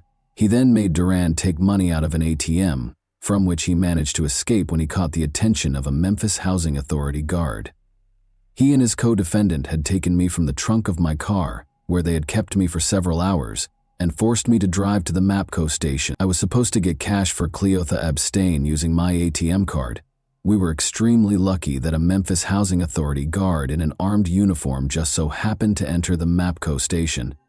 It is very likely that I would have been killed if I hadn't escaped, he wrote in the statement. Durand, a criminal defense attorney who passed away in 2013, stated that he thought Abstin had no remorse at all. Additionally, according to court records, Abstin had a long criminal history beginning in 1995. The charges included rape, theft, aggravated assault, and evading arrest. Although the kidnapper was apprehended, Eliza Fletcher's whereabouts were unknown due to Abstin's silence after his release from the Tennessee Department of Correction in November 2020. Regretfully, evidence discovered in his vehicle showed that Eliza had passed away. Forensics discovered traces of Eliza's blood in his SUV, despite the fact that Abstat had cleaned the interior thoroughly. Abstin was accused of both evidence tampering and kidnapping. In addition, he was accused of unrelated crimes like credit card fraud, property theft, and identity theft. According to police, the judge set bail at $500,000 at the time of arraignment. A public defender was assigned after Abstin informed the judge that he could not afford an attorney. Police were searching for Eliza in the meantime. On the morning of Friday, September 2, she was kidnapped. Authorities confirmed the worst fears of those concerned about Eliza Fletcher's fate at a press conference on Monday, September 5, 2022. The body of Eliza was discovered in the grass close to this deserted Victor Street home. The driveway contained tire tracks that matched those on Abstin's vehicle. This is how this location appears on news reports, however, indicate that this abandoned house was encircled by tall grass at the time of the crime. The grass was as tall as a man in some places, making it an excellent place to conceal the crime's evidence. Journalists started asking locals if they had seen anything suspicious after Eliza's body was discovered here. According to some of the people the journalists spoke with, even before Eliza's body was discovered, they called City Hall several times to request that the grass be mowed. However, after Eliza's body was discovered, the city authorities did nothing. Abstin was also charged with first-degree murder and first-degree murder in the commission of kidnapping, and the judge revoked the $500,000 bail that had been set when he was first charged. The judge also decided that Henderson would be accepted as the suspect's legal last name. Since his name is listed as Cleotha Abstin in the prosecutor's reports as well, I will use that name going forward. Just to let you know, he is listed as Claretha Henderson in some sources. Following the proceedings, Shelby County District Attorney Steve Mulroy sidestepped a reporter's inquiry about the punishment he would seek in the event that Abstin was found guilty. A conviction for first-degree murder carries a life sentence, with or without parole, or the death penalty. It is too soon for us to talk about the kind of punishment we will pursue. Outside the courtroom, Mulroy stated that Eliza's family and everyone who knew her were shocked by her untimely death. 5 days after the police announced the body's discovery, on September 10, 2022, hundreds of people attended the funeral service, which took place in the same church where Eliza had been married 8 years prior. Nobody is prepared for the loss of a loved one, but it is a terrible experience to learn that they were murdered after being kidnapped. People's mental health suffers as a result of their inability to accept the devastating reality. It's time to honor those who loved her so much, and to remember and celebrate how unique she was. We are grateful for all of the love and care that we have received. We are incredibly appreciative of the local, state, and federal law enforcement agencies' tireless efforts to locate Eliza and apprehend the perpetrator of this heinous crime. According to Eliza's family, this senseless loss has left us devastated and heartbroken. Family, friends, co-workers, students, parents, members of her Second Presbyterian Church congregation, and everyone else who knew her loved Eliza. According to the statement, the faculty and staff at St. Mary's Episcopal School lit candles in Eliza's honor as the day began in chapel. On September 9, 20th, 2000, 200 people came together to finish the marathon that Eliza had left unfinished. according to a Facebook post from the school. In remembrance of Eliza, who was kidnapped at around the same time, they began running at 4:20 a.m. We're just here today to run in honor of Eliza and to demonstrate that women in this city have the right to run at 4 in the morning or 10 at night, said event organizer Danielle Heineman. Any time of day or night, Eliza's supporters jogged, ran, and walked in her honor while dressed in vibrant hues. They held that women had the freedom to go out whenever they pleased and were not required to completely cover their bodies. The 34-year-old mother of two and teacher passed away from a single gunshot wound to the head, per the autopsy report. 2 semicircular skull defects are consistent with a single gunshot wound to the head, with the bullet moving from right to left, back to front, and posterior to anterior. According to the report, a shell casing was found close to where her body was found, despite the fact that no projectile was recovered from her body. Eliza sustained blunt force injuries, such as fractures to her jaw and bruises on her right thigh, in addition to the gunshot wound.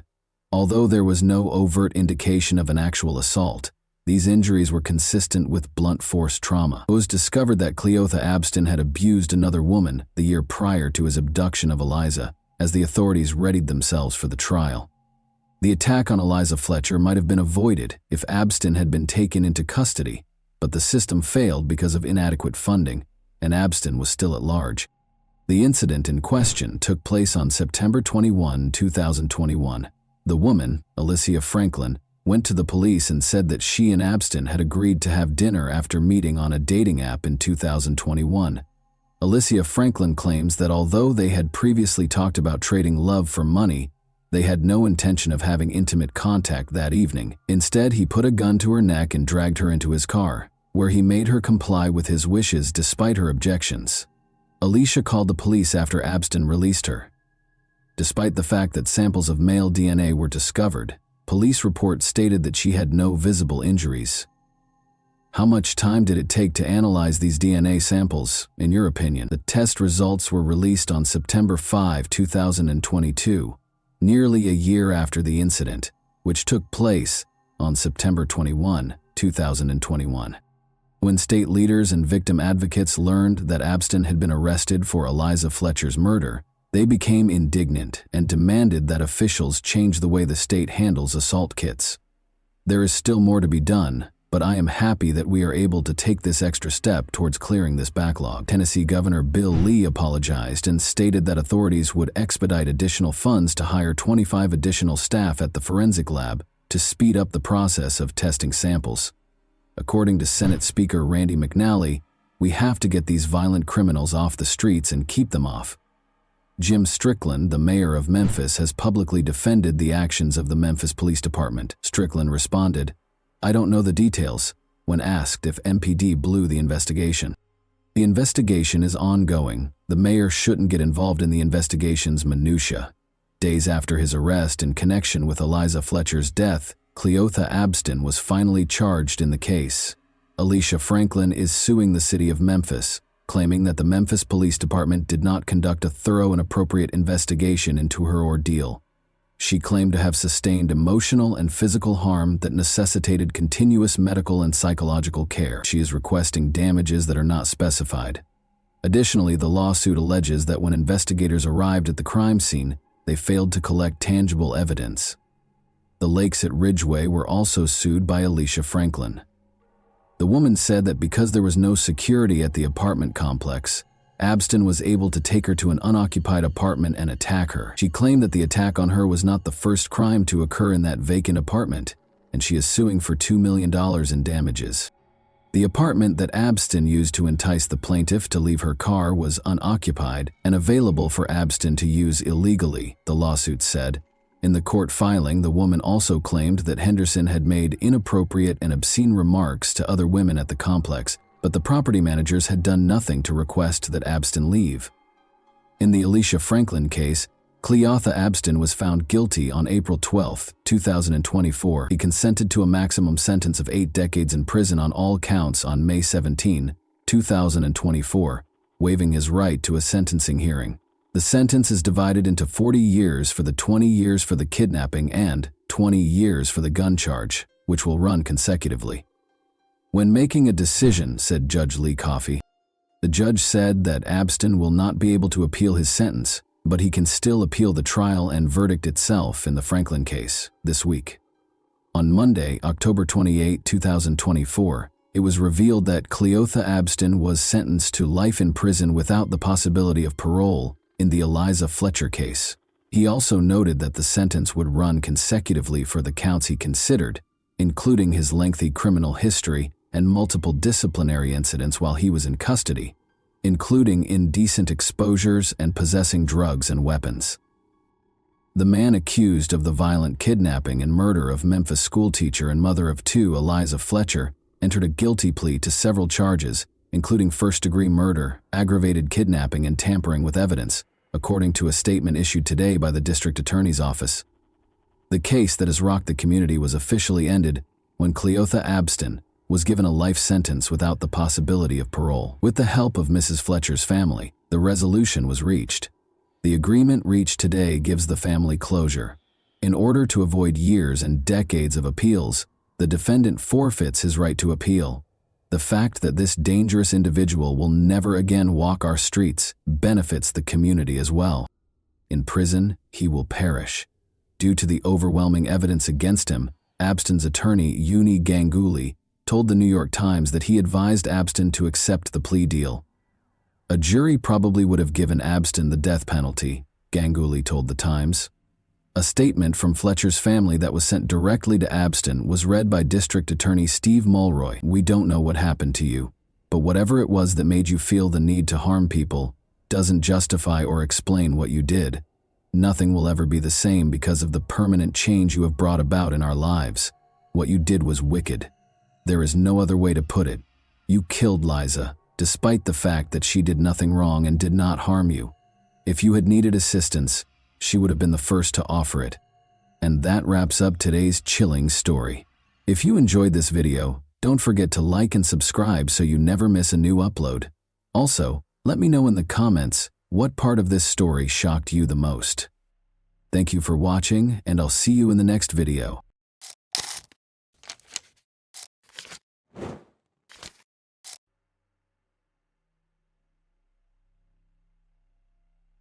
This is the story of a murderer who avoided punishment for years, despite numerous facts pointing to his involvement in a small town. A 13-year-old girl vanished, and it was not discovered until 24 hours later. This case remained unsolved for over 10 years, and it was finally resolved in the summer of 2021. In this video, we'll explain what happened to Haley Dunn. This story was set in the American town of Colorado City, Texas. This location is typical of low-rise America, covering 14 square kilometers. On Christmas Day 2010, the town had a New Year's vibe. Haley Dunn, a 13-year-old girl living with her mother Billy, boyfriend Sean, and older brother David, had a happy Christmas. Her mother divorced her father, Clint, when she was 10 years old, but they never stopped communicating. Her father lived across the street from Haley's house. On December 26th, the girl spent the majority of Christmas at her father's house, unwrapping presents before returning home to play video games and go to bed. The following day, her stepfather and mother went to work as usual. Billy left her cell phone at home so that the kids could reach her. Before leaving, she peeked into her daughter's room while she was still sleeping. Sean worked in another town, about a half-hour drive away. According to him, he had an argument with his boss that day, which led to him being fired and leaving work only 10 minutes after arriving. He then drove to his mother's house, where he spent some time before returning to Colorado City around 3 p.m. Sean went to pick up Billy from work that evening. When they arrived home, Billy noticed that her daughter was not there. Sean informed her that the girl had gone to her father's house and planned to spend the night at a friend's house. Haley frequently stayed overnight at friends' houses, so her mother took this information calmly. Small towns like this often have the illusion of safety, so parents are less worried about their child's safety. On December 28th, Haley did not return home. She went door to door, but no one saw the girl that day. Billy went to the police around 2 p.m., but they chose the easiest route. The police's main theory was that she had fled from home, which initially hampered the investigation. A voluntary escape is not investigated to the same extent as a missing minor. They searched Billy and Clint's houses and brought search dogs to the scene. The next day, they followed Haley's trail from the house to a nearby motel. It was extremely strange. None of the motel employees had seen this girl. She was not captured on any security cameras, and a thorough search of the premises yielded no results. Trained dogs pointed to a motel, but the girl apparently never arrived. As word of Haley's disappearance spread throughout the city, dozens of concerned citizens joined the search. Some looked around the area, while others printed and distributed flyers. And now we come to another strange moment. Clint, the girl's father, almost never left the street. He looked in every corner, nook and cranny, including dumpsters. He said he couldn't sit at home and wait. Meanwhile, Billy and Sean were less enthusiastic. The mother distributed flyers but refused to go around the neighborhood looking for her daughter. She stated that searching gave her the impression that they were already looking for her body, and that there was no hope of finding the girl alive. Sean didn't participate at all, which isn't the strangest thing. Billy and Sean hosted a New Year's Eve party on December 31st, 4 days after the girl had gone missing. They had friends over to listen to music, drink, and party. Without a trace seemed completely absurd. On January 3rd, a week after Haley vanished, the police officially declared her missing. This meant that more serious agencies, such as the FBI and the Texas Rangers, could become involved, and representatives from both arrived in Colorado City and began their investigation. Volunteers continued to search the area, and over 100 billboards about the missing girl were posted across Texas and beyond.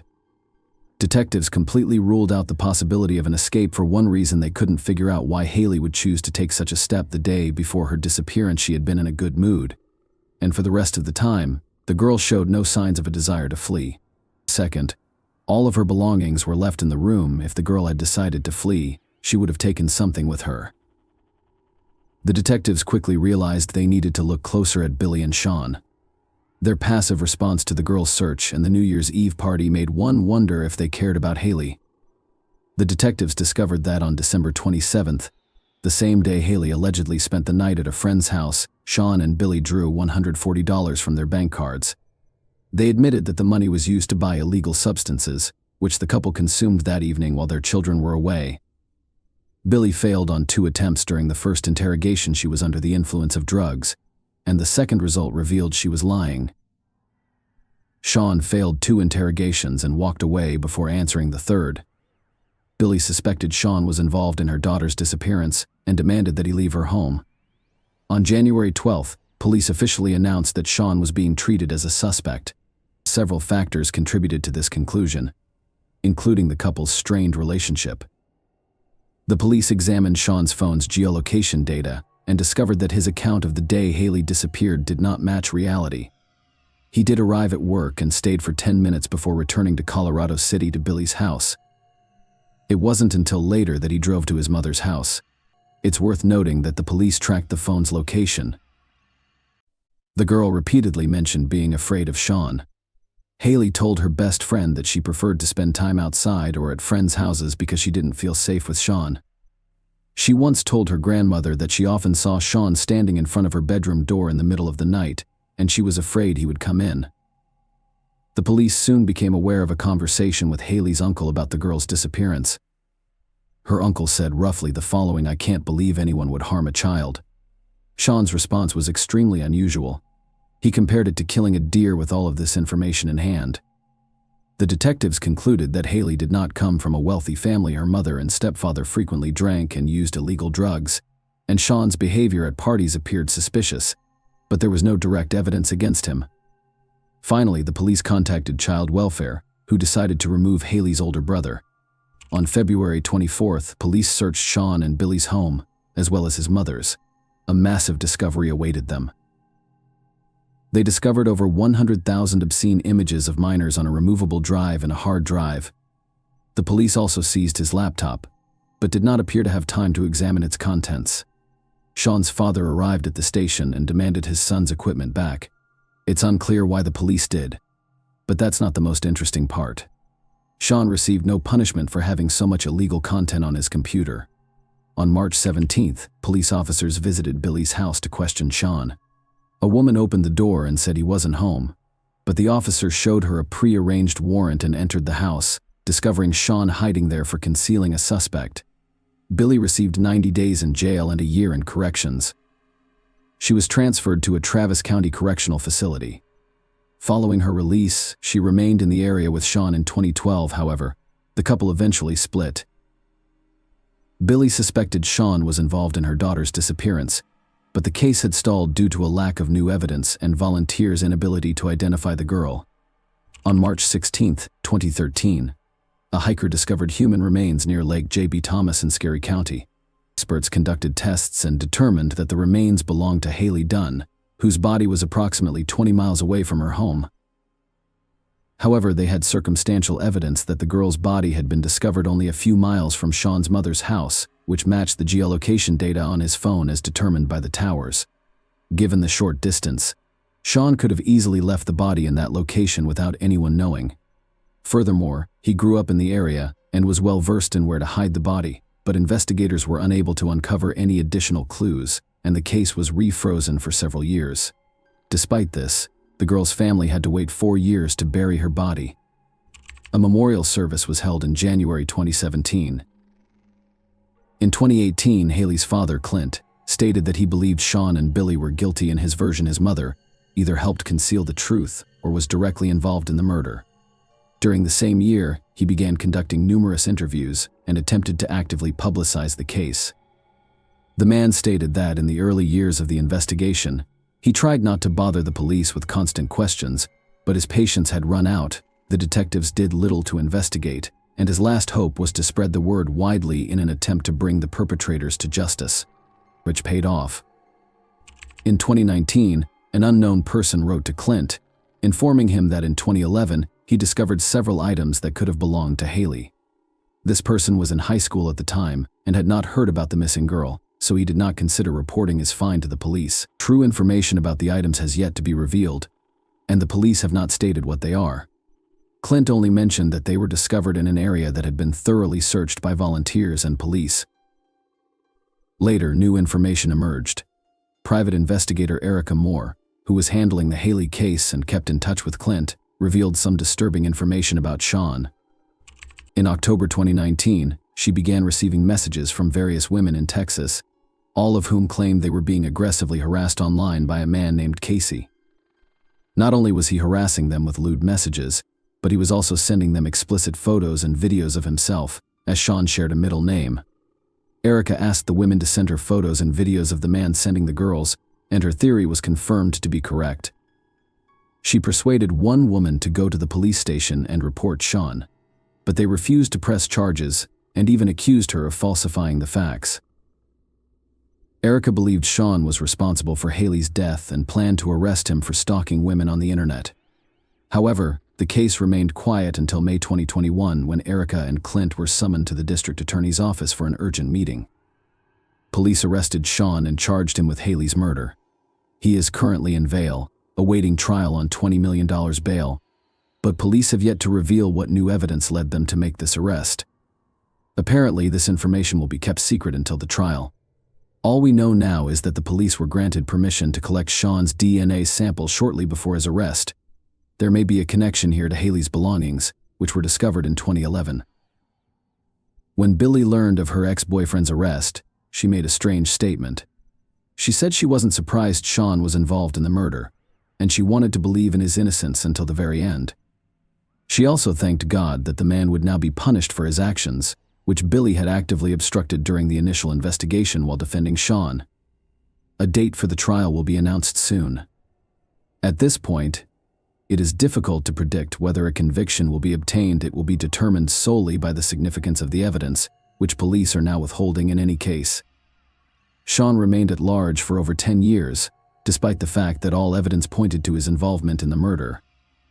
Haley's complaints to friends and relatives, the use of forbidden materials with children, and the man's constant lies during interrogations raised suspicions on all sides, as did Billy. She initially expressed no desire for justice for her daughter, Clint, but, unlike her, he worked hard and got his way. In one interview, Erica Moore hinted that the case would not have been solved without his participation. She did not provide any details, but we can recall the story of Haley's found objects. The person who discovered them only learned about the entire story through Clint's social media posts. More information about this case, including a court decision, will undoubtedly be released in the near future. Right now, all indications are that Sean will be convicted, and in Texas, that means only one thing: he will face the death penalty for his actions against the child. Unfortunately, there is no way this will help Haley Dunn live a long and happy life anymore. Please share your thoughts on this story in the comments section, and thank you for watching.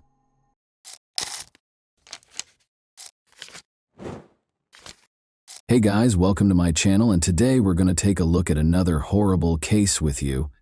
On February 27, 2017, the 1-year-old Valerie Arrow was found dead in her home. The scene that unfolded before the eyes of the police was shocking in its cruelty. Valerie lay on the bed wearing a bathrobe, her wrists bound with a shoelace, and a scarf in her mouth as a gag. It was soaked in blood that had flowed from her throat. The room's floor was covered with the torn underwear of the girl, ripped in half. One obvious injury on her body was a strangulation mark on her neck. The police had even more to ponder after the autopsy.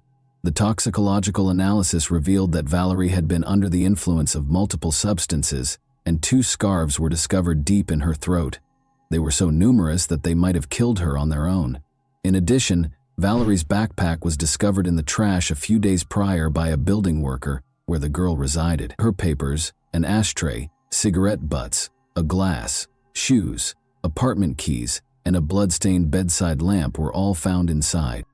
After compiling this data, the investigators came to the conclusion that the girl had committed suicide on her own volition. The matter was resolved. Naturally, Valerie's family was not pleased with this conclusion and made vain attempts to convince the police to look into the case as a murder. A girl named Law Martin's wallet and documents were discovered by hikers on the Fenway Trail 11 months later. The same day, they found the dead body of a 19-year-old girl in Bon Roppers Roquette in a canal about 20 kilometers away. She had taken off her socks and was completely nude. Law, who had been absent for 2 days, was there. According to the autopsy, the girl was strangled to death, but before she passed away, she had been sexually assaulted both vaginally and anally, using what appeared to be a baseball bat. The forensic specialist also discovered a torn spleen, which suggests a very powerful abdominal blow, like a kick. Despite starting an investigation, the police were unable to find any solid leads. Furthermore, nobody ever thought to link the 2 cases together, of course. After 7 years, the morning of February 11, 1997, arrived. In Toulouse, firefighters broke into a 4th-floor apartment in a multi-story building at 9 in the morning. They found a 29-year-old woman named Martin Matten's charred and lifeless body inside. Martin was on the bed, face down. There was a magazine from an automatic pistol on the floor and a ripped and blood-stained bra in the bathroom. Blood was all over the carpet and the bathtub, and a light bulb that had been unscrewed was lying on the floor. The firefighters came to the conclusion that there were 2 fires, 2 obvious attempts at intentional arson in the living room by the armchair and in the bedroom. After weighing all of the available evidence, the investigating police inspector came to the conclusion that Martin's death was caused by a choice she made. Emily Espies, then 21 years old, went into a Toulouse bar 10 days later, on February 26, 1997. She wanted to grab a drink with her friends in the afternoon.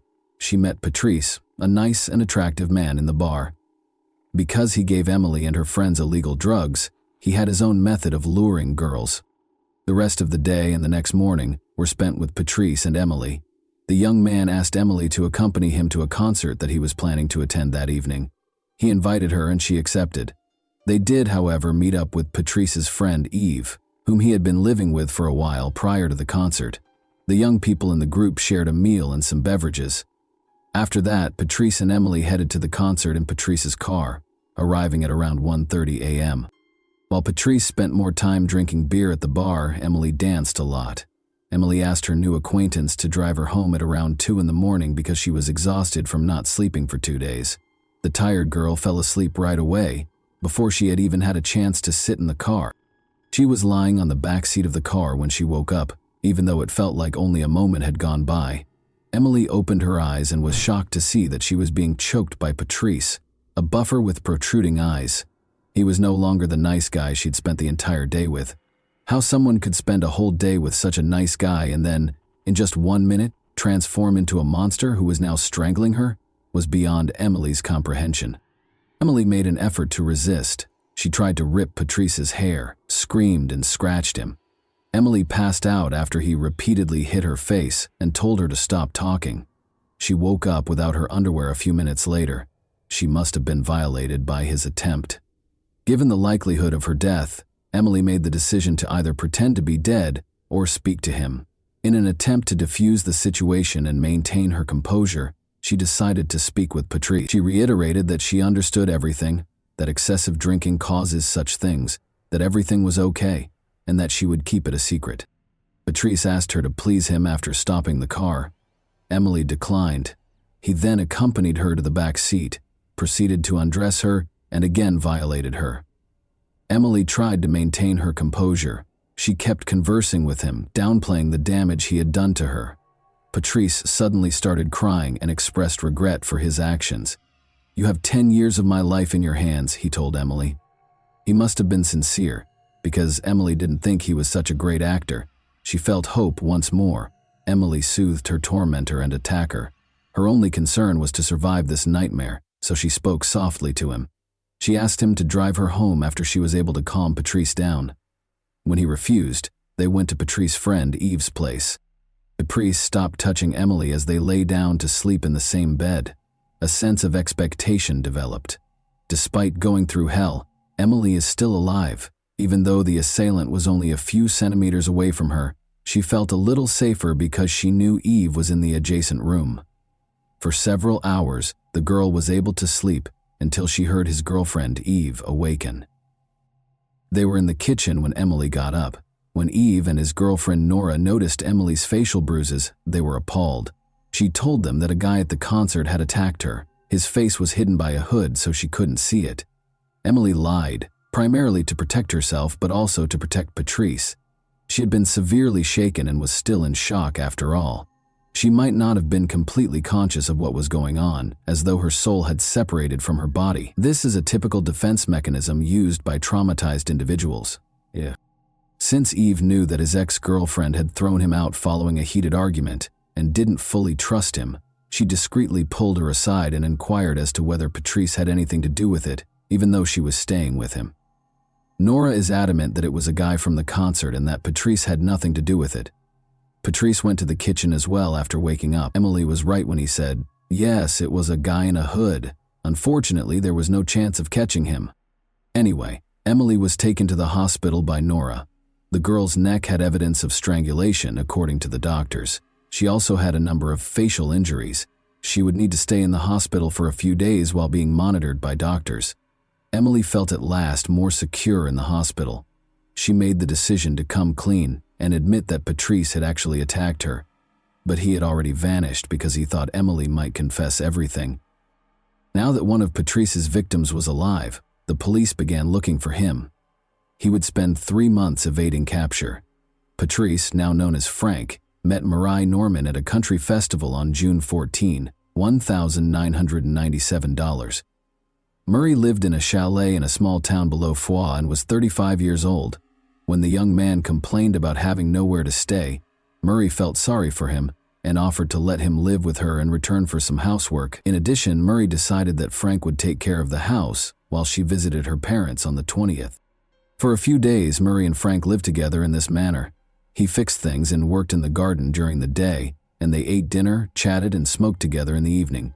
Murray and Frank had a terrific time on June 19th. She organized a dinner to celebrate Murray's new position at a wolf sanctuary in Orlu.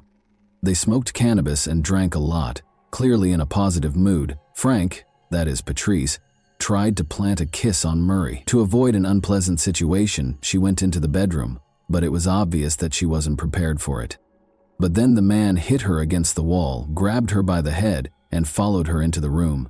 Despite feeling lightheaded, Murray was able to escape his hold. Patrice then grabbed a chair and struck his victim, who had collapsed on the bed and was no longer conscious. He repeatedly attacked her viciously. He began choking her with his bare hands after this brought her back to consciousness. However, Murray was still breathing when he let go of her throat. Patrice then gagged her and tied her wrists and ankles. He then carried Murray's body to the first floor and started cleaning up to get rid of any remaining blood. To hide the bloodstains, he applied blue paint to the blue carpet. The top layer of blood-stained wooden furniture was removed with an angled grinder.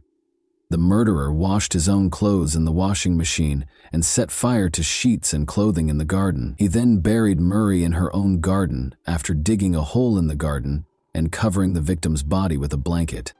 He stole some valuable items that could be sold, such as the angle grinder, and 5,000 francs in cash the next evening before departing the chalet.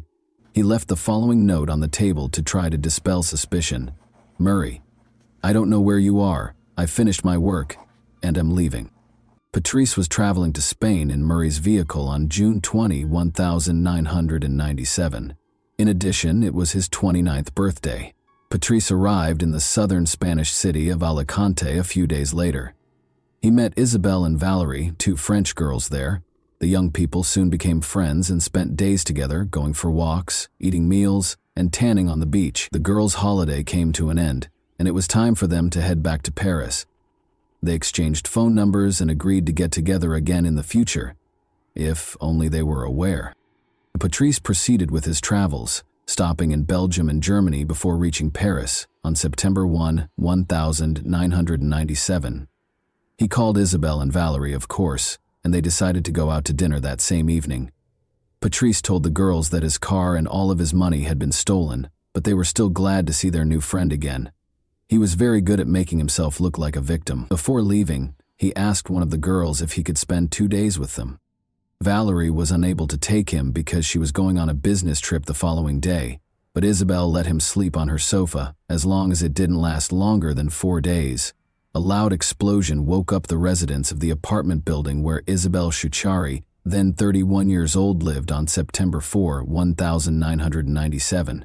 As it happened, the girl's apartment had been the scene of a fire before the explosion. Her body was discovered on the bed, partially burned.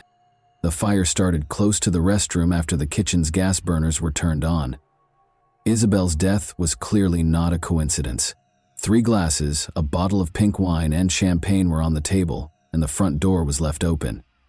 The killer's extreme cruelty was demonstrated by the wounds on the victim's body. Blood was dripping from her mouth, nose, and anus, and there was blood in the toilet. Isabelle's body, however, showed no signs of semen. Rather, a carrot that was stained with blood was discovered close to the mattress. It would be confirmed by the autopsy that the girl was tortured by the perpetrator. In addition, she had been badly beaten. Her face was primarily struck, but other parts of her body were also hit. The cause of death was asphyxia. Because of the testimony of Emily Espy, who survived Patrice Allegre's attack at the end of February, investigators were immediately alerted to the fact that Isabelle had provided shelter to a man named Patrice. This was because the police had been looking for a particular Patrice for a while.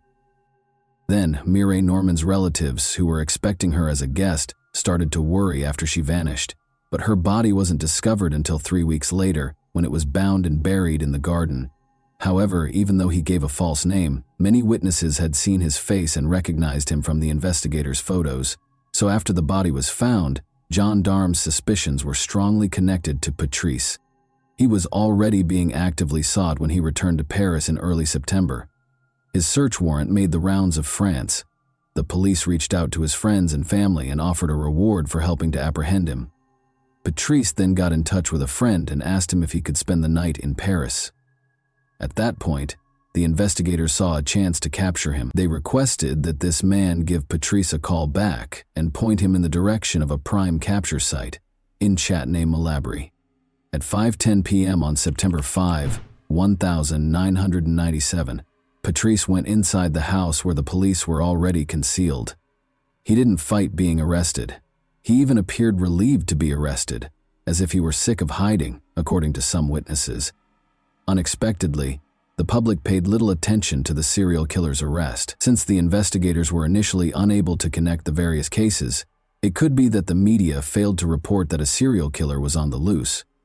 However, it was also because the car accident and Princess Diana's death in Paris on August 31, 1997, took center stage in the news. Consequently, there was little media coverage of Patrice's arrest. It didn't garner much media attention. Patrice voluntarily cooperated when he was being questioned. He gave a detailed account of his crimes and admitted to them. He described them in the present tense as though reliving them, but with a totally detached expression, which made it terrifying.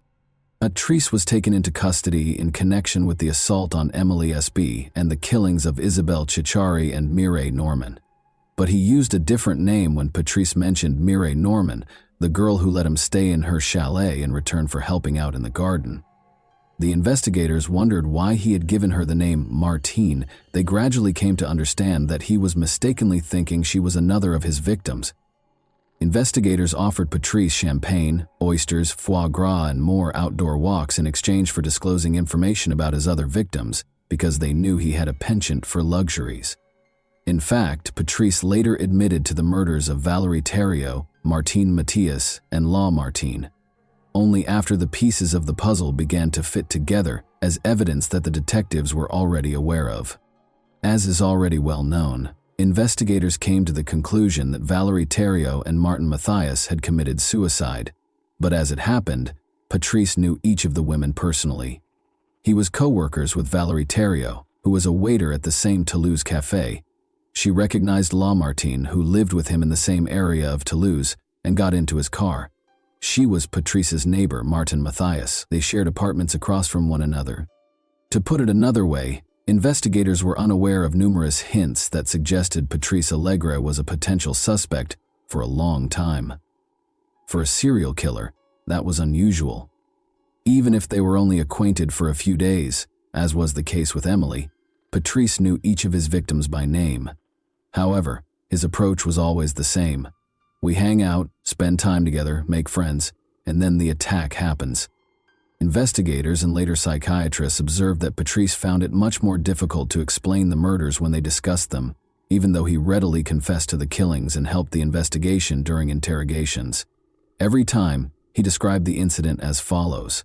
He attempted to kiss the victim, but she refused, so he got angry and strangled her. The man claimed that he did everything by himself, but in certain instances he assaulted the victims with objects. This suggests that his account of the killings and assaults is not accurate. Does he have a bad memory of what happened, or is it a lie?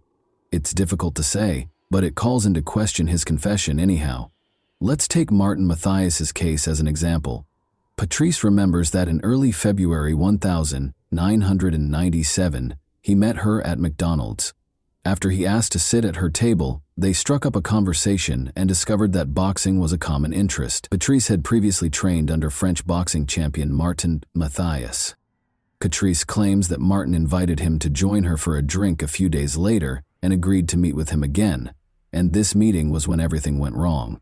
This version isn't entirely supported by the autopsy, though. Despite not drinking, toxicological analysis showed that she had alcohol and chloroform in her system. Additionally, the intimate area of her body bore the scars of an electric shock. As you may remember, the electrical wiring in the apartment was altered, and a light bulb was unscrewed. This raises the possibility that Patrice stalked the girl because he lived across the street, even though the girl did not invite him to her home. Then, because Martin Mathias was stronger than him in normal conditions, he rendered her incapable of moving.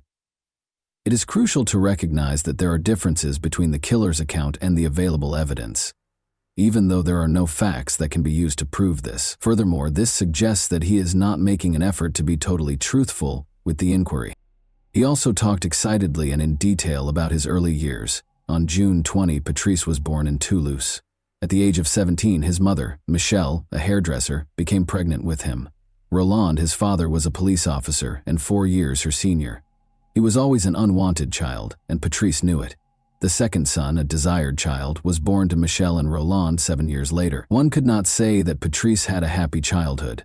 His father would physically abuse his mother, and his parents would frequently quarrel. When Patrice attempted to step in, he was beaten instead. Being a police officer, Roland neglected his son and was frequently away from home. In contrast, Patrice's mother didn't seem to care much for him. But when Patrice was young, she collapsed into an alcoholic coma in front of him in her beauty salon because she was an alcoholic. She also consistently cheated on her husband and was unfaithful to him. Patrice was able to observe some of her private interactions and the post-fight reconciliations between Michelle and Roland. He would frequently try to sleep in his room by covering his head with a pillow to block out the sounds of his mother's groans coming from the room next door. Another time, when Patrice, then 6, was sitting in the back seat and watching everything, she got pleasure from one of her friends in the car. Patrice idolized his mother and hated his father in spite of everything. He would stand up for her and was offended when others made disparaging remarks about her. He had to repeat a year multiple times because he struggled to learn in school. Because his mother permitted it, he would skip classes. He started stealing, selling drugs, and committing crimes during this time. But each time he was taken into custody, his father would save him. For instance, Roland once compensated the victims of Patrice's thefts with 300 francs. His actions may have stemmed from a traumatic incident that happened to him when he was 13 years old. 2 boys kidnapped him after he fled his home. He was abused in a car and drugged with strong illegal substances before being abandoned on the side of a distant road. For a boy who was not yet 14, this could not have failed to leave scars. This gives us a chance to learn more about him, but it doesn't excuse what he did later. He began abusing drugs and drinking excessively when he was 14 years old. The issue was that under the influence of drugs, Patrice, who was characterized as charming when sober, underwent a radical transformation. He became so genuinely aggressive that his friends, who were aware of it, were terrified of him. Patrice once became furious when someone made a negative comment about his younger brother while he was intoxicated at a bar. After leaving, he came back to the bar brandishing a weapon, held it to the victim's head, and squeezed the trigger. The gun miraculously failed to discharge, and Patrice was captured. His first and last murder might have been this one. At the age of 17, Patrice Allegre attacked a girl for the first time. Everything was going well when he first met the girl at a party. They went to a park, where the girl pushed Patrice away when he tried to approach her. It should be clear to you by now that rejections made him furious. He apologized, took the girl home, and immediately stopped choking her. But his strategy was already starting to take shape. It's interesting that Patrice never had issues with girls. Rather, the issue was that he had 2 sides. He was charming as long as the girl agreed, but if she didn't, he had to coerce her into giving him what he wanted. Patrice had 2 committed romantic relationships in his life. Cécile was the subject of the first. Their first real love story began in 1986, when Patrice was 18 years old. After 7 years of dating, the young couple had a daughter. But their relationship ended in 1989, just months after he committed his first murder. Their bond was similar to Patrice's parents. Patrice would physically assault Cécile during their heated arguments, but Patrice could control himself to some extent with Cécile. He tried to strangle her, for instance, but stopped when he said, "No, not you, not you." Cécile ended up in the hospital in 1994 with a broken jaw. After she lodged a complaint, Patrice was placed under arrest for a number of weeks. Cécile ultimately made the decision to end her relationship with Patrice in 1995. He met Sylvie the following year, and the two would live together until February 1997, when Sylvie also left Patrice because of his violent behavior. At that exact moment, Patrice attacked Émilie after moving into his friend Yves' home. On February 11, 2002, Patrice's trial got underway in Toulouse. He was charged with 5 murders, 1 attempted murder, and 6 violent crimes. Numerous errors made by the police during Valérie Thériault and Martin Mathias's investigation, which led them to conclude it was a suicide, were brought up during the trial. Given that his father was one of them, there were even rumors that the police were shielding Patrice. It was only a conspiracy theory, though. Psychiatrists examined Patrice's case, which was uncommon for criminal cases in France. His divergent views on his father and mother were among the most intriguing features. He vilified his father while exalting his mother. He even told his mother that they ought to murder his father when he was 13 years old. In spite of this, Patrice's father, Roland Allegre, showed up in court, took the witness stand, and looked his son in the eyes while declaring his love for him, in spite of everything he had done. He compared his crimes to those of his father, and Patrice's response was, "Well, I don't love you, I hate you. I should have killed you, as I told Mom. Then I wouldn't have caused so much harm." But he never once put the blame for anything on his mother. Psychiatrists think that the trauma from his mother's private adventures had a big impact on him. As a child, he was terrified by his mother's groans, but as an adult, he developed into a powerful man who tormented women by stifling their groans, the very essence of these women.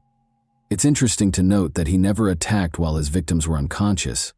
Emily, who was fortunate enough to wake up and speak to him, was the first victim to calm him down and persuade him not to kill her. Emily regained her human face when she woke up, but it seemed as though he could render girls unconscious and do whatever he wanted with them. He himself stated, "I have a memory lapse. I remember choking her, then she came to and I apologized. It brought me to my senses. I'm ashamed of what I did. I don't know what to say." It's also intriguing why, despite the apparent attraction between the young people, girls abruptly turned him down. The psychologist believes that he unintentionally caused the women to reject him. As is typical of killers who have personally experienced violence as children, he desired control over the victim. It was his strange method of taking charge of the circumstance again. Given that he violated each and every one of his victims, it would appear that the motive is simple to determine. It's not that easy, though. He acknowledged that he did not enjoy the attacks, despite the fact that this explanation seems the most obvious. For someone who occasionally has normal relationships and at other times commits horrible murders, he is more than just a sexual maniac. According to a U.S. psychiatrist who examined him, it was far more important to have control over the situation. Essentially, rather than humiliation leading to violence, violence led to humiliation. He was never able to explain why he killed.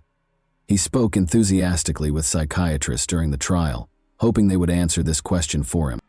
Another crucial query was whether Patrice had any additional victims, particularly during the period between 1990 and 1997. That is quite possible, because some of his known victims were not properly investigated.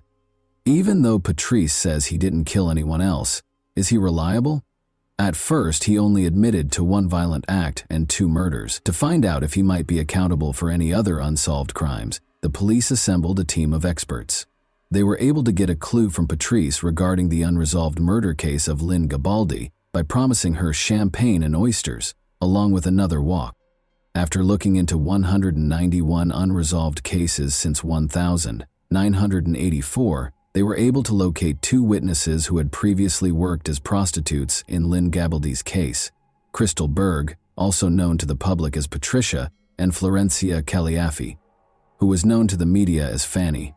They all accused Patrice of killing Lynn, but in addition to him, they also accused Marc Barrage, the Toulouse prosecutor, of committing crimes. He allegedly hosted sadomasochistic parties where judges and politicians would have a good time.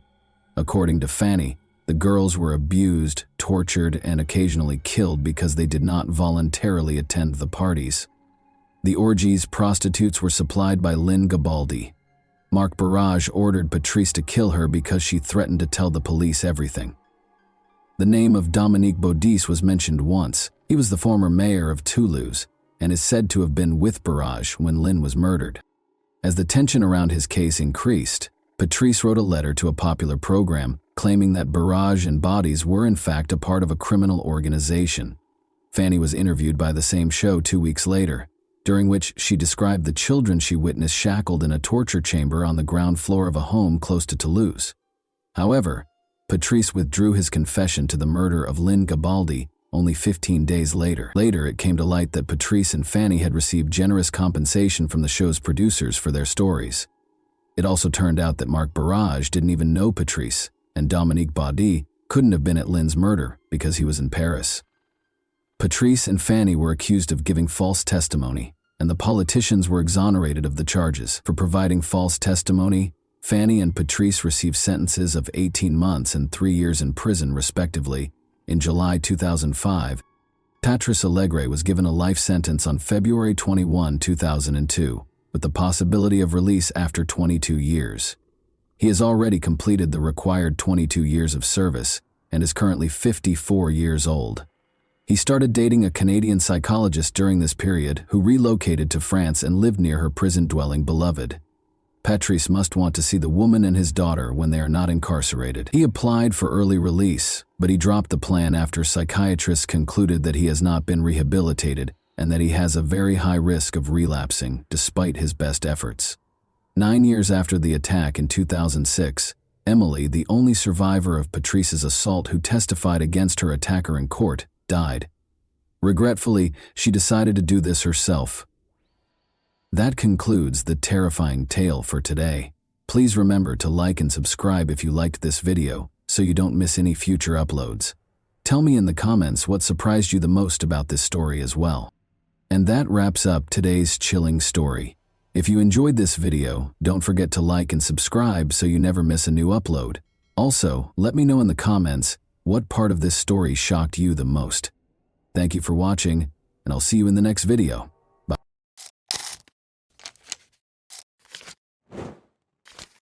Hey guys, welcome to my channel, and today we're going to take a look at another horrible case with you.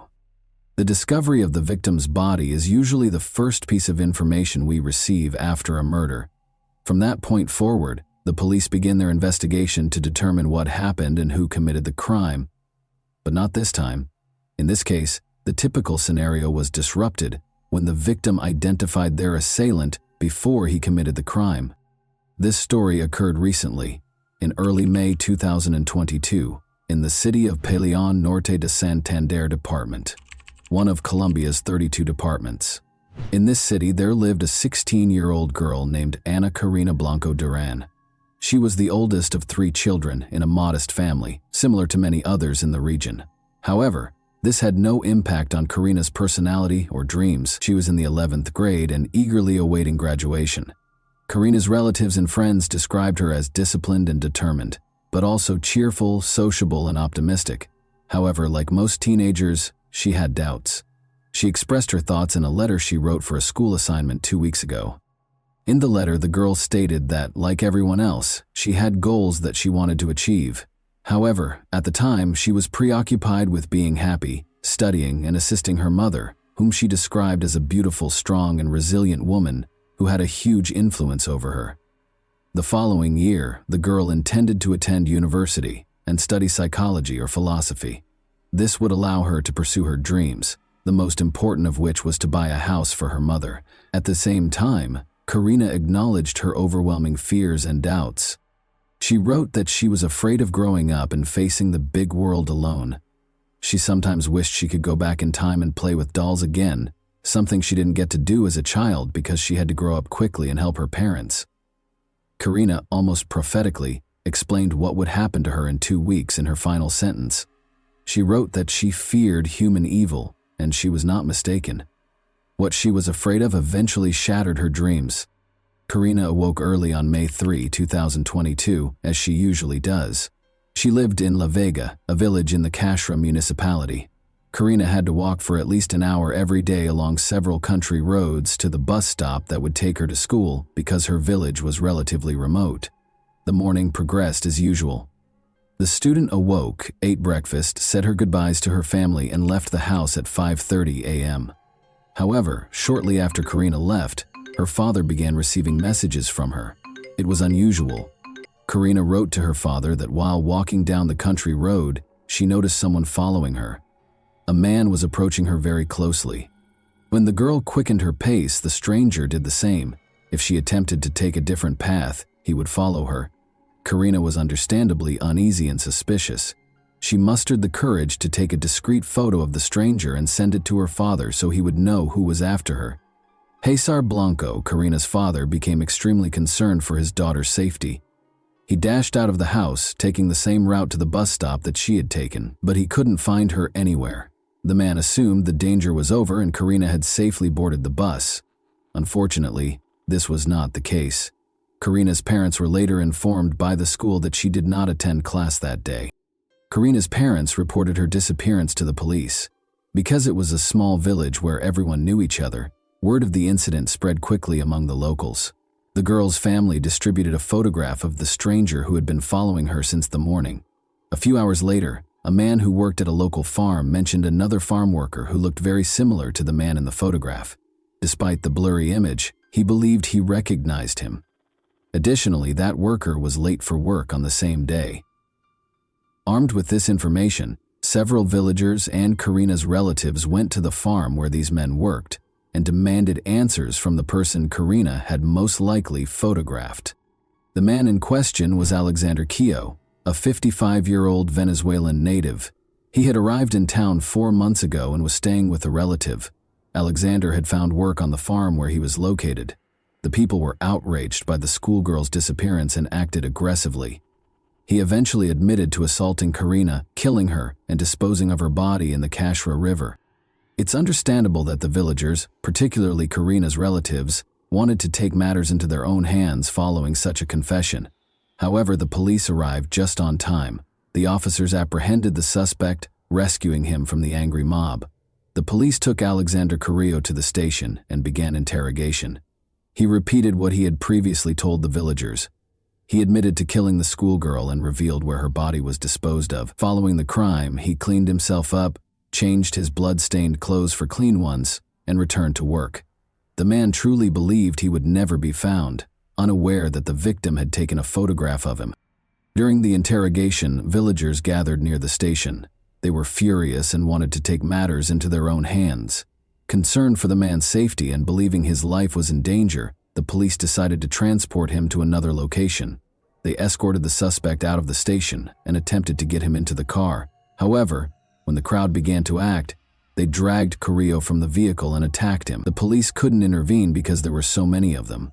The mob beat the perpetrator with sticks and stones before someone attacked him with a knife, killing him. Even after that, the crowd refused to disperse and blocked the police from approaching until they were certain that the man had died. Karina's body was discovered on the riverbank, exactly where her assailant had indicated. Her bag was nearby. The girl was partially undressed, and the autopsy revealed she had been sexually assaulted. She died of 2 penetrating wounds to her chest and neck. According to the police, Alexander Carrillo had been watching Karina for several days, meeting her every morning as she walked to school while he went to work. This version is supported by the fact that, a few days before the attack, Karina informed her school friends that she was being followed by a stranger, which made her extremely uncomfortable. The police have stated that the investigation will not be terminated at this time.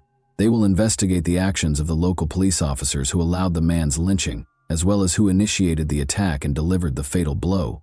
According to local media reports, it was a relative of Karina, but the individual's identity has not been revealed.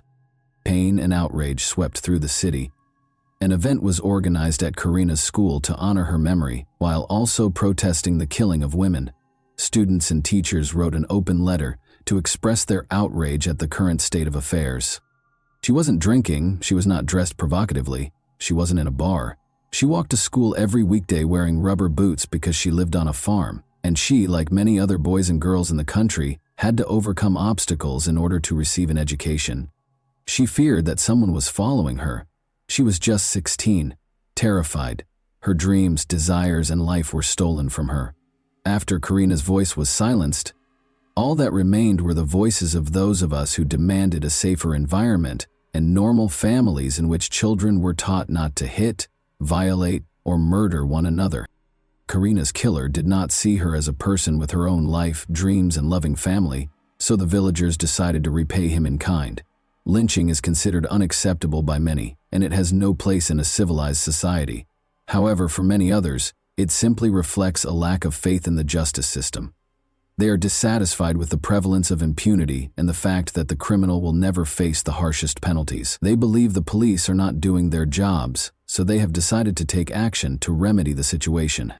It is heartbreaking to see girls who leave for school and never return, becoming victims of murder. But in this case, Karina was the one who exposed the criminal.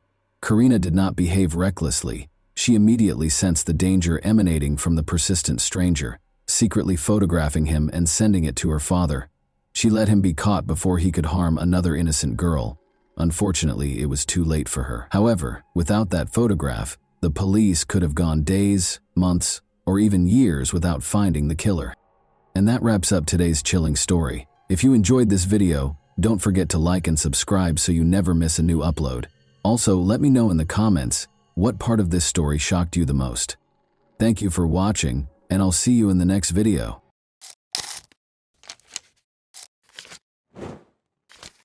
Hey guys, welcome to my channel, and today we're going to take a look at another horrible case with you. We'll talk about what happened in Everett, Washington, on September 20, 2017 at 1:55 a.m., when multiple people called 911 after hearing loud explosions as soon as the police showed up.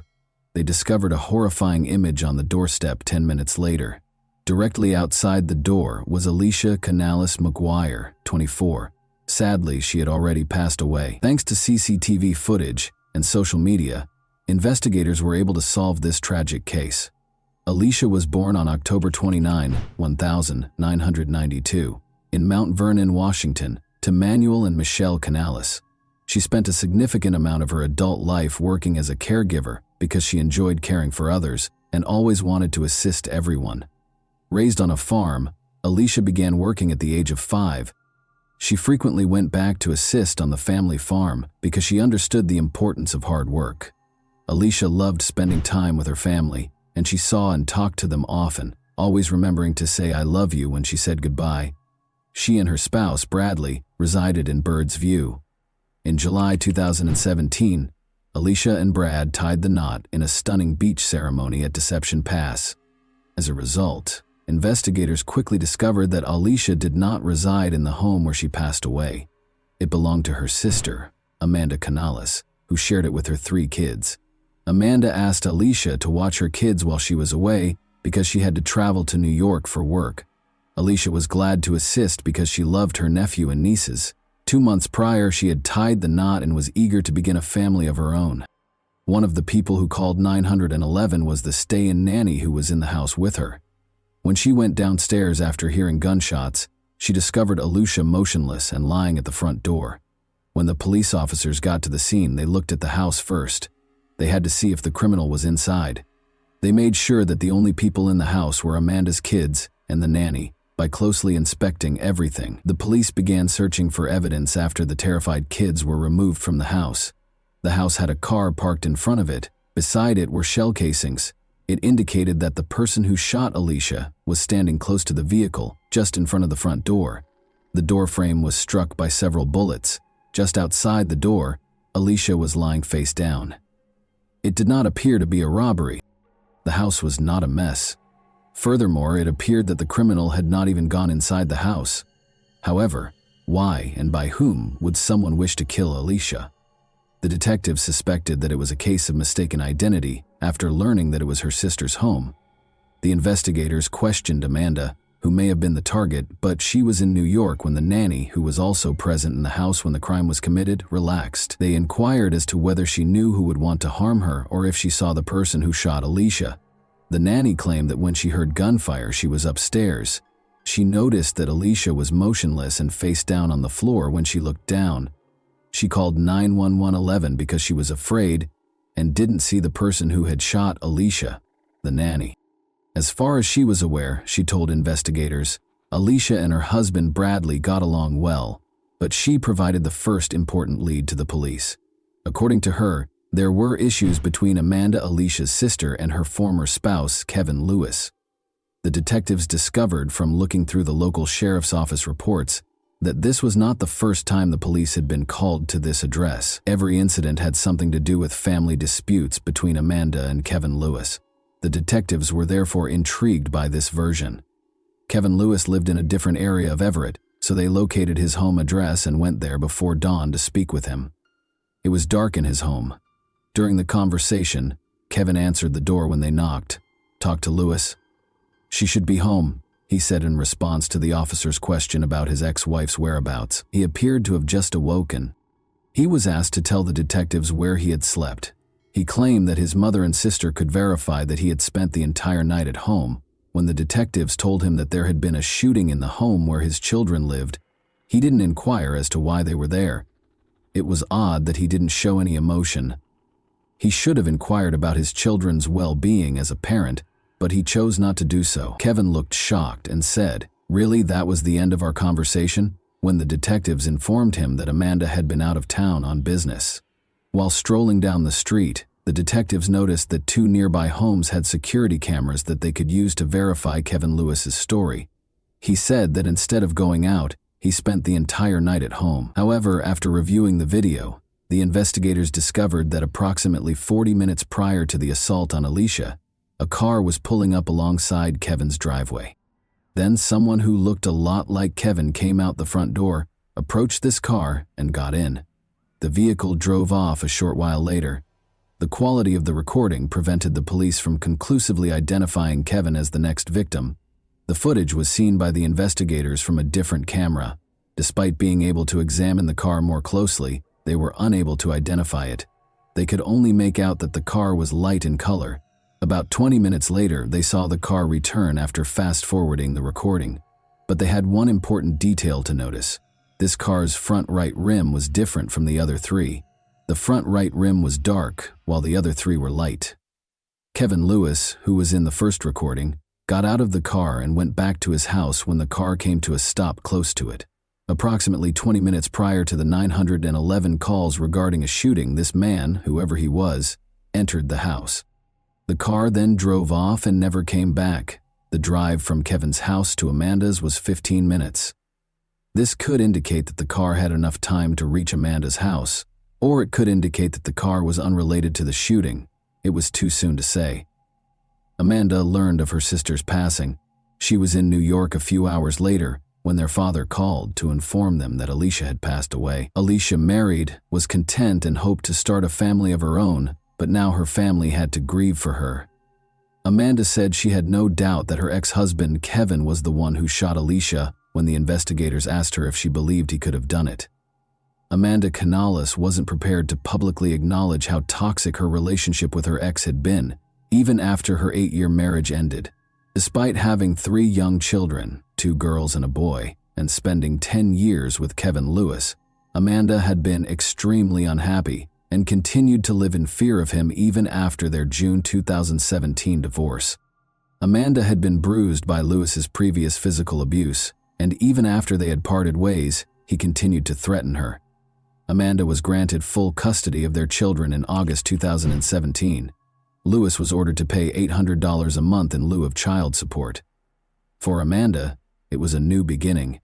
As a single mother, she was grateful for the support she received from her family and concentrated on her home in Everett, Washington. Amanda was threatened by Kevin. He threatened to kill her. He had the training because he had served in the military. Although her sister passed away, Amanda thought she was the one who had been attacked. Rather, she even obtained a restraining order against Kevin, which he repeatedly broke. Amanda and their 3 kids were both terrified when he wandered outside her house and peered in the windows. Kevin was not charged by the police with any of the restraining order violations. Amanda was returning home late at night and parked in the driveway next to her house when she was brutally beaten as she got out of her car a few weeks prior to her sister's death. Someone attacked her as soon as she opened her car door.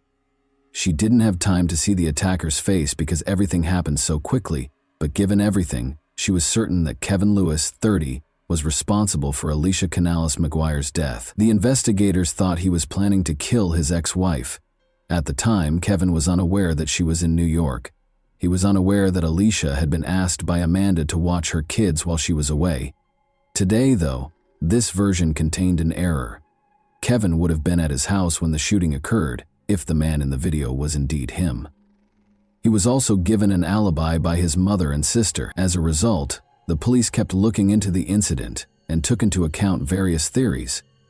After going back to Amanda's house to take another look at everything and analyzing the bullet trajectory, experts came to the conclusion that Alicia was shot while the door was partially open and that the shooter fired at least 7 shots that entered the house from the outside. According to the evidence found at the scene, someone fired a shot while standing next to the garage, then proceeded to the house's door and fired once more inside. Multiple gunshot wounds to the head and torso were determined by the medical examiner to be the cause of Alicia's death. She was hit by 5 shots. There were gunpowder stippling injuries in 2 of the wounds. The last 2 gunshot wounds to the head were most likely the last 2 wounds administered, according to the medical examiner, who testified that he was unable to ascertain the order of the 5 shots. The 7 shell casings discovered at the crime scene were fired from the same firearm, the experts concluded. Alicia was shot at close range, resulting in head injuries. After examining this version, the investigators were unable to locate any proof to support this. Due to the rarity of this particular brand of shell casings, the police were also interested in the ones discovered at the crime scene. These casings were produced in Russia and sold under the Tulimo name. The investigators hoped to identify the seller of these cartridges and possibly the buyer because the brand was not very popular. The investigators found that this brand of cartridges was sold by Walmart. The crime scene was close to one of these shops. Walmart representatives informed the detectives that they had CCTV footage showing a man paying for 9mm Tulimo cartridges that he had recently purchased. The detectives went straight to Walmart to view the video. They thought Kevin Lewis might be the buyer when they made the recording on September 18, 2 days before Alisha passed away, but they were mistaken. The police now knew the identity of the man in the video, who wasn't Kevin, because he used a credit card to make the purchase.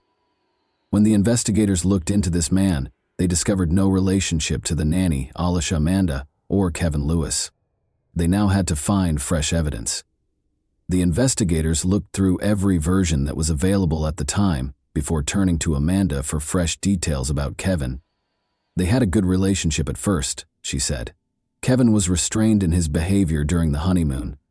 She didn't anticipate that he would start hitting her and grow more hostile over time. After their relationship ended, Amanda was granted full custody of the children, a restraining order was issued, and they got divorced. However, a distraught Amanda was aware that Alisha wasn't supposed to be killed in the shooting and thought it was a case of mistaken identity.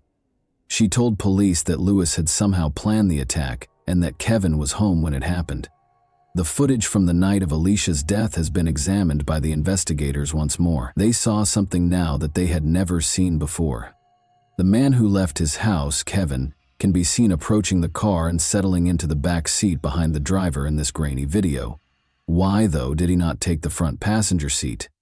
As the investigators searched for a solution, they came to the conclusion that someone else was already occupying the front passenger seat. As a result, by the time the car arrived at Kevin Lewis's house, there were most likely 2 people inside, which may have been the reason he had to take the back seat. There was insufficient evidence for the police to connect Kevin to Alisha's demise. But after gathering proof of Kevin's assaults on his ex-wife Amanda, they detained him in November 2018 and gave him a 3-year prison sentence. In the meantime, Alisha's case was still unresolved over a year after her death. The only break in this case came in 2019 when a woman with crucial information called the police station.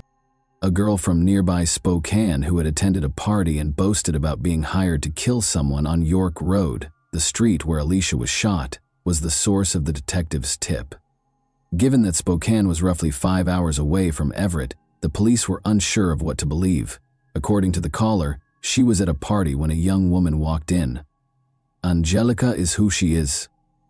The latter boasted about her involvement in the crime with her boyfriend. This woman claims that Angelica stated that a person died as a result of being shot in the head. They were hired to shoot from around the corner by the children's father. Additionally, according to Angelica, they killed the wrong person. A case of mistaken identity was involved in the incident. The specifics of this case have never been made public by the police. Alisha's head injury was only known to the investigators and her family. Angelica's knowledge of numerous details about the crime piqued the police's interest as they searched for her. Her true name, Alexis Hale, was discovered by the investigators. On her social media, they discovered pictures of her brandishing a 9mm handgun. It might have been the crime's weapon. Additionally, there were multiple videos with a man in the background. It was Jaredon Phelps, Alexis's boyfriend. Alexis Hale shared a video taken through a car's windshield that examined the road signs the night before Alisha passed away. The investigators were able to pinpoint the precise location of the car at that time, which was roughly 10 minutes away from Kevin Lewis's home.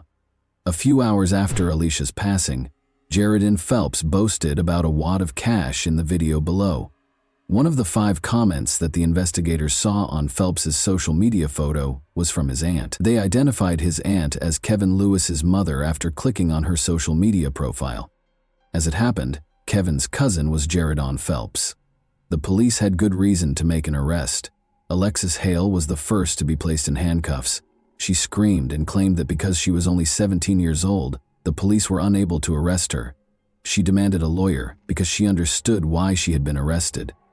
Jaredon Phelps was taken into custody by the police in a different area of the city at the same time. Phelps and Hale had driven from Spokane to Everett to carry out the shooting, according to the investigators' phone records. Additionally, early on September 20, Lewis's neighbor's security footage captured someone getting into a car. At 1:13 a.m. EM, the man in the white top departed, and at 1:37 a.m. he returned. Following Alicia's passing, Lewis was wearing a white top when the police visited him. Alexis kept everything from the investigators. At the time, Kevin Lewis was serving a 3-year prison sentence for assaulting Amanda. As a result, the researchers were hoping that Phelps would provide some information. The investigators suspected it was Kevin Lewis, and now the police had a confession and the name of the man who hired Hale and Phelps. Phelps provided them with additional information about the crime when they brought him to the scene. Following Alicia Canales McGuire's death in September 2017, Kevin Lewis, who was already incarcerated on an unrelated charge, was charged with aggravated murder with a firearm, conspiracy to commit murder, and solicitation to commit murder in July 2020. At the age of 20, he entered a guilty plea to first-degree premeditated murder. He was given a 31-year prison sentence by the court. At age 18, Hale entered a guilty plea to the same charge and received a 15-year sentence. During the trial, Phelps testified that he had committed the crime for financial gain and to gain notoriety. Lewis gave Phelps money, which he used to purchase a Ferragamo belt buckle, Timberland boots, and some tattoos. He asserted that he had given his ex-girlfriend $200 after she obtained the pistol from a family member. Later that year, Lewis entered a not guilty plea and was put on trial by the prosecution. Claimed that in order to get his ex-wife out of the way, he had given $2,400 to his cousin and his girlfriend. Although he had made them into adolescent killers, Alicia had unintentionally opened the door in a tragic case of mistaken identity. Lewis gave Phelps an envelope of cash on the way back. Phelps said Lewis had led them to the house, but that he didn't know who the target was. Phelps and Hale dropped Lewis back at his house and then went back to the spot Lewis had indicated. After getting out of the car, the two headed for the house. Hale went to knock on the front door and Phelps stopped beside the garage. Hale left as soon as Alicia opened the front door, and Phelps fired the gun until it was empty. The gun's muzzle crossed the threshold as Phelps fired the first few shots from his position close to the garage, and the final two after approaching the front porch. The final 2 shots were directed at the head and neck region. Phelps and Hale returned in their vehicle because of a glove that might have been left at the scene. They turned around and departed when they saw police cars upon their return. After getting GPS directions, they returned to Spokane by car. The defense contended that Lewis had only said to move the target out of the way and had never used the word kill in his conversation with his cousin. However, the court was reminded by the prosecution of Kevin's violent past and his threats against Amanda. They claimed that power and control are at the heart of this case, and it was obvious what the goal was. Amanda described him as pure evil. He had played with their kids, who were in the house when she was supposed to die, she remembered incredulously. I assumed you loved them, but a person who truly cares for someone would never want to put them in danger or cause them any trauma. Did you care that they would have woken up to find their own mother dead, lying in a pool of blood, if it had been just me home that night? She asked.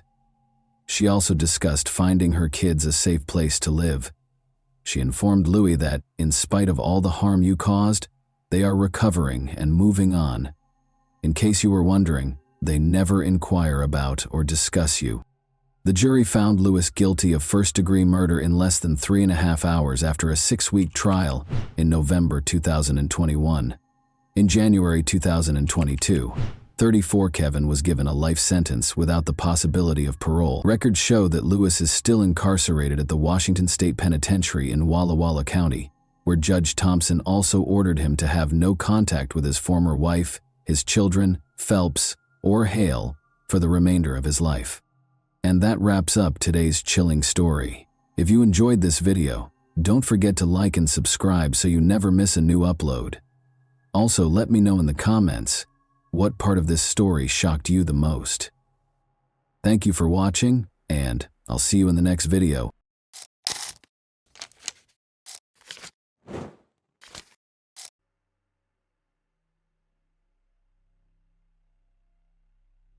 A freshman at a prestigious university vanished without a trace after a sporting event, leaving her car and keys in the parking lot.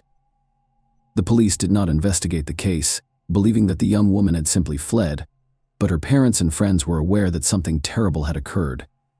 The mystery remained unsolved for 12 years, and it wasn't until the end that the truth was revealed. Shannon Melinda was born on October 20th, 1974, in Miami, USA, and her parents welcomed a second daughter, Monique, 5 years later. From a young age, the girls were taught that their first priority should be to obtain a good education. This approach had a significant impact on Shannon. She excelled academically from the start of her school career while also making time for various clubs and sections, where she outperformed her peers in every way. Shannon made it clear in high school that she wanted to pursue a career in politics or law. She led the school debate club and, in her final year, even gave speeches in the United States. Congress and the General Assembly of the United Nations are part of special training programs. Following these events, she decided she wanted to work for the Supreme Court. To achieve this goal, she required a solid legal education. Shannon submitted applications to several of the country's top universities. Given her perfect grades and extracurricular accomplishments, all universities and colleges were eager to accept her, but she chose Emory University in Atlanta, Georgia. In addition to being one of the top 20 universities in the country, Emory offered her a $15,000 annual grant for the first 4 years of study, which covered the majority of her tuition. She moved to Atlanta after graduation to pursue a degree in political science. The university made a strong impression on her. She quickly adjusted and made many friends. Shannon was able to find a part-time job despite receiving the grant. A few kilometers from her dorm was a softball field that needed employees, and her responsibilities included keeping track of the game's score. Shannon was forced to quit her job on March 26, 1994, due to an error made by her supervisor. That morning, another employee was supposed to keep score, but Shannon was accidentally added to the roster and agreed to work the game. Shannon arrived at the stadium around 8:40, and her shift ended 4 hours later. Usually after work, the young woman would stop at a nearby gas station to get a soda. That day she also left, but no one saw her again. The stadium management had expected her to return after halftime to turn in her scorecard, but she never did. Her friend and roommate, Athena, was the first to sound the alarm. Shannon's absence from her dorm in the evening initially alarmed her. She had no other place to sleep and was unlikely to stay with anyone after not waiting for her roommate. The next morning, Athena decided to call Shannon's parents and see if they had heard from her in the previous 24 hours. Shannon's parents were at work at the time, so Monique, her younger sister, answered the phone. Monique informed Athena that she hadn't spoken with Shannon in a few days and promised to ask their parents when they returned home. Athena became increasingly concerned and told 2 mutual friends about Shannon's disappearance. They decided to look for her on their own. They got into their car and drove around campus. They eventually made it to Shannon's stadium, where they were met with a disturbing discovery. As they approached the stadium, they noticed a gas station nearby and were surprised to see Shannon's car. Her parents gave her a black Nissan 280SX as a gift. When they arrived at the gas station, they found the car empty, with the keys in the ignition and the doors unlocked. Shannon would never leave her car in such a state, which added to their anxiety. Her friends called the police because they suspected something terrible had happened. Unfortunately, the officers who arrived did not take the situation seriously. They took a quick look at the car and determined there was no evidence of a possible crime. Because there was no blood or signs of a struggle, the officers told the friends not to worry. They did not even collect fingerprints from the steering wheel or doors. Furthermore, they asked Athena to drive the car to the university parking lot, which she did. The officers spoke with the gas station attendants, who confirmed seeing Shannon around noon the previous day, but saw nothing suspicious. Shannon had most likely fled at the age of 19, according to the official police version. The case was not treated seriously. Shannon's parents decided to travel to Atlanta right away to join the search for their daughter. When they discovered that the police were unwilling to investigate, they did everything they could to change the situation, and their efforts were successful. Shannon was accepted into a non-profit organization by former President Jimmy Carter as a result of her connections after speaking in Congress. Shannon's parents had brought her disappearance to his attention. Carter and Senator Bob Graham secured FBI involvement in the case. Shannon's parents flew to Atlanta and started looking for their daughter. With the assistance of other students, they printed and distributed thousands of flyers about Shannon's disappearance. Later, her father rented a billboard and announced a $10,000 reward for any information leading to Shannon's location. The young female detectives identified several suspects among Shannon's acquaintances, but were quickly convinced of their innocence. 3 days after Shannon vanished, something interesting occurred. An unidentified man called the police hotline number listed on the flyers to report Shannon's appearance. He stated that the reporters made a mistake when reporting on the young woman's disappearance. Shannon was said to be wearing green shorts on the day she went missing, but they were actually blue. Furthermore, the caller stated that he had Shannon and would keep her as long as he wanted. Despite this distressing call, law enforcement continued to believe Shannon had simply fled somewhere. This assumption persisted for several days until April 6th, when an unidentified man made a second call. This time, he called the university's counseling center to inform them that Shannon was at his residence and was fine. He promised to call later and demand her return. Finally, he stated that he would leave Shannon's ring for the police near where he was calling to confirm his statements. This time, the FBI quickly traced the call and discovered that it originated from a payphone near a Burger King restaurant in suburban Atlanta. When detectives arrived at the location, they discovered the ring in a cloth baggie wrapped in duct tape. Shannon's parents confirmed that the ring belonged to her. This news brought them relief because it gave them hope of seeing their daughter alive again. Since then, they had been waiting for the perpetrator to call back and make his demands. This event prompted law enforcement to reclassify the disappearance case as a kidnapping. The police department appointed a new lead detective, who immediately pointed out his predecessor's lack of professionalism. He said that almost all of their actions were flawed. They did not take Shannon's fingerprints and instead asked a stranger to drive her car to another location. They also did little or nothing to investigate the case, believing that the young woman had simply run away and would return shortly. With this in mind, the investigators decided to rework every possible lead from scratch. The first thing they looked for was the softball field where Shannon was last seen the day she vanished. The fact that the young woman had been missing for several weeks added to the confusion. In addition, a championship game was held on the field that day, bringing the total number of visitors and participants to over 100. The detectives attempted to question as many people as possible, urging them to recall any suspicious incidents during the game. To their surprise, many people shared the same story. The only oddity in that game was the referee's behavior. According to the players and stadium staff, he was extremely dismissive of his job and was constantly distracted, even during important events. Instead of doing his job, he kept trying to talk to Shannon and ask her out. The referee's name was Calvin Hinton, but he preferred the nickname Butch. The 33-year-old man worked as a mechanic for Delta Airlines and refereed matches as a hobby. He had a wife, taught Sunday school at the church, and appeared harmless. The detectives dug deeper and discovered that Butch had left the softball field around the same time as Shannon. After speaking with his co-workers, they discovered another strange detail the day before the game. He had asked the other umpires to fill in for him because he was supposed to have a date. They were all aware that Butch was married, but he explained that his wife was out of town for a few days. When all of his co-workers said no, he called his boss and requested to leave the game early, explaining that his brother's wife was in the hospital and they had no one to leave the children with. Butch returned to the stadium 2 hours after leaving, still wearing his officiating uniform. He went into the locker room, changed, and then left. 3 hours later, he returned to the stadium and was spotted by a colleague. When asked what he was doing there, Butch explained that he had forgotten to deliver his paycheck to the accounting department, but he didn't have it with him. Furthermore, Butch asked his colleague if he had seen where his car was parked for a man who had just arrived at the stadium. That question seemed strange.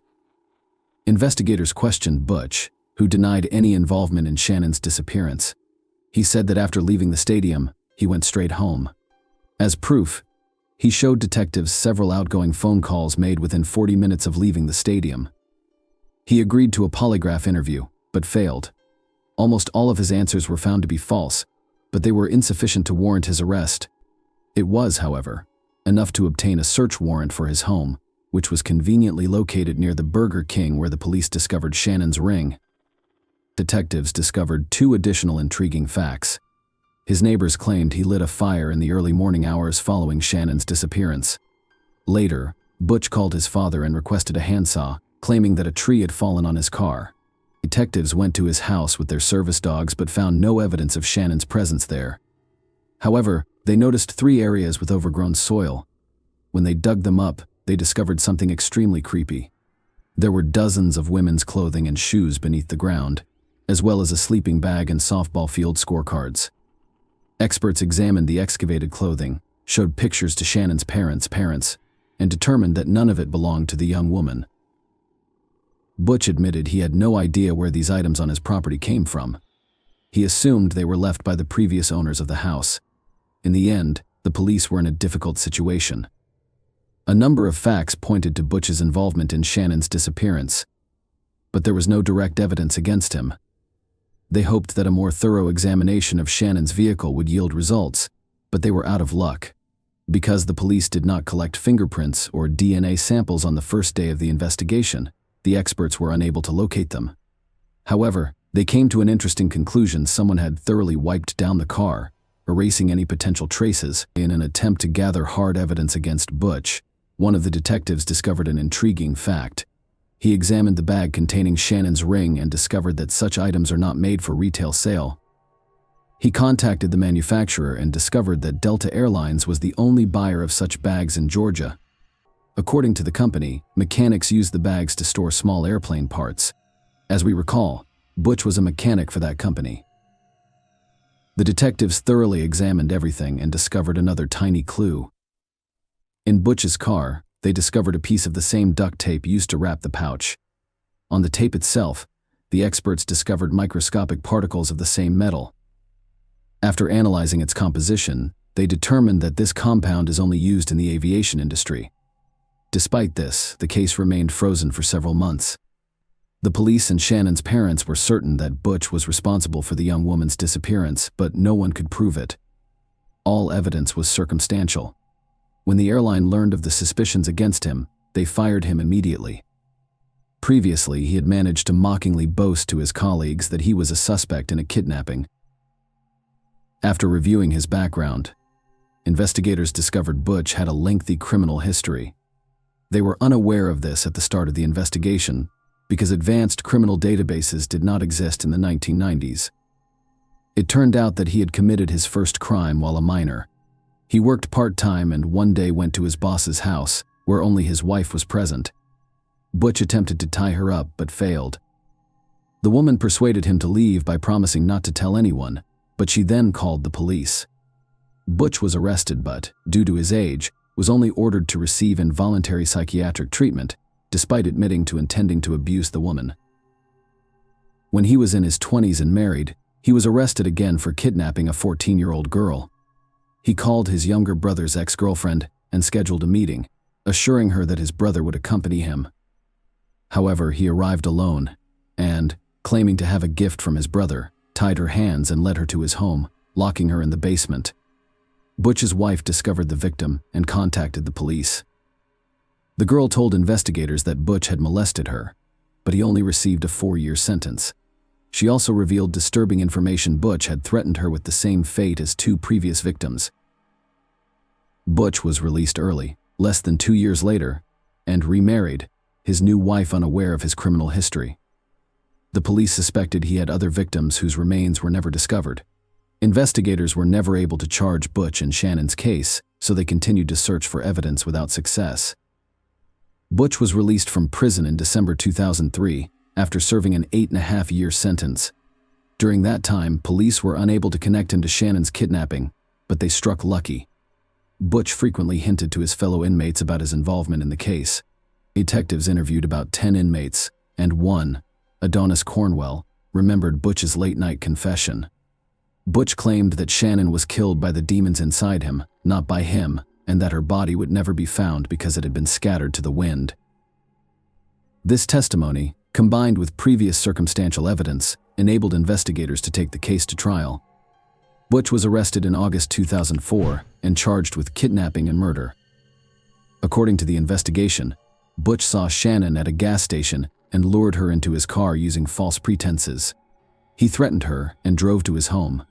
He then returned to the stadium, parked Shannon's car at the gas station, left the keys in the ignition, wiped away the prints, and left. When he returned home, he most likely abused, killed, and disposed of Shannon's remains. Many questioned whether the court would convict Butch without a body. At the time, there had never been a case in Georgia where a person was convicted without a body. Investigators worked hard to get the most out of the circumstantial evidence. They even brought in inmates to testify on Butch's confessions. Despite this, Butch maintained his innocence. Following the trial, the jury was unable to decide. Butch was found guilty of murder after 3 days of deliberation. Consequently, the court sentenced him to life in prison. He was 43 years old at the time, and in theory he should have spent the rest of his life in prison. But there was one unsettling detail: the perpetrator was eligible for parole every 7 years under the statutes in effect at the time of the murder. Butch attempted to challenge the court's decision but was unsuccessful, and 2 years later, in 2006, something very unexpected happened. He decided to confess to the murder. His story was almost identical to the prosecution's. He saw Shannon in the parking lot and suggested she go to Burger King for a meal. Shannon agreed, so they drove there in his car. After lunch, they returned to the field, but Butch missed the right turn, came to a halt, and complained that his leg was cramping. He asked Shannon to drive and sat in the back seat. He pulled out a prepared knife and threatened to make the young woman drive to his house. He tied her up and told her he would not hurt her. Butch stated that all he wanted to do was sell her car and then let her go. She remained calm and did not attempt to scream or fight back. Butch returned to the stadium and drove Shannon's car to the gas station, leaving the keys inside. He did this in the hopes that someone would steal it, which would throw the cops off guard after thoroughly wiping the steering wheel and other areas where he might have left fingerprints. Butch returned home, abused the young woman, and then left for the movie theater with his nephews and their parents. Apparently, this family outing was planned as an alibi. When he returned home, he continued to abuse Shannon while repeatedly promising to let her go as soon as he sold her car. He then allegedly began to realize the gravity of his actions and attempted to figure out what to do next. He went to bed, awoke a few hours later, and began to panic. He then went down to Shannon's house, wrapped a tie around her neck, and strangled her. According to Butch, she was sleeping at the time, and everything happened quickly. Next, he spent hours debating what to do with the body. By morning, he had decided to burn it, so he started a large fire and added fuel before putting the body in. He changed his clothes and attended the church service. When he returned home, the fire had allegedly consumed all remains. The man claimed that the unbearable weight of guilt forced him to confess what he had done, but it was difficult to believe. First, he made 2 taunting phone calls to the police and the university, claiming Shannon was still alive after having already disposed of her body. Second, he intended to kidnap another woman, his wife's closest friend. That day, as soon as his wife left town, he called her and invited her over, claiming that he and his wife wanted to meet her, but the friend declined, saving her life. Knowing this, can we speak of Butch's remorse and guilt? In addition, he claimed that the fire reduced the body to ashes in a matter of hours, which appears impossible. The man stated that when he returned home from church, there was no trace of Shannon. He allegedly waited for the ashes to cool before gathering and dumping them on the railroad tracks. Most likely, he lied and needed to bury the remains, including the bones, somewhere. But why would he do this? Butch's only option was to realize he might never be released and play the remorse game. However, if he had pointed out where the body was buried, his sentence could have been altered, denying him the opportunity to petition for release. Despite the fact that experts discovered traces of fuel, he continued to insist that the fire in his house was caused by a broken vacuum. He is currently in prison, and his next petition for parole can be filed in 2025, when he will be 64 years old. Shannon's parents are still fighting to prevent his release. The only question that remains for investigators to this day is whose belongings were buried in Butch's backyard. Was he involved in the deaths of other young women? Possibly in the dozens? Please leave your thoughts on this story in the comments, and thank you for watching.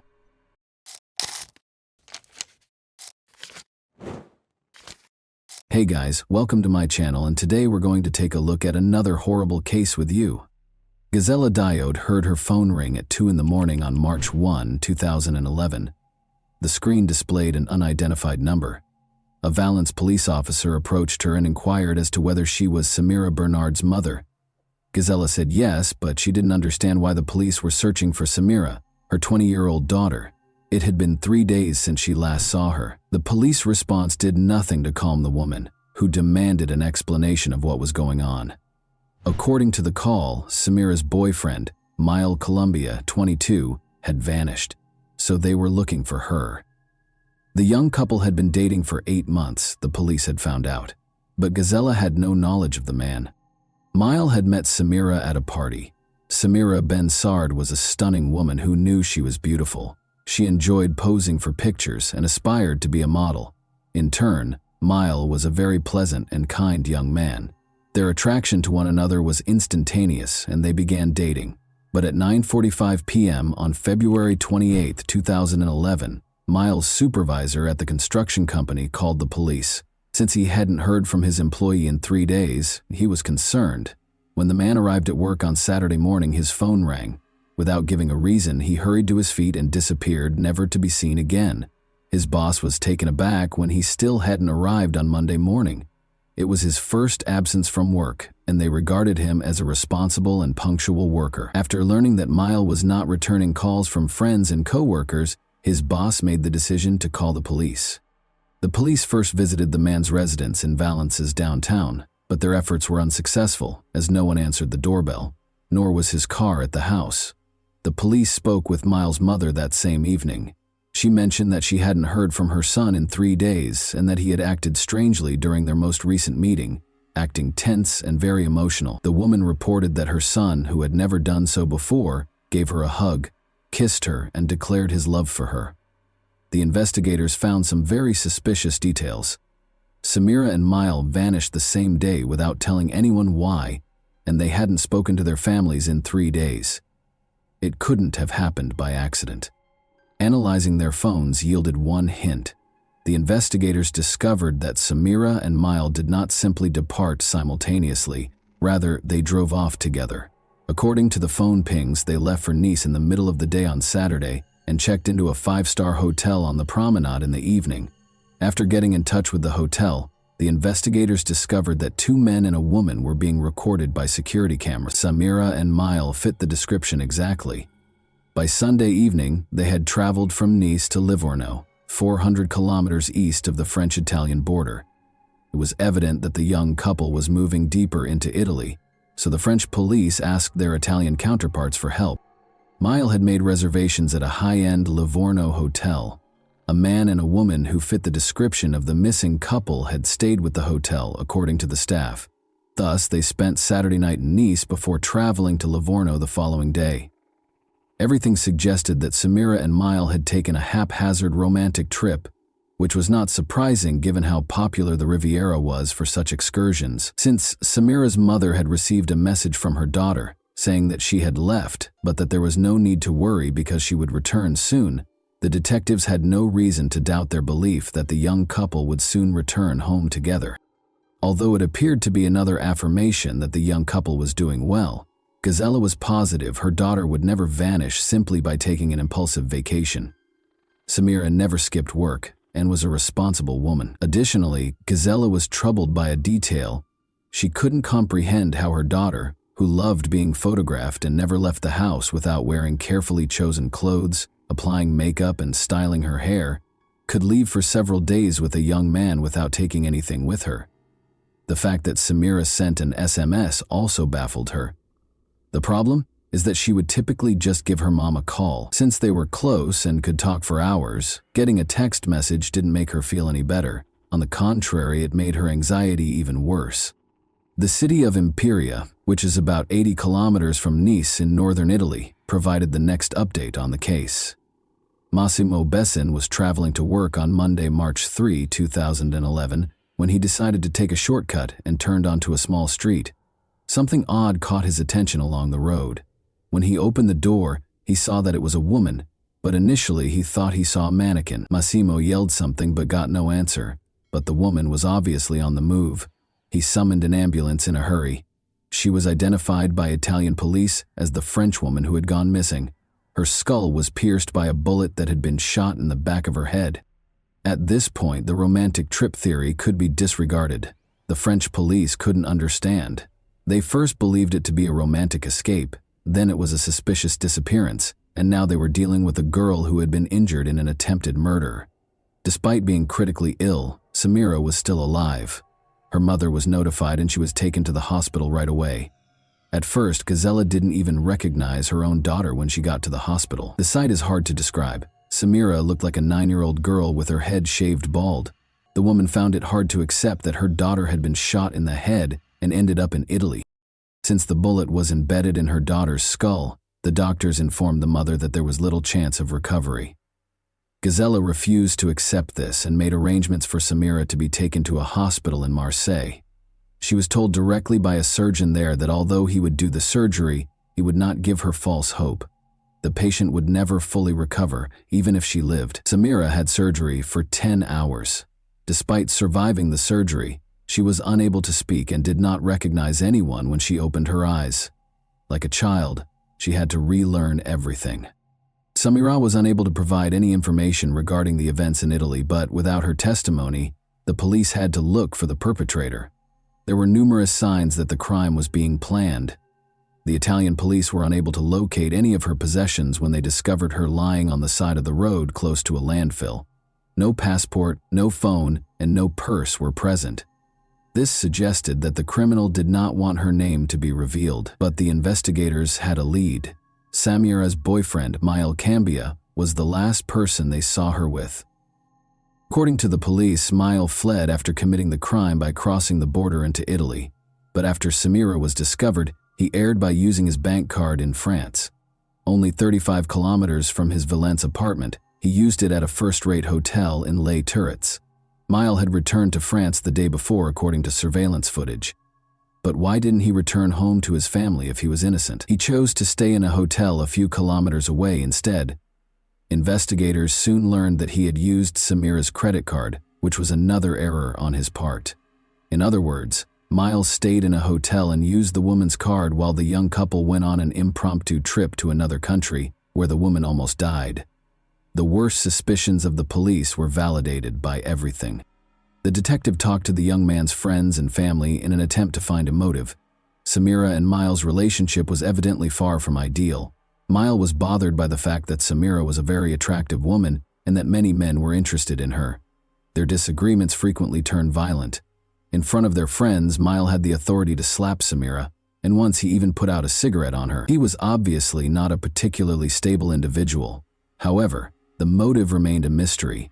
Was everything prearranged, or did Mile act out of rage? Despite Miles' actions, all of their friends were aware that Samira was smitten with him. She'd just learned, though, that her boyfriend was married. He had cheated on his girlfriend on a regular basis after getting married to her when she was 18. He had many mistresses besides Samira. Despite being upset by the information, she didn't end their relationship because she trusted Miles' statement that they were divorcing and living apart. The investigator went to Miles' house after learning of this, but as soon as he stepped inside, he saw that Samira was wrong. The husband and wife were obviously living together. In addition, Mile would soon become a father. The name Combi was written on 17 ultrasound pictures of the apartment. A love triangle involving Mile, his wife, and Samira was clearly in place, and one of them was bound to vanish. Finding Mile was essential, and it was far simpler than the police had expected. 5 days after the disappearance, Mile Cambia turned himself in on March 4 at the Valence police station. The investigation was extremely fortunate to have this. Mile not only willingly arrived at the station, but he also came clean and admitted to shooting Samira. He went on to describe what had transpired. According to the young man, Samira was merely a friend with whom he could have fun. She knew there was no future in their relationship. Samira was unable to accept Miles' explanation that their romance was over. She never left him alone, calling him non-stop and occasionally dialing his number 150 times in a single day. He showed the investigator his phone, which showed evidence of about 1,000 calls from Samira in a month. Although Mile acknowledged that Samira's actions might be categorized as stalking, would this be sufficient grounds to shoot her? The young man soon began to fear for his life as the situation worsened. He described the events of the Friday night before they left for Italy. He was kissing another woman in a nightclub when Samira confronted him. After leaving the club in a hurry and using her key to scratch his car, she got into a fight with Samira's cousins. Mile was frightened by this incident, since they threatened to kill him and claimed to have weapons. Mile was terrified.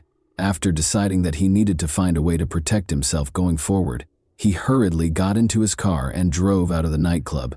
He considered purchasing a weapon for his personal protection.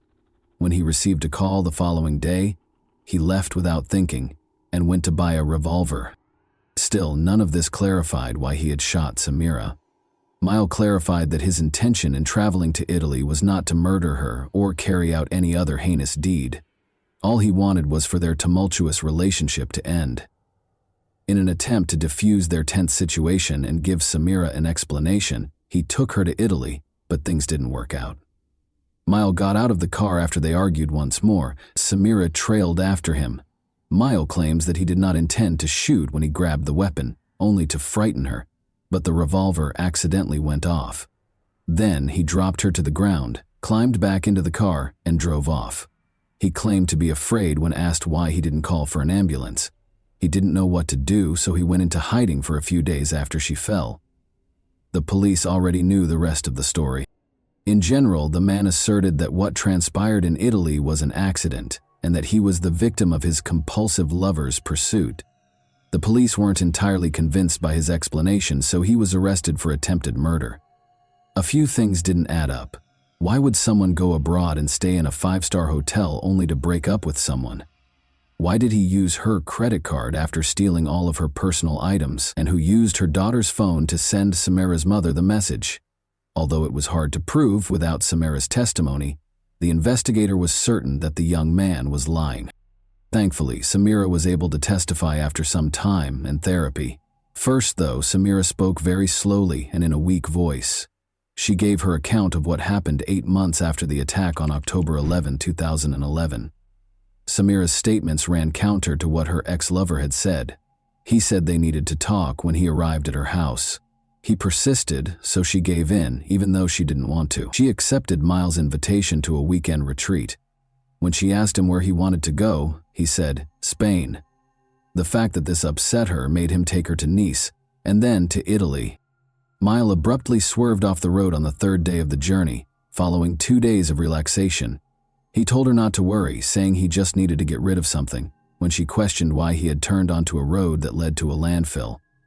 Miles halted the vehicle and exited. After letting her out through the passenger side door, he took out a revolver and aimed it at her. She was going to die, he said. She yelled, "Shoot if you're a man," and he pulled the trigger.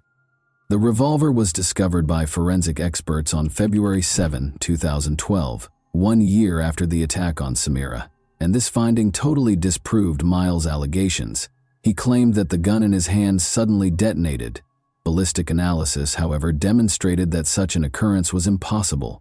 The shooter must carefully prepare before firing, pull the trigger back, and then fire. 2 separate actions, the expert explained. The revolver won't just fire when you wave your hand. In addition, the revolver must be held in one hand while a considerable amount of force is applied with the other hand to pull the trigger backward. There was no way such a gun could be accidentally fired. Miles Cambia lied because he intended to murder Samira. Detectives were finally able to piece together the murderer's plan after months of investigation. Miles left work on February 26, 2011 at 9 in the morning.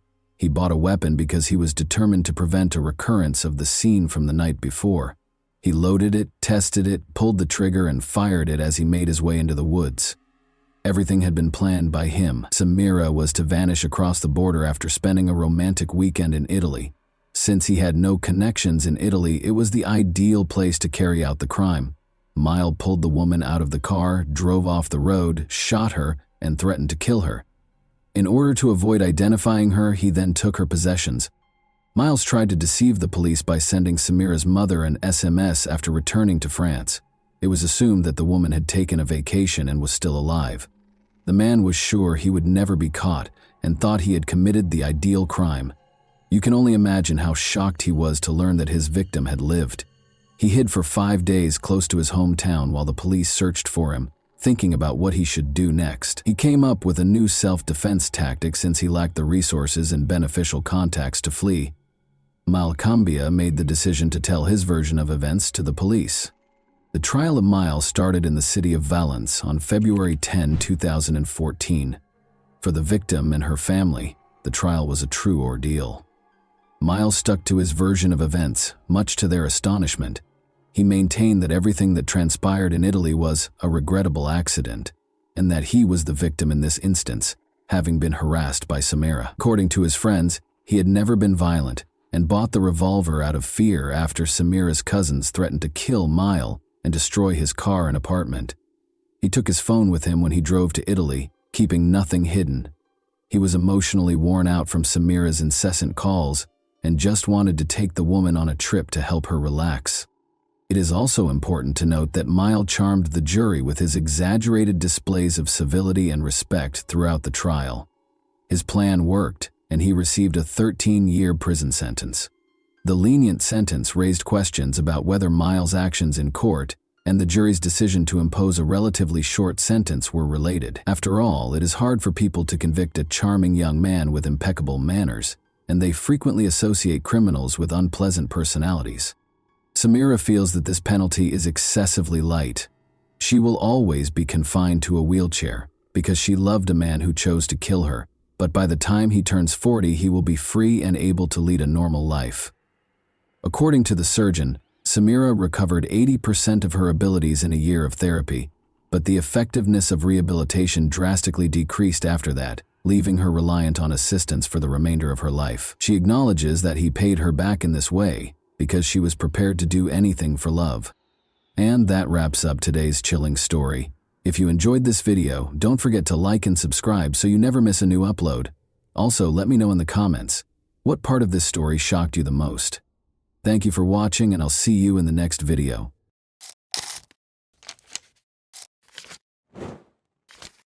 Hey guys, welcome to my channel, and today we're going to take a look at another horrible case with you.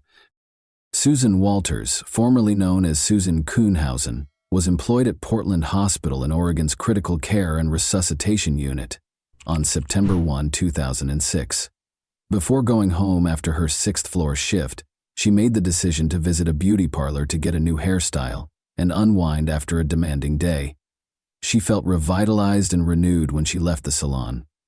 Maybe she thought of the proverb that says, "A woman is about to change her life when she changes her hairstyle." Susan had no idea how accurate this statement would prove to be. She came upon a one-story blue Cape Cod-style home with a gray fence around it. She went through the back door and discovered a note from her husband, Mike, in the hallway by the microwave. He said he had gone to the beach and had to leave. They would meet up on Friday or Saturday, he added. Susan heard the security system and unlocked the kitchen door. After deactivating it by entering the code, she proceeded to the front door and emerged into the front yard. Susan gave herself a minute or two to check the mail outside on this warm, clear September evening. When she finally removed her shoes and went back inside, she saw that the bedroom was unusually dark. She always drew back the curtains in the morning, so this was out of the ordinary. But she brushed it off, assuming she had been rushing and had forgotten, and moved on into the room. Out of nowhere, a man emerged from behind the bedroom door. He was a huge giant that suddenly materialized, standing 180 centimeters tall and weighing about 90 kilograms. He had on a baseball cap pulled down over his eyes and a striped shirt. His long gray hair was pulled back into a ponytail that was concealed beneath the cap, and the rest of his face was entirely covered by a gray beard and mustache that made him appear even more menacing. Susan was most horrified to see that he was wearing yellow rubber gloves and that he had a hammer in one of them. Most people would instinctively run away if they saw a stranger in their bedroom wielding a hammer, but Susan could not be considered a normal individual.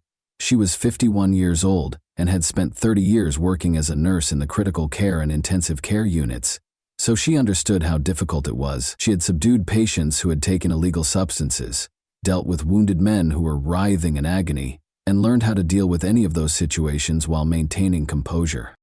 She routinely received self-defense training, just like other hospital nurses. They knew how to escape a grip or sidestep a blow.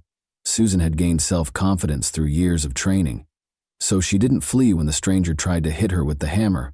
Rather, she sprang at him. She was aware that if she got close, the hammer's swing would be much weaker. One blow to her temple, however, proved to be very painful. "Who are you? What do you want?" she yelled as loudly as she could, overcoming the pain. But he didn't stop or respond. Susan's knees ached from multiple surgeries, and she was significantly shorter than the man at 164 centimeters, but she weighed more than the stranger. Susan threw her body at him, hoping to take advantage of this. He pushed her back against the wall, but he didn't fall. Then he said the one and only thing he would say that night: "You are strong." Susan felt her body tingle with adrenaline. She suddenly understood that the stranger had come to her house to murder her rather than rob her. His intentions were obvious, and she wasn't going to wait for it to happen, even though she didn't know why or who he was. For the second time, Susan shoved him. She yelled, "Who sent you?" once more. The only answer was silence. Luckily, the woman was able to knock the hammer out of his hand, and then hit him 3 or 4 times in the head. Susan caught him by the throat as he recovered control of the instrument. She interrupted his breathing with her hands and repeated, "Who sent you here?" The stranger's face first turned red, then purplish, and then nearly blue. In a panic, Susan released his throat. She just wanted to get out of there because she was tired and in pain. However, the man caught up to her before she could escape the bedroom and enter the small hallway. Her lip was smashed when he pushed and struck her. Even now, she is plagued by the memory of what transpired next. Susan looked down at the floor and thought she was going to die as he stood over her with the hammer. However, people needed to know that she battled for her life if death was her destiny. She was unable to describe how she did it, but she was able to knock the man down on the floor beside her and began biting him so that, should she die, her killer would be identified by her tooth marks. She rolled with the man on the floor, biting his hand, his thigh, and even ripping his pants zipper to get to his groin. For her, though, even that was insufficient. She felt the man's clothes with her hand in an attempt to find any identification or proof that she could conceal in a closet or beneath the bed for the police to find. For a full 14 minutes, the struggle went on. "Tell me who sent you here and I'll call an ambulance for you," she yelled as she threw her left leg over the intruder, climbed on top and put her left arm around his neck. He remained silent. Rather than letting her off his back, the intruder just growled. Susan pressed her hand more firmly against his throat as she leaned in. The man eventually ceased to move. Susan ran to the neighbor's house, grabbed his hammer, and dialed 911. When Susan's neighbor told the emergency dispatcher that the injured woman may have strangled an unidentified intruder who had broken into her home with the intention of killing her, the dispatcher was shocked. The neighbor clarified that Susan had put the man in a chokehold and repeatedly hit him with a hammer after the operator explained what the injured woman had done. The neighbor, who works as a nurse herself, responded that the man needed the ambulance when asked if the injured woman needed one. The dispatcher reassured the women that the ambulance was already en route and asked them to stop handling the hammer. Susan was taken to the hospital where she worked by the paramedics who arrived. Her worst fears were validated at that point. The man who had attacked her was dead, she found out. The identity of the man was quickly established by investigators. In his back pocket, they discovered an identification card. The police had been keeping an eye on Ed Haffey, a 59-year-old Viet. While Susan was being treated, she began to reflect on her life and try to figure out who could have wanted her dead. Susan had a difficult upbringing. Despite their love for her, her parents were unable to provide personal examples of what a successful marriage looked like. Their lives were very hectic because her father was an Air Force chef and her mother was a stay-at-home mom. The family had to constantly adjust to new homes and schools after moving from Colorado to Arizona, California, and Nevada. When Susan was in the 2nd grade, her parents got divorced. Susan's romantic life took a turn in the early 1980 when she moved to Oregon and began working as a nurse. Susan's mother and friend sponsored a newspaper ad in 1988 announcing that she was prepared for a committed relationship. The ad was written in Susan's usual light-hearted and upbeat style. Mike Kuhnhausen, 39, wrote that he loved nothing more than strolling along the beach at sunset in one of the many responses she received. Mike spent a lot of time talking on the phone. He spoke in a pleasant tone and didn't hesitate to bring up weighty subjects. They threw unsalted peanuts to squirrels and fed ducks on their first date in February 2988, at the Crystal Springs rhododendron garden. They were married within a year. However, things weren't always easy in their marriage. The days of taking long walks in the park were over. Although Susan was the primary provider for the family, her husband disapproved of her spending time with friends and insisted on an accounting for every dollar spent. Susan soon discovered that her husband had never been content and didn't think he could make her happy, and they didn't have any kids. Mike eventually got a job at a business that sold adult videos at one of its locations. However, Susan decided she had had enough after 17 years of marriage. Although she no longer wanted to live with her husband, she still cared for him. She desired to experience joy once more. She asked him to leave the house in September 2005. Mike went to live with his father. That being said, they remained friendly, and he frequently came over to visit Susan's cats. As a result, Susan made the grave error of failing to update the locks or the alarm code, which was 1,210 the day of their wedding. Susan went home to collect her belongings the very next day following the attack, accompanied by her friend Helen Balone. A backpack that shouldn't have been in the basement was discovered by Helen. Like any other basement, Susan's was filled with a wide range of items, so the police were unaware of the backpack. Dessert syrup, diabetes medicine, $200 in cash, a journal, and a receipt for a payment made to Ed Haffey were all found inside the backpack. The diary entry, from September 4, 2006, states that Mike was supposed to get a call from the man. Mike's new mobile number was also included. According to the autopsy, Haffey had taken a nearly fatal amount of illegal drugs prior to breaking into Susan's home. Although his family told the police that he was a successful tennis player and came from a wealthy family, the man had recently been living in a trailer. But 15 years ago, Haffey did something horrible. He planned the murder of Georgia Lee Dutton, 39, his ex-girlfriend, in 1991 near Roseburg. In the Umpqua River, her body was discovered. After acknowledging his guilt, Haffey was imprisoned for the next 9 years. He relocated to Portland after being released in November 2003, where he naturally began looking for work. When Mike Kuhnhausen hired him to clean the floors of an adult video store in July 2004, he discovered it. The police learned that Mike had traveled to the coast and stayed at the Lincoln City Inn on the day of Susan's attack. He went back to Portland during the night and bought a Taurus .357 Magnum revolver from a pawn shop the next day. Mike ran away after leaving a parting note at his father's home on September 8 that read, "All I wanted was to be loved, and every time I achieved that, I ruined everything." His arrest warrant was issued by the police. He was arrested on September 13 in the Kaiser Sunnyside Medical Center parking lot, where Mike said he planned to go to the psychiatric clinic for assistance. He expressed to the officers his sense of meaninglessness in life. His claims of innocence were not taken seriously by the police. Mike Kuhnhausen had lost his job a few weeks earlier and was living on the streets. Mike knew that Susan had named her brother as the beneficiary of her insurance policy in case she passed away.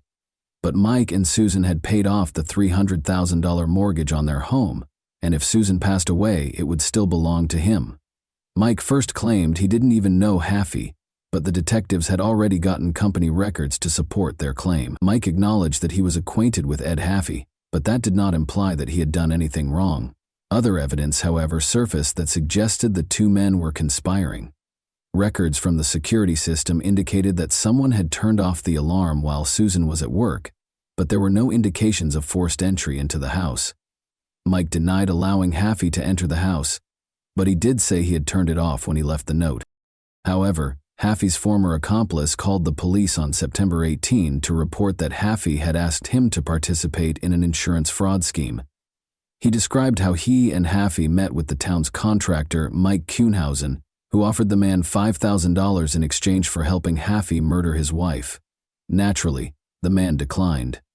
Another witness reported to the police on November 17 that he had escorted Haffey to a parking lot where he met a bald man. After the assault on Susan, he saw the man's picture on the news a few days later. Mike Kuhnhausen was the one. Despite Mike's best efforts to deny it, the evidence against him was growing, and on August 30, 2007, he admitted to ordering the murder of his wife. "You wanted me to share a life with you until death do us part. Turns out, you were hoping the sooner it happened the better. "If I believed you deserved to die, I would have had the courage to do it myself," Susan said on the stand during the trial. Mike was sentenced to 7 years in prison.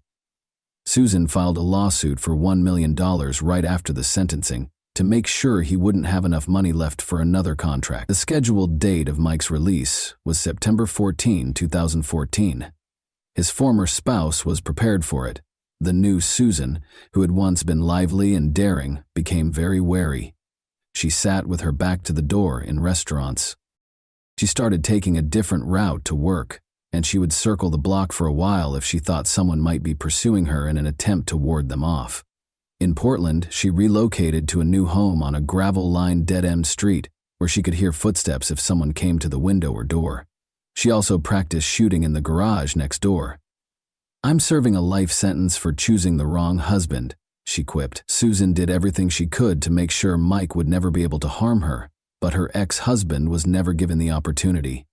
92 days prior to his release, he passed away from cancer on Friday, June 13, 2014. The prisoner's letters reveal that he only confessed to the crime in order to avoid a longer sentence and never really admitted his guilt. Mike thought he was the true victim of the incident.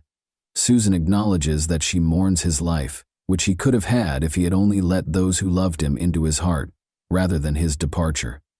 She also laments that he passed away in prison, far from all of his loved ones. Since it is difficult for a victim of crime to get the information they need, Susan looked for information about Mike's release and her rights following his release while he was incarcerated. As a result, in 2017, she and the district attorney's office developed Case Companion, a free website devoted to helping local crime victims. It provides answers to all of the victims' inquiries concerning the legal system. Victims can also follow the defendant's court dates, sentencing information, and the date of the convicted person's release after the district attorney's office files charges. Susan kept up her nursing career until December 2014. Since saving lives was the focus of her work, she was long perplexed as to why her coworkers referred to her as a hero. They called her a hero not because she killed someone, but because they want to believe that if they were in a similar situation, they would also be able to survive, her supervisor explained to her. Susan can't recall what happened without crying, even after all these years. She acknowledges that she thought of Hafey's family right away after learning of his passing. Everyone has someone who loves them. Children, a wife, a mother, a father. The worst part of what happened is not that someone tried to kill me, but that I had to kill someone to survive. But I'm not ashamed because I didn't choose his death. I chose my life. I chose to live. Although what happened was terrible, no one in this family thinks poorly of you. You did what you had to do, and by doing so you protected many from a similar fate. Susan finds comfort in helping others, knowing that they can also survive after an attack. Aunt Ada Duffy wrote her a letter in 2010 after learning about her suffering. "If you can't run and can't hide, you have to fight," she states. "You can't know that you won't survive." And that wraps up today's chilling story. If you enjoyed this video, don't forget to like and subscribe so you never miss a new upload. Also, let me know in the comments, what part of this story shocked you the most? Thank you for watching, and I'll see you in the next video.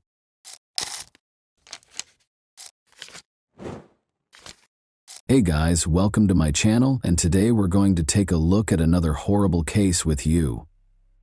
Despite the busy city streets and crowded malls, Lois Pearson always favored the quiet solitude of her childhood home, a modest wooden house tucked away among verdant hills. Lois rarely left her ancestral home, where her family had resided since her birth in 1949. Leasing her land to a man who used it to graze his cattle allowed her to live on a meager income. Lois became more dependent on her own resources following the death of her mother. She chose to use water from a well instead of running water when her pipes froze a few years ago. She carried a single lamp from room to room on a long cord for her everyday activities. Lois went to church every Sunday, and once a month went to Mineral Wells, the closest town, to do her laundry at a self-service laundromat and buy groceries.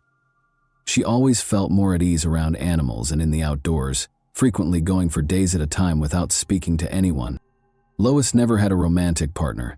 Not even a doctor had ever seen her undressed in front of a man. In 2001, Lois met Jeffrey Maxwell soon after he purchased land west of her property in Weatherford, Texas. Lois was a little over 50 at the time, and Maxwell was just under 50. Sometimes they spoke to each other, and he would wave to her when he went by her house. Maxwell once asked her to join him for lunch. Lois was taken aback by the invitation and politely declined, as she always does. Another time, he arrived at her house, hopped out of his car, and abruptly requested a kiss. In particular, the expectant smirk on his face offended Lois. She insisted that he never return to her home. He moved away in 2005, but to her utter amazement, they reconnected just before he left. They had a quick, unhurried conversation. He came by to say goodbye and to show her photos of a modular house he was constructing in Corsicana. Lois had no idea that she would see Jeffrey Maxwell again after this farewell visit. Lois was getting ready for her usual grocery run in the afternoon of March 1, 2011. A silver Chevy Trailblazer pulled up behind her, 1970 Nova, as she was about to leave. He would have missed her if he had come 5 minutes later. Maxwell grinned and gave Lois a warm greeting. He got out of his car and started talking to her about the church. He moved slowly toward her as she responded, and she began to move away. They soon found themselves in the rear of her house. Lois tried to nudge Maxwell back toward the driveway, feeling a little ashamed of the well water containers nearby. She saw an odd change in his expression all of a sudden. It was so obvious that they both fell silent. Maxwell pulled a strange-looking container out of his coat pocket and held it up to Lois's face. He tried to hit both of her eyes with a stream of pepper spray before she could say anything, but the spray did not work. Lois sprinted in the direction of the barbed wire fence close to her vehicle. When he caught up to her, Lois had just made it to the fence and placed her hands on the top wire. He caught her and pulled her to her feet, but she clung to the wire despite the spikes digging into her fingers and the blood dripping from her hands. He was able to throw her to the ground in front of his SUV, though, because he was too strong. Lois tried to scream as loudly as she could, but nobody was around and her house was remote. Maxwell picked Lois up once more, placed her in what appeared to be handcuffs, and opened his car's rear door. He shoved her into the car and she fought to get out. He took her mother's wooden rolling pin off the kitchen table and hit Lois in the left side of the head. He struck her more forcefully on the right side when she failed to fall. The blow knocked her to the ground this time. Almost immediately, Lois's eyelids began to swell, but she persisted in trying to get away until he reached for a big kitchen knife. Silently, she sat down and felt the lightheadedness and blood. Maxwell inquired about her duct tape storage. She said nothing. He asked again, but received no answer. Then he tied Lois to the door handle of the living room and sliced the cord of her lamp into pieces. He went to his car outside. For a few seconds he was gone, but she was able to free her wrists, which had always been rather thin. She leaped to her feet and sprinted out the door. Even with ankle cuffs on, Lois had already run a few hundred yards down the road when he got back to the house, realized she was gone, and got into his car. Maxwell followed, stopping directly in front of her and obstructing her way. With a gun in his hand, he exited the vehicle. He stated, "Now we're moving on to Plan B," with a chilly look on his face. He pushed her inside his car after opening the rear door and refastened her handcuffs. He then covered her mouth with a tiny piece of duct tape. He smiled and said, "Are you a virgin?" She began to cry at that point. He slammed the door and got behind the wheel after laughing at her tears. He told her he would have to return and set her house on fire as he drove off. Lois heard the vehicle enter the freeway. She considered trying to raise her feet in the hopes that oncoming cars would see her handcuffs and assist her, but she felt completely powerless when she realized the car had tinted windows and that other drivers wouldn't be able to see her. She thought about using a tire iron to strike Maxwell, but she knew it would only make him more angry. She also considered rolling out onto the road and opening the back door, but she was unable to locate the handle. Maxwell listened to her prayer and assured her that she would no longer believe in God once he was done with her. The vehicle went off course. Lois was not familiar with the terrain. The kidnapper took her into a house's garage and shut the door after her. Cluttered with various objects, including patio furniture, a lawn mower, a lot of tools, a washing machine, and a dryer in the corner, she looked around the room. Maxwell took her handcuffs off. He started taking off all of Lois's clothing. cutting off her bra with a knife. Then he fastened her hands to the ends of a steel pole that was chained from the ceiling.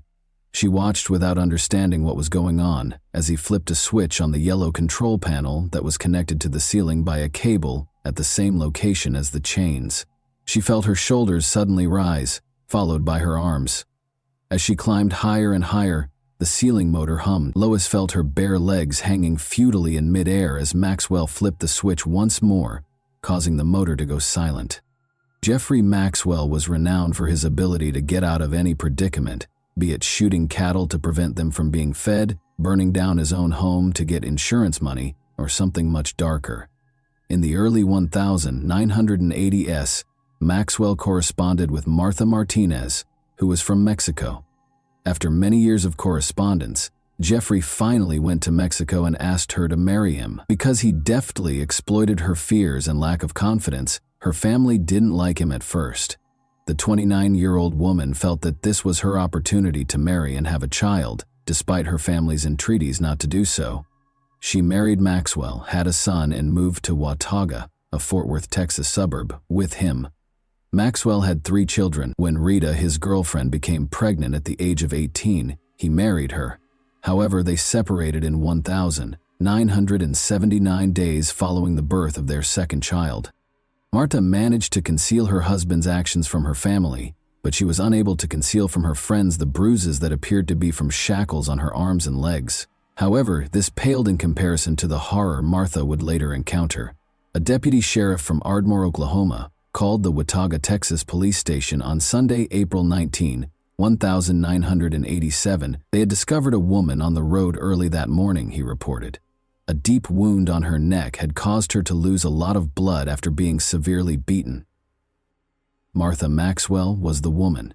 When the police arrived at the family's house, they asked Maxwell when he had last seen his wife.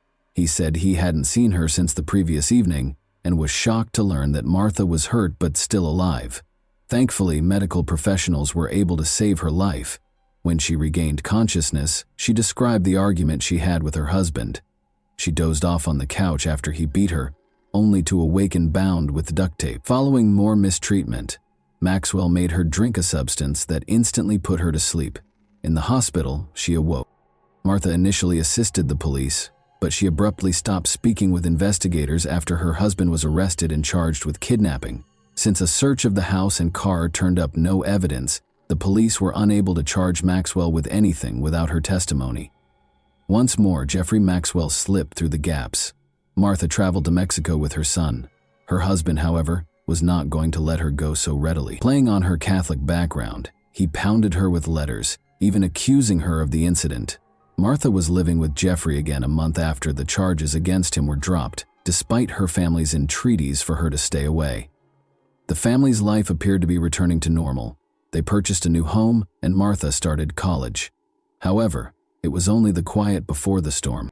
She, or allegedly from her, sent letters to 2 family members on May 10, 1992. In her letter, Martha stated that she would not be communicating with her son or husband for some time. Her relatives didn't think Martha was the sender of the letters. First of all, she typically just gave them a call. Second, she would have written a letter in Spanish rather than English if she had. Maxwell hung up the phone after Martha's brother informed him that Martha had left. In order to report his sister missing, he had to travel to Texas. Since she would never have left without money, documents, a car, and most importantly her cherished son, he was certain that she was dead and that her husband was to blame. But the hunt for Martha was unsuccessful. When police questioned him years later about whether he had done anything that could have caused his wife Martha's death, Maxwell said, "Not intentionally." Jeffrey filed for divorce a few years after she vanished. He remarried Rita, his first wife, as soon as the divorce was finalized, and she moved in with him along with her 3 daughters from her second marriage. The girls soon started griping about their stepfather's advances at school, and Rita's best friend disclosed that Maxwell had beaten her 2 days prior to their wedding. But Rita didn't take the kids, leave the state, change her name, and flee, until the police came to the family's house after her youngest daughter complained about her stepfather's actions. Maxwell started shouting at Lois as he lifted her into the air. The fact that she had ignored him in the car still infuriated him. After sensing his hands on her, the woman felt something sharp and hard, like a plastic bullet. It was really painful, and it felt like he was attempting to hurt her with this vibrating object. Maxwell began striking Lois with rods of various sizes. After declaring that they would be together for 2 weeks, he hit her all over, including the painful spot on her chest. All Lois could do was scream in pain. She was barely able to stand when he finally lowered her to the ground. After guiding her to the restroom, Maxwell gave her instructions to wash up. She first noticed that she was covered in bruises. Because she was afraid of losing her eye, her right eyelid was so swollen that she could hardly see. After a hasty shower, the kidnapper himself handed her his jeans. They smelled like Maxwell and were too big for Lois. It was awful, but she knew that if she didn't agitate him over insignificant things, she would live longer. He shut off the lights, laid down next to her, and chained her ankles to the bed that night. Maxwell barely slept, and Lois had trouble shutting her eyes. Even in the dark, she could see his round, owl-like eyes every time she turned to face him. It was the first night she had spent away from home in more than 40 years. On the morning of the second day, Maxwell informed Lois that he had to purchase additional padlocks from the store. He took her to the garage and showed her a wooden box that he had made himself. The wood smelled and looked brand new. He gave her a choice between the box and a torture device. She made up her mind right away that she would stop at nothing to avoid getting on that machine. As a gag, Maxwell put a metal ring in her mouth and fastened it with a strap. Then he put Lois in shackles and handcuffs and told her to lie in the box. She inquired as to whether she would have enough air through the gag. With the lid slightly open, Maxwell positioned a wrench on the box's edge and walked away. After hearing the sound of his car's engine, Lois waited for a few seconds before attempting to exit the box. However, despite her best efforts, she was only able to push the key away and lock herself in total darkness.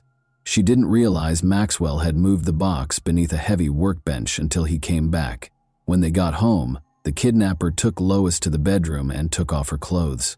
Lois didn't know what he was doing, and she felt uneasy because her parents had never talked to her about private matters. He asked her if she wanted to go to the garage and hang upside down after she let out a painful scream. Then she made an effort to be silent. After he was done, he once more chained her legs to the bed. She was so tired that night that she was able to sleep. Maxwell had to pay a bill for his son's repair in Dallas early in the morning.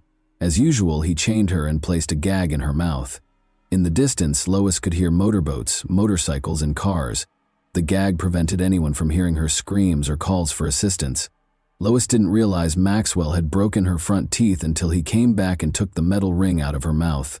However, she lost something far more significant that day. Maxwell let her watch the news after they displayed a picture of her driver's license on the TV. Lois Pearson was listed as missing after learning that the home where she had grown up and shared many memories was gone. They were trying to find her. The days that followed were all the same. He met his needs with her in the mornings and then left her alone. He made sure she was chained to the bed for a few days, even when he hurried to the mailbox or take a shower. But the kidnapper grew less cautious over time. She discovered one day that he had left his cell phone in the restroom. She considered taking it and calling the police, but she was hesitant because she had never used a cell phone before and was worried about making a mistake. She was afraid that he would use that torture device once more, in addition to losing faith in her. Lois dropped that notion, but she continued to think about a way out, or at least a way to change the balance of power. And after being held captive for a week, she figured out how to resist his persistent advances. She remembered what her parents had said when he lay next to her on the 7th day and pressed his mouth to hers. They had informed her that her oral cavity allegedly contained an agent that caused bronchitis. She never kissed boys when she was younger for this reason, among others. It's difficult to tell what actually happened at the time, but Maxwell woke up the following day with a fever and chills after she let him touch her lips, calling the move a battle of microbes. He could hardly move from his bed and was pale. He never tried to take advantage of her again. He insisted that she write him a check for $500 on the morning of the 8th day. He told her to date it February 2nd, which was more than a month earlier, and explained that groceries cost money. She had already prepared to go shopping in town with the $60 he had taken from her wallet, but she didn't protest, figuring the money would buy her a few more days. The date was March 12, 2011, and When Sergeant Ricky Montgomery and 4 other police officers pulled up to a small home on the shores of a lake in Corsicana, 80 kilometers south of Dallas, it was getting close to 6 o'clock in the evening. They were there to ask the homeowner some questions regarding the missing 62-year-old woman. Search teams started searching the area after her house burned down and her remains were not discovered. After several days, the police concluded that Lois Pearson would not be found alive, despite the use of helicopters equipped with thermal imaging for the search. They brought in pumps to empty 2 ponds and used search dogs trained to locate bodies, but the woman was nowhere to be seen. Then, $500 was taken out of her account 8 days after the fire. The check was dated a few weeks earlier and was made out to Jeffrey Maxwell. Officers traveled more than 160 kilometers to question Maxwell after learning that he also owned a blue SUV that matched the description of the car a neighbor had seen the day of the fire. A judge then issued a search warrant for the vehicle. On Sunday, March 12th, the 12th day of Lois's captivity under Maxwell, everything went according to plan. Maxwell watched television while Lois prayed on the floor. The abductor jumped up and hurriedly led Lois to a far-off room, telling her to keep quiet when they both heard a knock at the door. They heard another more insistent knock before he could put a gag on her or handcuff her. The man rushed toward the exit. Although Lois could hear voices outside, she was unable to understand what they were saying. After escaping the room, she noticed the word "sheriff" on a car parked by the road through the window. She was shocked when fear first paralyzed her whole body, but she quickly realized it was her opportunity and took off running. Jeffrey Maxwell stepped out of the house and shut the door firmly behind him. His house was in a terrible mess, he said with an apologetic tone while grinning at the policeman. According to Sergeant Ricky Montgomery, they were interrogating anyone who knew Ms. Lois Pearson or had recently visited the area around her home. In response, Maxwell said that although Lois was his neighbor, he hadn't seen her in a while. He also mentioned that Lois owed him money, which is why she sent him a check. When the door swung wide open, Montgomery was still asking Maxwell if he would be willing to come to the sheriff's office. An older woman's feeble voice reached them. With her face bruised and her hair disheveled and tangled, the woman looked weak and stooped. She moved quickly past Maxwell and went up to the cops. Montgomery didn't recognize the missing woman, but he did have a picture of her. He said, "Who are you?" "It's her, Lois Pearson," cried one of the officers behind Montgomery before she could respond, and everyone in the room was momentarily stunned. The police officers collected themselves and put Maxwell in handcuffs. The woman initially claimed to the officers that Maxwell had been her friend and had not harmed her. Her only memory of her rescue is the fear for her life, even though she later learned about the concept of Stockholm Syndrome.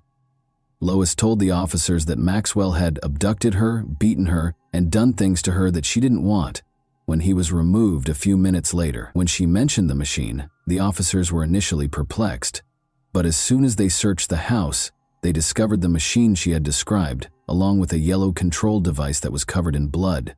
In addition, they discovered 4 different-sized adult toys, a lot of adhesive tape, whips, handcuffs, and weapons all over the house. Blood was found on several articles of clothing in the house, on the floor in front of the car, and on the bedding. Additionally, a large collection of adult films was found by the police. After being questioned for 3 days, Maxwell admitted to almost everything. February 14, 2012 marked the start of the trial. Maxwell shaved his beard and shed more than 60 pounds in the months between his arrest and the trial. He was a lanky, ghostly figure now, wearing a suit that didn't fit him well. Maxwell was found guilty on all 3 counts by the jury in less than an hour. The jurors heard from Rita's friend, whom Maxwell had beaten 2 days prior to their wedding, despite the judge's ban on discussing his wife Martha's disappearance during the trial. Additionally, Rita's daughters testified about how their stepfather's advances affected them. Lois gave a court testimony as well. Although she had always been reticent to speak in front of others, she now spoke forcefully about the ordeal she had gone through during those 12 days of imprisonment. She recalled the 3 cats that had died in the fire, Bluey, Blackie, and an unnamed kitten, and detailed the wounds that still plagued her a year later. Above all, she believed that she would be rewarded in heaven if she remained innocent all her life. Once more, the defendant was given 3 consecutive life sentences by the jury in less than an hour. Maxwell would be eligible for parole no earlier than 119 years following the verdict, as the judge decided that he would not serve the sentences concurrently. A deputy sheriff led Maxwell out of the courtroom while shackling his ankles and handcuffing his wrists in front of the audience. After the trial, Lois told reporters that she wanted her story to be known so that everyone could hear how her faith had carried her through difficult times. Even though victims of such crimes typically don't want their names mentioned in the media, she occasionally questions why he picked her. Maybe Maxwell knew she would be the ideal victim if she vanished from home for a few days and no one would notice. Someone might have gone looking for her if he hadn't messed up and put her to sleep.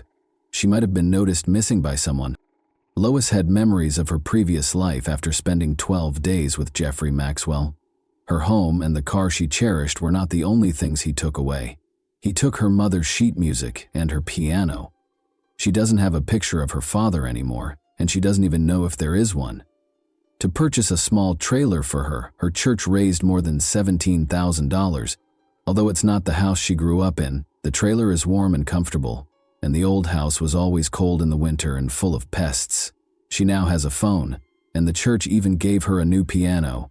Lois Pearson loves spending time with her new friends, but she still prefers the peace and quiet of nature.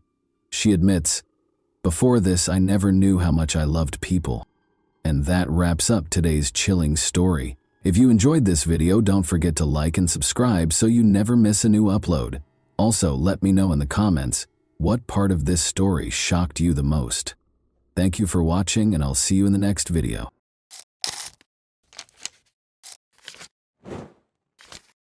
Hey guys, welcome to my channel, and today we're going to take a look at another horrible case with you. Perhaps the most vulnerable time in a person's life is during their adolescence. It's a period of time when people are neither children nor fully grown adults. Even though they are still innocent and carefree, they frequently keep secrets, sometimes out of embarrassment or fear. Tragic events can occasionally result from an inability to communicate those difficulties to a loved one or trusted parent. Florida has been rocked by the case of Justice Garrett, whose life was tragically cut short in 2018 at the age of 16. Her mother's realization that she had failed to recognize or comprehend the nightmare her daughter had been living through was heartbreaking. Justice's story revolves around a horrible secret she kept out of fear of being judged, which ultimately resulted in an unthinkable tragedy that took her life. Born on March 19, 2002, Justice Mary Garrett was the oldest of two daughters born to Danielle and Sebastian Garrett. She grew up with Jeanette, her younger sister, who was 10 years her junior. The majority of Justice's early years and adolescence were spent in the tiny Florida town of New Smyrna Beach, which is situated in Volusia County. The sisters remained with their mother after Justice's parents divorced in 2016. After meeting Robert Kern approximately a year later, Danielle quickly started dating him. By the fall of 2017, Danielle and her two daughters had relocated to Robert's house in the little rural town of Sorrento, Florida, which has a population of just over 1,000.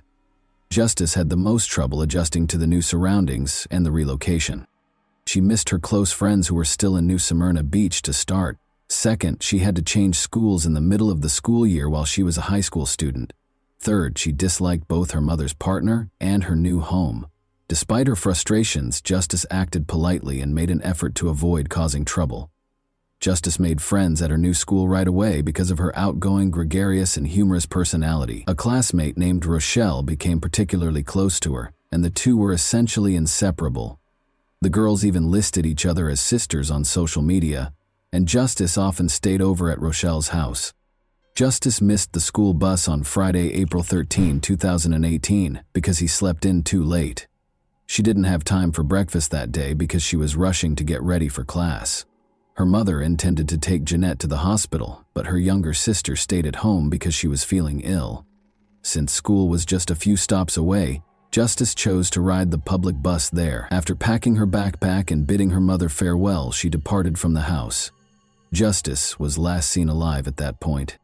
Danielle wasn't worried when Justice didn't arrive home from school on time. She figured her daughter, who frequently went to Rochelle's house after class, had done so. By nightfall, Danielle assumed Justice had made the decision to spend the night at her friend's house, as she had been doing often. She wasn't immediately alarmed by the fact that Justice's phone was off. On Saturday morning, though, Rochelle called Danielle and anxiously inquired as to Justice's well-being. With a shiver running down her spine, Danielle questioned in a shaky voice whether Justice hadn't spent the night at Rochelle's house. She was shocked by the answer. Since Thursday, Rochelle disclosed, she had not seen Justice. Justice's phone had been off for almost 2 days, and she hadn't arrived at school on Friday. Danielle went into a panic. She hurried to the local police station and reported her daughter missing after multiple unsuccessful attempts to get in touch with her. The hunt for Justice started right away. Officers initially thought Justice might have returned to her hometown for a weekend visit with friends, after learning that she had only been in the area 6 months prior. Authorities believed she would reappear soon, because teenagers of that age frequently leave home on their own initiative, whether in protest or for other reasons. Danielle, however, was adamant that her daughter would never do anything like that without telling her. Finding out Justice's social circle and whether she had a boyfriend, had been in a recent argument, or had any other information that could help piece together what happened the day she was last seen was the first step. All of Justice's possessions were still at home, and she had not taken any cash. Shortly after she left for school, her phone stopped working. She hadn't returned any calls or messages, and her social media accounts hadn't been active since late Thursday night. She hadn't gotten in touch with anyone, so none of her friends knew where she might be. Justice didn't experiment with illegal substances or drink alcohol, according to her close friends and family. She had never engaged in serious romantic commitments and was not in a relationship. Justice had never broken the law, had no enemies, and had no conflicts with other people. Her peers viewed her as sweet, kind, and compassionate, and her teachers at school gave her positive reviews. Police promptly reviewed all local traffic accidents, incidents, and crime reports in the region. One possibility they entertained was that she had been in an accident and was unable to speak. She was not, however, listed as having participated in any such incidents. Investigators were able to follow her movements on the morning of her disappearance by using information from her phone. Justice left her house at 7:30 a.m. and started to walk in the direction of the school. After about 15 minutes, she started acting strangely. After a brief pause, she made a sudden direction change. Her phone was switched off shortly after. The small, sleepy town was filled with rumors and conjecture after Justice vanished. Any incident became the focus of attention in a community where nothing ever happened. It was quickly spread by gossip and frequently embellished with lies. Some residents found amusement in spreading rumors, and they saw no harm in doing so. Many of Justice's classmates and friends sincerely wanted to assist with the investigation, but others saw it as a chance to attract attention, increase their own significance, or even experience a brief moment of fame. A number of people reported seeing Justice Garrett in various locations around town. According to some, she entered an enigmatic black vehicle with tinted windows. Some speculated that she had been recruited into a religious sect, while others suggested she was out on the street with a group of teenagers who didn't fit in. Investigators found it challenging to distinguish fact from fiction because these rumors appeared out of nowhere. Consequently, all information, no matter how unlikely, had to be carefully verified. A girl who was 1 grade up from Justice stood out for her actions. She claimed that the teenager had fled with a secret boyfriend and was expecting his child, and she created a whole blog devoted to Justice's disappearance.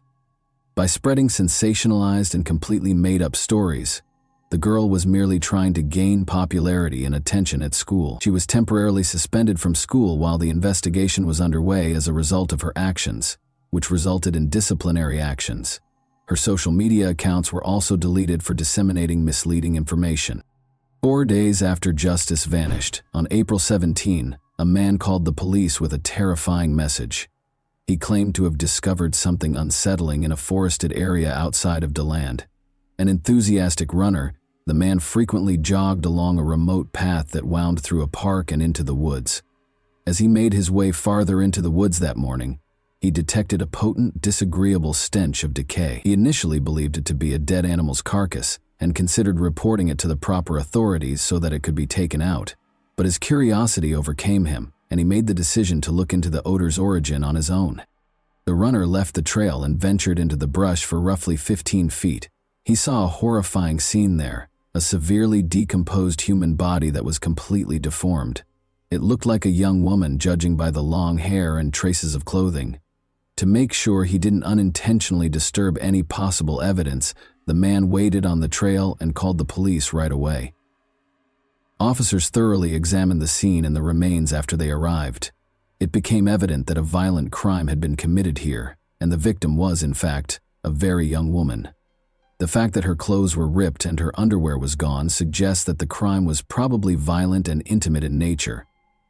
The legs bore obvious bite marks, probably from untamed animals, but a corrosive chemical had done the most serious damage. The girl's face had been eroded to the bone by this substance, which had also been poured over her intimate areas, lower abdomen and chest. It was evident that the offender had tried to remove any traces of DNA in addition to disfiguring the victim, a strategy that, as it turned out, worked. Investigators suspected right away that the girl who had vanished days earlier was the owner of the body discovered in the woods. However, DNA testing was necessary for confirmation because of the extensive chemical damage and decomposition. Sadly, the worst fears of the Garrett family came true. Justice had been discovered dead. About 30 minutes' drive from the town where she resided, her remains were found. Her nose, cheekbone, and several ribs were broken, which was evidence that she had been severely beaten prior to the crime. The precise cause of death was assumed to be mechanical asphyxiation due to the advanced state of decomposition, which made it impossible to determine with certainty.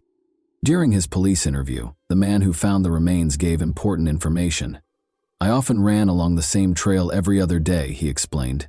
He had seen a suspicious-looking man come out of the woods close to the location where Justice's remains were later discovered 2 days prior to discovering the body. Since the witness had only seen the man for a brief moment from behind and a considerable distance away, he was unable to give a detailed description of him. According to his description, the person was a short, stocky white man wearing jeans and a black hoodie. When the man realized he was not alone, he hurried out of sight and vanished behind the trees.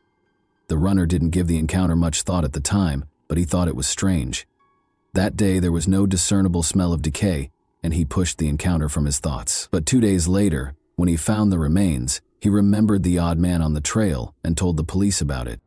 Detectives suspected the stranger in the woods might be the criminal who committed the crime right away.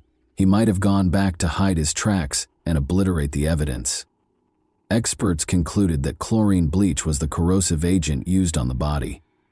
The remains became unidentifiable due to the rapid decomposition caused by the chemical and the humid climate of the area. However, after passing a polygraph and offering a strong alibi for the day Justice vanished, the jogger was excluded as a suspect. Justice's mother claims that her daughter had intended to ride the public bus to school that morning, but according to street cam surveillance footage, Justice never went to the bus stop. The mystery was further complicated when a neighbor claimed to have seen Justice get into her stepfather Robert's vehicle.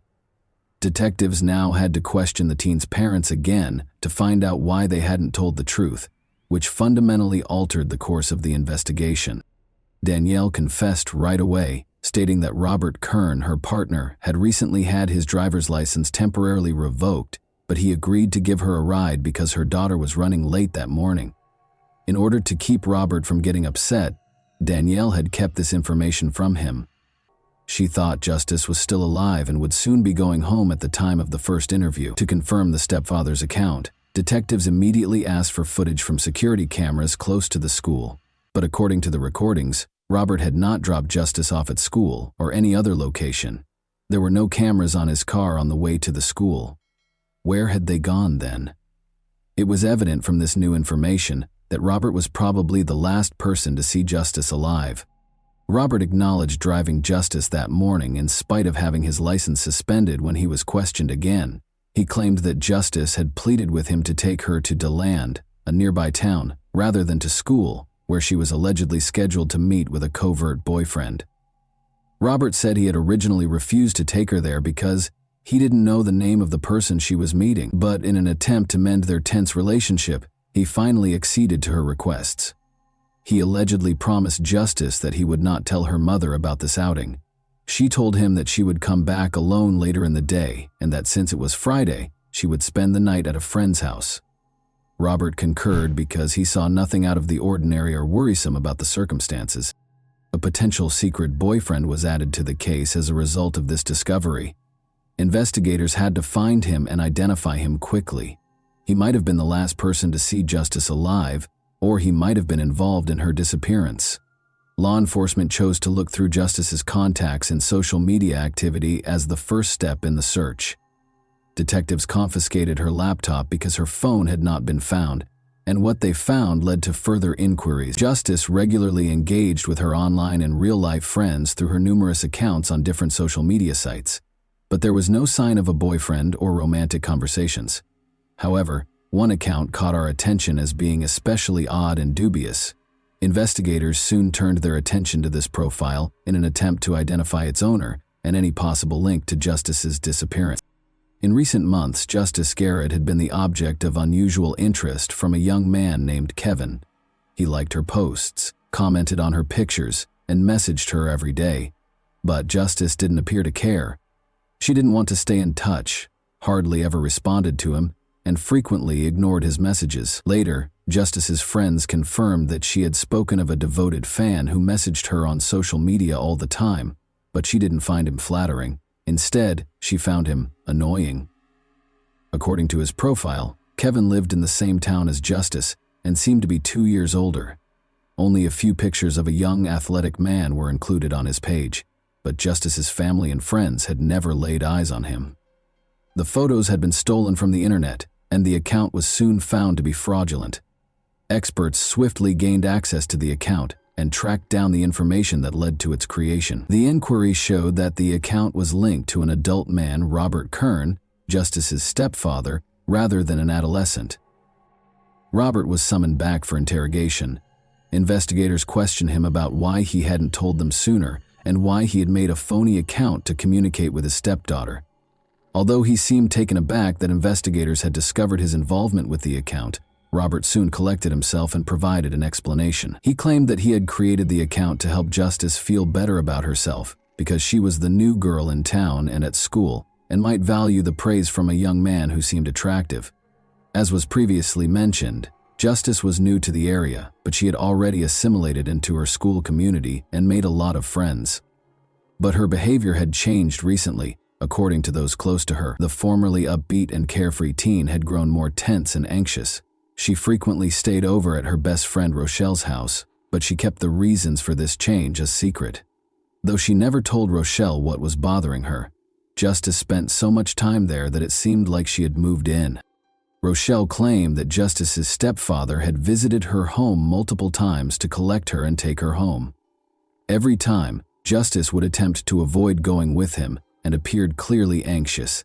She would call her mom and beg to stay at Rochelle's for a couple more nights, pledging to finish all of her chores and concentrate on her studies in return.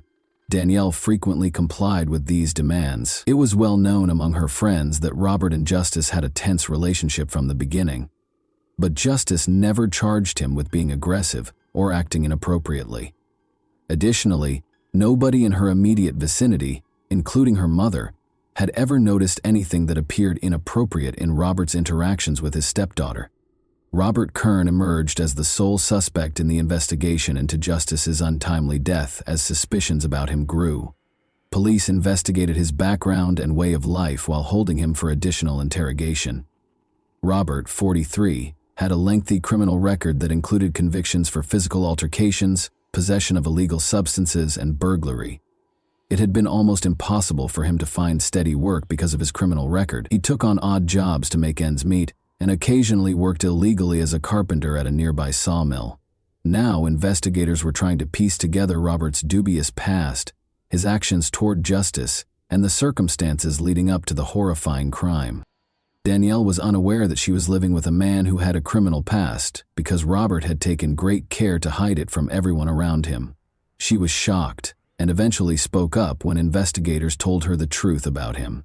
Despite Justice's protests, Danielle acknowledged that Robert had offered to drive her to school that day. Danielle became concerned when Justice failed to come home, but Robert reassured her that Justice was staying overnight at her friend Rochelle's house. He even prohibited her from contacting Rochelle or the police.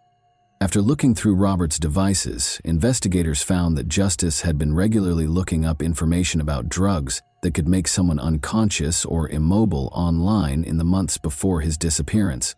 Additionally, he had investigated buying such drugs on the dark web and it seemed he had been successful. That wasn't all, though. Additionally, Robert had investigated methods of removing DNA from a body, concentrating on common household chemicals like bleach and disinfectants. He had even looked at satellite images of the wooded areas in the area, especially the DeLand outskirts, where Justice's body was eventually discovered. It became evident that Robert had spent months carefully preparing to commit his crime, dispose of the body, and remove any evidence. From the start, his motivation appeared to be clear. Robert had become unnecessarily fixated on justice and understood that using force was the only way to fulfill his perverted impulses. He had made the decision to eradicate her completely in order to escape legal repercussions for his actions. When investigators examined the geolocation data from Robert's phone that day, they were able to eliminate any remaining doubts regarding his involvement. Together with Justice, he had driven away from their house toward her school before turning suddenly and coming to a stop in a remote location. Robert most likely turned off Justice's phone at this point and rendered her unconscious with a chemical, most likely chloroform. But he neglected to turn off his own gadget, which later recorded his movements. After being tracked toward DeLand, Robert's car came to a halt for about an hour. He would have had enough time during this period to attack Justice, cause her physical harm, strangle her to death, and conceal her body in the woods.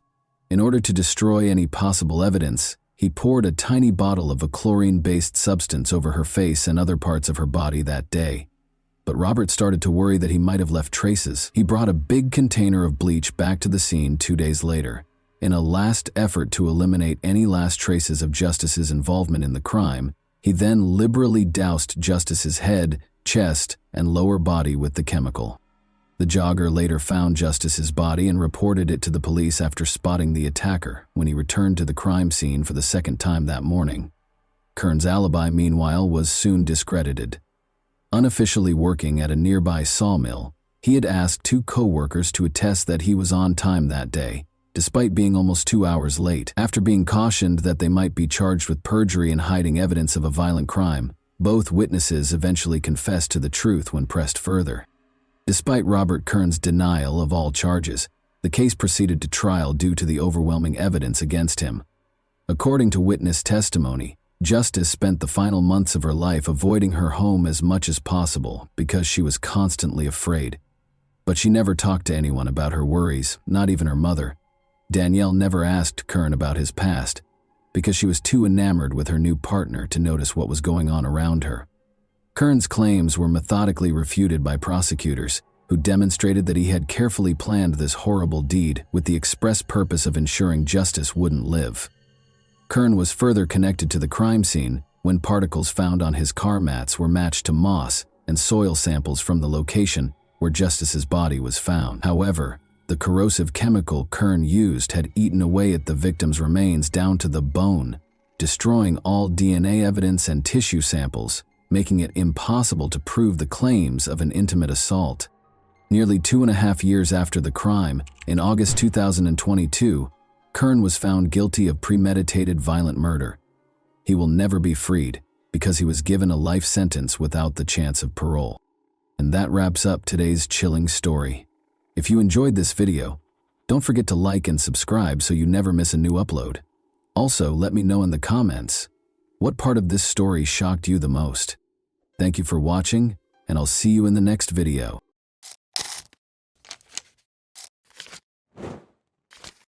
Hey guys, welcome to my channel, and today we're going to take a look at another horrible case with you. Today we'll examine what happened in the U.S. state of California in 2011. Daylene Carlson, a 23-year-old college student, relocated from Idaho to Stockton, California. She was looking forward to beginning a new chapter in her life while residing at her Aunt Maggie's house, but she never came home after going out to meet some friends on August 6, 2011. Beginning at 3:30 a.m. on August 7, her aunt called her multiple times but got no response. Worried, she informed the police about Daylene disappearance. To find the truth, detectives started an investigation and used CCTV footage. Daylene was preparing to go out on Saturday night. Her cousin Cecily had plenty of time to acquaint her with the local nightlife, as college was still 3 months away. Cecily had a fever, so they stayed home instead of going to the Finnegan's pub to meet up with some more friends. Daleen had to return home by 1 in the morning after going to the bar by herself, but Maggie and Aggie started to worry when 1 in the morning rolled around and Daleen was still not home. Maggie repeatedly called Colleen Yaleen but got no answer. Maggie stayed up all night calling Colleen Yaleen's number every now and then, but, as before, her niece didn't answer. Maggie searched for a plausible reason why Colleen Yaleen hadn't come home. Daleen hadn't come home by morning, so she speculated that her niece might have spent the night at a friend's house. Maggie called the police when she realized she could not wait any longer. Despite receiving a report, the police believed Daleen had stayed at a friend's house following the party and would soon return. The investigators made the decision to hold off a bit longer. In the meantime, Dalen's family started their own inquiry. On social media, they announced Dalen's disappearance and urged anyone with information to get in touch with the police or her family. The day after Dalen's disappearance, August 8, 2011, the police opened an official investigation because her family suspected something terrible might have happened because it was out of character for her to simply vanish without warning anyone. Her Aunt Maggie's home was the first location the detectives visited. They wanted to talk to Dalen's relatives, see her in her room, and make sure none of them had anything to do with her disappearance. Danielle was a girl, like any other American. Her disappearance was extremely unusual, and she was young, attractive, and had big plans for the future. Detectives searched Dalen's room, but they found no evidence that she had fled her house. Her room contained all of her possessions, as well as a few documents. Cecily took a picture of Daleen wearing torn jeans and a brown and white striped top the night she vanished. Cecily informed Detective Daleen that they had frequently visited the Finn Pub's pub in the past, and that Daleen had planned to go there. The detectives then went to the bar to speak with the employees and perhaps obtain additional information. On the night Daleen vanished, the bar manager recalled seeing her in the street at around midnight. He described what had happened that evening, but he could not think of anything out of the ordinary. Thankfully, security cameras were present. Surveillance footage can greatly aid an investigation, even though it might not give a full picture. 2 operational security cameras in the bar recorded hours of Saturday night activity. The detectives made the decision to obtain a copy of the recordings and go over everything back at the police station, because it would have taken a long time to go through the footage. This, they hoped, would allow them to find out who Daleen had slept with, and more crucially, with whom she had left the bar. At first look, the tape appeared to be normal. On the street, young women and men congregated, smoking and chatting. It appeared to be a typical Saturday night in a pub, but they are drawn to one girl in particular. She's dressed in a striped top similar to the one from the day. Leen is wearing a striped top in the final photo. She goes back to the bar at 1:40 and 0 in the morning. Another security camera is located inside, in the corridor close to the restrooms. Photo 41 is watched by detectives. After 61 minutes, she was observed consuming alcohol. She might have been a bit more exposed than normal. In a hallway full of young men, she is the only woman. Every person in this video could be a suspect, and even if they are not, they might be a witness.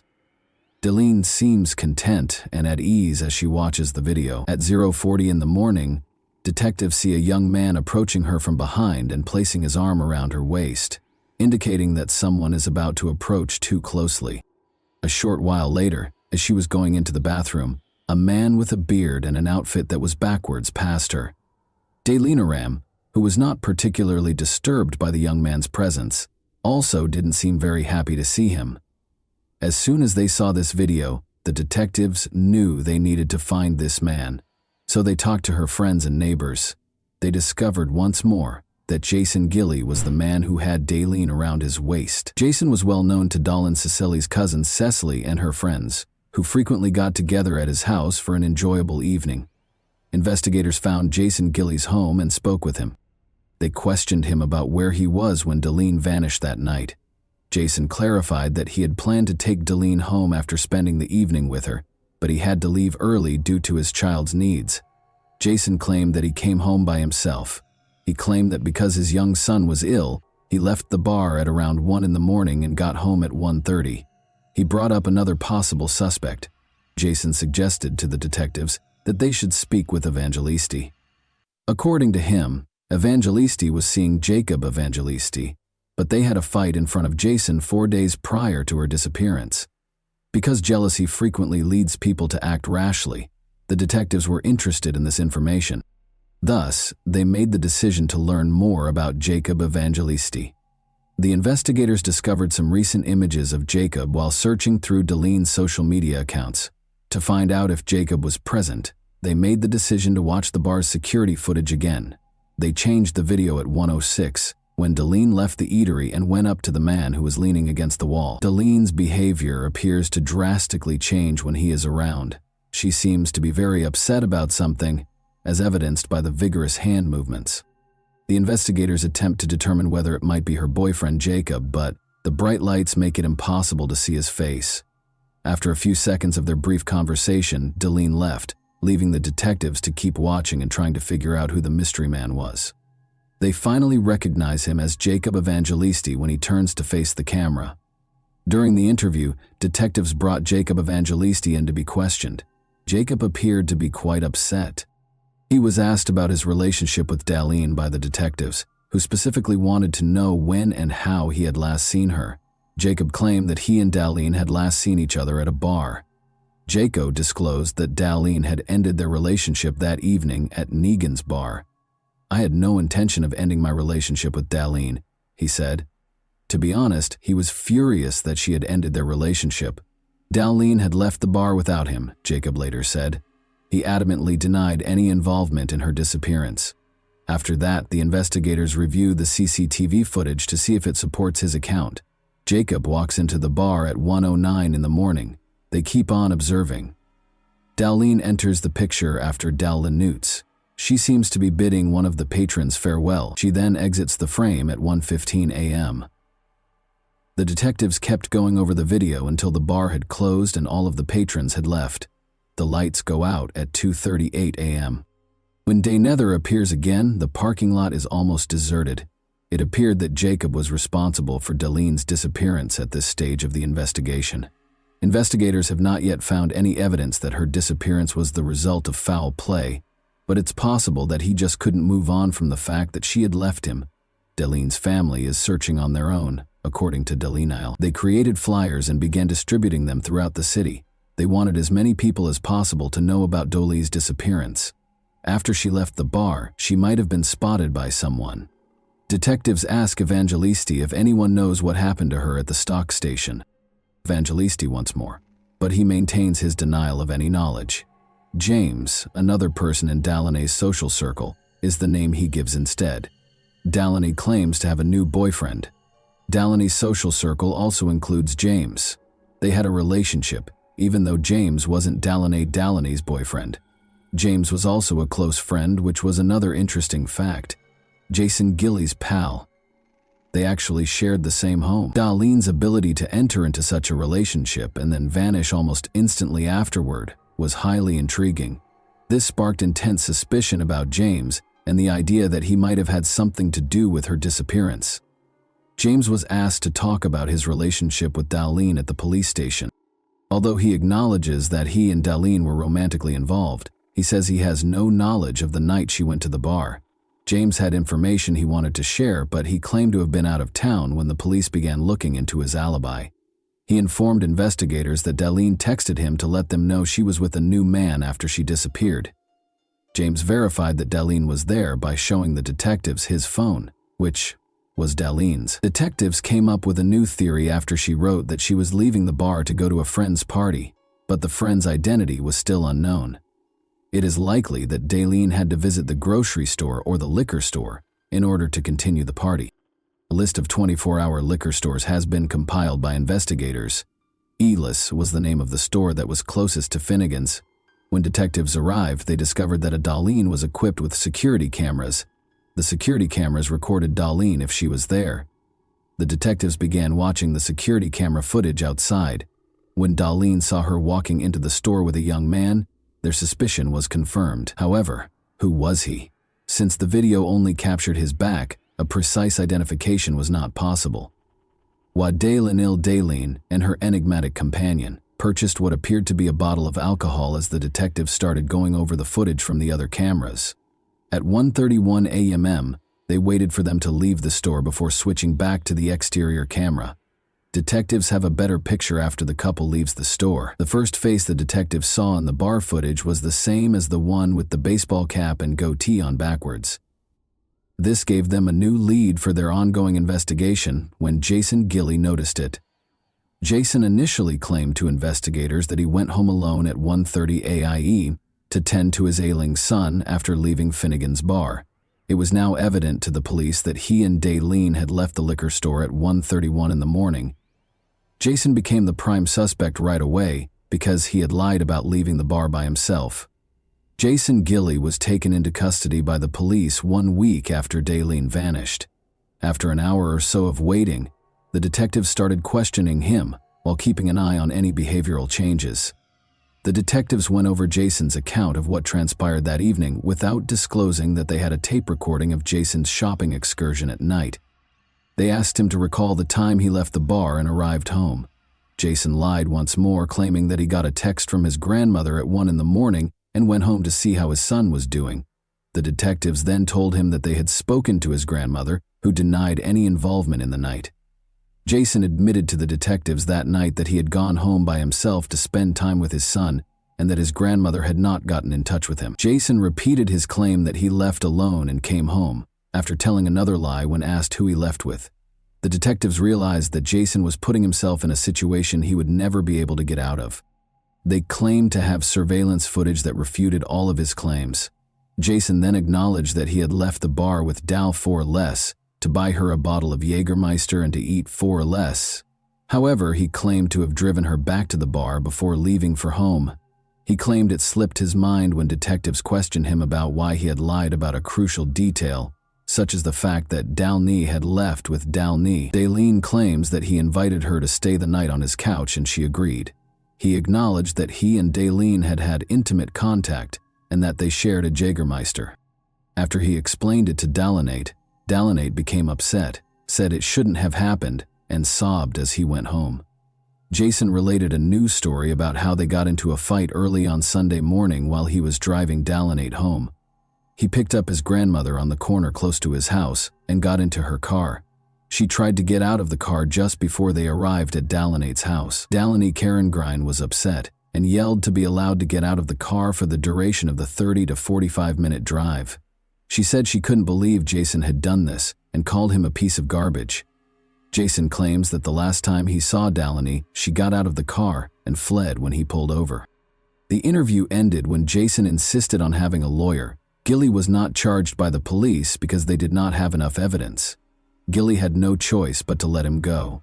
Jason went to the police station on August 22, 2011, after being released on August 18, 2011, to report that his wallet had been stolen or lost.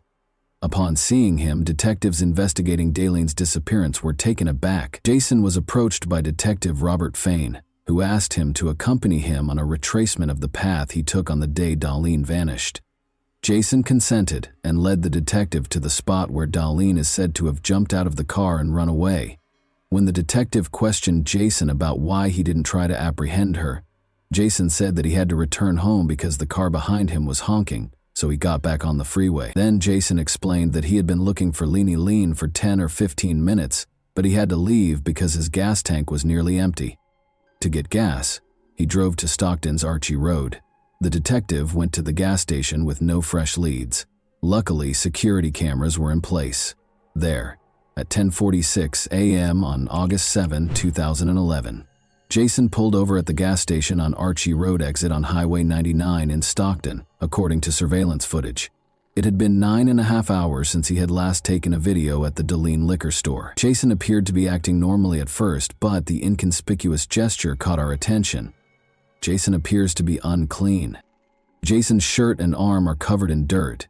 He seems to be shaking his shoulders at one point. This conduct seems very suspicious. Before leaving the gas station, Jason checks the passenger door before getting into his car and walking back to it.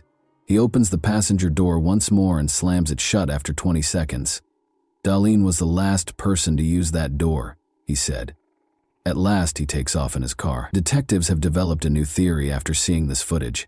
Their theory is that Daleen took Daleen to a field south of Stockton and, in a hurry, physically pulled her out of the car, causing the front passenger door to jam, Dallin thought that she was dead, but they told her that in order to arrest Jason. Dai Ling was still missing, and Jason was out and about interviewing representatives. The case then underwent a sea change on October 15, 2011, more than 2 months after Dai Ling's disappearance. A farmer made a tragic discovery in a field 20 miles outside of Stockton. According to court documents on the 15th of 2011, human remains, later identified as Dathos Lean, Daleen, were found in a cornfield approximately 64 feet from Lone Tree Road in the Escalon. That afternoon, senior criminalist Sarah Yoshida of the Department of Justice was sent to the crime scene. A skull, ribs, jaw, vertebrae, and bones from the feet and legs were among the many bones discovered by Yoshida. She also discovered a clump of hair and a human torso. Cases of 522 caliber cartridges were discovered just southeast of the location of the human remains, and a black bra was discovered between the remains and Lawn Road. Dr. Bennett Omalu, the medical examiner for San Joaquin County, arrived at the crime scene at approximately 9 p.m. that evening. He ordered an 18-inch excavation of the ground beneath the body as soon as he saw it. After securing the soil in a body bag and x-raying it, we discovered 222 caliber bullets in the excavated soil. An AUI was conducted on Dai Ling's remains by Dr. Omalu. He claimed that Daleen was shot in the cornfield where her remains were discovered, and that either the bullets passed through her body and lodged in the ground just beneath her, or they remained inside the body and fell out as it decomposed. In either case, there was a gunshot wound to the backhead. Based on the location of the gunshot wound and the fact that Dalenaline's fingernails, jewelry, and nails were tangled in her hair, Dr. Dra Omalu believed that when Dalenine was shot, she had her hands and fingers wrapped around her head. Omalu came to the conclusion that Dalenine's death was caused by a gunshot wound to the head, with gunshot wounds to the trunk also playing a role. Additionally, he believed that her body's decomposition supported her death on August 7, 2011. In the murder of Dai Ling, investigators had a top suspect. Detectives also found that Jason had access to a Jennings .22.2 semi-automatic handgun that belonged to one of his relatives, according to court documents. The gun's involvement in Daline's shooting was verified by ballistics testing. Jason Gilley was arrested by authorities when he was eventually taken into custody. On the evening of Saturday, August 6, 2011, Daleen went to a bar to meet some friends, and investigators developed their theory about what happened the night she vanished. Among them was Jason Gilley. Daleen was convinced to come to Jason Gilley's house. On their way to Jason's house, they made a stop at a liquor store. This liquor store is where we last saw Daleni alive. Nothing seemed to be bothering her based on this footage, but after she and Jason left the store, things started to happen that ultimately resulted in her death. Daleni was naked when her body was discovered by investigators. Because of this, authorities concluded that she didn't want to have an intimate relationship with Jason, but he coerced her into doing so. That was the only plausible explanation. Authorities believed that Dalene told Jason that she would report it to the police, so he put her in his car, drove many miles past her home, and then turned into a field where he killed her. However, the body's extreme decomposition made it impossible to verify that theory. Jason Gilley was found guilty of Dalene's murder in November 2013 and given a life sentence without the possibility of release. He made an unsuccessful attempt to appeal the sentence. And that wraps up today's chilling story. If you enjoyed this video, don't forget to like and subscribe so you never miss a new upload. Also, let me know in the comments what part of this story shocked you the most. Thank you for watching, and I'll see you in the next video.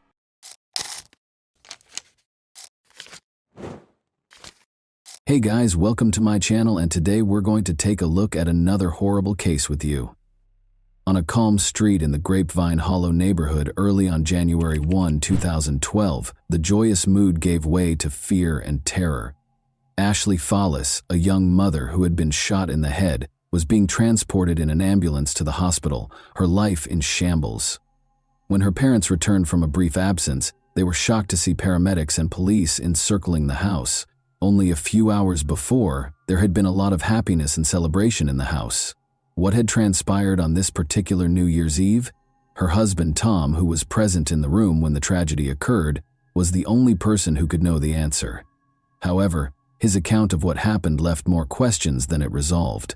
Although Ashley's family was certain they knew the truth, investigators had to deal with a lot of inconsistencies and odd information. Nobody could have predicted the depth of the mystery that existed behind those houses' doors. Ashley Fallis, then 28 years old, was shot in the head and taken to the hospital early on January 1, 2012. Ashley's family thought they knew what had happened right away. It was clear to them that her husband Tom was the only possible culprit. When the gunshot was fired, he and Ashley were in the room. Tom was Ashley's family's main suspect because of his short fuse and domineer. For the police, though, the story was less straightforward. A detailed investigation was necessary because contradicting evidence was discovered at the scene. Ashley's past turned out to be as complicated as her present, and witness accounts continued to change. It would be years before fresh information surfaced that would provide a new perspective on what happened that night. The festive evening that started on December 31, 2011, was intended to be peaceful and centered around the family. At their Zinfandel Street residence, Tom and Ashley Fallis threw a New Year's celebration. They celebrated, danced, and drank. Ashley and Tom appeared to be a contented couple. To the delight of their guests, they had been dancing together and gazing affectionately at each other just an hour before. However, as midnight drew near, Ashley made the announcement that she was going outside with her family, which infuriated Tom. Ashley's family was the last group of guests left at the house when the argument broke out. Ashley and her family attempted to defend her, but Tom started shouting at them. Tom demanded that the relatives leave after their attempts at mediation failed. Tom withdrew to the bedroom and slammed the door. The couple was left alone when Ashley's parents also made the decision to move out. Tragic events occurred several hours later. Ashley's family's intrusion into their private lives irritated Tom. Ashley and her parents had been drinking all evening, so he thought it was inappropriate for them to go outside. He insisted Ashley's parents get out. Tension between the couple only increased after they left. The argument resurfaced in the bedroom after the guests had left, leaving Tom and Ashley alone. According to Tom, their argument stemmed from old grievances, but Ashley was adamant that she would live her life as she saw fit, regardless of what he thought. Tom claimed that her family had an influence on her. Tom claimed to have heard Ashley handling the gun stored beneath the mattress while he was getting into his pajamas and standing by the closet. Tom started to ask her what she was doing, but the shot went off before he could finish. On January 1, 2012, early in the morning, emergency personnel arrived on the scene. After Ashley's family made accusations, the police enlisted the help of Colorado Bureau of Investigation investigators. Jenna Fox and Joe Ridden, her parents, blamed Tom for the incident right away, pointing to his hostility and rage earlier that night. Ashley appeared to have committed suicide based on the evidence found at the scene, but investigators found information that cast doubt on the situation. Items strewn all over the floor and crooked picture frames on the walls suggested a potential struggle prior to the gunshot. Unsigned divorce documents discovered on a dresser appeared to support rumors of marital discord. An online dating site had brought Ashley and Tom together in the spring of 2007. Ashley was gregarious and energetic, and Tom fell in love with her right away. Their relationship progressed swiftly, and Ashley already had 2 daughters from a prior marriage. The couple married 2 weeks after the birth of their son, who was born a year after they first met.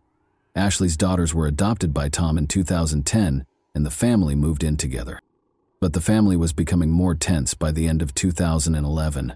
Ashley's youngest son had just turned 3, and their 2 older daughters were 6 and 9 years old. The boy needed multiple surgeries after being diagnosed with hydrocephalus. Ashley, who was finding it difficult to manage her duties as a mother and the challenges in her marriage to Tom, was severely impacted by the stress of his illness. The tragic events of that New Year's Eve were predicated on the tense atmosphere created by these difficulties. Ashley Fallis was let go from her job at North Colorado Medical Center in 2010. Aggressive behavior was cited as the official reason, which was insubordination. Despite winning a settlement in her wrongful termination lawsuit, the legal victory did little to address her other issues. She had a brief affair with a high school sweetheart the following year, which made her already shaky marriage to Tom even more strained. At the same time, Ashley went to a psychiatrist for assistance. Since she was having up to 4 or 5 panic attacks a week, She was prescribed medication to lower her anxiety and stabilize her mood. Her relationship with Tom was severely strained as a result of these difficulties. Even though Tom knew about her affair, he decided against filing for divorce. Ashley herself created the divorce documents that investigators later discovered in their bedroom in 2009 when the couple was thinking about divorcing because of their divergent work schedules. But in the end, they made the decision to remain together and improve their relationship. According to Tom, their relationship had begun to improve in the months preceding the tragedy. He had found a stable job as a corrections officer with the Weld County Sheriff's Office. Ashley, meanwhile, discovered her own method of handling life's challenges. She started giving talks at conferences, offering support to other parents facing similar challenges, and sharing her experiences of raising a child with hydrocephalus. Ashley tested positive for pregnancy at home a few weeks prior to New Year's Eve. This was unexpected because she had been sterilized to avoid getting pregnant again after the birth of their youngest child. Ashley thought she might be pregnant in spite of the odds. She stopped taking her mood-stabilizing and anxiety medications to protect the unborn child. However, Ashley started her menstrual cycle just hours before guests arrived on December 31, 2011, the day of the party. She and Tom were devastated when a second pregnancy test revealed a negative result. A conversation about the possibility of trying to conceive another child and undoing the sterilization process had started that day. Years before, Ashley's mother had proposed the procedure, but now they had complete control over the choices. Tom and Ashley both stated that they would like to have another child, so the abrupt change in circumstances caused a great deal of emotional strain. All of this served as the background for what happened that night. Even though the day was emotionally taxing, the party at Ashley and Tom Fallis's house was exciting. Ashley tried her hardest to look happy. She danced, drank, and gave her loved ones hugs. Ashley appeared content and resilient, as she always did, according to her parents Joe and Jenna. It was difficult for them to accept that she would have voluntarily abandoned her family. However, Tom asserted that Ashley's family was unaware of the intense emotional struggles that were concealed behind her apparent composure. Tom's account of what happened that evening was carefully considered by investigators. He started his interview by narrating the events of the day, including how Ashley's decision to go outside with her family members escalated a minor argument and how the negative pregnancy test result had set the tone.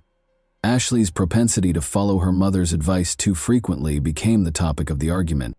Tom stated that he just wanted things to calm down and didn't want to argue anymore. Investigators observed scratches on Tom's neck and chest during his police interview. Given that they might have been signs of a struggle, these marks sparked suspicions. Tom clarified that the red marks were caused by him scratching his skin because he was itching after shaving his chest for the first time. He claimed that stress might have been the cause of the scratches on his neck. As the interview went on, the level of questioning increased. Tom insisted on his innocence because he believed he was being accused of a crime. He insisted that he wasn't in the room when the gun went off, and that he didn't shoot Ashley. Investigators were inspecting the house and interviewing neighbors in the meantime. Chelsea Arriga, a neighbor, claimed to have heard Ashley yell, "Get off me," just prior to the gunshot. This story ran counter to what Tom had said. Tom denied that he ever made Ashley do anything against her will when investigators questioned him about the yelling. He clarified that he only requested that she cease following her mother's advice because it was straining their marriage. Investigators pressed him further, pointing out that Ashley was unlikely to have shot herself because of the wound on the back of her head. To prove his innocence, Tom insisted on having his hands tested for gunpowder residue. In order to ascertain whether Ashley was capable of firing the gun, he also demanded that her hands be examined. Because of the peculiar circumstances and contradicting evidence, investigators remained doubtful despite his explanations. Ashley Fallis was in the hospital, where medical professionals battled to save her life, while Tom was at the station. Unfortunately, they declared her dead a few hours after she was admitted. Tom was devastated to hear of her passing. After the incident, he said, he saw her breathing and thought she might have a chance to live when he held her in his arms. Despite not getting a confession from Tom after 3 hours of interrogation, investigators were unable to rule him out as a suspect. Tom grew more and more upset, insisting on his innocence and saying over and over that he could never hurt his wife. Ashley's death was declared a voluntary act 4 days after the incident. The medical examiner came to the conclusion that she killed herself, even though lab tests were not yet finished. Ashley's family was shocked and incredulous when the case was closed. They felt that the investigation was hurried and that Tom's employment in the county's correctional system had given him preferential treatment, which they felt affected the investigation's conclusion.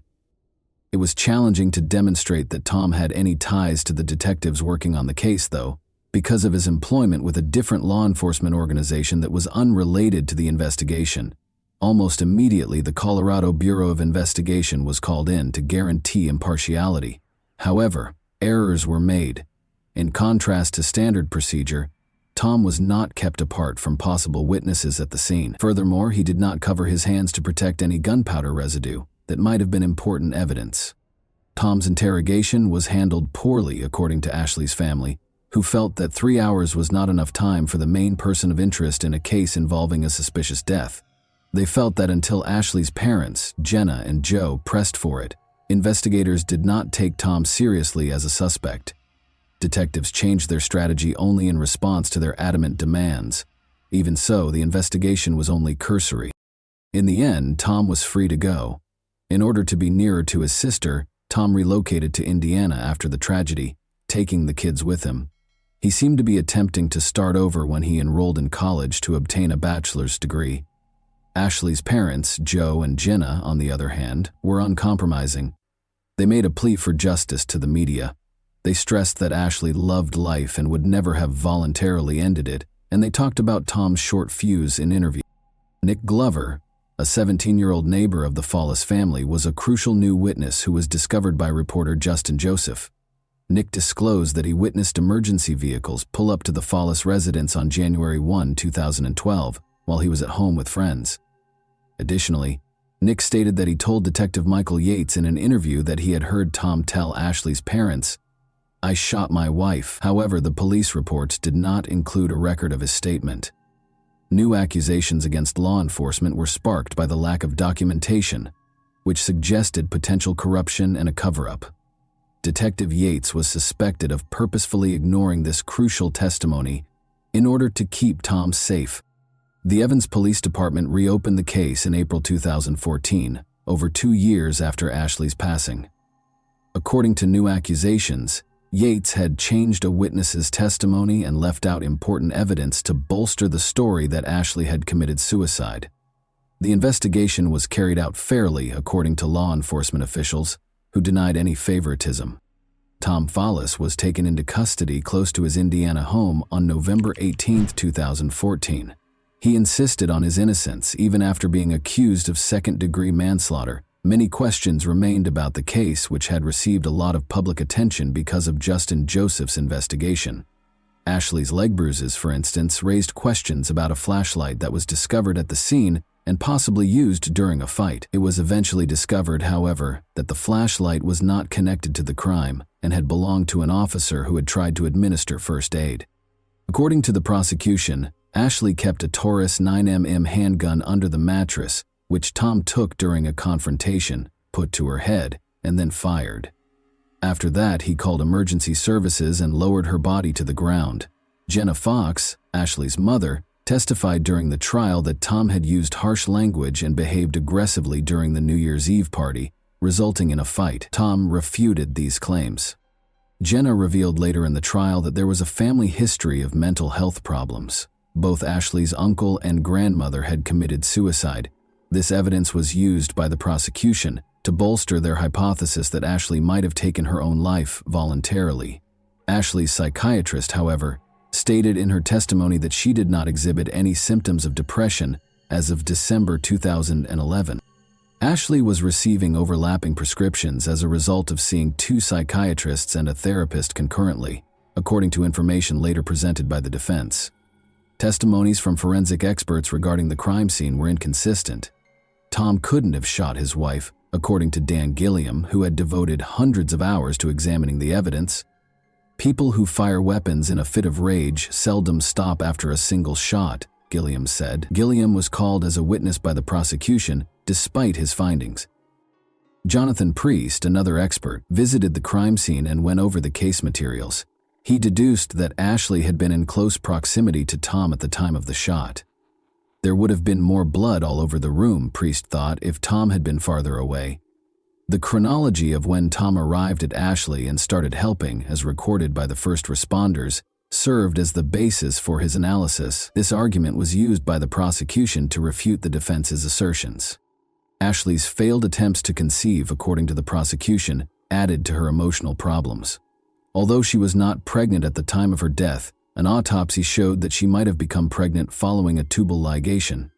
Ashley's emotional distress was exacerbated by reports that she thought she was pregnant 3 times in the 9 months before she passed away.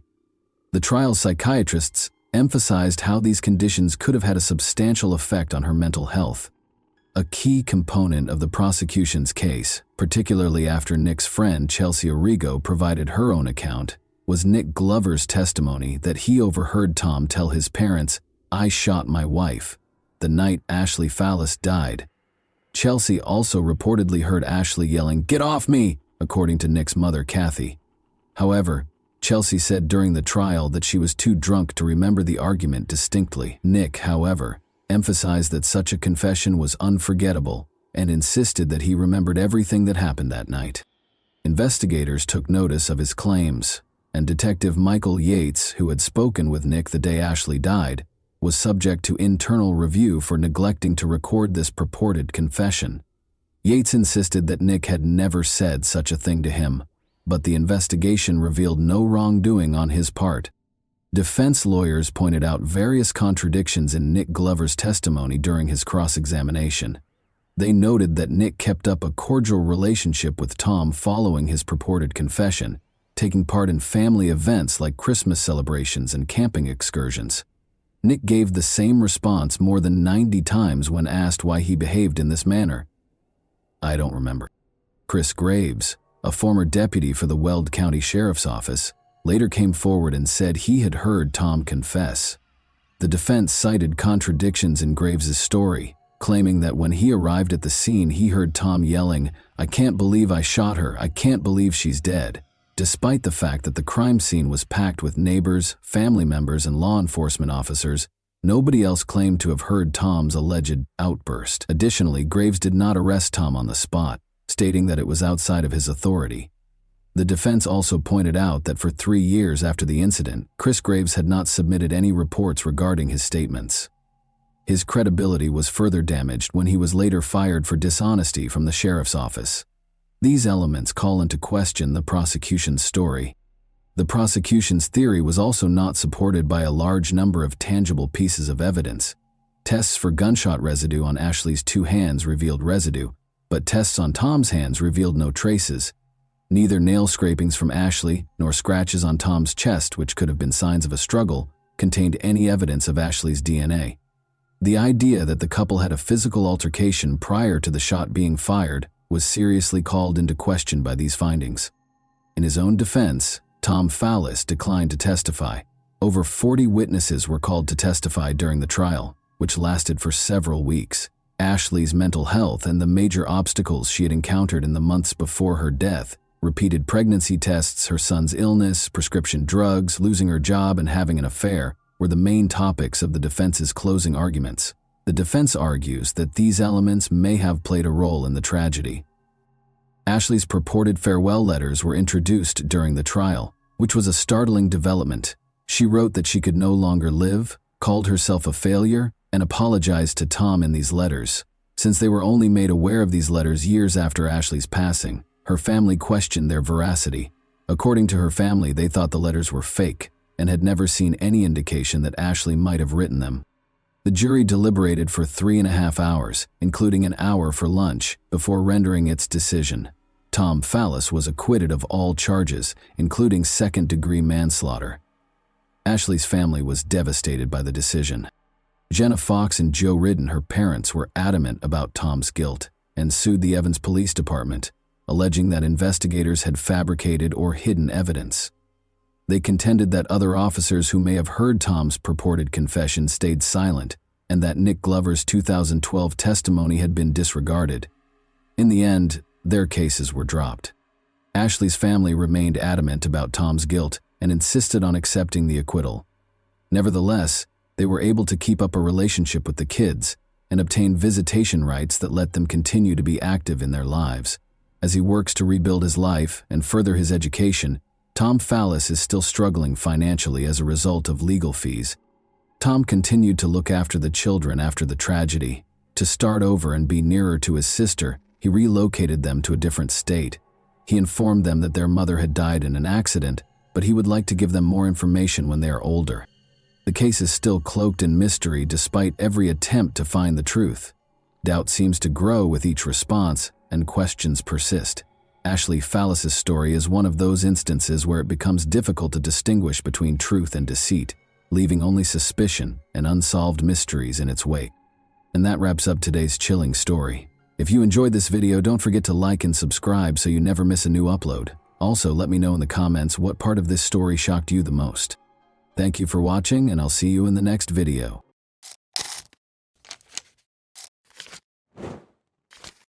Hey guys, welcome to my channel, and today we're going to take a look at another horrible case with you.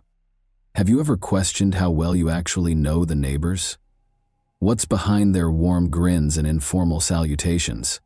Psychologists and investigators concur that people with psychopathic tendencies are more likely to commit violent crimes, but there are no clear rules for spotting potentially dangerous people among your acquaintances. The beginning of this eerie case involves Brian and Beverly Mauck, an apparently ideal couple whose lives appeared to be straight out of a fairy tale. They enjoyed traveling and spending time together, were financially stable, and were incredibly in love. However, when they relocated to a different neighborhood, everything was different. Beverly and Brian were found dead in their house shortly after they had moved in. Investigators were immediately directed to a nearby residence by blood evidence found at the scene. Even the most experienced detectives were taken aback by the motivation behind this heinous act. Brian and Beverly Mauck's love story. At a party hosted by a mutual friend in the spring of 2001, Brian and Beverly first crossed paths. They were both college students at the time, but it was obvious they had discovered something unique as soon as their eyes met. They were inseparable after their initial mutual admiration swiftly developed into a strong bond. The couple visited each other's families in turn that summer, introducing their partners to their parents and being forthright about their sincere intentions. The relationship was immediately approved by both families, who noted how well the two complemented one another. From an early age, Beverly and Brian had been active and daring. They were never satisfied to remain motionless for long and thrived on sports, thrills, and novel experiences. Beverly was a gifted athlete who loved learning new languages, played guitar effortlessly, and was an excellent baseball and track star. She was loved by both her peers and her friends, and her bright smile could light up any space. Sports that were riskier and more unusual had always appealed to Brian. He was passionate about rock climbing, surfing, and diving, and he loved taking risks. A true adventurer at heart, he saw danger not as a threat, but as a challenge he was always ready to face. Every year, he tried to visit a new place and learn a new skill. When Brian and Beverly first saw and spoke to each other, they immediately realized they were on the same wavelength. This became the starting point for their intense and fulfilling relationship. Together, they climbed mountains, skied and snowboarded, went scuba diving, and conquered waves and peaks alike. Despite their whirlwind romance and seemingly perfect relationship, the couple wasn't in a rush to get married. They both wanted to finish their education first. Once they graduated, they focused on saving for a house. Brian began building a career at an industrial company, and Beverly got a job as a hotel administrator, where her language skills were invaluable. On May 15, 2006, the couple officially tied the knot. They held a beautiful ceremony by the ocean, inviting only their closest family and friends. Afterward, they went on a long honeymoon, visiting several countries. When they returned, Brian and Beverly purchased a spacious home in the quiet town of Graham in Clearfield County, Pennsylvania. The house was located in a scenic and sparsely populated area near a forest and a river. It was a perfect place to start their family and enjoy a peaceful life. Brian worked as an engineer at a branch of a large industrial company, while Beverly focused on translation work and decided to pursue a second degree. The couple quickly got to know their neighbors and made friends in their new town. Unfortunately, their happy and carefree life didn't last long. A startling incident in a quiet neighborhood. Around 8 a.m. on Saturday, November 17, 2007, Brian's friend Steven showed up at the couple's home. That morning, the two were going fishing. When Steven knocked on the door, no one answered. Steven knocked more loudly and waited, thinking that Brian had likely overslept, but there was no sound in the house. Steven made the decision to wait in his car for roughly half an hour while making several unsuccessful attempts to call Brian, but his calls were not answered. Frustrated and feeling a bit upset that his friend might have changed plans without telling him, Steven eventually left to fish on his own, since he had all the necessary gear with him. Later that day, still unable to reach Brian or Beverly, Steven decided to return to their house once again. There was no answer at the door. This time, Steven decided to walk around the property and look through the windows. He was starting to feel uneasy. Brian was a responsible and punctual person who wouldn't just disappear without notifying anyone. When Steven reached the garage, he looked through a small window and saw that the couple's car was parked inside. This made him even more anxious, but he tried to push away any bad thoughts. Moving to the living room window, he attempted to see inside, but as it was already getting dark outside and the house lights were off, it was hard to make anything out. What he could see, however, left him deeply alarmed. The TV was lying face down on the floor, and just beyond it, something large and unmoving was on the ground. Steven rushed back to his car to grab his fishing flashlight, switched it on, and directed the beam into the living room. What he saw froze him in terror. On the floor lay two bodies, partially covered with a blanket that was soaked through with blood. One bare foot stuck out from one side, and a hand was visible on the other. Horrified, Steven immediately called emergency services to report what he had seen. He waited for law enforcement to arrive, staying by the house of his friends. When officers arrived, Steven was the first to be interviewed. He recounted everything he knew about the day and expressed deep regret that he hadn't checked the windows earlier that morning when neither Brian nor Beverly answered his knocks or calls. Examining the crime scene, the front door wasn't locked, nor was it forced open, which immediately raised suspicions. Inside, in the living room, the lifeless bodies of the homeowners were discovered. Both had been dead for at least 12 hours. Based on initial observations, the cause of death was determined to be gunshot wounds inflicted by a large caliber weapon. Each victim had been shot 3 times, leaving no chance of survival.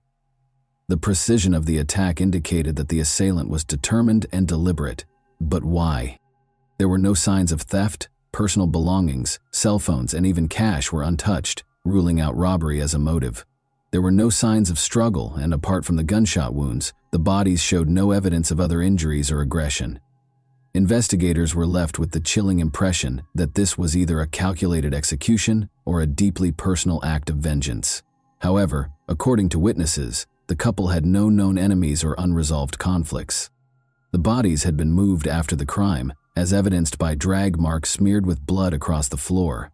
The perpetrator had clumsily attempted to clean up, leaving smeared blood trails and splatters on the walls and furniture, indicating where the victims had been during the attack. 6 spent shell casings were found at the scene. Surprisingly, the assailant hadn't bothered to collect them. Later, forensics verified that a .22 caliber revolver was used to fire the shots. Investigators came to the conclusion that a single perpetrator most likely shot both victims using the same weapon. The lock remained intact, indicating that the couple had voluntarily allowed the guest inside.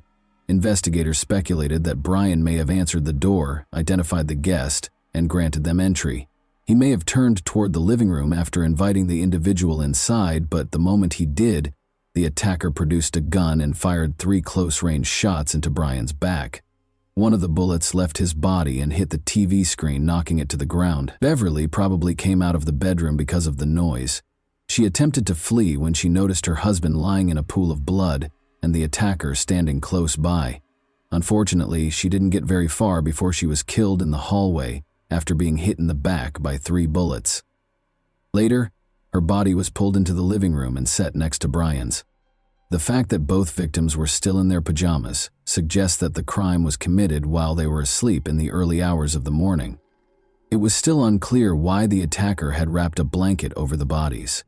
The drag marks on the floor were smeared, giving the impression that someone had attempted to clean them but had instead made the situation more chaotic.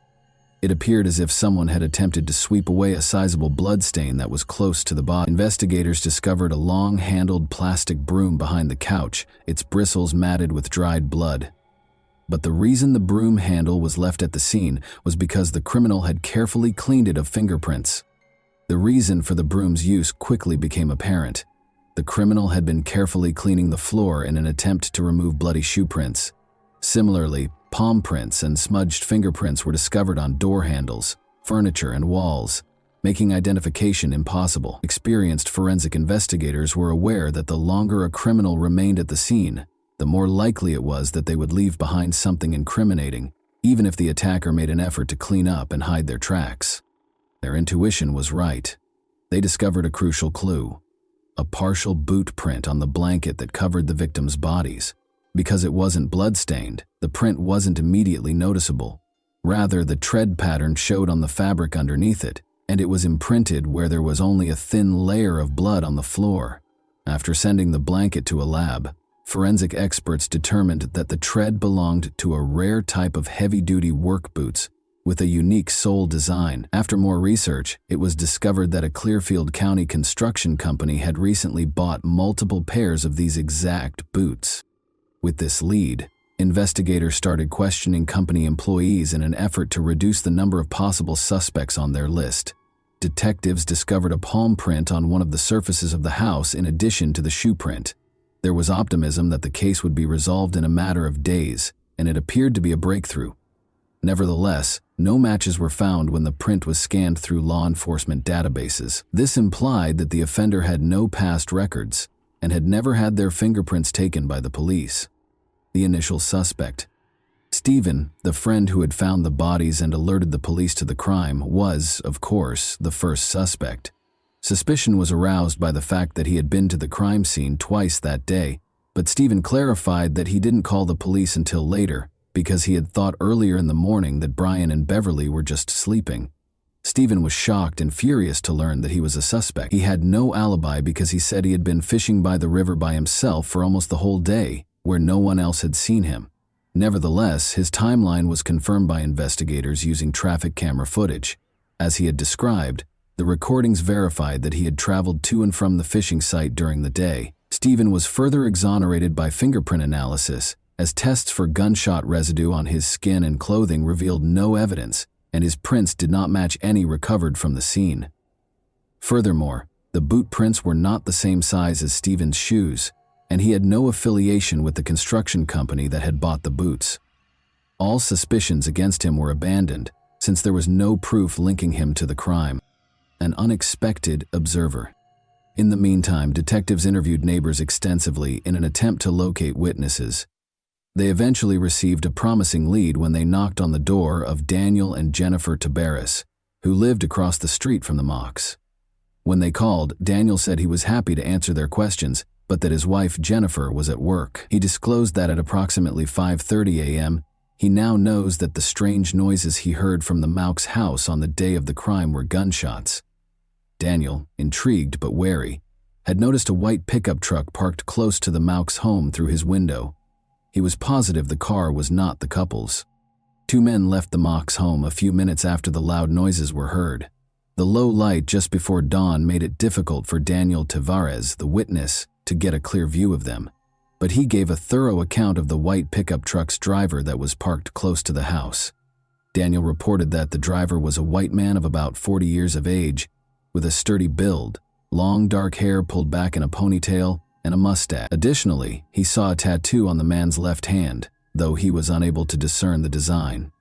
No other neighbors reported seeing anything similar, despite the fact that this information seemed promising. Brian and Beverly's friends, family, and co-workers were unable to name anyone in their social circle who fit this description or had a truck like that. The fact that the car was not visible on any local traffic cameras further suggests that the criminals may have evaded detection by taking a detour through the woods. A county-wide alert was issued for the white pickup truck, but no leads were found. A fresh suspect surfaces. In an interview with detectives, Beverly's mother recalled that a few months prior to the crime, her daughter had brought up Jeremy Flint, a neighbor.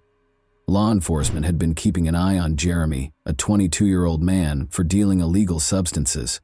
Other neighbors had made disparaging remarks about him, and his home was notorious for being visited by suspicious people on a regular basis. Because of this, investigators began to think about him as a possible suspect in the heinous double crime.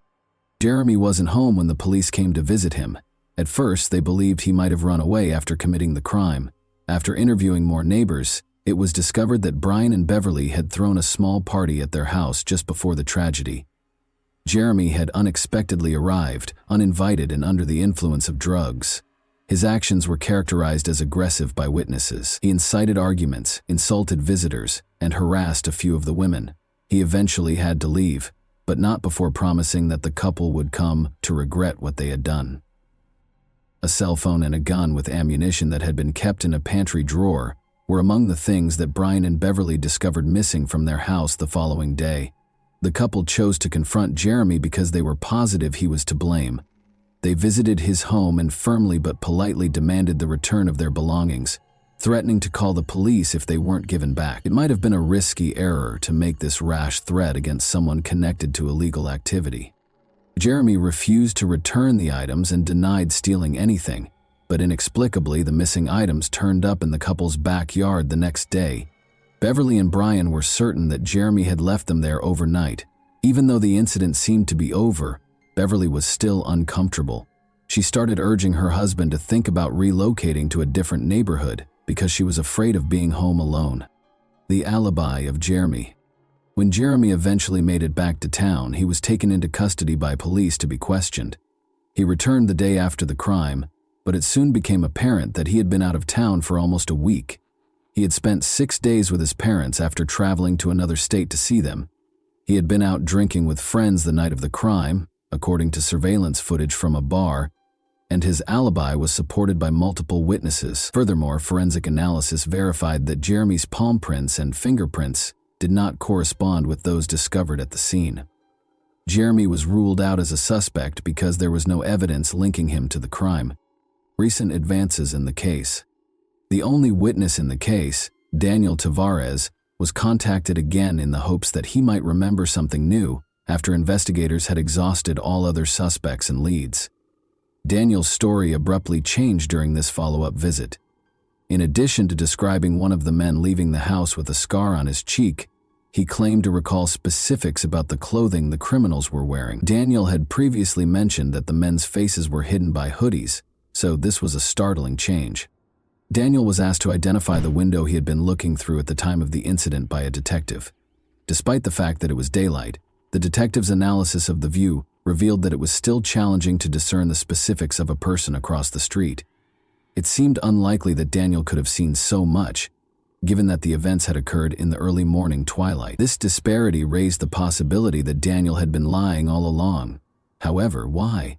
Was he personally responsible for the crime? Daniel produced a number of pairs of dress shoes, boots, and sneakers when investigators asked to see his footwear, but none of them matched the footprint discovered at the scene.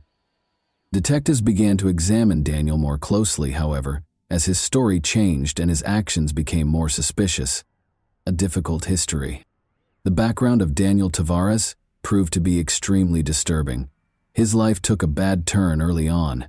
He was born in 1966 as the youngest child in a military family. Daniel's mother took care of him and his 3 older sisters after his parents divorced when he was only 4 years old. Shortly after, his father got married again and showed little concern for his former spouse's kids. Daniel had left school by the 9th grade, started stealing, running away from home, and experimenting with illegal drugs. He was first arrested for robbery when he was 18, but then his estranged father stepped in and helped him get probation instead of going to jail. The father appeared to want to give Daniel another chance, possibly out of guilt.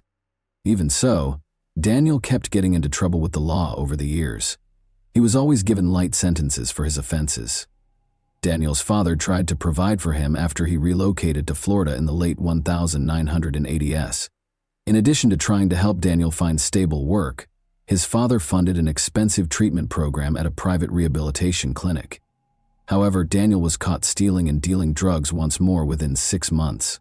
He was sent back to live with his mother after his father gave up this time. Daniel's dependencies had started to negatively impact his mental health by this time. He received a schizophrenia diagnosis and medication within a year, but Daniel hardly ever took his drugs as prescribed. Rather, he combined them with alcohol, which resulted in violent and hazardous outbursts. A case of violence. During a fight with his mother in July 1991, Daniel snatched up a knife and attacked her, wounding her almost 30 times. At the scene, she passed away. Daniel stated during his trial that he was influenced by voices in his head that told him to kill her. Psychiatrists appointed by the court, however, concluded that Daniel was legally liable because he had been aware of his actions. He received a 20-year prison sentence. Daniel served less time than the entire sentence and was released on parole in 2006. Daniel Tavares started communicating with Jennifer Freitas while incarcerated, and the two eventually fell in love. Jennifer awaited his release and they were married as soon as he was granted parole. Around the same time as the Mauk couple, Daniel moved into her house in Graham, a small town. Daniel broke the conditions of his parole by moving to a different state. He ought to have been taken into custody right away, but a technical glitch and police carelessness kept that from happening. Even after detectives discovered a bloody handprint at the Mauk's crime scene, Daniel managed to avoid detection because his fingerprints were inadvertently deleted from the criminal database. It was as if everything was somehow conspiring in his favor. Daniel briefly worked for a construction company that bought the rare work boots connected to the crime, according to additional investigation, but there was not enough hard evidence for detectives to make an arrest. They had to carefully construct their case so as not to alert Daniel or Jennifer, his possible accomplice. Placing the trap. Daniel was asked to come to the police station on November 24, 2007, ostensibly to help with composite sketches of possible suspects. He enthusiastically accepted and enthusiastically described and assisted in drawing portraits of people he had made up entirely for about an hour.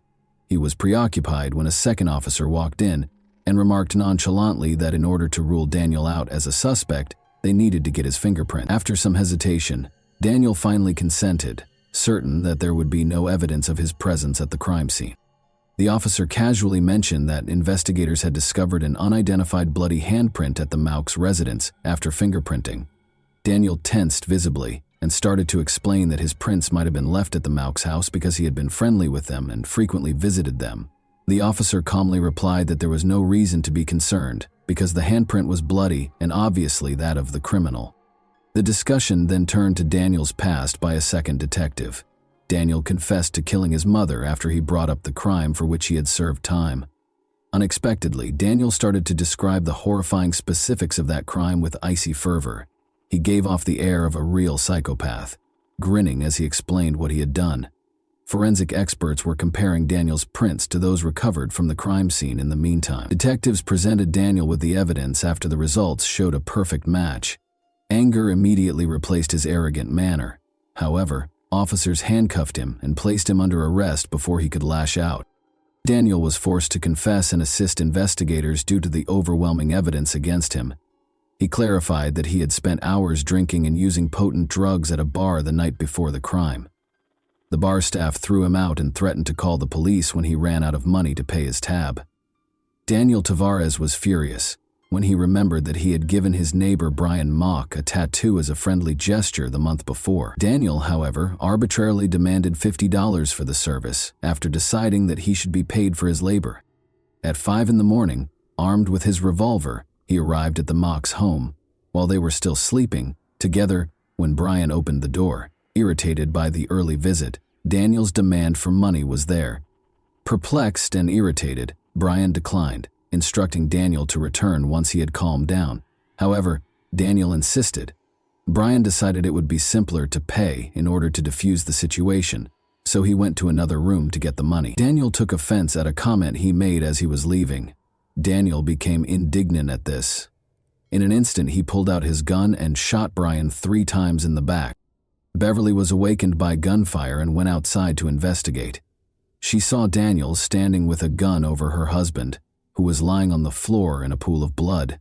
She attempted to flee back to the bedroom after realizing the danger, but she was shot 3 times in the back before she could do so. Upon acknowledging the seriousness of his actions, Daniel returned home and asked his wife Jennifer to assist in cleaning up the crime scene. Sadly, Jennifer didn't appear shocked by what he did. Together, they carried Beverly's body into the living room, set it next to Brian, and wrapped a blanket around them both. Jennifer proposed erasing the bloody footprints with a broom. Additionally, she carefully cleaned surfaces to get rid of fingerprints, but she overlooked one important one.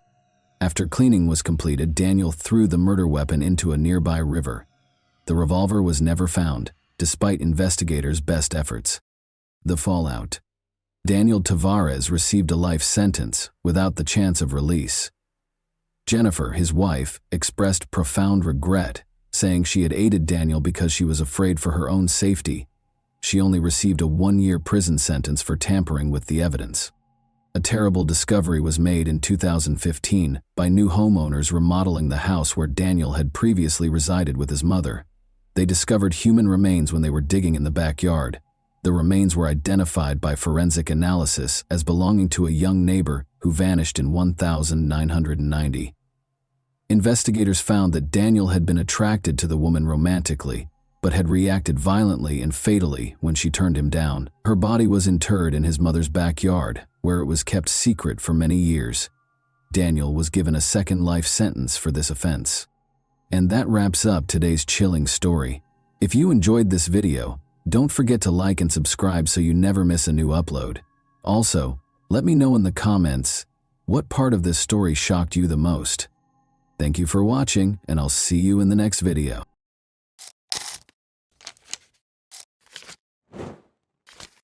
Hey guys, welcome to my channel, and today we're going to take a look at another horrible case with you. The seemingly stable world of the Craig family from Colorado took an unexpected and devastating turn in March 2023, amid the everyday routines of family life. Once seen as the epitome of stability, their marriage and careers started to fall apart as long-kept secrets and a lack of trust came to light.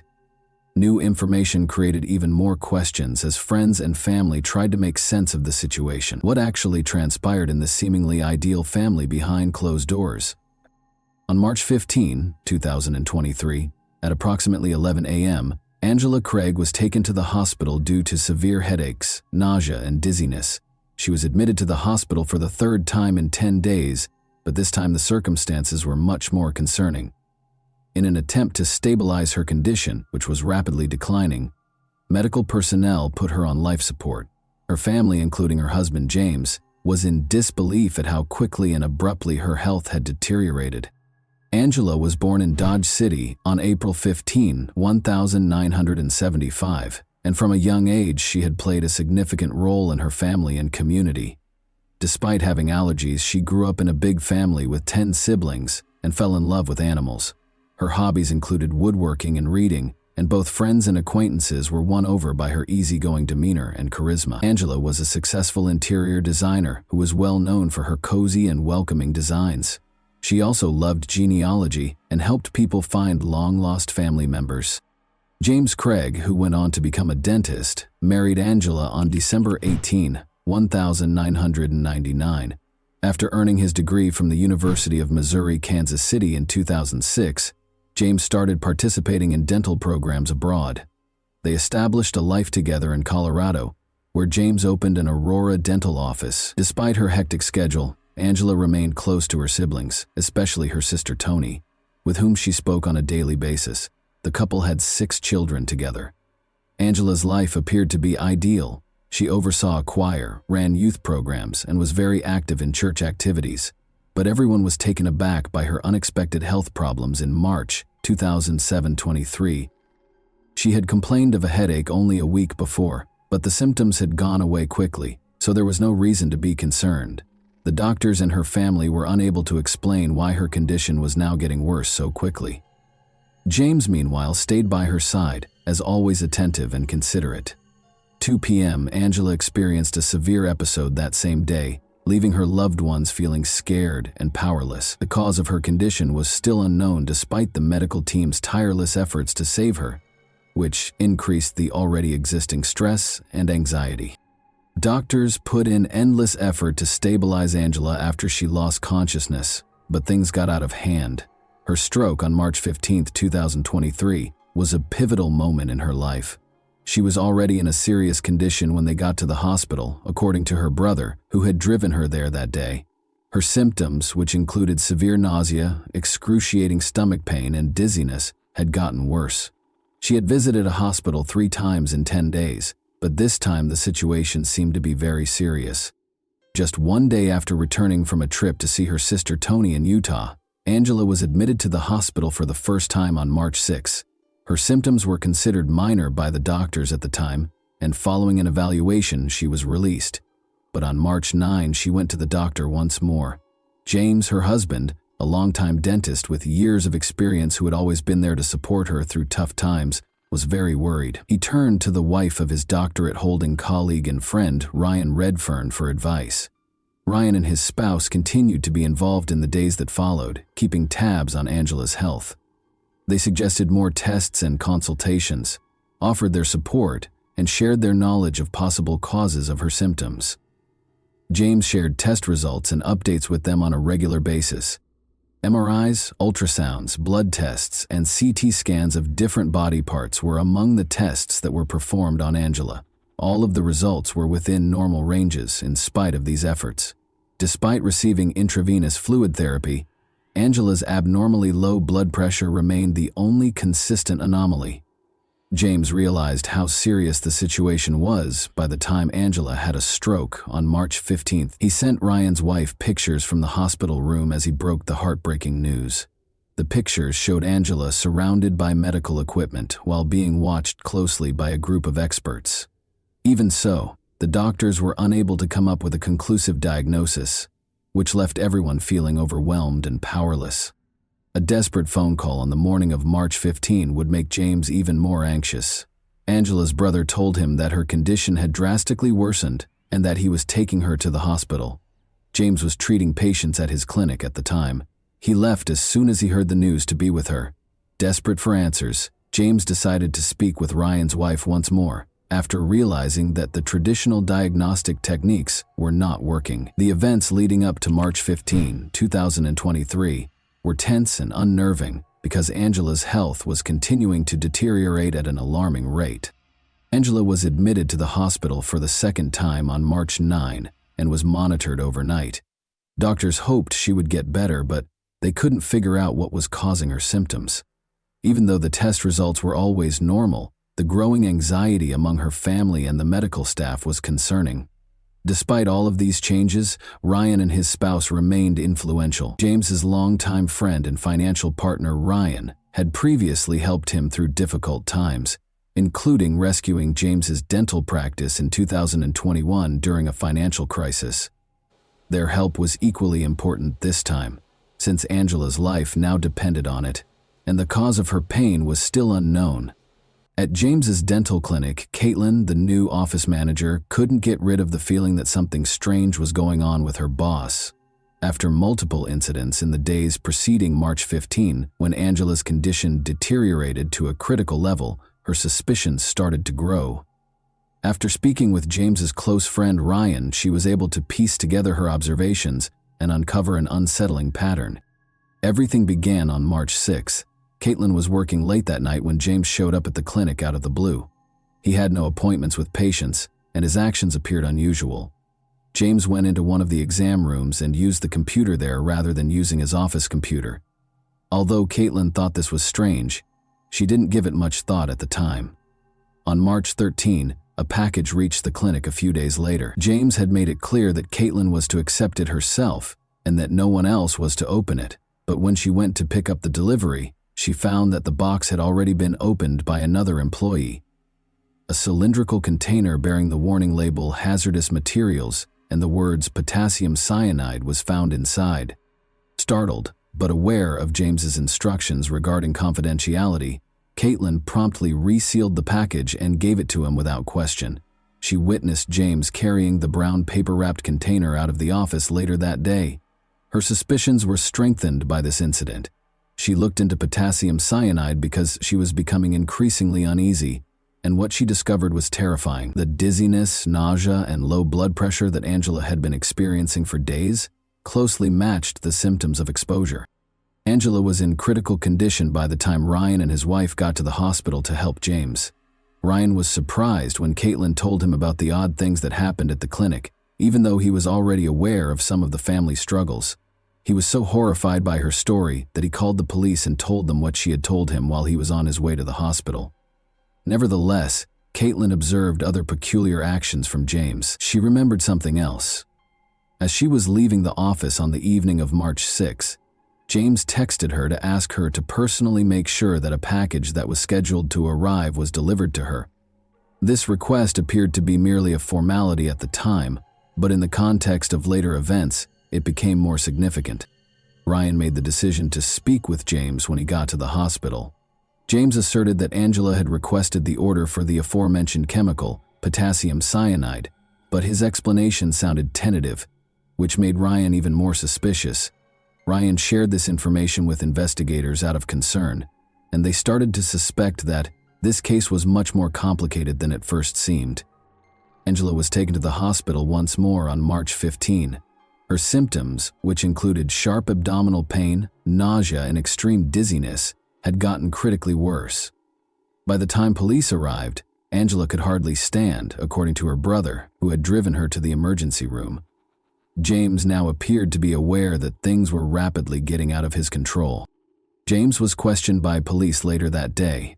Investigators focused on a crucial question even before the official interview began. How would James explain the link between his purchase of potassium cyanide and Angela's abrupt and serious health decline? Interviews with the hospital's medical staff, where Angela was receiving treatment, marked the start of the investigation. Ryan's worries alerted a nurse, who confirmed that Angela's test results revealed odd markers. Her symptoms, which include seizures and rapid deterioration, may be consistent with exposure to a toxic substance, according to her attending physician. Investigators turned their attention to the circumstances surrounding Angela's hospitalization as a result of these statements, which turned into crucial pieces of evidence. Detectives went to James's dental clinic the next day. The office manager, Caitlin, made a number of observations that added to the mystery. She remembered James talking about looking after Angela and making her a protein shake on March 6. Angela's health started to deteriorate shortly after, which was a coincidence that investigators noticed and led to further inquiries. In the days that followed, Caitlin added, James frequently seemed nervous, shunned social interactions, and talked on the phone a lot. She was especially drawn to his request that she sign documents pertaining to the purchase of clinic equipment. Investigators suspected possible financial misconduct after examining these documents and finding that the amounts listed were significantly greater than the equipment's true cost. James regularly used the office computer for personal purposes, according to one of the clinic staff members. The employee remembered in February that James had visited a website about chemical reagents that contained references to potentially very dangerous substances. These findings were consistent with the identification of James's potassium cyanide purchase. James's financial activities were soon the subject of the investigation. Investigators discovered that James had sent a sizable amount of money to an unidentified supplier connected to the sale of chemicals on March 4. James was able to conceal the order from his family because it had been shipped to the clinic's address. Investigators linked the package Caitlin had seen to the delivery when they tracked it down. She explained the warning-labeled container and mentioned that James had retrieved it and taken it home. The focus soon shifted to James's clinic office. James has been locking his office door during lunch breaks, which is not something he usually does, according to another employee. Investigators discovered traces of packaging materials that seemed to match the delivery of the potassium cyanide while searching the office. Hospital personnel persisted in trying to save Angela's life in the interim. Doctors ruled out accidental poisoning because of the high levels of toxic substances in her system. The foundation for additional accusations against James was established by this crucial detail. In the hopes of discovering more evidence connecting James to Angela's declining health, detectives secured warrants to search James's house and car. In her additional testimony, Caitlin noted that Angela's symptoms were consistent with those of potassium cyanide poisoning, which include nausea, vomiting, and low blood pressure. She added that even in tiny doses the chemical could be fatal. Investigators' suspicions grew stronger with each new piece of evidence, which led them to believe that intentional actions caused Angela's health crisis. James's computer was examined as part of the inquiry. Detectives discovered notes on it that listed the times and dates that Angela's symptoms worsened. The nature of the records suggested that James may have been using them to track and control her condition, even though the entries seemed to document her health problems. Further information was uncovered by looking through the couple's messages. Angela thanked James via text on March 6, 2023 for making her coffee. She reported feeling weak and lightheaded shortly after. In response, James advised her to take her blood pressure. During the same conversation later that day, James mentioned strong medications and blamed her symptoms on possible triggers, which investigators later saw as an effort to avoid suspicion.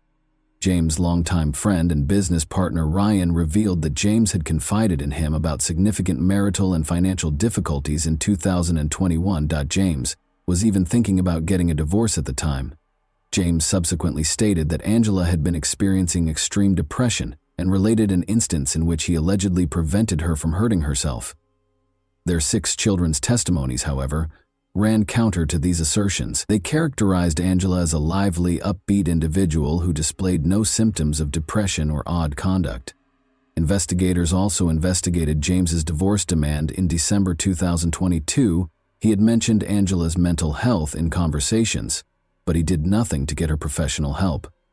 James's habit of hiding important information and this inconsistency increased suspicions that his actions might have been a part of a premeditated scheme. Additional evidence was found during the search of James's house and car. Investigators discovered pieces of packaging thought to be connected to the cyanide delivery in his home office. Traces of a powdery substance were found in his car and sent for examination. As the evidence grew, investigators were able to concentrate on James's possible double life. Even though he presented himself as a loving family man, he was starting to show signs of secretive behavior and hidden problems. A clearer picture of what might have been going on behind the scenes was emerging from the financial difficulties, marital strife, and thorough notes about Angela's symptoms. One of the most important aspects of the investigation was the history of James and Angela's marriage. According to Angela's sister, Angela had often confided in her about feeling pressured and manipulated by James. According to her, he could talk about his issues for hours on end without taking responsibility or demonstrating any desire to change.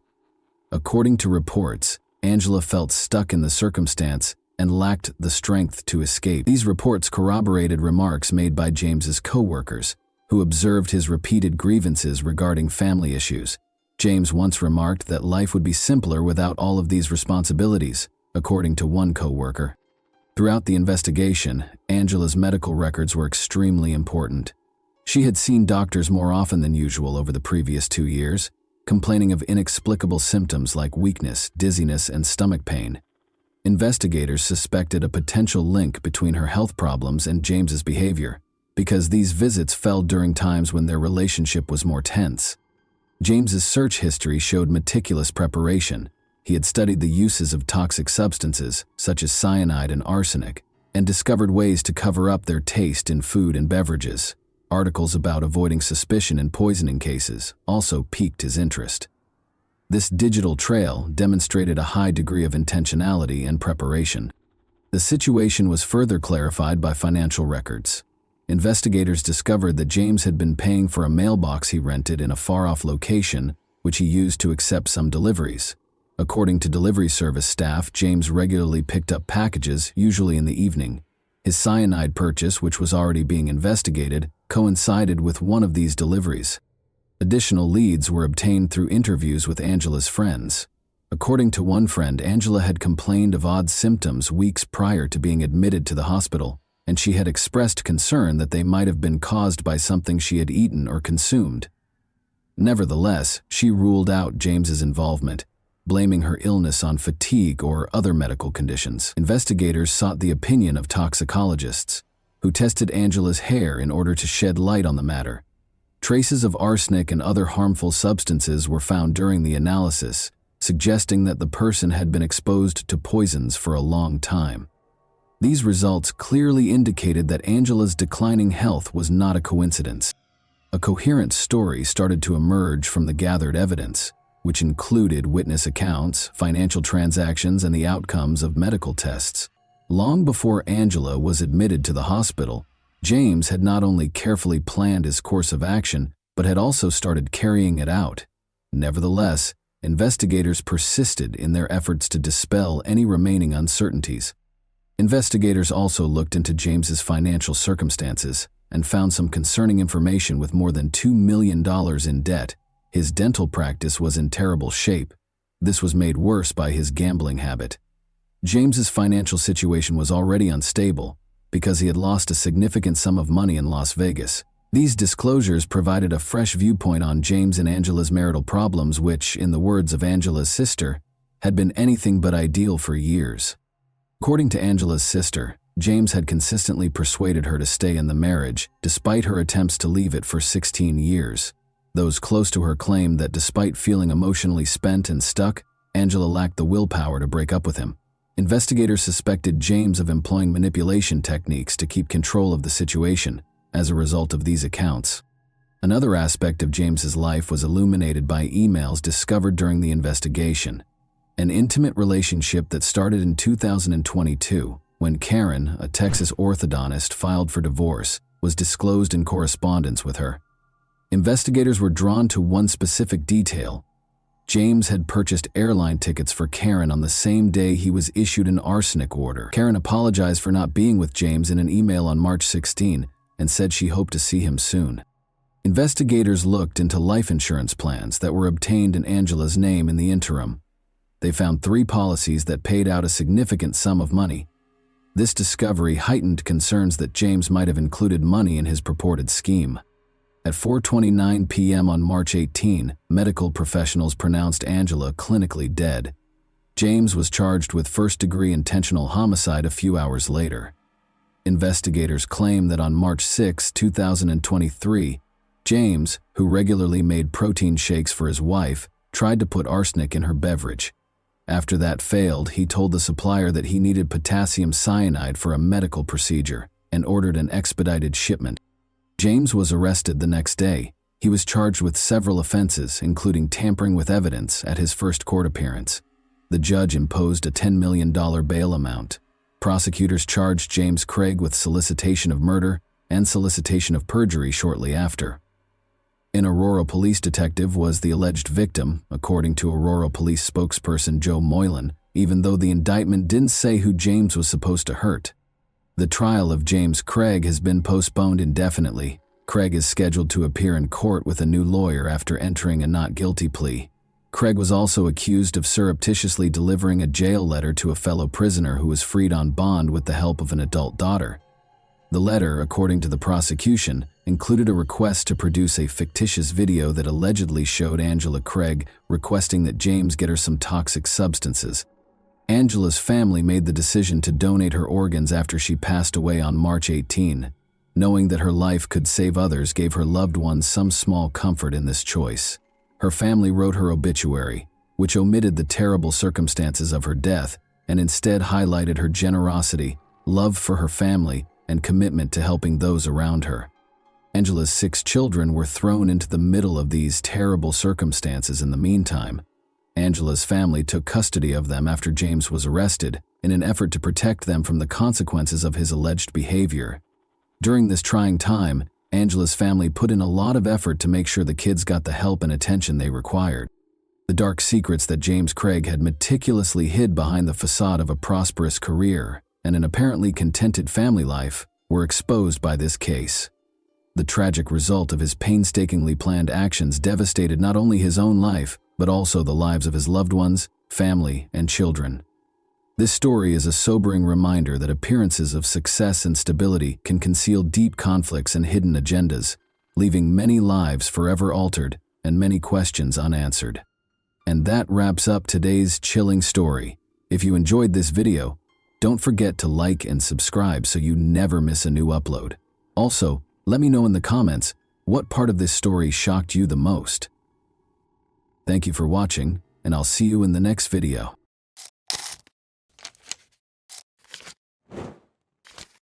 Hey guys, welcome to my channel, and today we're going to take a look at another horrible case with you. I'll see you in the morning, Mom. Misty Morse never spoke to her mother again after making that unfulfilled promise. What would motivate someone to take such action? How will Misty Morse never spoke to her mother again? Now is the time to start looking for answers. On April 10, 1978, Misty April Morse was born in Springfield, Ohio. When her family finally relocated to Indian Harbor Beach, Florida, it was a significant turning point in her life and gave her the opportunity to develop and discover new interests. Misty had an exciting and adventurous childhood in the Sunshine State, but when her parents divorced in 1996, her life took a dramatic turn. Misty and her mother, Linda, moved to a new house in Brevard County following the divorce. She stayed close to her father in spite of the change. Misty found work at a number of local bars and clubs during her late teens and early 20s, working a variety of jobs to make ends meet. After some time, she made the decision to continue her education and enrolled in a nearby college. Misty was characterized by friends as an adventurous, carefree young lady who never took life too seriously. When Misty got home from work early on July 20, 2000, she started preparing for a night out with a friend. Linda, her mother, was also up, getting ready for her 3 a.m. shift. Misty got a few brief phone calls while she was chatting with her mother. Misty promised to see her in the morning, as she said goodbye after the call. She had no idea that this would be her final farewell. Misty wasn't home the following morning when her mother got home. At first, she didn't give it much thought, assuming Misty must have spent the night at a friend's house. Misty had not returned or gotten in touch after another day. Her mother started calling Misty a lot out of concern. Misty rarely checked in, especially if she was going to be gone for a day or two. Fearing that no one had seen or spoken to her, her mother contacted Misty's friends and then her father. The more days went by, the more she worried. A retired judge went for a peaceful walk on July 24, 2000, to see how his boat, which was moored in the lagoon behind his house, was doing. He had no idea that a somber discovery would soon upend this serene moment.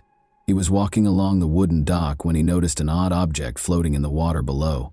His eyes widened in surprise as he leaned in to get a better look. When he followed the strong odor to the edge of his property, he initially believed he had discovered a dead manatee that had washed up in his backyard. Then, to his surprise, he soon discovered that it was a young woman's body. The man, appalled, hurried back to his home, picked up his phone, and dialed 911 telephone. Upon their prompt arrival, Brevard County Sheriff's Office officers immediately began their investigation. They observed that the body was in a highly decomposed state, indicating that the woman had been dead for a number of days. Her death was clearly not a coincidence. A marine rope was used to tie her hands and feet, with elaborate knots holding her wrists to her ankles, and white duct tape was used to firmly bind her mouth, eyes, and neck. Rolls of spline, a rubbery black substance, held the Publix plastic grocery bags strapped around her body. To sink the body, investigators thought these bags might have been weighted with sand or rocks. Due to the body's decomposition, detectives were unable to find any clues along the shoreline, including a wallet, phone, or purse that could be used to identify her. Medical examiners suspected asphyxiation but were unable to determine the cause of death. After that, investigators looked for any recent missing persons reports that might be related to the unnamed woman, but they were unable to find anything. The police had not yet been notified of Misty's disappearance. Finally, they attempted fingerprinting. She was eventually identified through the database, after forensic specialists used a technique known as degloving to lift fingerprints despite the skin's deterioration. Officers called Misty's mother, Linda, to break the terrible news after verifying the identity of the body. The harsh reality of her daughter's fate completely broke Linda's heart. Her voice trembled and broke into screams of anguish as she called a family friend, her grief echoing in every word. Investigators later showed up at Linda's house to conduct an interview. She tried her best to relive those last moments, now permanently altered by loss, as she described the events of the last night she saw Misty, her voice laden with grief. Although Misty had not disclosed her intended date for the evening, Linda saw her daughter's casual attire and deduced that Misty was probably meeting someone with whom she was totally at ease and with whom she didn't feel the need to impress. Linda remembered that early on July 20, Misty got 2 calls. Investigators quickly subpoenaed Misty's phone records just before she left, but in 2000, it could take weeks to get such information back. They continued interviewing Misty's closest friends and co-workers in the interim. brought up the possibility that Misty was pregnant, which investigators couldn't ignore as a possible lead. Was her pregnancy a contributing factor? Linda also provided some names to the authorities, including Teddy Underwood, Misty's boyfriend. Investigators questioned whether Teddy might have reacted negatively to the news of Misty's potential pregnancy, given that they had only been dating for 2 months at the time. When Teddy was brought in for interrogation, it soon became clear that he didn't think their relationship was serious. Additionally, he stated that he was unsure if Misty was pregnant. He gave an alibi for the early hours of July 20 by claiming to be at work, which investigators subsequently verified, exonerating him from suspicion. The intricate knots that bound Misty's body caught the attention of detectives as they combed through the crime scene's evidence. This degree of specificity implied that the murderer may have had knot-tying experience, which made them think about careers as a Coast Guard member, a boat captain, or a person with Navy training. They hoped that this clue would bring them one step closer to the truth.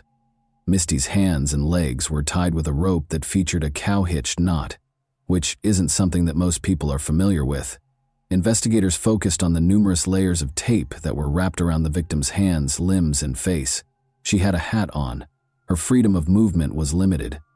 The head had tape wrapped around it. She was under control. She was tied up and bound. Despite having the appearance of duct tape, this tape was unique because it was white instead of the usual metallic gray. Because white duct tape was so uncommon at the time, the authorities were more interested. Their hopes were dashed when no trace evidence, such as DNA or fingerprints, turned up on the tape's adhesive.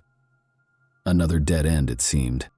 They then discovered a few short black hairs adhered to the tape, almost by accident. Given that the victim's hair was a distinctive shade of brown with a hint of red, the detectives knew these couldn't be hers. This finding raised the possibility that the hairs belonged to the murderer.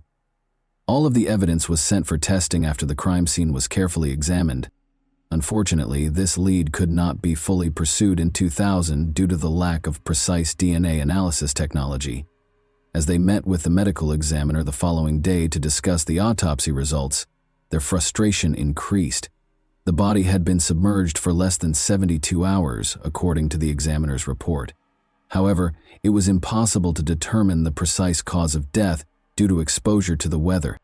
There were no visible signs of trauma, no broken bones, and no gunshot wounds. Detectives were left with two terrifying options. Either the victim had been thrown into the water while still alive, or the tape covering her mouth and nose had strangled or suffocated her. In an effort to reduce the number of suspects on their list, investigators continued to interview people. Linda recommended that they investigate Bobby Cooper, whom Misty had recently met at a house party. Given that Bobby had visited their house only a few days prior to Misty's passing, Linda was especially wary of him. Bobby, though, was promptly disqualified as a suspect. He didn't match the murderer's description. He didn't own a boat, he hadn't been in the military, and he had no criminal history. Bobby's interview, however, proved to be a pivotal moment in the investigation. Brent Huck, Misty's ex-boyfriend, gave the detectives a name that appeared to fit the profile they were looking for, even though he wasn't the murderer. Investigators tracked down Brent Huck, who resided on South Merritt Island, just south of the location where Misty's body was found. After receiving a tip from Bobby Cooper, Brent accepted their invitation to participate in an interview. Brent disclosed in the interview that he was a charter boat captain and that he was from a wealthy family. He also acknowledged having been a member of the Navy SEALs. Brent acknowledged that he had kept up his relationship with Misty after their breakup, even though he was now in a new one. Brent admitted that he was the likely father of Misty and that he had spoken to her the night before she vanished in the early hours of July 20, 2000. He also acknowledged that he knew she was pregnant. Brent was a prime suspect because of his background as a former Navy SEAL and charter boat captain, his relationship with Misty, and his contemptuous demeanor during the interview. After that, Brent gave the authorities permission to search his house.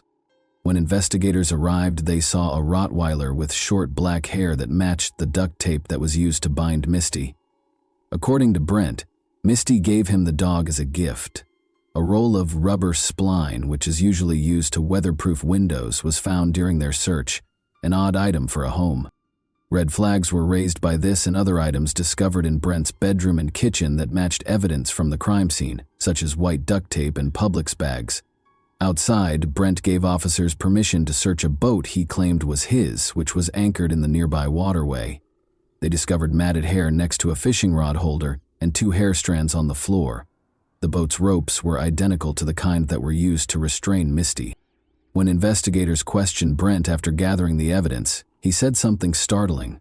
There couldn't be an explanation for a woman tied up and thrown in the river. He was further implicated by this statement, which disclosed knowledge of information that had not yet been made public. The state attorney was reluctant to file charges because, in his opinion, the circumstantial evidence was not strong enough. He maintained that commonplace supplies like rubber spline, rope, and duct tape could be found anywhere, and that Misty's hair on the boat might just indicate that she had paid Brent a visit. Both the investigators and Misty's family were extremely frustrated by this setback. Authorities persisted in their investigation in the hopes of a break, unfazed. Pet DNA became admissible in court in 2002 after a landmark decision in a California case. The black dog hair discovered on the duct tape was compared to Brent's dog's DNA by investigators, and the results verified that they were a match. The state attorney's office decided to move forward with the prosecution after receiving this crucial piece of evidence along with the mounting circumstantial evidence. Brent Huck was taken into custody and accused of killing Misty Morse on October 23, 2002. Prosecutors claimed during the trial that Brent killed Misty because he was afraid her pregnancy would jeopardize his new relationship. They described in graphic detail how he used the pretense of reconciliation to entice Misty to her demise. The crucial DNA match from the dog hair discovered at the crime scene was among the strong circumstantial evidence gathered by detectives and presented by the prosecution. It was time to decide Brent's fate after all the arguments and supporting documentation had been presented. Brent Huck was found guilty of first-degree felony murder and felony kidnapping in May 2003. He received 2 consecutive life sentences without the chance of release. He is presently incarcerated at the Apalachicola Correctional Institution in Florida.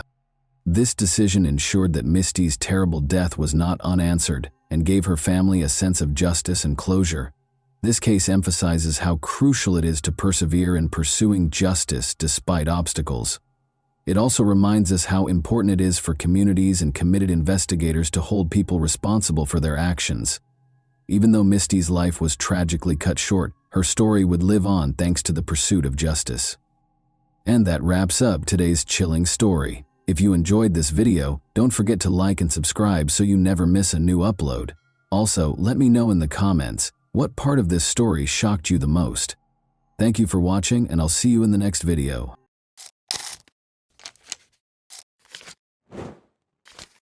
Hey guys, welcome to my channel, and today we're going to take a look at another horrible case with you. Brigitta Unto was close to passing away when she got to the emergency room. Despite the fact that her vital signs were rapidly declining, doctors were unable to identify any indications of infection or injury. Together, the police, FBI agents, and medical experts were able to solve the medical mystery and unearth a horrifyingly creative crime. The medical staff at a hospital in San Diego, California, waited for Brigitta, a 28-year-old patient, to arrive on March 5, 2018. An ambulance was taking her from the office of her family physician. Brigitta had called her mother Olga that day to complain of feeling ill. Brigitta's legs shook with agonizing pain, and she could hardly breathe. As Olga fought to get her into the car, the family doctor only needed to glance at the once vibrant and healthy young woman to realize that Brigitta was in serious trouble and that there was nothing he could do to help.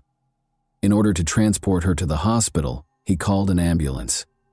The medics in the emergency room were also concerned because they thought they might not be able to stabilize her condition, and Brigitta was in excruciating pain, had no feeling in her hands or feet, could hardly see, and could hardly speak. The most perplexing symptom, however, was the clumping of her once beautiful chestnut hair. Immediately after starting their work, the doctors concluded that she had no visible signs of trauma, including no wounds, bruises, or infection. Her illness had an internal cause. According to Brigitta's mother, her daughter had been experiencing severe pain, exhaustion, and unexpected bouts of nausea for a number of months. She would spend days in bed because the symptoms would come on suddenly and without warning. It was difficult for Brigitte to care for herself, much less her husband and young son. She sought advice from several experts, but none of them could figure out what was wrong with her. There was no known illness that matched her symptoms. She was even told by one doctor that her condition was how critical days manifest. Ultimately, the doctors determined that stress was the cause and gave her tranquilizers. But her health deteriorated. The emergency department's medical staff recognized that she was in danger of dying within days if they didn't find out what was wrong with her quickly. Brigitte was raised in California, a short distance from the Mexican border. Her mother looked after their two daughters, Brigitte and her younger sister, Olga, while her father worked at customs between Mexico and the United States. The girls were raised in a loving and supportive household. Brigitte thrived academically while attending a Catholic school with joy. According to her friends, she was the sweetest and most amiable girl they had ever met. Running was Brigitte's passion, and she even represented her school in competitions. She met Race Remington Unto, her future husband, while running. Although Race went to a different school, they met in high school and shared a love of sports. Because Brigitte's daughter had no interest in dating boys, her family initially paid little attention to their friendship. She spent most of her time studying and playing sports, but over time, the young couple began dating and became more involved with one another.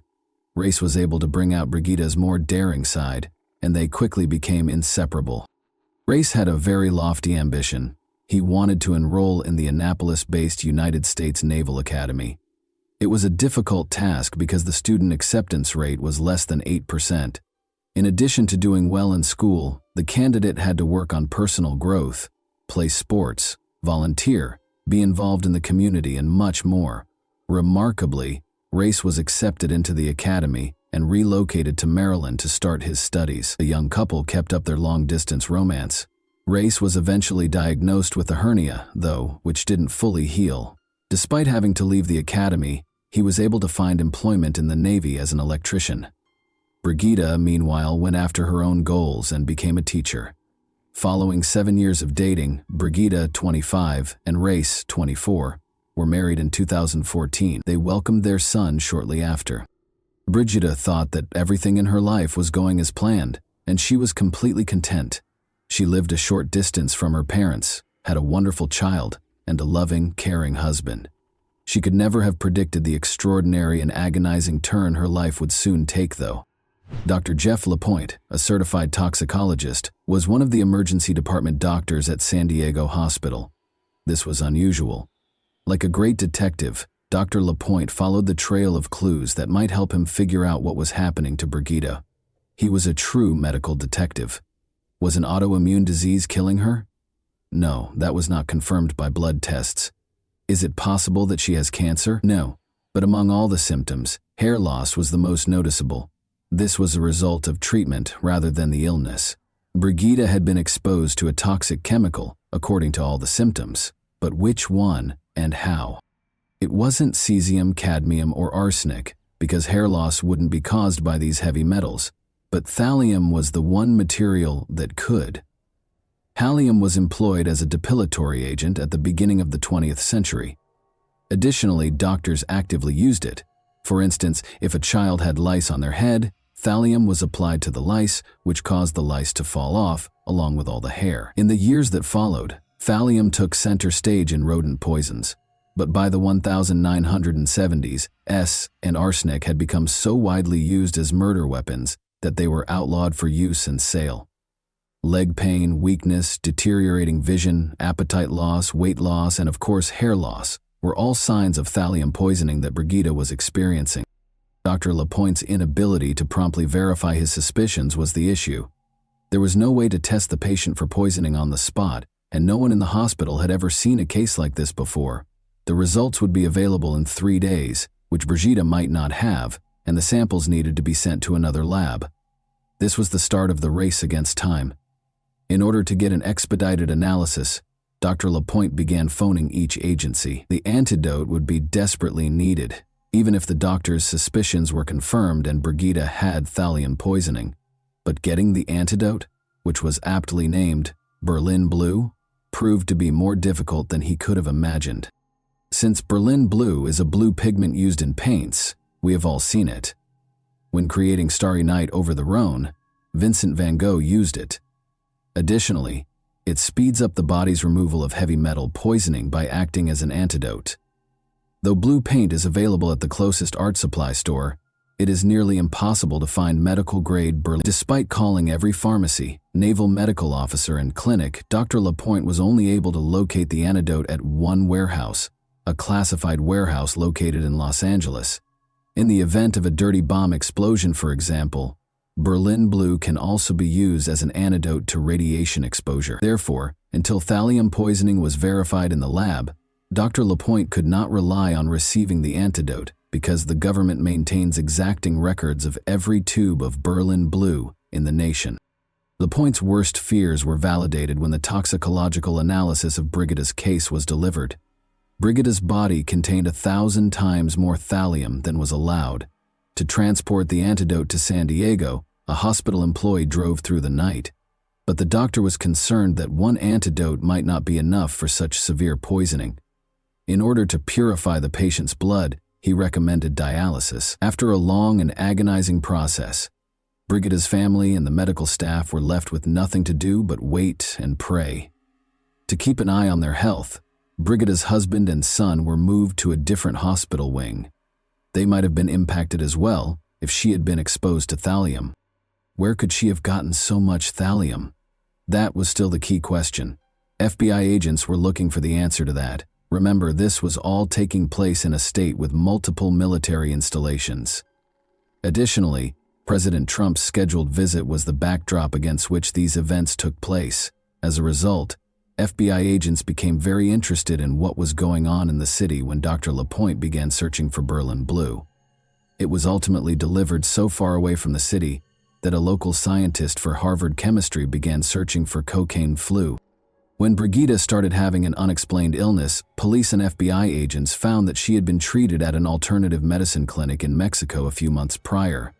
After looking into this lead, the police decided to ignore it.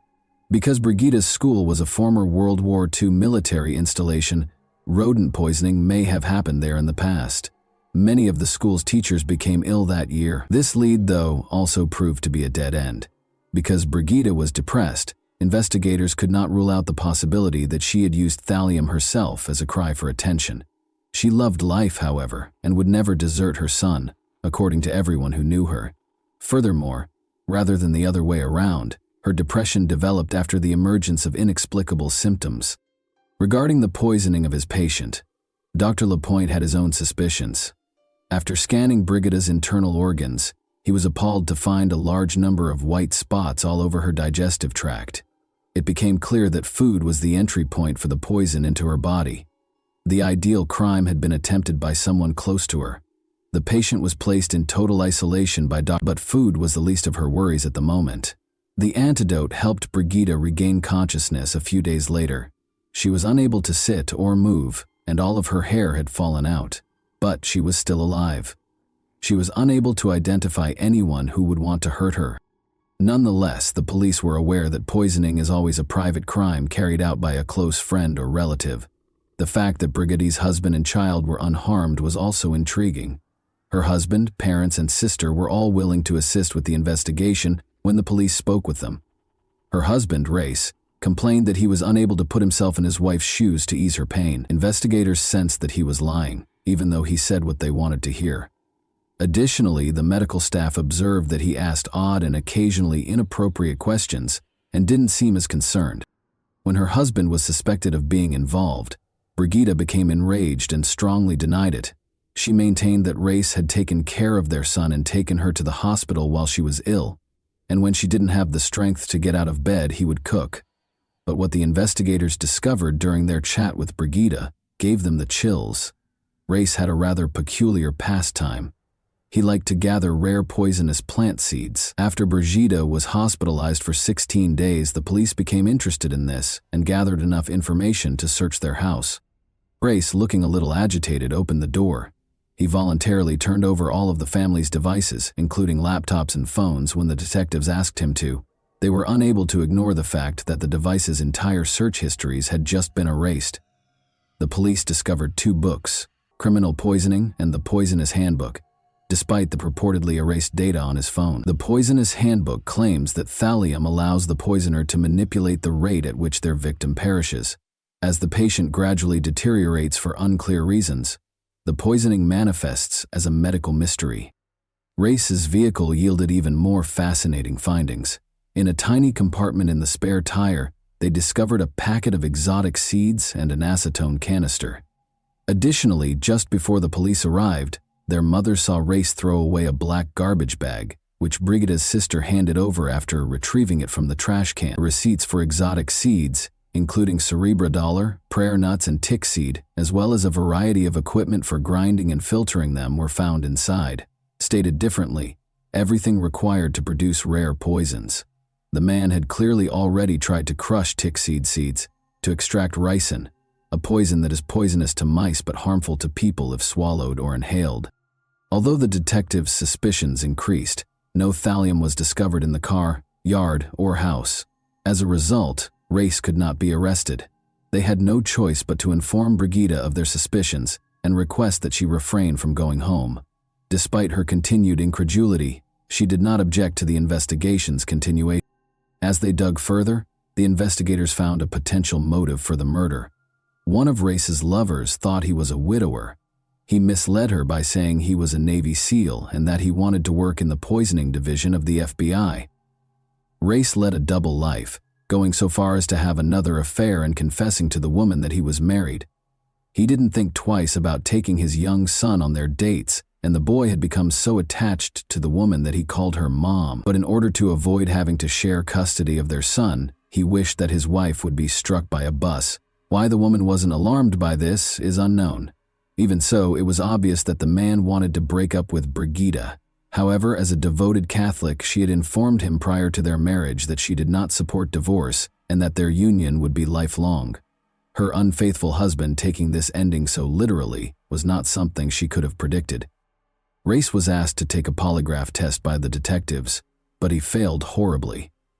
He didn't try to deny the results when the polygraph examiner told him, and he admitted to everything. Race claimed that in August 2017, he placed 3 online orders for thallium. He started by making his wife a sandwich for breakfast in an effort to incorporate it into her meal. He used her weight to determine the thallium content. Brigida felt ill the following day, but it didn't kill her. She began to get better. Race increased the amount of thallium in the soup by a small amount in December of that year. Once more, he failed to get the desired result. He concealed the poison in a sandwich once more, in January, and increased the dosage 5-fold. He planned to murder Brigida in a few days. She started to lose her hair, felt awful, and was in terrible pain, but she persisted in fighting for her life. Race confessed and was taken into custody. He entered a guilty plea to 3 attempts to kill his wife 8 months later. His attorney attempted to claim that Race's judgment was impaired due to a spinal injury he sustained while serving in the Navy. This defense, though, was ineffective.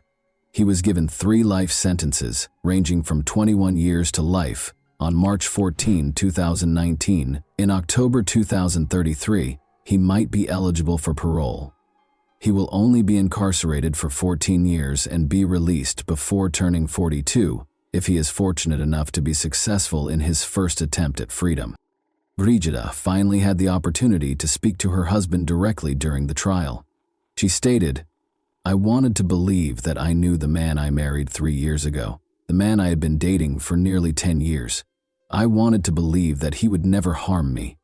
I am horrified by the thought that he could be responsible for attempting to kill me. How could you do this to the mother of your child? Why do you think you have the right to decide that I am not a worthy mother for your son? How could you decide that the way to end our marriage is by slowly killing your wife, watching her suffer for months? I cared for you, and I loved you." Brigida gets cold sweats every time she thinks about the incident. She was lying in bed feeling ill. Her spouse brought her a peanut butter sandwich. Climbing onto the bed, their young son requested a bite. Race yelled at her to stop giving him any right away. Although Brigida is unsure if the sandwich contained thallium, she thinks her son was at least close to getting seriously poisoned. Brigida eventually got a divorce from Race, even though she was reluctant to acknowledge it. She continues to experience nerve damage, leg weakness, and persistent exhaustion. She is slowly getting better, though, and has resumed her job at a special education school. She acknowledges that finding a way to connect with each student is now much simpler for her. Once unable to walk, Brigida is now trying skydiving, running, and living life to the fullest. And that wraps up today's chilling story. If you enjoyed this video, don't forget to like and subscribe so you never miss a new upload. Also, let me know in the comments what part of this story shocked you the most. Thank you for watching, and I'll see you in the next video.